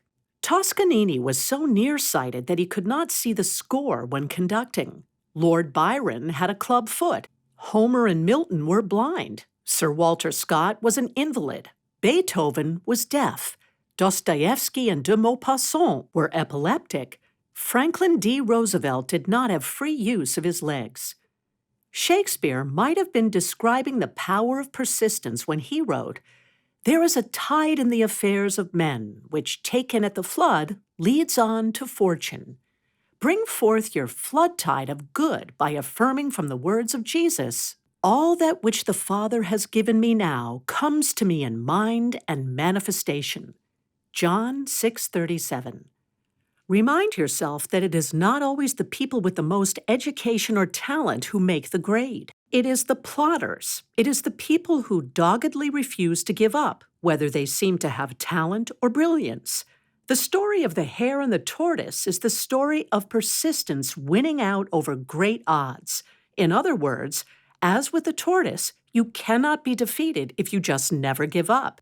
It is not usually the men of flashing mind power who are the heads of the great corporations and industries. On the contrary, it is the men of patient, plodding character. They cannot be defeated because they never give up.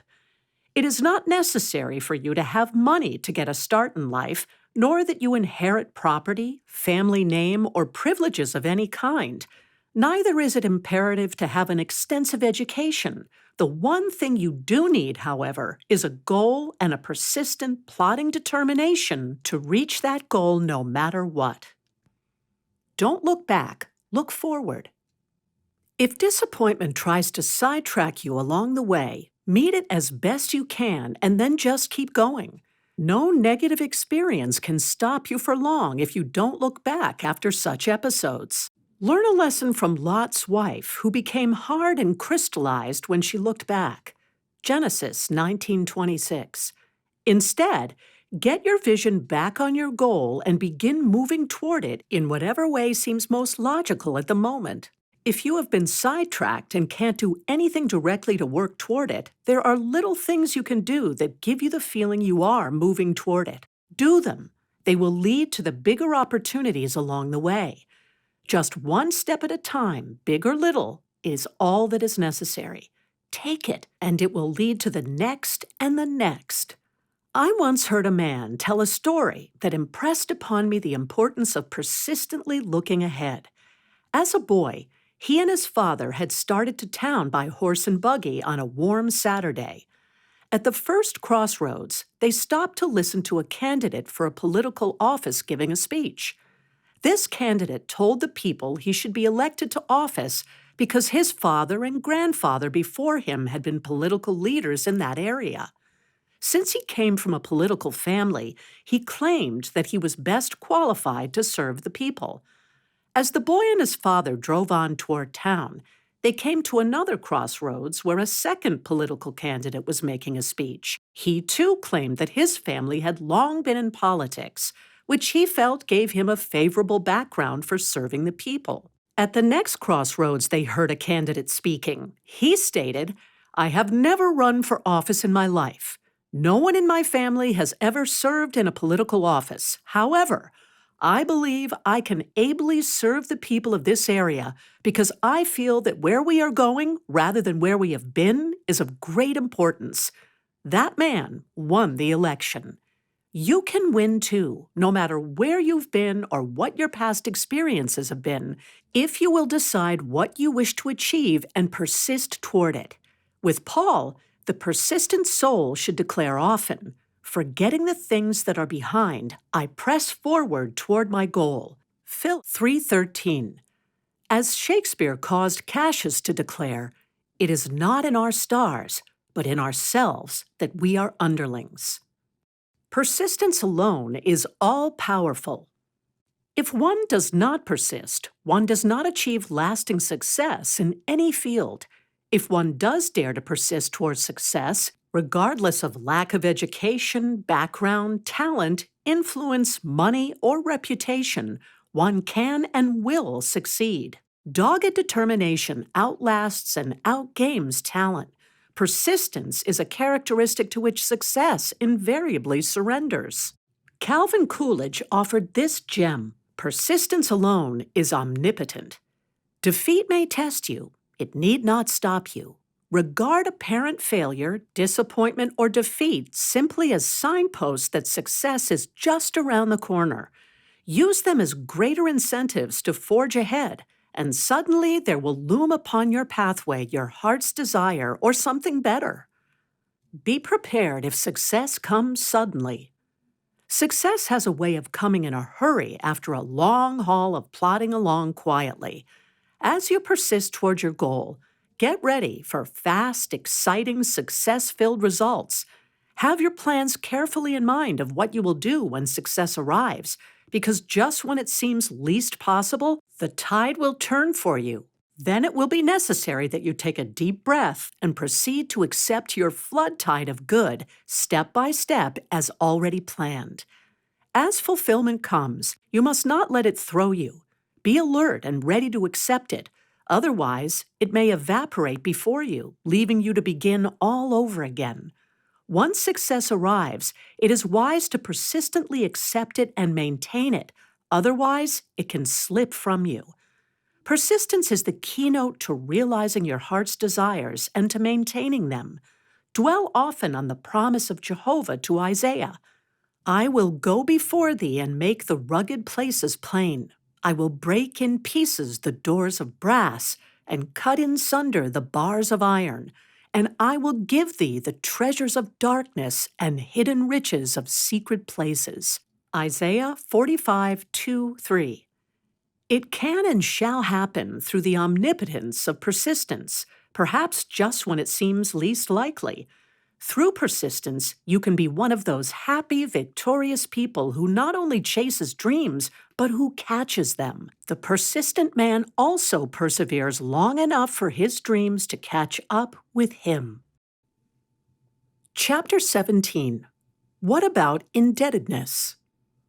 In a recent cartoon, several beautiful new cars were on display in a showroom. Above them hung a sign which read, "Try our credit plan with easy payments." While a prospective customer stood viewing one of the new cars, a salesman rushed over to the manager and in great perplexity asked, "How do I go about this? That customer wants to pay cash." In this age, when credit is at an all-time high, what about indebtedness with regard to prosperous thinking? Credit wisely used is a rich asset to financial success. Credit that is abused or overused is a clear path to indebtedness and financial failure. Credit is not desirable if used in desperation to postpone financial disaster a little longer. Neither is it good if used for acquiring items which you cannot pay for without great mental anguish. Credit is intended to be used intelligently toward helping one enjoy the comforts of life in a reasonable manner. Credit may also be used intelligently in realizing a profit. A housewife who suddenly found herself widowed with 3 children to support wished to go into business for herself.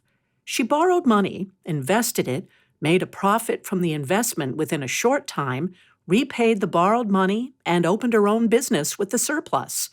The intelligent use of credit proved a financial asset to her. A good rule to follow in order to avoid the pitfalls of misused credit is this: do not incur bills that burden you with the feeling of lack and limitation. You may incur reasonable financial obligations if you can do so with an easy mind in the faith that you can meet them in a reasonable manner. Resentment and fear cause indebtedness. No debt is good if you resent or fear it, because such an attitude causes it to become a burden. The thought of burden often stops the flow of substance into your affairs, as well as hindering the flow of new, prosperous ideas in your thinking. When the flow of substance is halted in either of these ways, you are then unable to meet your bills and panic and resentment take over. So long as you do not resent or fear financial obligations, you can maintain mental and emotional control over them in your thoughts, feelings, and reactions. When you maintain a feeling of control, not feeling helplessly bound to debts, you keep the way open for the rich substance of the universe to flow to you in expected and unexpected ways, making it possible for you to meet each obligation. It is axiomatic that if you look up, you will always be provided for. Surely, uplifted thinking, free from fear, resentment, and condemnation, is necessary in order to maintain a debt-free existence. A housewife related how thoughts of fear, resentment, and condemnation got her into debt, and how by changing her attitudes she got out of debt. Her husband was a fine salesman whose work took him far from home. Early in their marriage, they purchased a farm in the mountains of Kentucky, deciding that it would be an ideal place to rear their children. Since her husband traveled regularly, the wife was responsible for supervising the farm and caring for their growing children. In due time, she began to resent her responsibilities.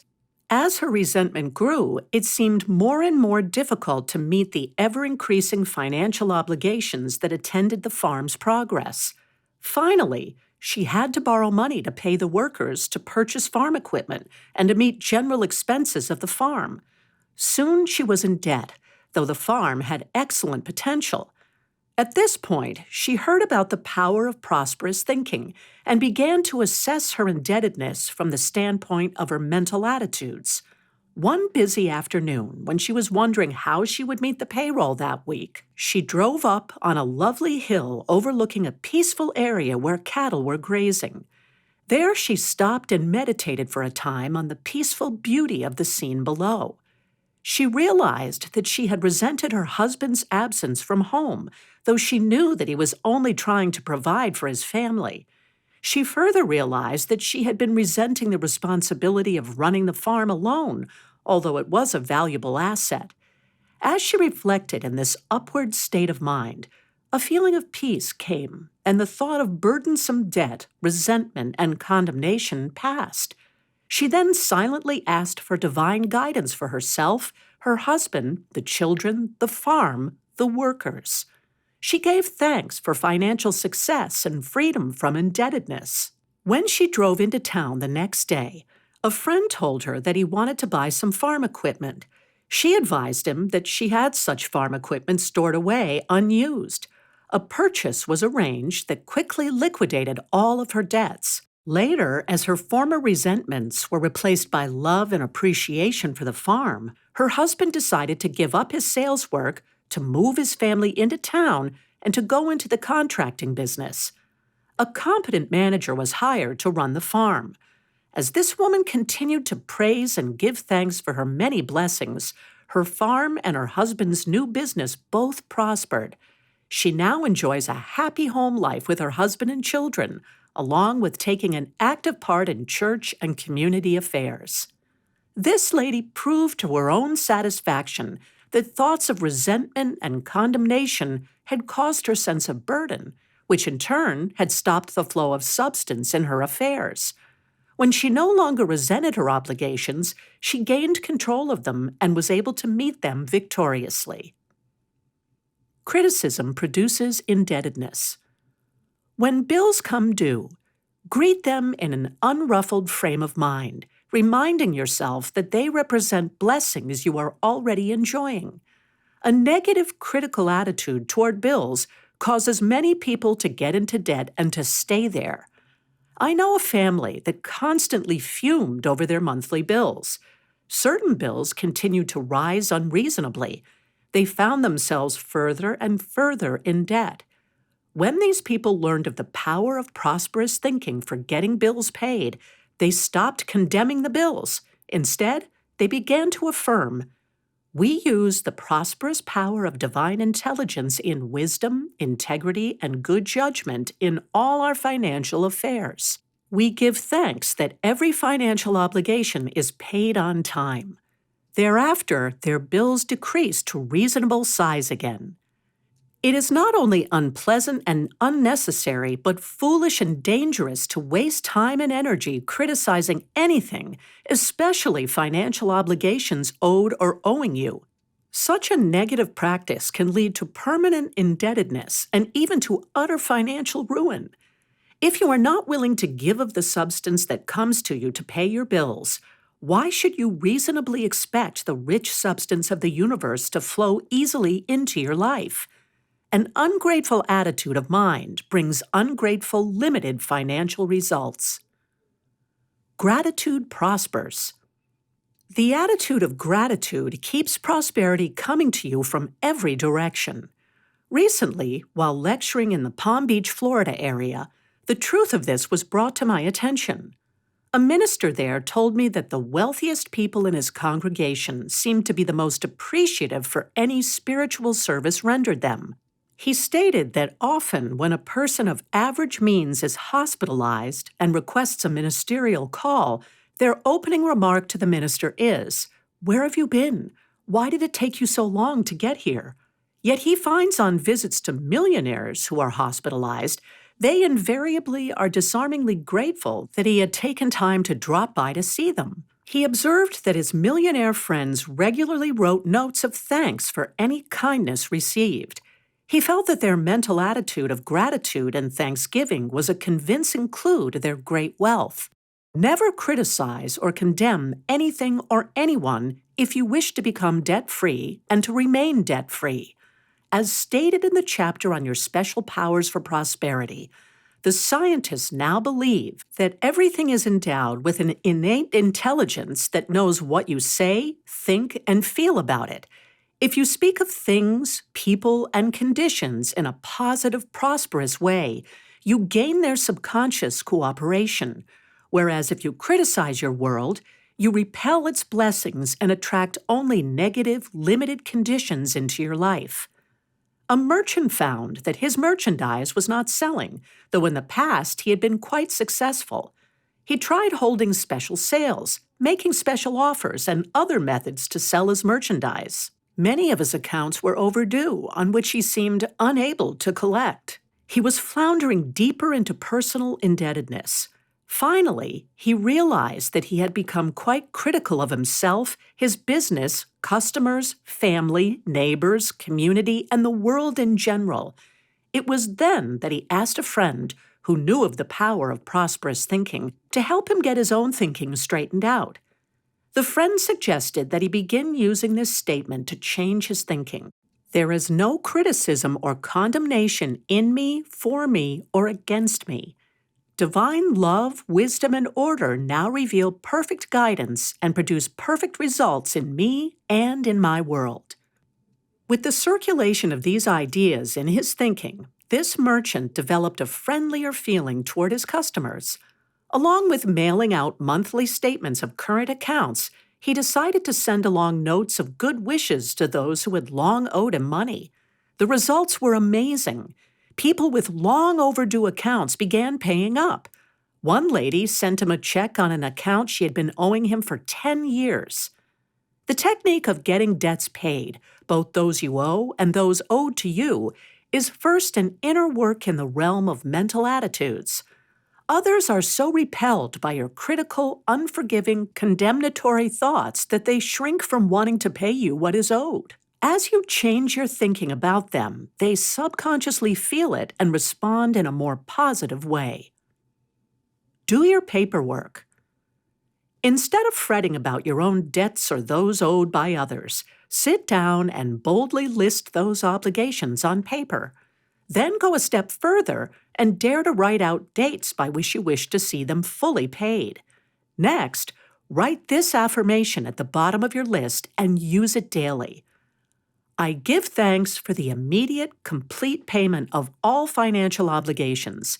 I have faith that with God's help, all obligations are being immediately paid in full.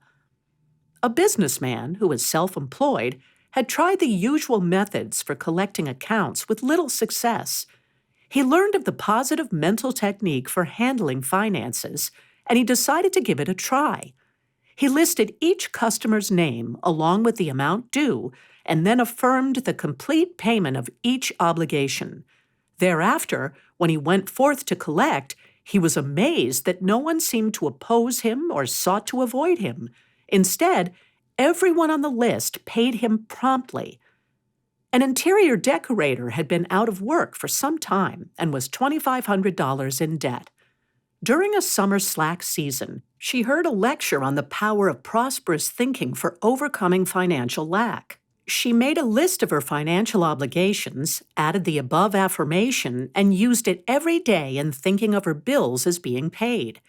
Just the act of doing this gave her a sense of accomplishment, which replaced the previous feeling of futility.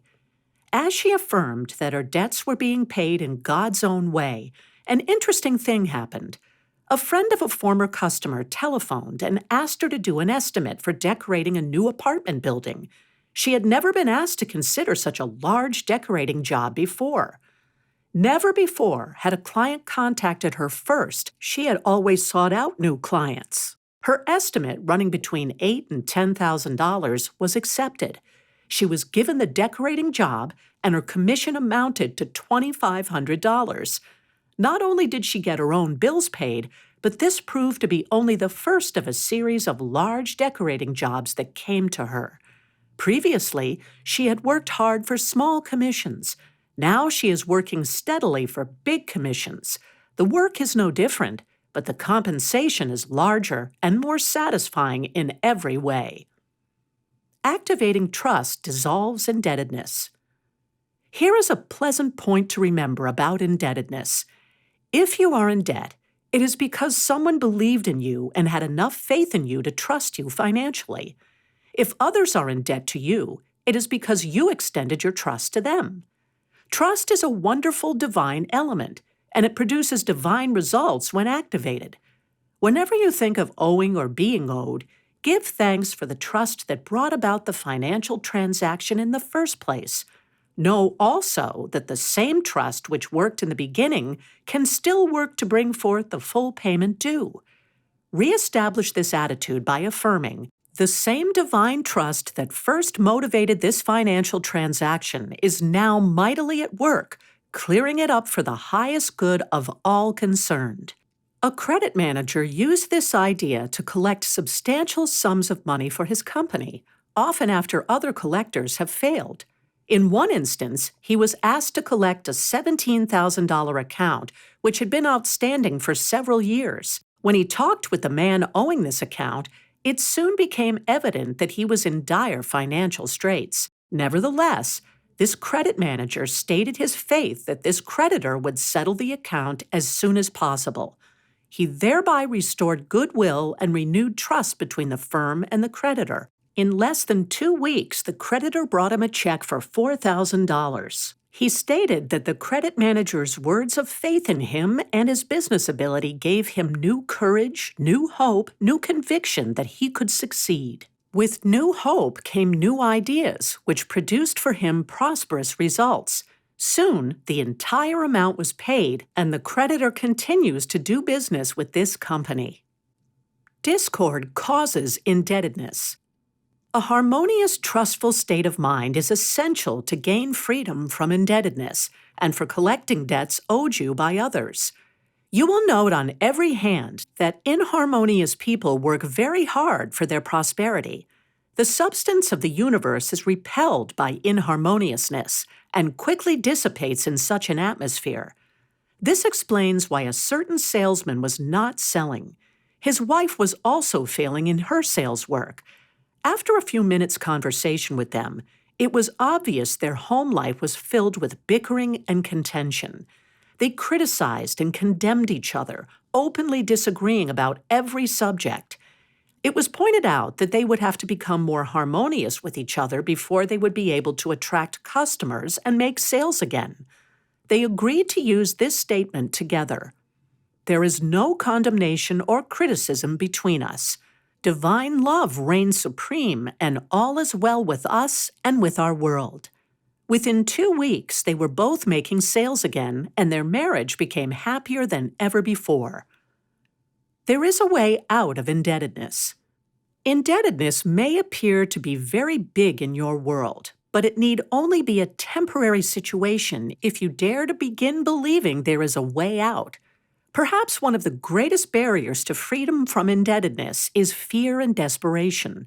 When they are overcome, you are on your way to financial freedom. I recently talked with a man whose wife had feared that he was contemplating suicide. He was heavily in debt and could see no way out. He had been in an accident, and it had taken a year of recuperation before he returned to his business. Meanwhile, others, lacking his experience and knowledge, had to be relied upon to run his business. Though conscientious in their desire to help, they almost bankrupted him. Because of his large indebtedness and lack of sufficient collateral, this man had been unable to obtain a loan from the lending agencies to ease the situation. He declared, "If I could obtain even $5,000 or $6,000, it would meet the most pressing debts and keep my business solvent until I could get the business activated again." He was feeling quite desperate when he talked with me. I began to realize that two definite attitudes prevailed which were keeping a solution from appearing. First, this fine businessman had sunk into discouragement and despair. There seemed no way out, nowhere to turn. Second, he felt a sense of great loss about the year he had been ill. He kept telling himself, "If only I had not been in that accident, this would not have happened." Such attitudes are normal for people in debt. But once those attitudes are changed, the whole situation will change, and very fast. Always, for every problem, there is a way out. There is a divine solution. To help establish and maintain the prosperous attitude until it could prove itself, I suggested that he daily affirm, "There is a divine solution to this situation. The divine solution is the sublime solution. I give thanks that the divine solution quickly appears now." For his feeling of loss about the year away from work, these ideas were suggested. Although it seems dismal at the moment, begin knowing that there need be no permanent loss in this experience. That which seems to have been lost during this year's illness can be divinely restored to you financially and otherwise. To help him establish and maintain this attitude, these words were typed on a card for him to carry in his wallet. Daily, when discouragement or a sense of loss tried to envelop him, he was urged to read these words over and over. "I give thanks for divine restoration in my business affairs. Divine restoration is now doing its perfect work for all involved, and the perfect result appears now. I give thanks that every financial obligation is now being met in God's own wise and wonderful way." For a number of weeks, this businessman daily declared these ideas to himself. No change seemed to be forthcoming, but he persisted in knowing that there was a solution. He persisted in claiming divine restoration.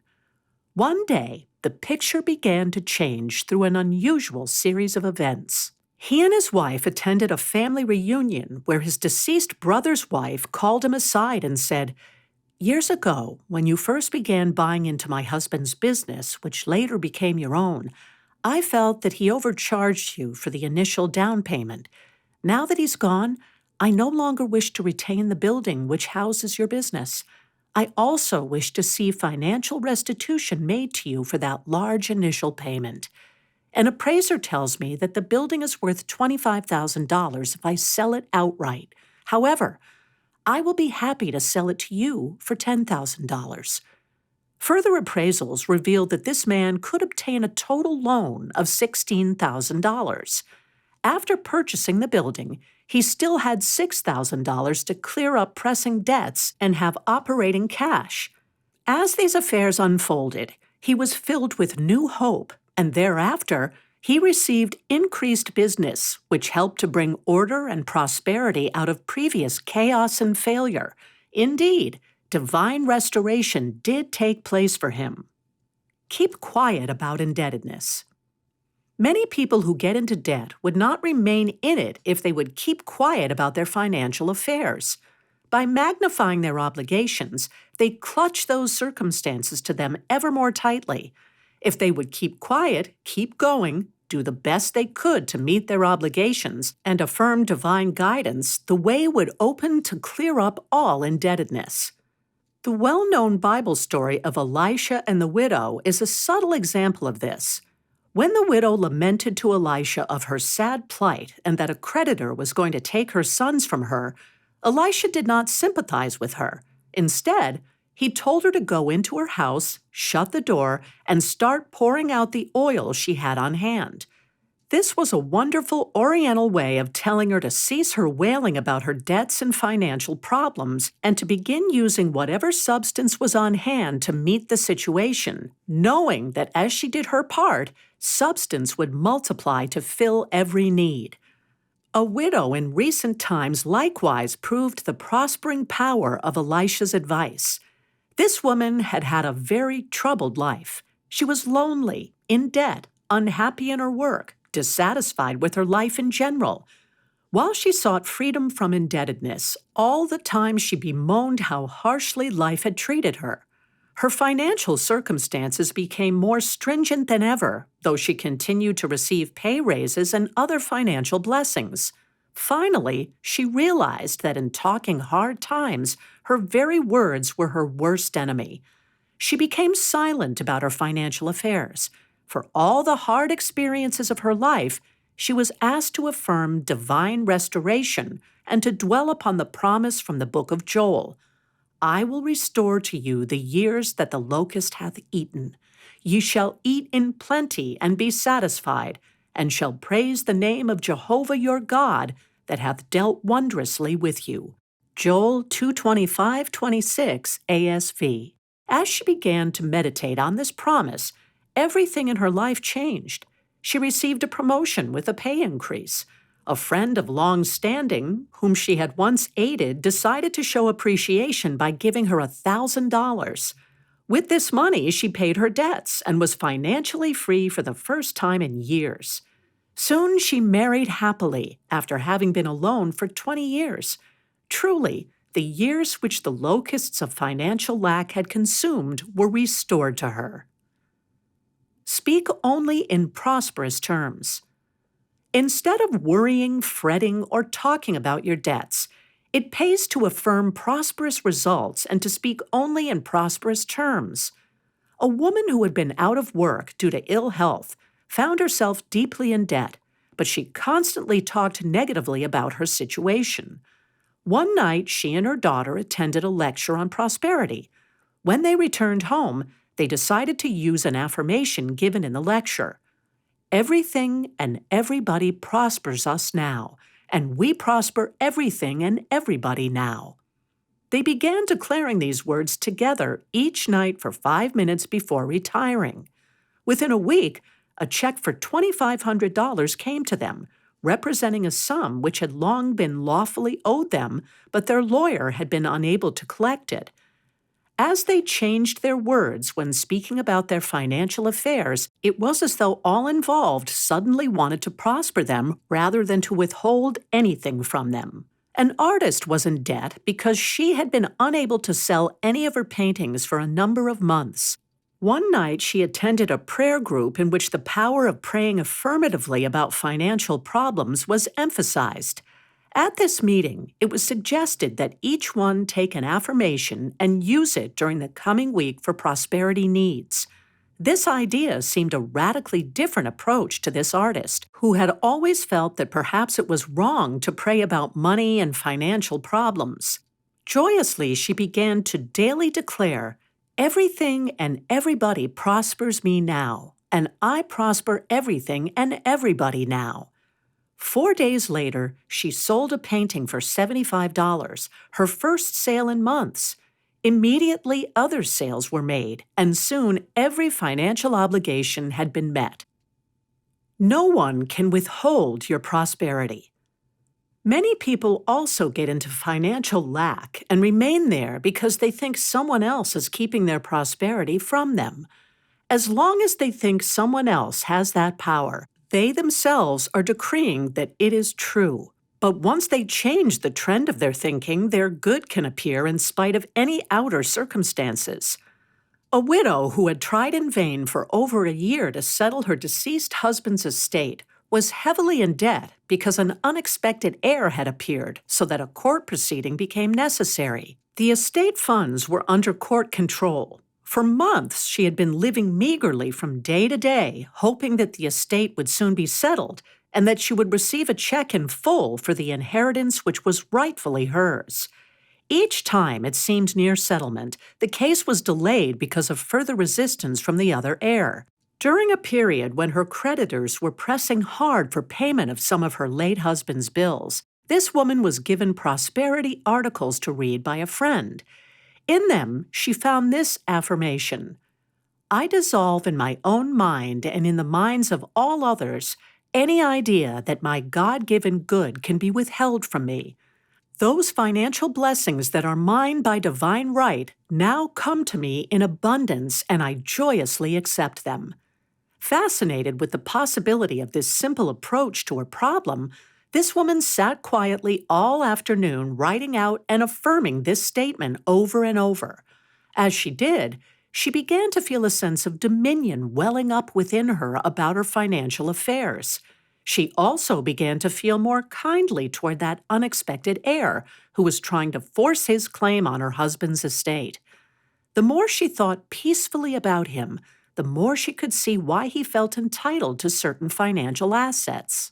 Finally, she telephoned her lawyer, told him to use his own judgment in settling the estate, but to feel free to give that heir certain portions of the stocks, bonds, and oil properties which he claimed.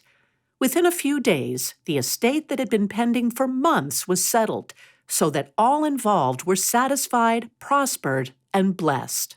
This woman now feels that her God-given good came to her from the settlement of the estate, and she did not miss the financial assets shared with this unexpected heir.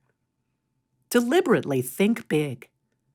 In another instance, a realtor found himself going into debt because some of his apartments were not renting during a summer slack period. Friends told him, "You will never rent those apartments at the price you're asking. You're thinking too big. If you cut your rental price, perhaps you may be able to rent them for the coming season." This man attended a prosperity lecture where he heard, "You can never think too big. Dare to think big. Dare to affirm big ideas. Dare to expect big results." Such attitudes are the difference between a prince and a pauper. This man realized that he must deliberately think big and speak prosperously if he wished to rent his properties and pay his debts. For the rental of his apartments, he began affirming a statement that has prospered countless people.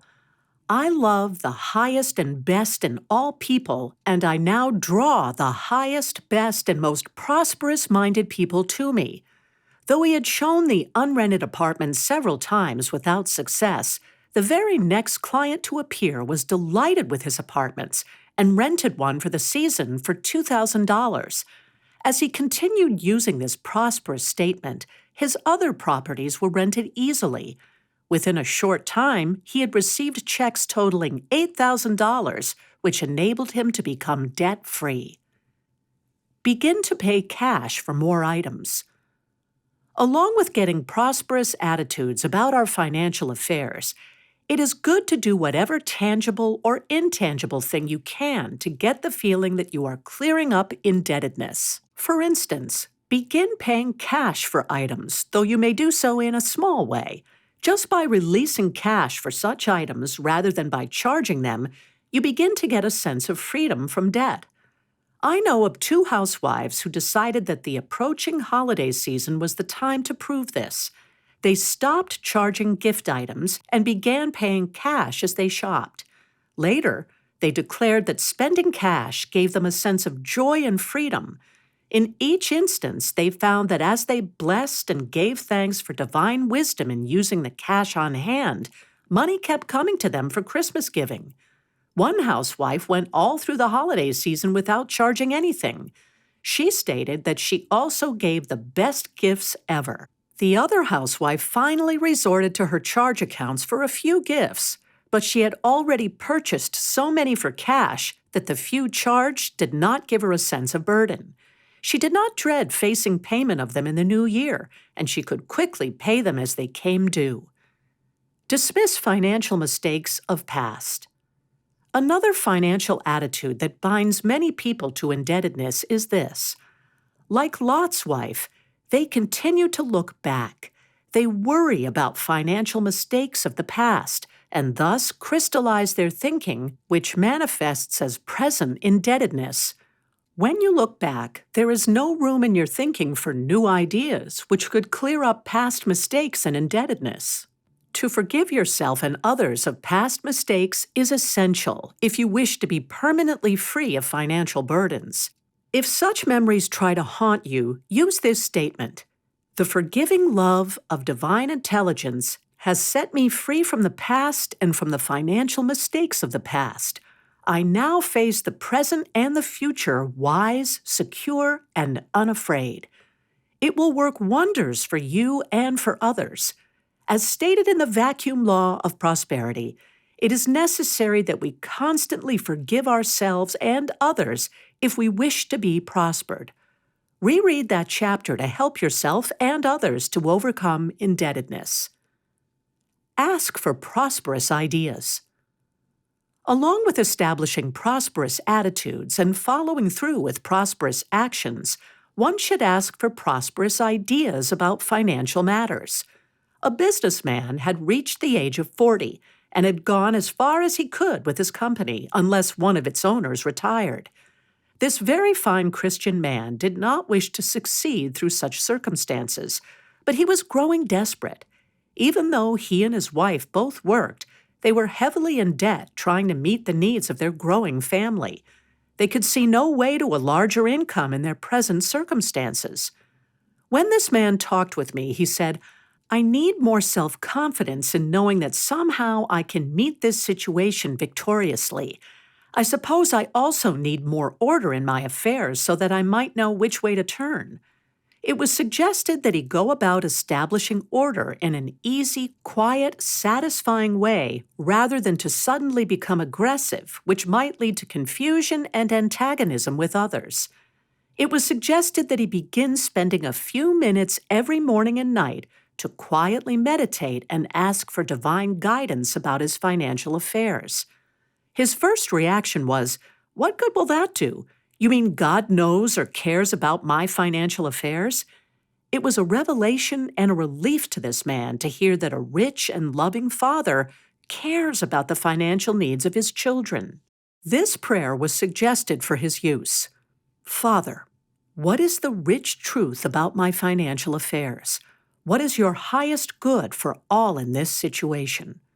At first, no answer to this questioning prayer came, but this man did notice that he was more peaceful than he had been in years. With the increased feeling of peace, he began to feel more in control of himself, his family affairs, and his financial world.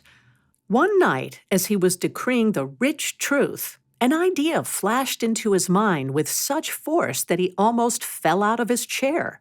It was not a new idea. It had come to him many times before, but he had disregarded it. It was an idea to develop a new department that would mean fresh growth and prosperity for his firm.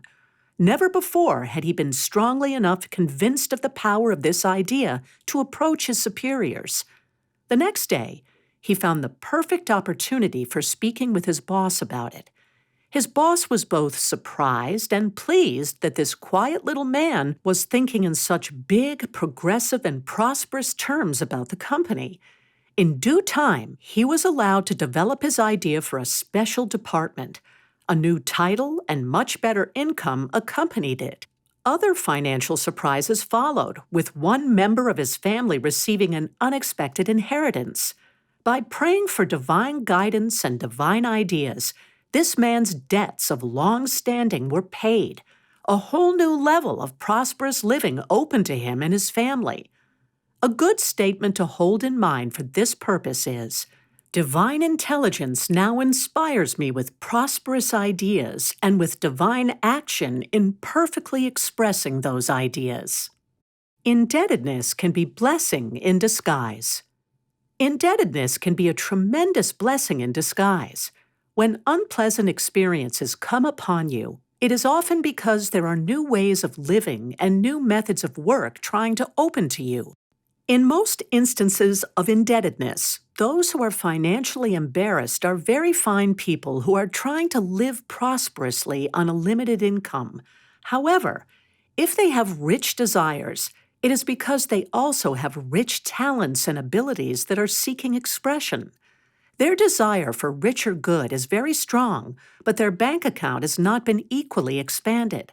Often they are people who are doing a mediocre work when their talents and abilities, if developed, would bring them a rich income to balance out their rich desires. Dare to use new ideas that come to you when you are working out financial problems. Reread, study, and follow some of the suggestions for developing your talents and abilities that are given in the chapters on work and on financial independence. When you are trying to find your financial freedom, begin to bring it forth by declaring often, "There are good days ahead. There are rich days ahead." When fear about present problems seems to engulf you, remind yourself, "God's way for me is joyous, a way of safety and security. I give thanks that I now walk in paths of pleasantness, prosperity, and peace." For development of your talents and abilities to bring great satisfaction, declare often, "The boundless, limitless power that created the universe is now accomplishing in and through me all that is for my highest good in mind, body, and affairs. I give thanks that I am divinely equipped to accomplish great things with ease." Chapter 18. Health and Prosperous Thinking. Surely the greatest blessing of life is health. Without it, nothing else matters very much. With good health, every other blessing is greatly enhanced. As I counsel people about their various problems, I am convinced that our thinking directly affects our health. Many people who are in poor health due to worry over financial problems find it almost uncanny how fast their health improves as their financial situation improves. A fine businessman who had enjoyed good health for a number of years faced serious financial setbacks in his business. Soon he developed gastric ulcers that later were found to be malignant, making several operations necessary. He is now on the way to complete recovery, which his doctors assure is possible. His wife recently stated, however, that every time he incurs a financial loss, he must return to bed. But when he receives good news about his financial affairs, his spirit soars and he enjoys normal well-being. The study of modern psychosomatics is surely a wonderful step forward in helping people to realize how strongly their mental states influence the condition of their bodies. Prosperous thinking is healthy thinking. We have shown earlier that you are prosperous to the degree that you are experiencing peace, health, and plenty in your world. In other chapters, we have discussed techniques for developing prosperous thinking so as to assure peace of mind and financial success. Now let us consider prosperous attitudes, which will enhance your health. Prosperous thinking is victorious, harmonious, uplifted thinking. A prosperous thinker knows how to free himself of hostilities, resentments, criticisms, and irritated emotions.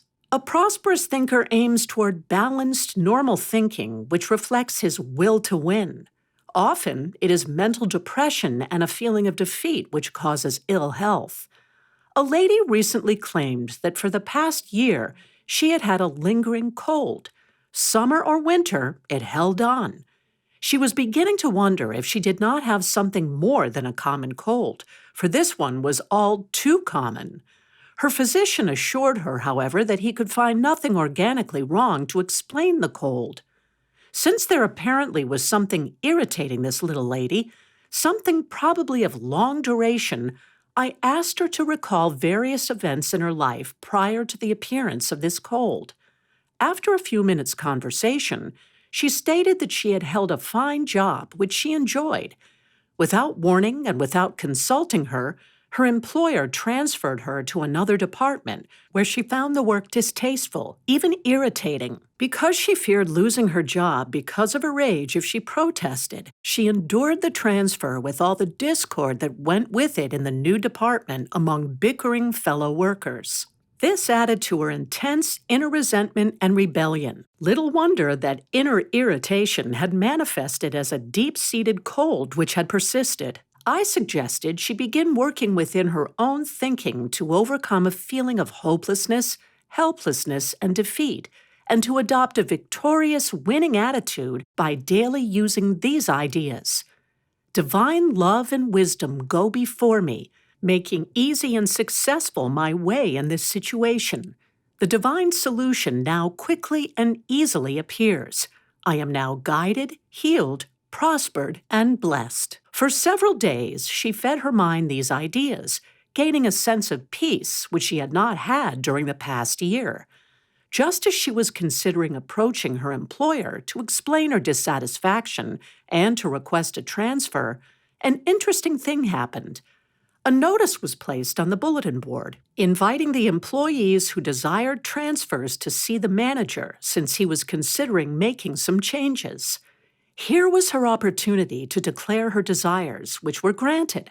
As her inner feelings were harmonized, she realized that her cold, which had been steadily dissolving, soon completely disappeared. Inharmoniousness causes ill health. Truly, where there is a condition of ill health, there is a situation where the ill person has been subjected to internal discord of mind, body, or affairs. Prosperous thinking, expressed as harmonious thinking, helps to produce harmony of body as well as in one's relationships and environment. A preschool-aged child was afflicted with hemorrhoids. His doctor felt that this condition was unusual for a child of his years. He quietly studied the home situation to discover if any inharmony there might be linked with this physical condition. It was soon revealed that the child's mother knew nothing of the power of attitudes to affect one's health. She constantly insisted at each meal that this little boy empty his plate, regardless of how he felt or the state of his appetite. This child happened to be an individual who dared to have a mind of his own. In several instances, he refused to eat. Thinking it her duty, his mother took him away from the table and spanked him. Such had been a daily event in his young life. It was astonishing that this child had not developed a condition more serious than hemorrhoids. After the mother agreed to become more harmonious and less stringent in her demands upon this child, the medical treatment began to render favorable results. Bickering, quarreling, or general confusion in one's daily atmosphere are reflected in the health of those involved. The body is a very sensitive instrument, plastic to the thoughts, emotions, and words which are expressed through it and to it. Healthy thinking is an ancient art. There is nothing newfangled about the truths now being uncovered which reveal how strongly thoughts and feelings control the body. Had the ancient Babylonian sciences come down to us intact, our civilization might be even more advanced than it is. Not only did the Babylonians use strange stones of ore for curing cancer, but they were also experts in the use of psychosomatics, various mental techniques, even in hypnotism. It is believed that Abraham, who resided in the Babylonian city of Ur, learned of their treatment by psychosomatics and brought it to the Jews, who effectively used it through the centuries. In any event, the writers of the Bible seem to understand that disease was caused by wrong thought and wrong feeling, for their writings surely reflect that teaching. Moses pointed out the definite power of right attitudes and emotional responses for health and the power of wrong ones for ill health. Miriam, his sister, criticized him for marrying into another race. Numbers 12:1.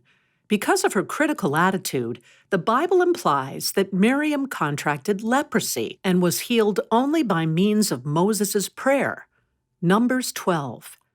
In another Old Testament story, we find that a wrong attitude killed King Asa, one of the kings of Judah.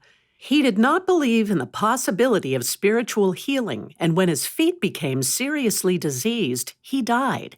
2 Chronicles 16:13. Elisha and Elijah both healed through mental and spiritual methods, as did Jesus, Paul, and the early Christians. Even witch doctors of primitive cultures realized the need for changing their patients' attitudes in order to heal them. In an effort to attract their patients' attention, they wore masks, spoke incantations, danced, and performed in other ways which seem strange to us today. They believed that if those seeking healing would redirect their minds away from their problems, healing would result. Attitudes can heal. Recently, a housewife described her improved health after her attitudes changed. For 12 years, I had a chronic gallbladder condition, which was very painful most of the time. For over a year, I had had bursitis also, which was getting progressively worse. My husband and I both prayed about my health. We tried all types of medical treatment, but all to no avail, for the pain persisted. I was beginning to wonder how much longer I could go on. Then we learned about a series of prosperity lectures in our area. After hearing one lecture, which was on prosperity and not on healing, I understood better how to think victoriously. I began to realize that somehow the pain in my body could still be dispelled. For the first time in months, both my husband and I felt uplifted and inspired. And then it happened. Within 1 week from the time we heard that lecture, my gallbladder condition disappeared and the bursitis pain was also completely healed. I am thanking God daily for the uplifted attitudes which opened the way for healing to manifest in my body. This lady and her husband continue to attend the lectures, and she remains healthy and happy. In another instance, a woman broke her arm. Though it had mended nicely, it remained so stiff and painful that she was unable to drive to prosperity lectures, so she hired a young man to chauffeur her. A week later, this woman joyously appeared for the second lecture, stating that the painful stiffness had left her that week after she had dared to think definitely about success and prosperity as her divine right. All week, she had been driving her car. She came alone to other lectures after that, free from all pain. She learned that prosperous thinking expands one's whole being with new, unlimited good, including the area of health. An emotional cause of cancer. All about us, we see the need for transforming negative emotions if we wish to be healthy or to regain health. Cancer has been referred to in recent times as a hate disease. Those who contract it often carry their hate secretly, so that the average person never suspects the emotional turmoil through which some cancer patients are passing. Once I talked with a self-made man who had worked hard to get to the top. He finally made it, and he was greatly admired and respected by hundreds of people. His financial achievements, his contributions in time and talent to the many civic organizations of his community, and his dedicated church work had won him wide acclaim. At the apex of his career, he was informed that he had cancer. Operations extended his life for several years. Toward the end of this period, he talked with me about his condition. At first glance, it would seem that a cruel fate had struck him down in his prime, but closer acquaintance revealed that he had been married several times, that each marriage had ended in divorce, following bitter hostility, and that he detested his present wife. If she was as bad as he claimed, humanly he seemed to have reasons for his feelings, since she had made his life miserable. Because of his business success, he felt the divorce or even a separation would be detrimental to his career. So he continued living with her in a state of abject misery, year in and year out. Furthermore, as often happens in such situations, he had turned to another woman for the love and understanding he felt he was not receiving from his wife. This other woman was a business executive who was widowed and lonely. As their love affair developed, this woman became so frustrated at not being able to become his wife that her own health declined. Along with a series of health problems that developed, she sought emotional release through drink and drugs. She became so confused that her mind in due time no longer functioned clearly, and she lost a series of fine positions. The only person who seemed relatively unaffected in this triangle was the hated wife. Through it all, she remained calm. She did not seem to take on the hate or emotional turmoil of her husband or of the other woman. In the long run, she was the only victorious one. Her husband stated to me that he could not forgive her or his previous wives for the unhappiness they brought into his life. He refused to attempt any of the methods of healing mentioned in this chapter or to invoke the methods of healing through forgiveness. I noticed that when he spoke of his wife, he seemed to exude an invisible poison. It was as though the very atmosphere in the room became heavy with venomous hate. He continued hating her and finally had to return to the hospital for another operation, which proved to be his last. His final conscious words were a curse upon his wife. His hate actually killed him. The other woman did not attend his funeral, enduring her grief alone. Upon the death of her husband, the wife was not only free of his hate, but she also inherited his fortune. At last, she was not only a free woman, but a very rich one. She did not hesitate to enjoy her wealth. Within a year, she had happily remarried, assured of financial security and true love. By refusing to hate back, this woman was the only one of the three involved in this situation who came through it victoriously. Forgiveness heals. If you are out of harmony with anyone, if you have been caused unhappiness in the past for which you are still holding a grudge, if you feel you have been unjustly treated in financial or private matters, if you feel that some loss has robbed you of the happiness that should have been yours by divine right, if you feel strongly about unhappy childhood and family experiences, you may have every human reason for your feelings and for continuing to nurse them. You may be able to justify those feelings in 1,000 ways. But like the man in this story, like the other woman, you mainly hurt yourself by doing so. Your health, prosperity, happiness, and peace of mind can and will be destroyed if you continue to harbor negative emotions. If you now are in a state of ill health, there is something, somebody, or some memory you need to forgive and release from your feelings forever. Perhaps you are not consciously aware of what it is, but your subconscious mind, which is the storehouse of your feelings, emotions, and memories, knows what it is. It will respond with release and healing when you give yourself treatments in forgiveness, as recommended later in this chapter. Philosophers and sages of all times have tried to point out that man's health is controlled by his attitudes toward himself and others. Hippocrates, the 4th century Greek physician, wrote, "Men ought to know that from the brain and from the brain only arise our pleasures, laughters, and jests, as well as our sorrows, pains, griefs, and fears." Plato declared, "If the head and the body are to be well, you must begin by curing the soul." The psalmist warned, "Cease from anger and forsake wrath. Fret not thyself. It tendeth only to evil doing." Psalms 37:8 ERV. Wise old Solomon surely realized the power of thought and feeling on the body when he advised, "A merry heart maketh a cheerful countenance, but by sorrow of the heart the spirit is broken." Proverbs 15:13. Pleasant words are as a honeycomb, sweet to the soul and health to the bones. Proverbs 16:24. The light of eyes rejoiceth the heart, and good tidings make the bones fat. Proverbs 15:30 ERV. Perhaps Solomon's best psychosomatic advice was this: "A cheerful heart causeth good healing, but a broken spirit drieth up the bones." Proverbs 17:22 ERV. Happiness heals. Truly, a spirit that is broken, discouraged, or subject to depressed conditions usually gets a physical reaction.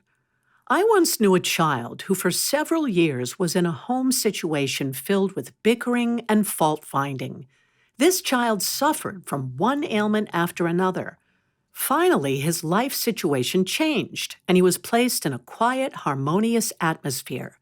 Immediately, his ailments diminished, and he became so healthy thereafter that he never contracted any of the usual childhood diseases.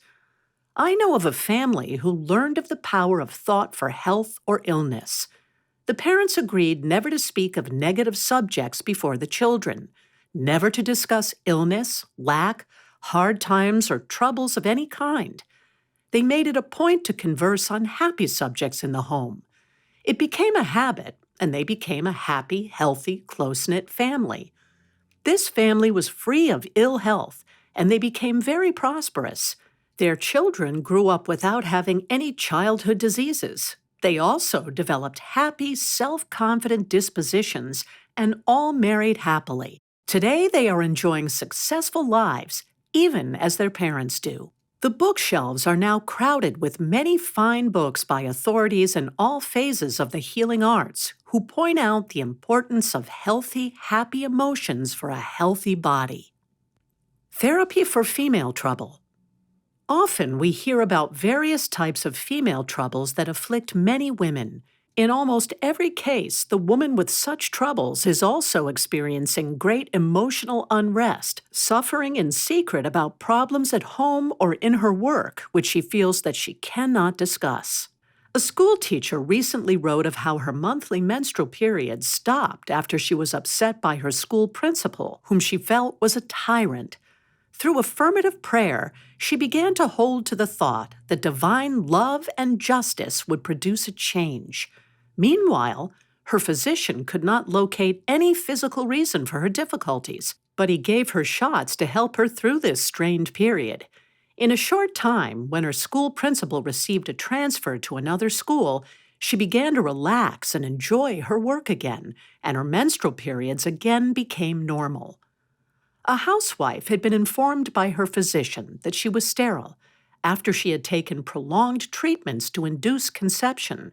Though she and her husband had long wanted children, she finally confessed to me that she had secretly feared the pain and discomfort of pregnancy, labor, and childbirth.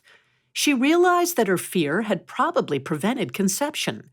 When they investigated the possibilities of adopting a baby for a number of reasons, they decided to wait.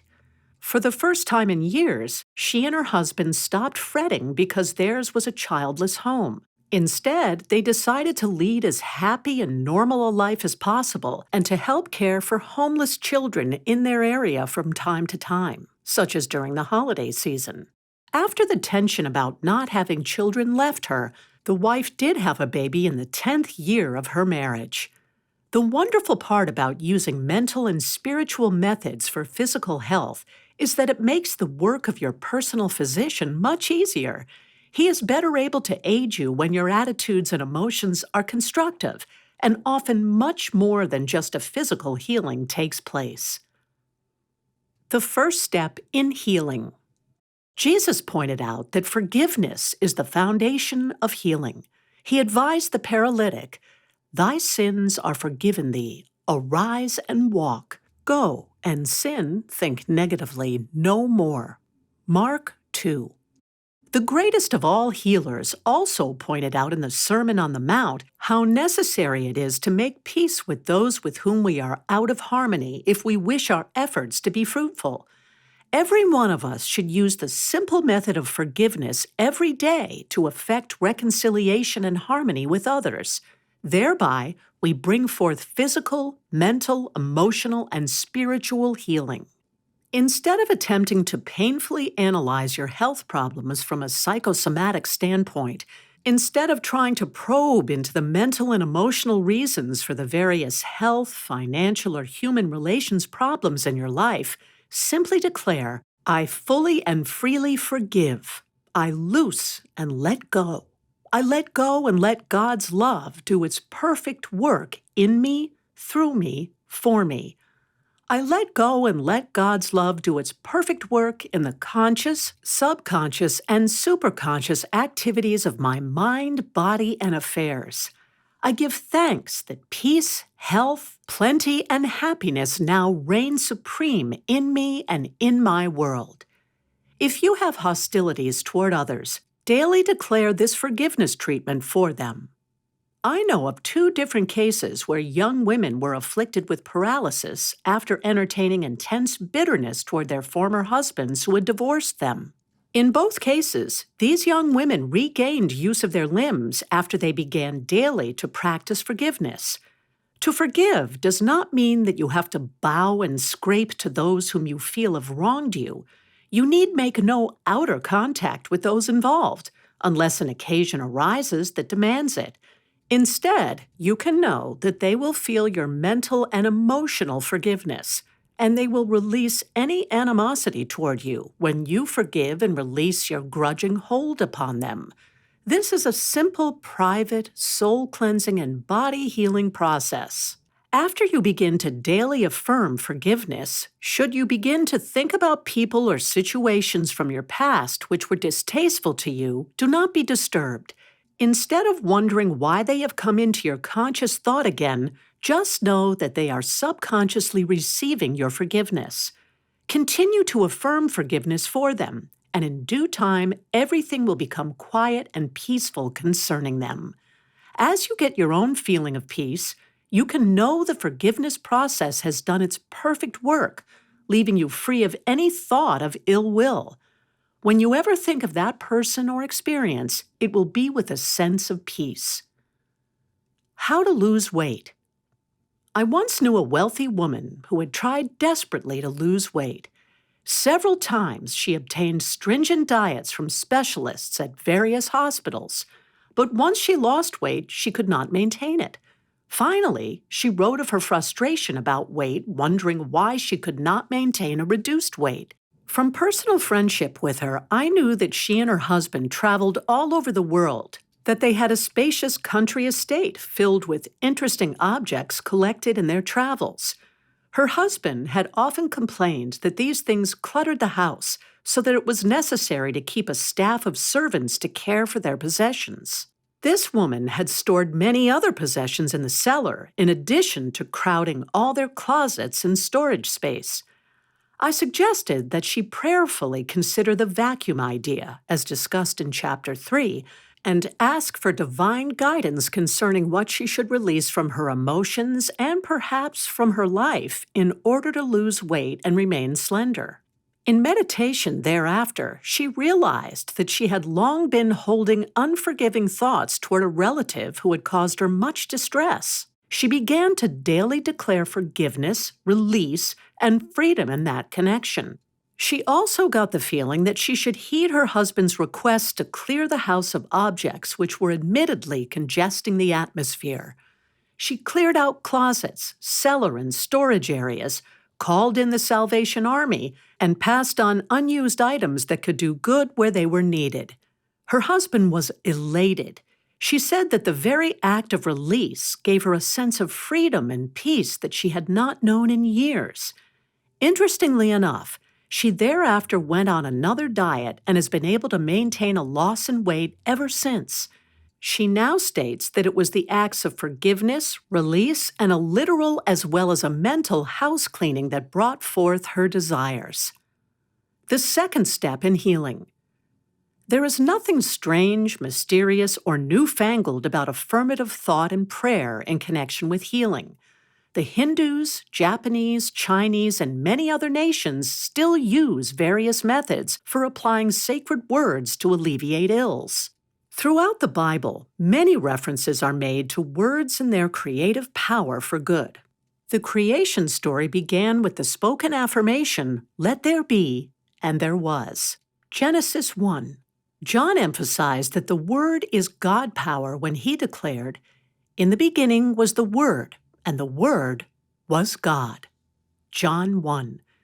Jesus declared that his words were spirit and life. The writer of Proverbs might have been speaking of the power of words for healing when he wrote, "Death and life are in the power of the tongue, and they that love it shall eat the fruit thereof."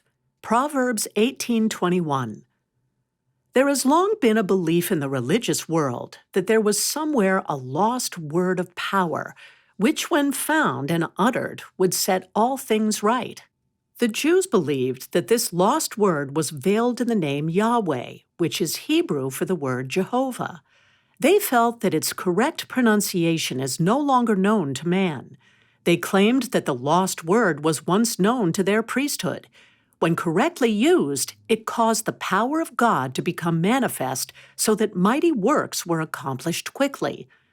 Any good word or phrase that gives peace, satisfaction, and that arouses a positive, harmonious response in one's thoughts and feelings is equivalent to the lost word which the Jews sought.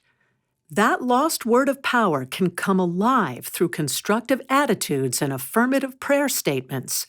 A teenager learning of the power of words to produce good results decided to test its power on a cold which she felt coming on. Over and over she declared, "God is my health, I can't be sick. God is my strength, unfailing, quick." The cold never materialized. Jehovah told Moses to dwell on the phrase, "I am that I am," so that he might gain spiritual power and wisdom to lead the children of Israel out of Egyptian bondage. Sometimes the lost word of power comes alive by dwelling on the name of Jesus Christ. Jesus spoke of the great power of praying in his name. Sometimes the lost word of power comes alive through meditating on an appealing Bible promise or upon the Lord's Prayer. The Lord's Prayer has healing power. A woman once traveled a long distance to visit a noted spiritual healer concerning a chronic condition that had caused her much suffering. She was surprised upon coming into the healer's presence to be invited to join in praying over and over the Lord's Prayer. At the conclusion of their prayer session, the healer then told the woman to return to her home and to use the Lord's Prayer many times daily, explaining that it was the greatest healing prayer of all. Feeling a little skeptical of such a simple healing method, she followed instructions. In a few weeks, her ailment vanished and it has not reappeared. A school teacher, hearing of the healing power of the Lord's Prayer, found occasion to prove it when she was pronounced ill with pneumonia. She sought healing through prescribed drugs, but the pneumonia persisted. One Friday, she was informed that there was no substitute teacher available to take her place on the following Monday, when she was scheduled to begin teaching a new specialized course for which people would be coming from near and far. It was then that she began affirming over and over the Lord's Prayer. As she persisted, by Sunday the fever had vanished and she was feeling stronger. As she continued declaring the Lord's Prayer, she was able to begin teaching as scheduled on Monday, and her strength returned quickly. The Lord's Prayer is a powerful healing treatment because it is basically a series of strong, powerful affirmative statements in which one claims the power, substance, guidance, and goodness of God. Affirmation is not only an ancient healing art, but also a modern scientific healing technique as well. Scientists now declare that the body as well as the universe is filled with innate intelligence. By taking a statement filled with good words and declaring it over and over, man gains conscious attention of the innate intelligence ever active in the subconscious functions of the body. As man continues to speak good words, that innate intelligence is stepped up in its power to respond with conscious as well as subconscious positive results. The body, including our physical affairs, is the obedient servant of the mind and is plastic to our thoughts and words. When our thoughts and words are uplifting, they are life-giving to our physical world. Griping can make you sick. Griping can make you sick, and negative words and feelings can cause all manner of disease. I once knew a secretary and housewife who was a constant griper. She disliked her mother-in-law, who was forced for economic reasons to live with her and her husband. She griped about this, about the weather, the world, especially about her boss. Griping was constant with her, and she repeatedly complained about how bad she felt. She spent hundreds of dollars on medical treatments, on medicines, vitamins, and chiropractic treatments in an effort to be free of the aches and pains that plagued her. As she continued to gripe about everything and everybody, her circle of friends dwindled. Her boss refused to give her a raise, and her mother-in-law caused her great anguish. Griping made her sick and kept her that way. When she was offered the method of affirmative thought and prayer for healing, she scoffed at it, declaring it to be too simple to work. She continues to get a negative result through continued negative thought, a mental method that seems simple enough to work effectively for her. Your prayers for another's healing have power. Perhaps you know someone who would like to assist in solving a healing need, but you hesitate to mention it to them because you feel they might not agree. In that event, begin declaring affirmations for them or ask some prayer group or trusted friend to join you in praying for them. A mother recently proved the power of this for her daughter, who is a successful public relations executive. The daughter suffered a nervous breakdown after her marriage failed. Though she had received the best medical and psychiatric treatment, she still remained in a state of deep depression. The daughter long insisted that she had no interest in religion and she had no faith in the power of prayer for healing. When nothing else seemed to bring healing, the mother asked a group which uses affirmative prayer to pray for her daughter. Within a few days, her daughter arose from bed for the first time in weeks. Soon she was back at work, although she continued with psychiatric treatments for a time. Soon she was feeling in command of her world again. She decided to accept a new job involving much more responsibility, in addition to offering her several $1,000s more annual income. Only at this victorious point was this young woman informed by her mother that prayers had been offered for her healing. Realizing that they surely had led to the turning point in her condition, this young lady executive began using affirmative prayers for her continued health, success, and happiness, and for some of her business associates and friends as well, with great inner satisfaction. This book is filled with affirmative prayers and the results they have brought countless people in all walks of life, producing new peace, health, and plenty. Be sure, however, to restudy the chapter entitled The Prosperity Law of Command in connection with healing through affirmation. The third step of healing. Mentally picture yourself or the one who seeks healing as completely strong and well. As stated in the chapter The Prosperity Law of Imaging, mental images make the conditions of our minds, bodies, and affairs, but it is up to us to deliberately make the mental images of our lives as we wish them to be. Otherwise, we get a distorted result from holding distorted pictures in the mind. Particularly is imaging powerful for healing. By forming pictures in your mind of the results you desire, and by holding to that mental picture, you are releasing your faith to go to work in a simple but supreme way to produce wondrous results. A housewife recently related how she used the imaging power of her mind to deliberately produce healing.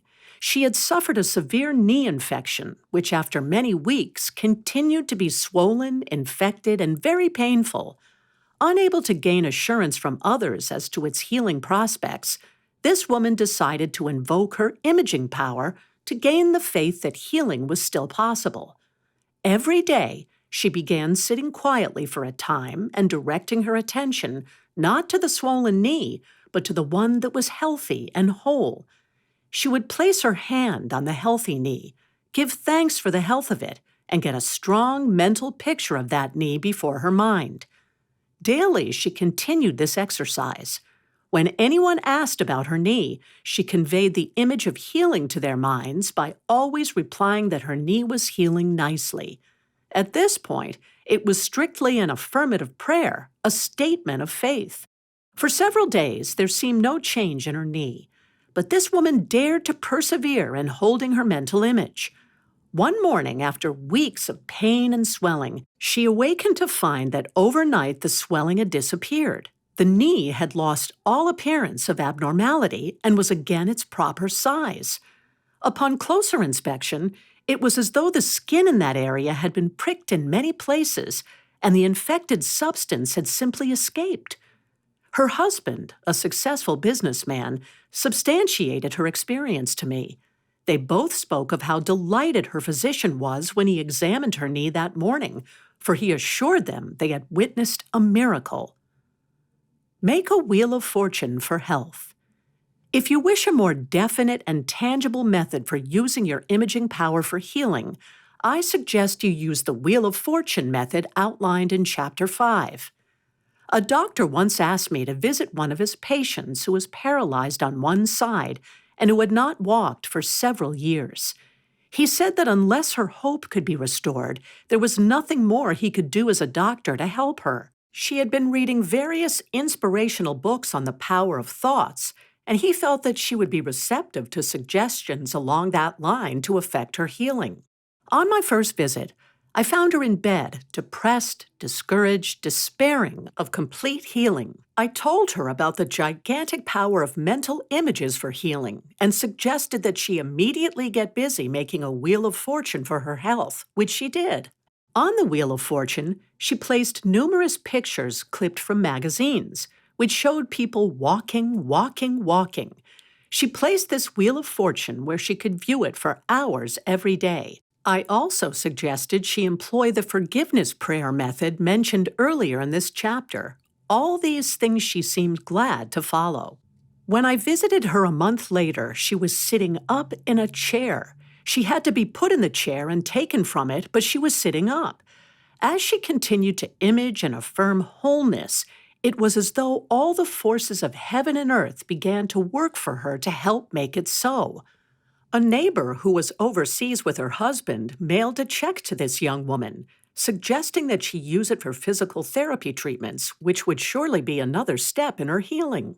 A chiropractor who had treated her in the past dropped by to see her. He said that he would like to treat her regularly without charge in order to ascertain how effective chiropractics would be in such health problems. Another neighbor promised that when she was ready to begin using a wheelchair, he would purchase one for her. Another offered to pay for braces for her feet and ankles when she had reached that stage. Gradually, as she continued looking at the pictures of people walking on her Wheel of Fortune, she grew stronger. Finally, another neighbor built a ramp down the porch of her house to the yard so that she might be wheeled out into the sun and fresh air. At my last contact with this young woman, she was beginning to take a few steps on her own. That is the healing power of the imagination when invoked constructively and definitely toward a desired result of health. Reduce through mental images. The imaging method is effective in every phase of health.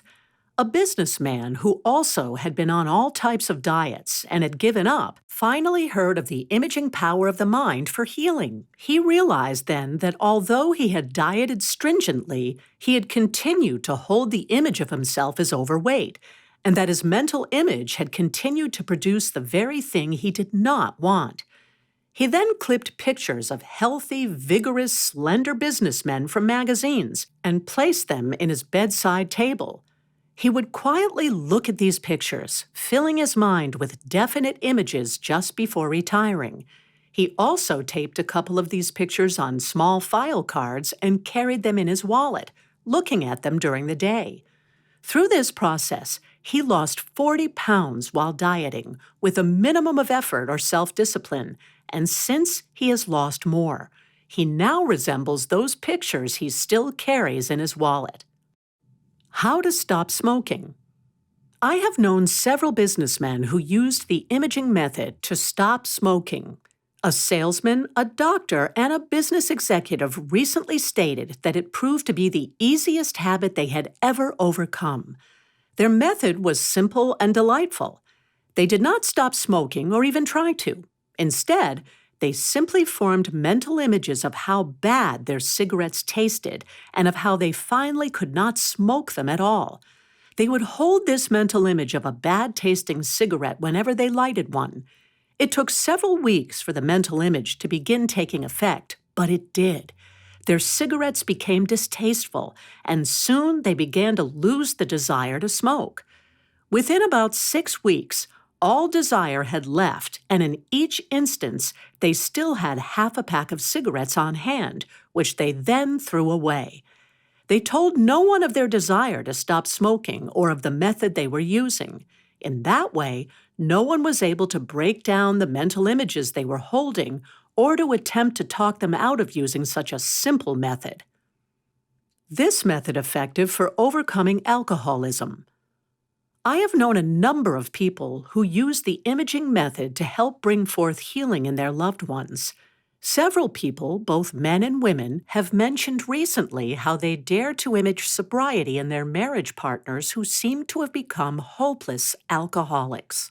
As they persisted in imaging them as healed, they gradually improved and finally were free of the desire for intoxicants. I had lunch recently with one such couple. A few years ago, the husband was considered a has-been, but he is now a successful business executive and one of the most poised, peaceful, and charming men I have ever met. He said to me, as the subject was discussed, "I knew all the time my wife was up to something and trying to affect my healing, but I didn't know what she was doing, and since it was proving painless for me, I did not care what her method was. I got to feeling so much better that I only hoped she would keep on until I was completely well again. Thank heaven she did." His wife had formed the mental image of a sober, happy, prosperous, victorious husband, and she held to that mental image day in and day out, month in and month out. Her husband is today the wonderful man she imaged. The Bible teaches this healing technique. A number of great healers in the Bible wisely use the imaging power of the mind to produce healing. An interesting case is noted in Jesus' healing the man blind from birth.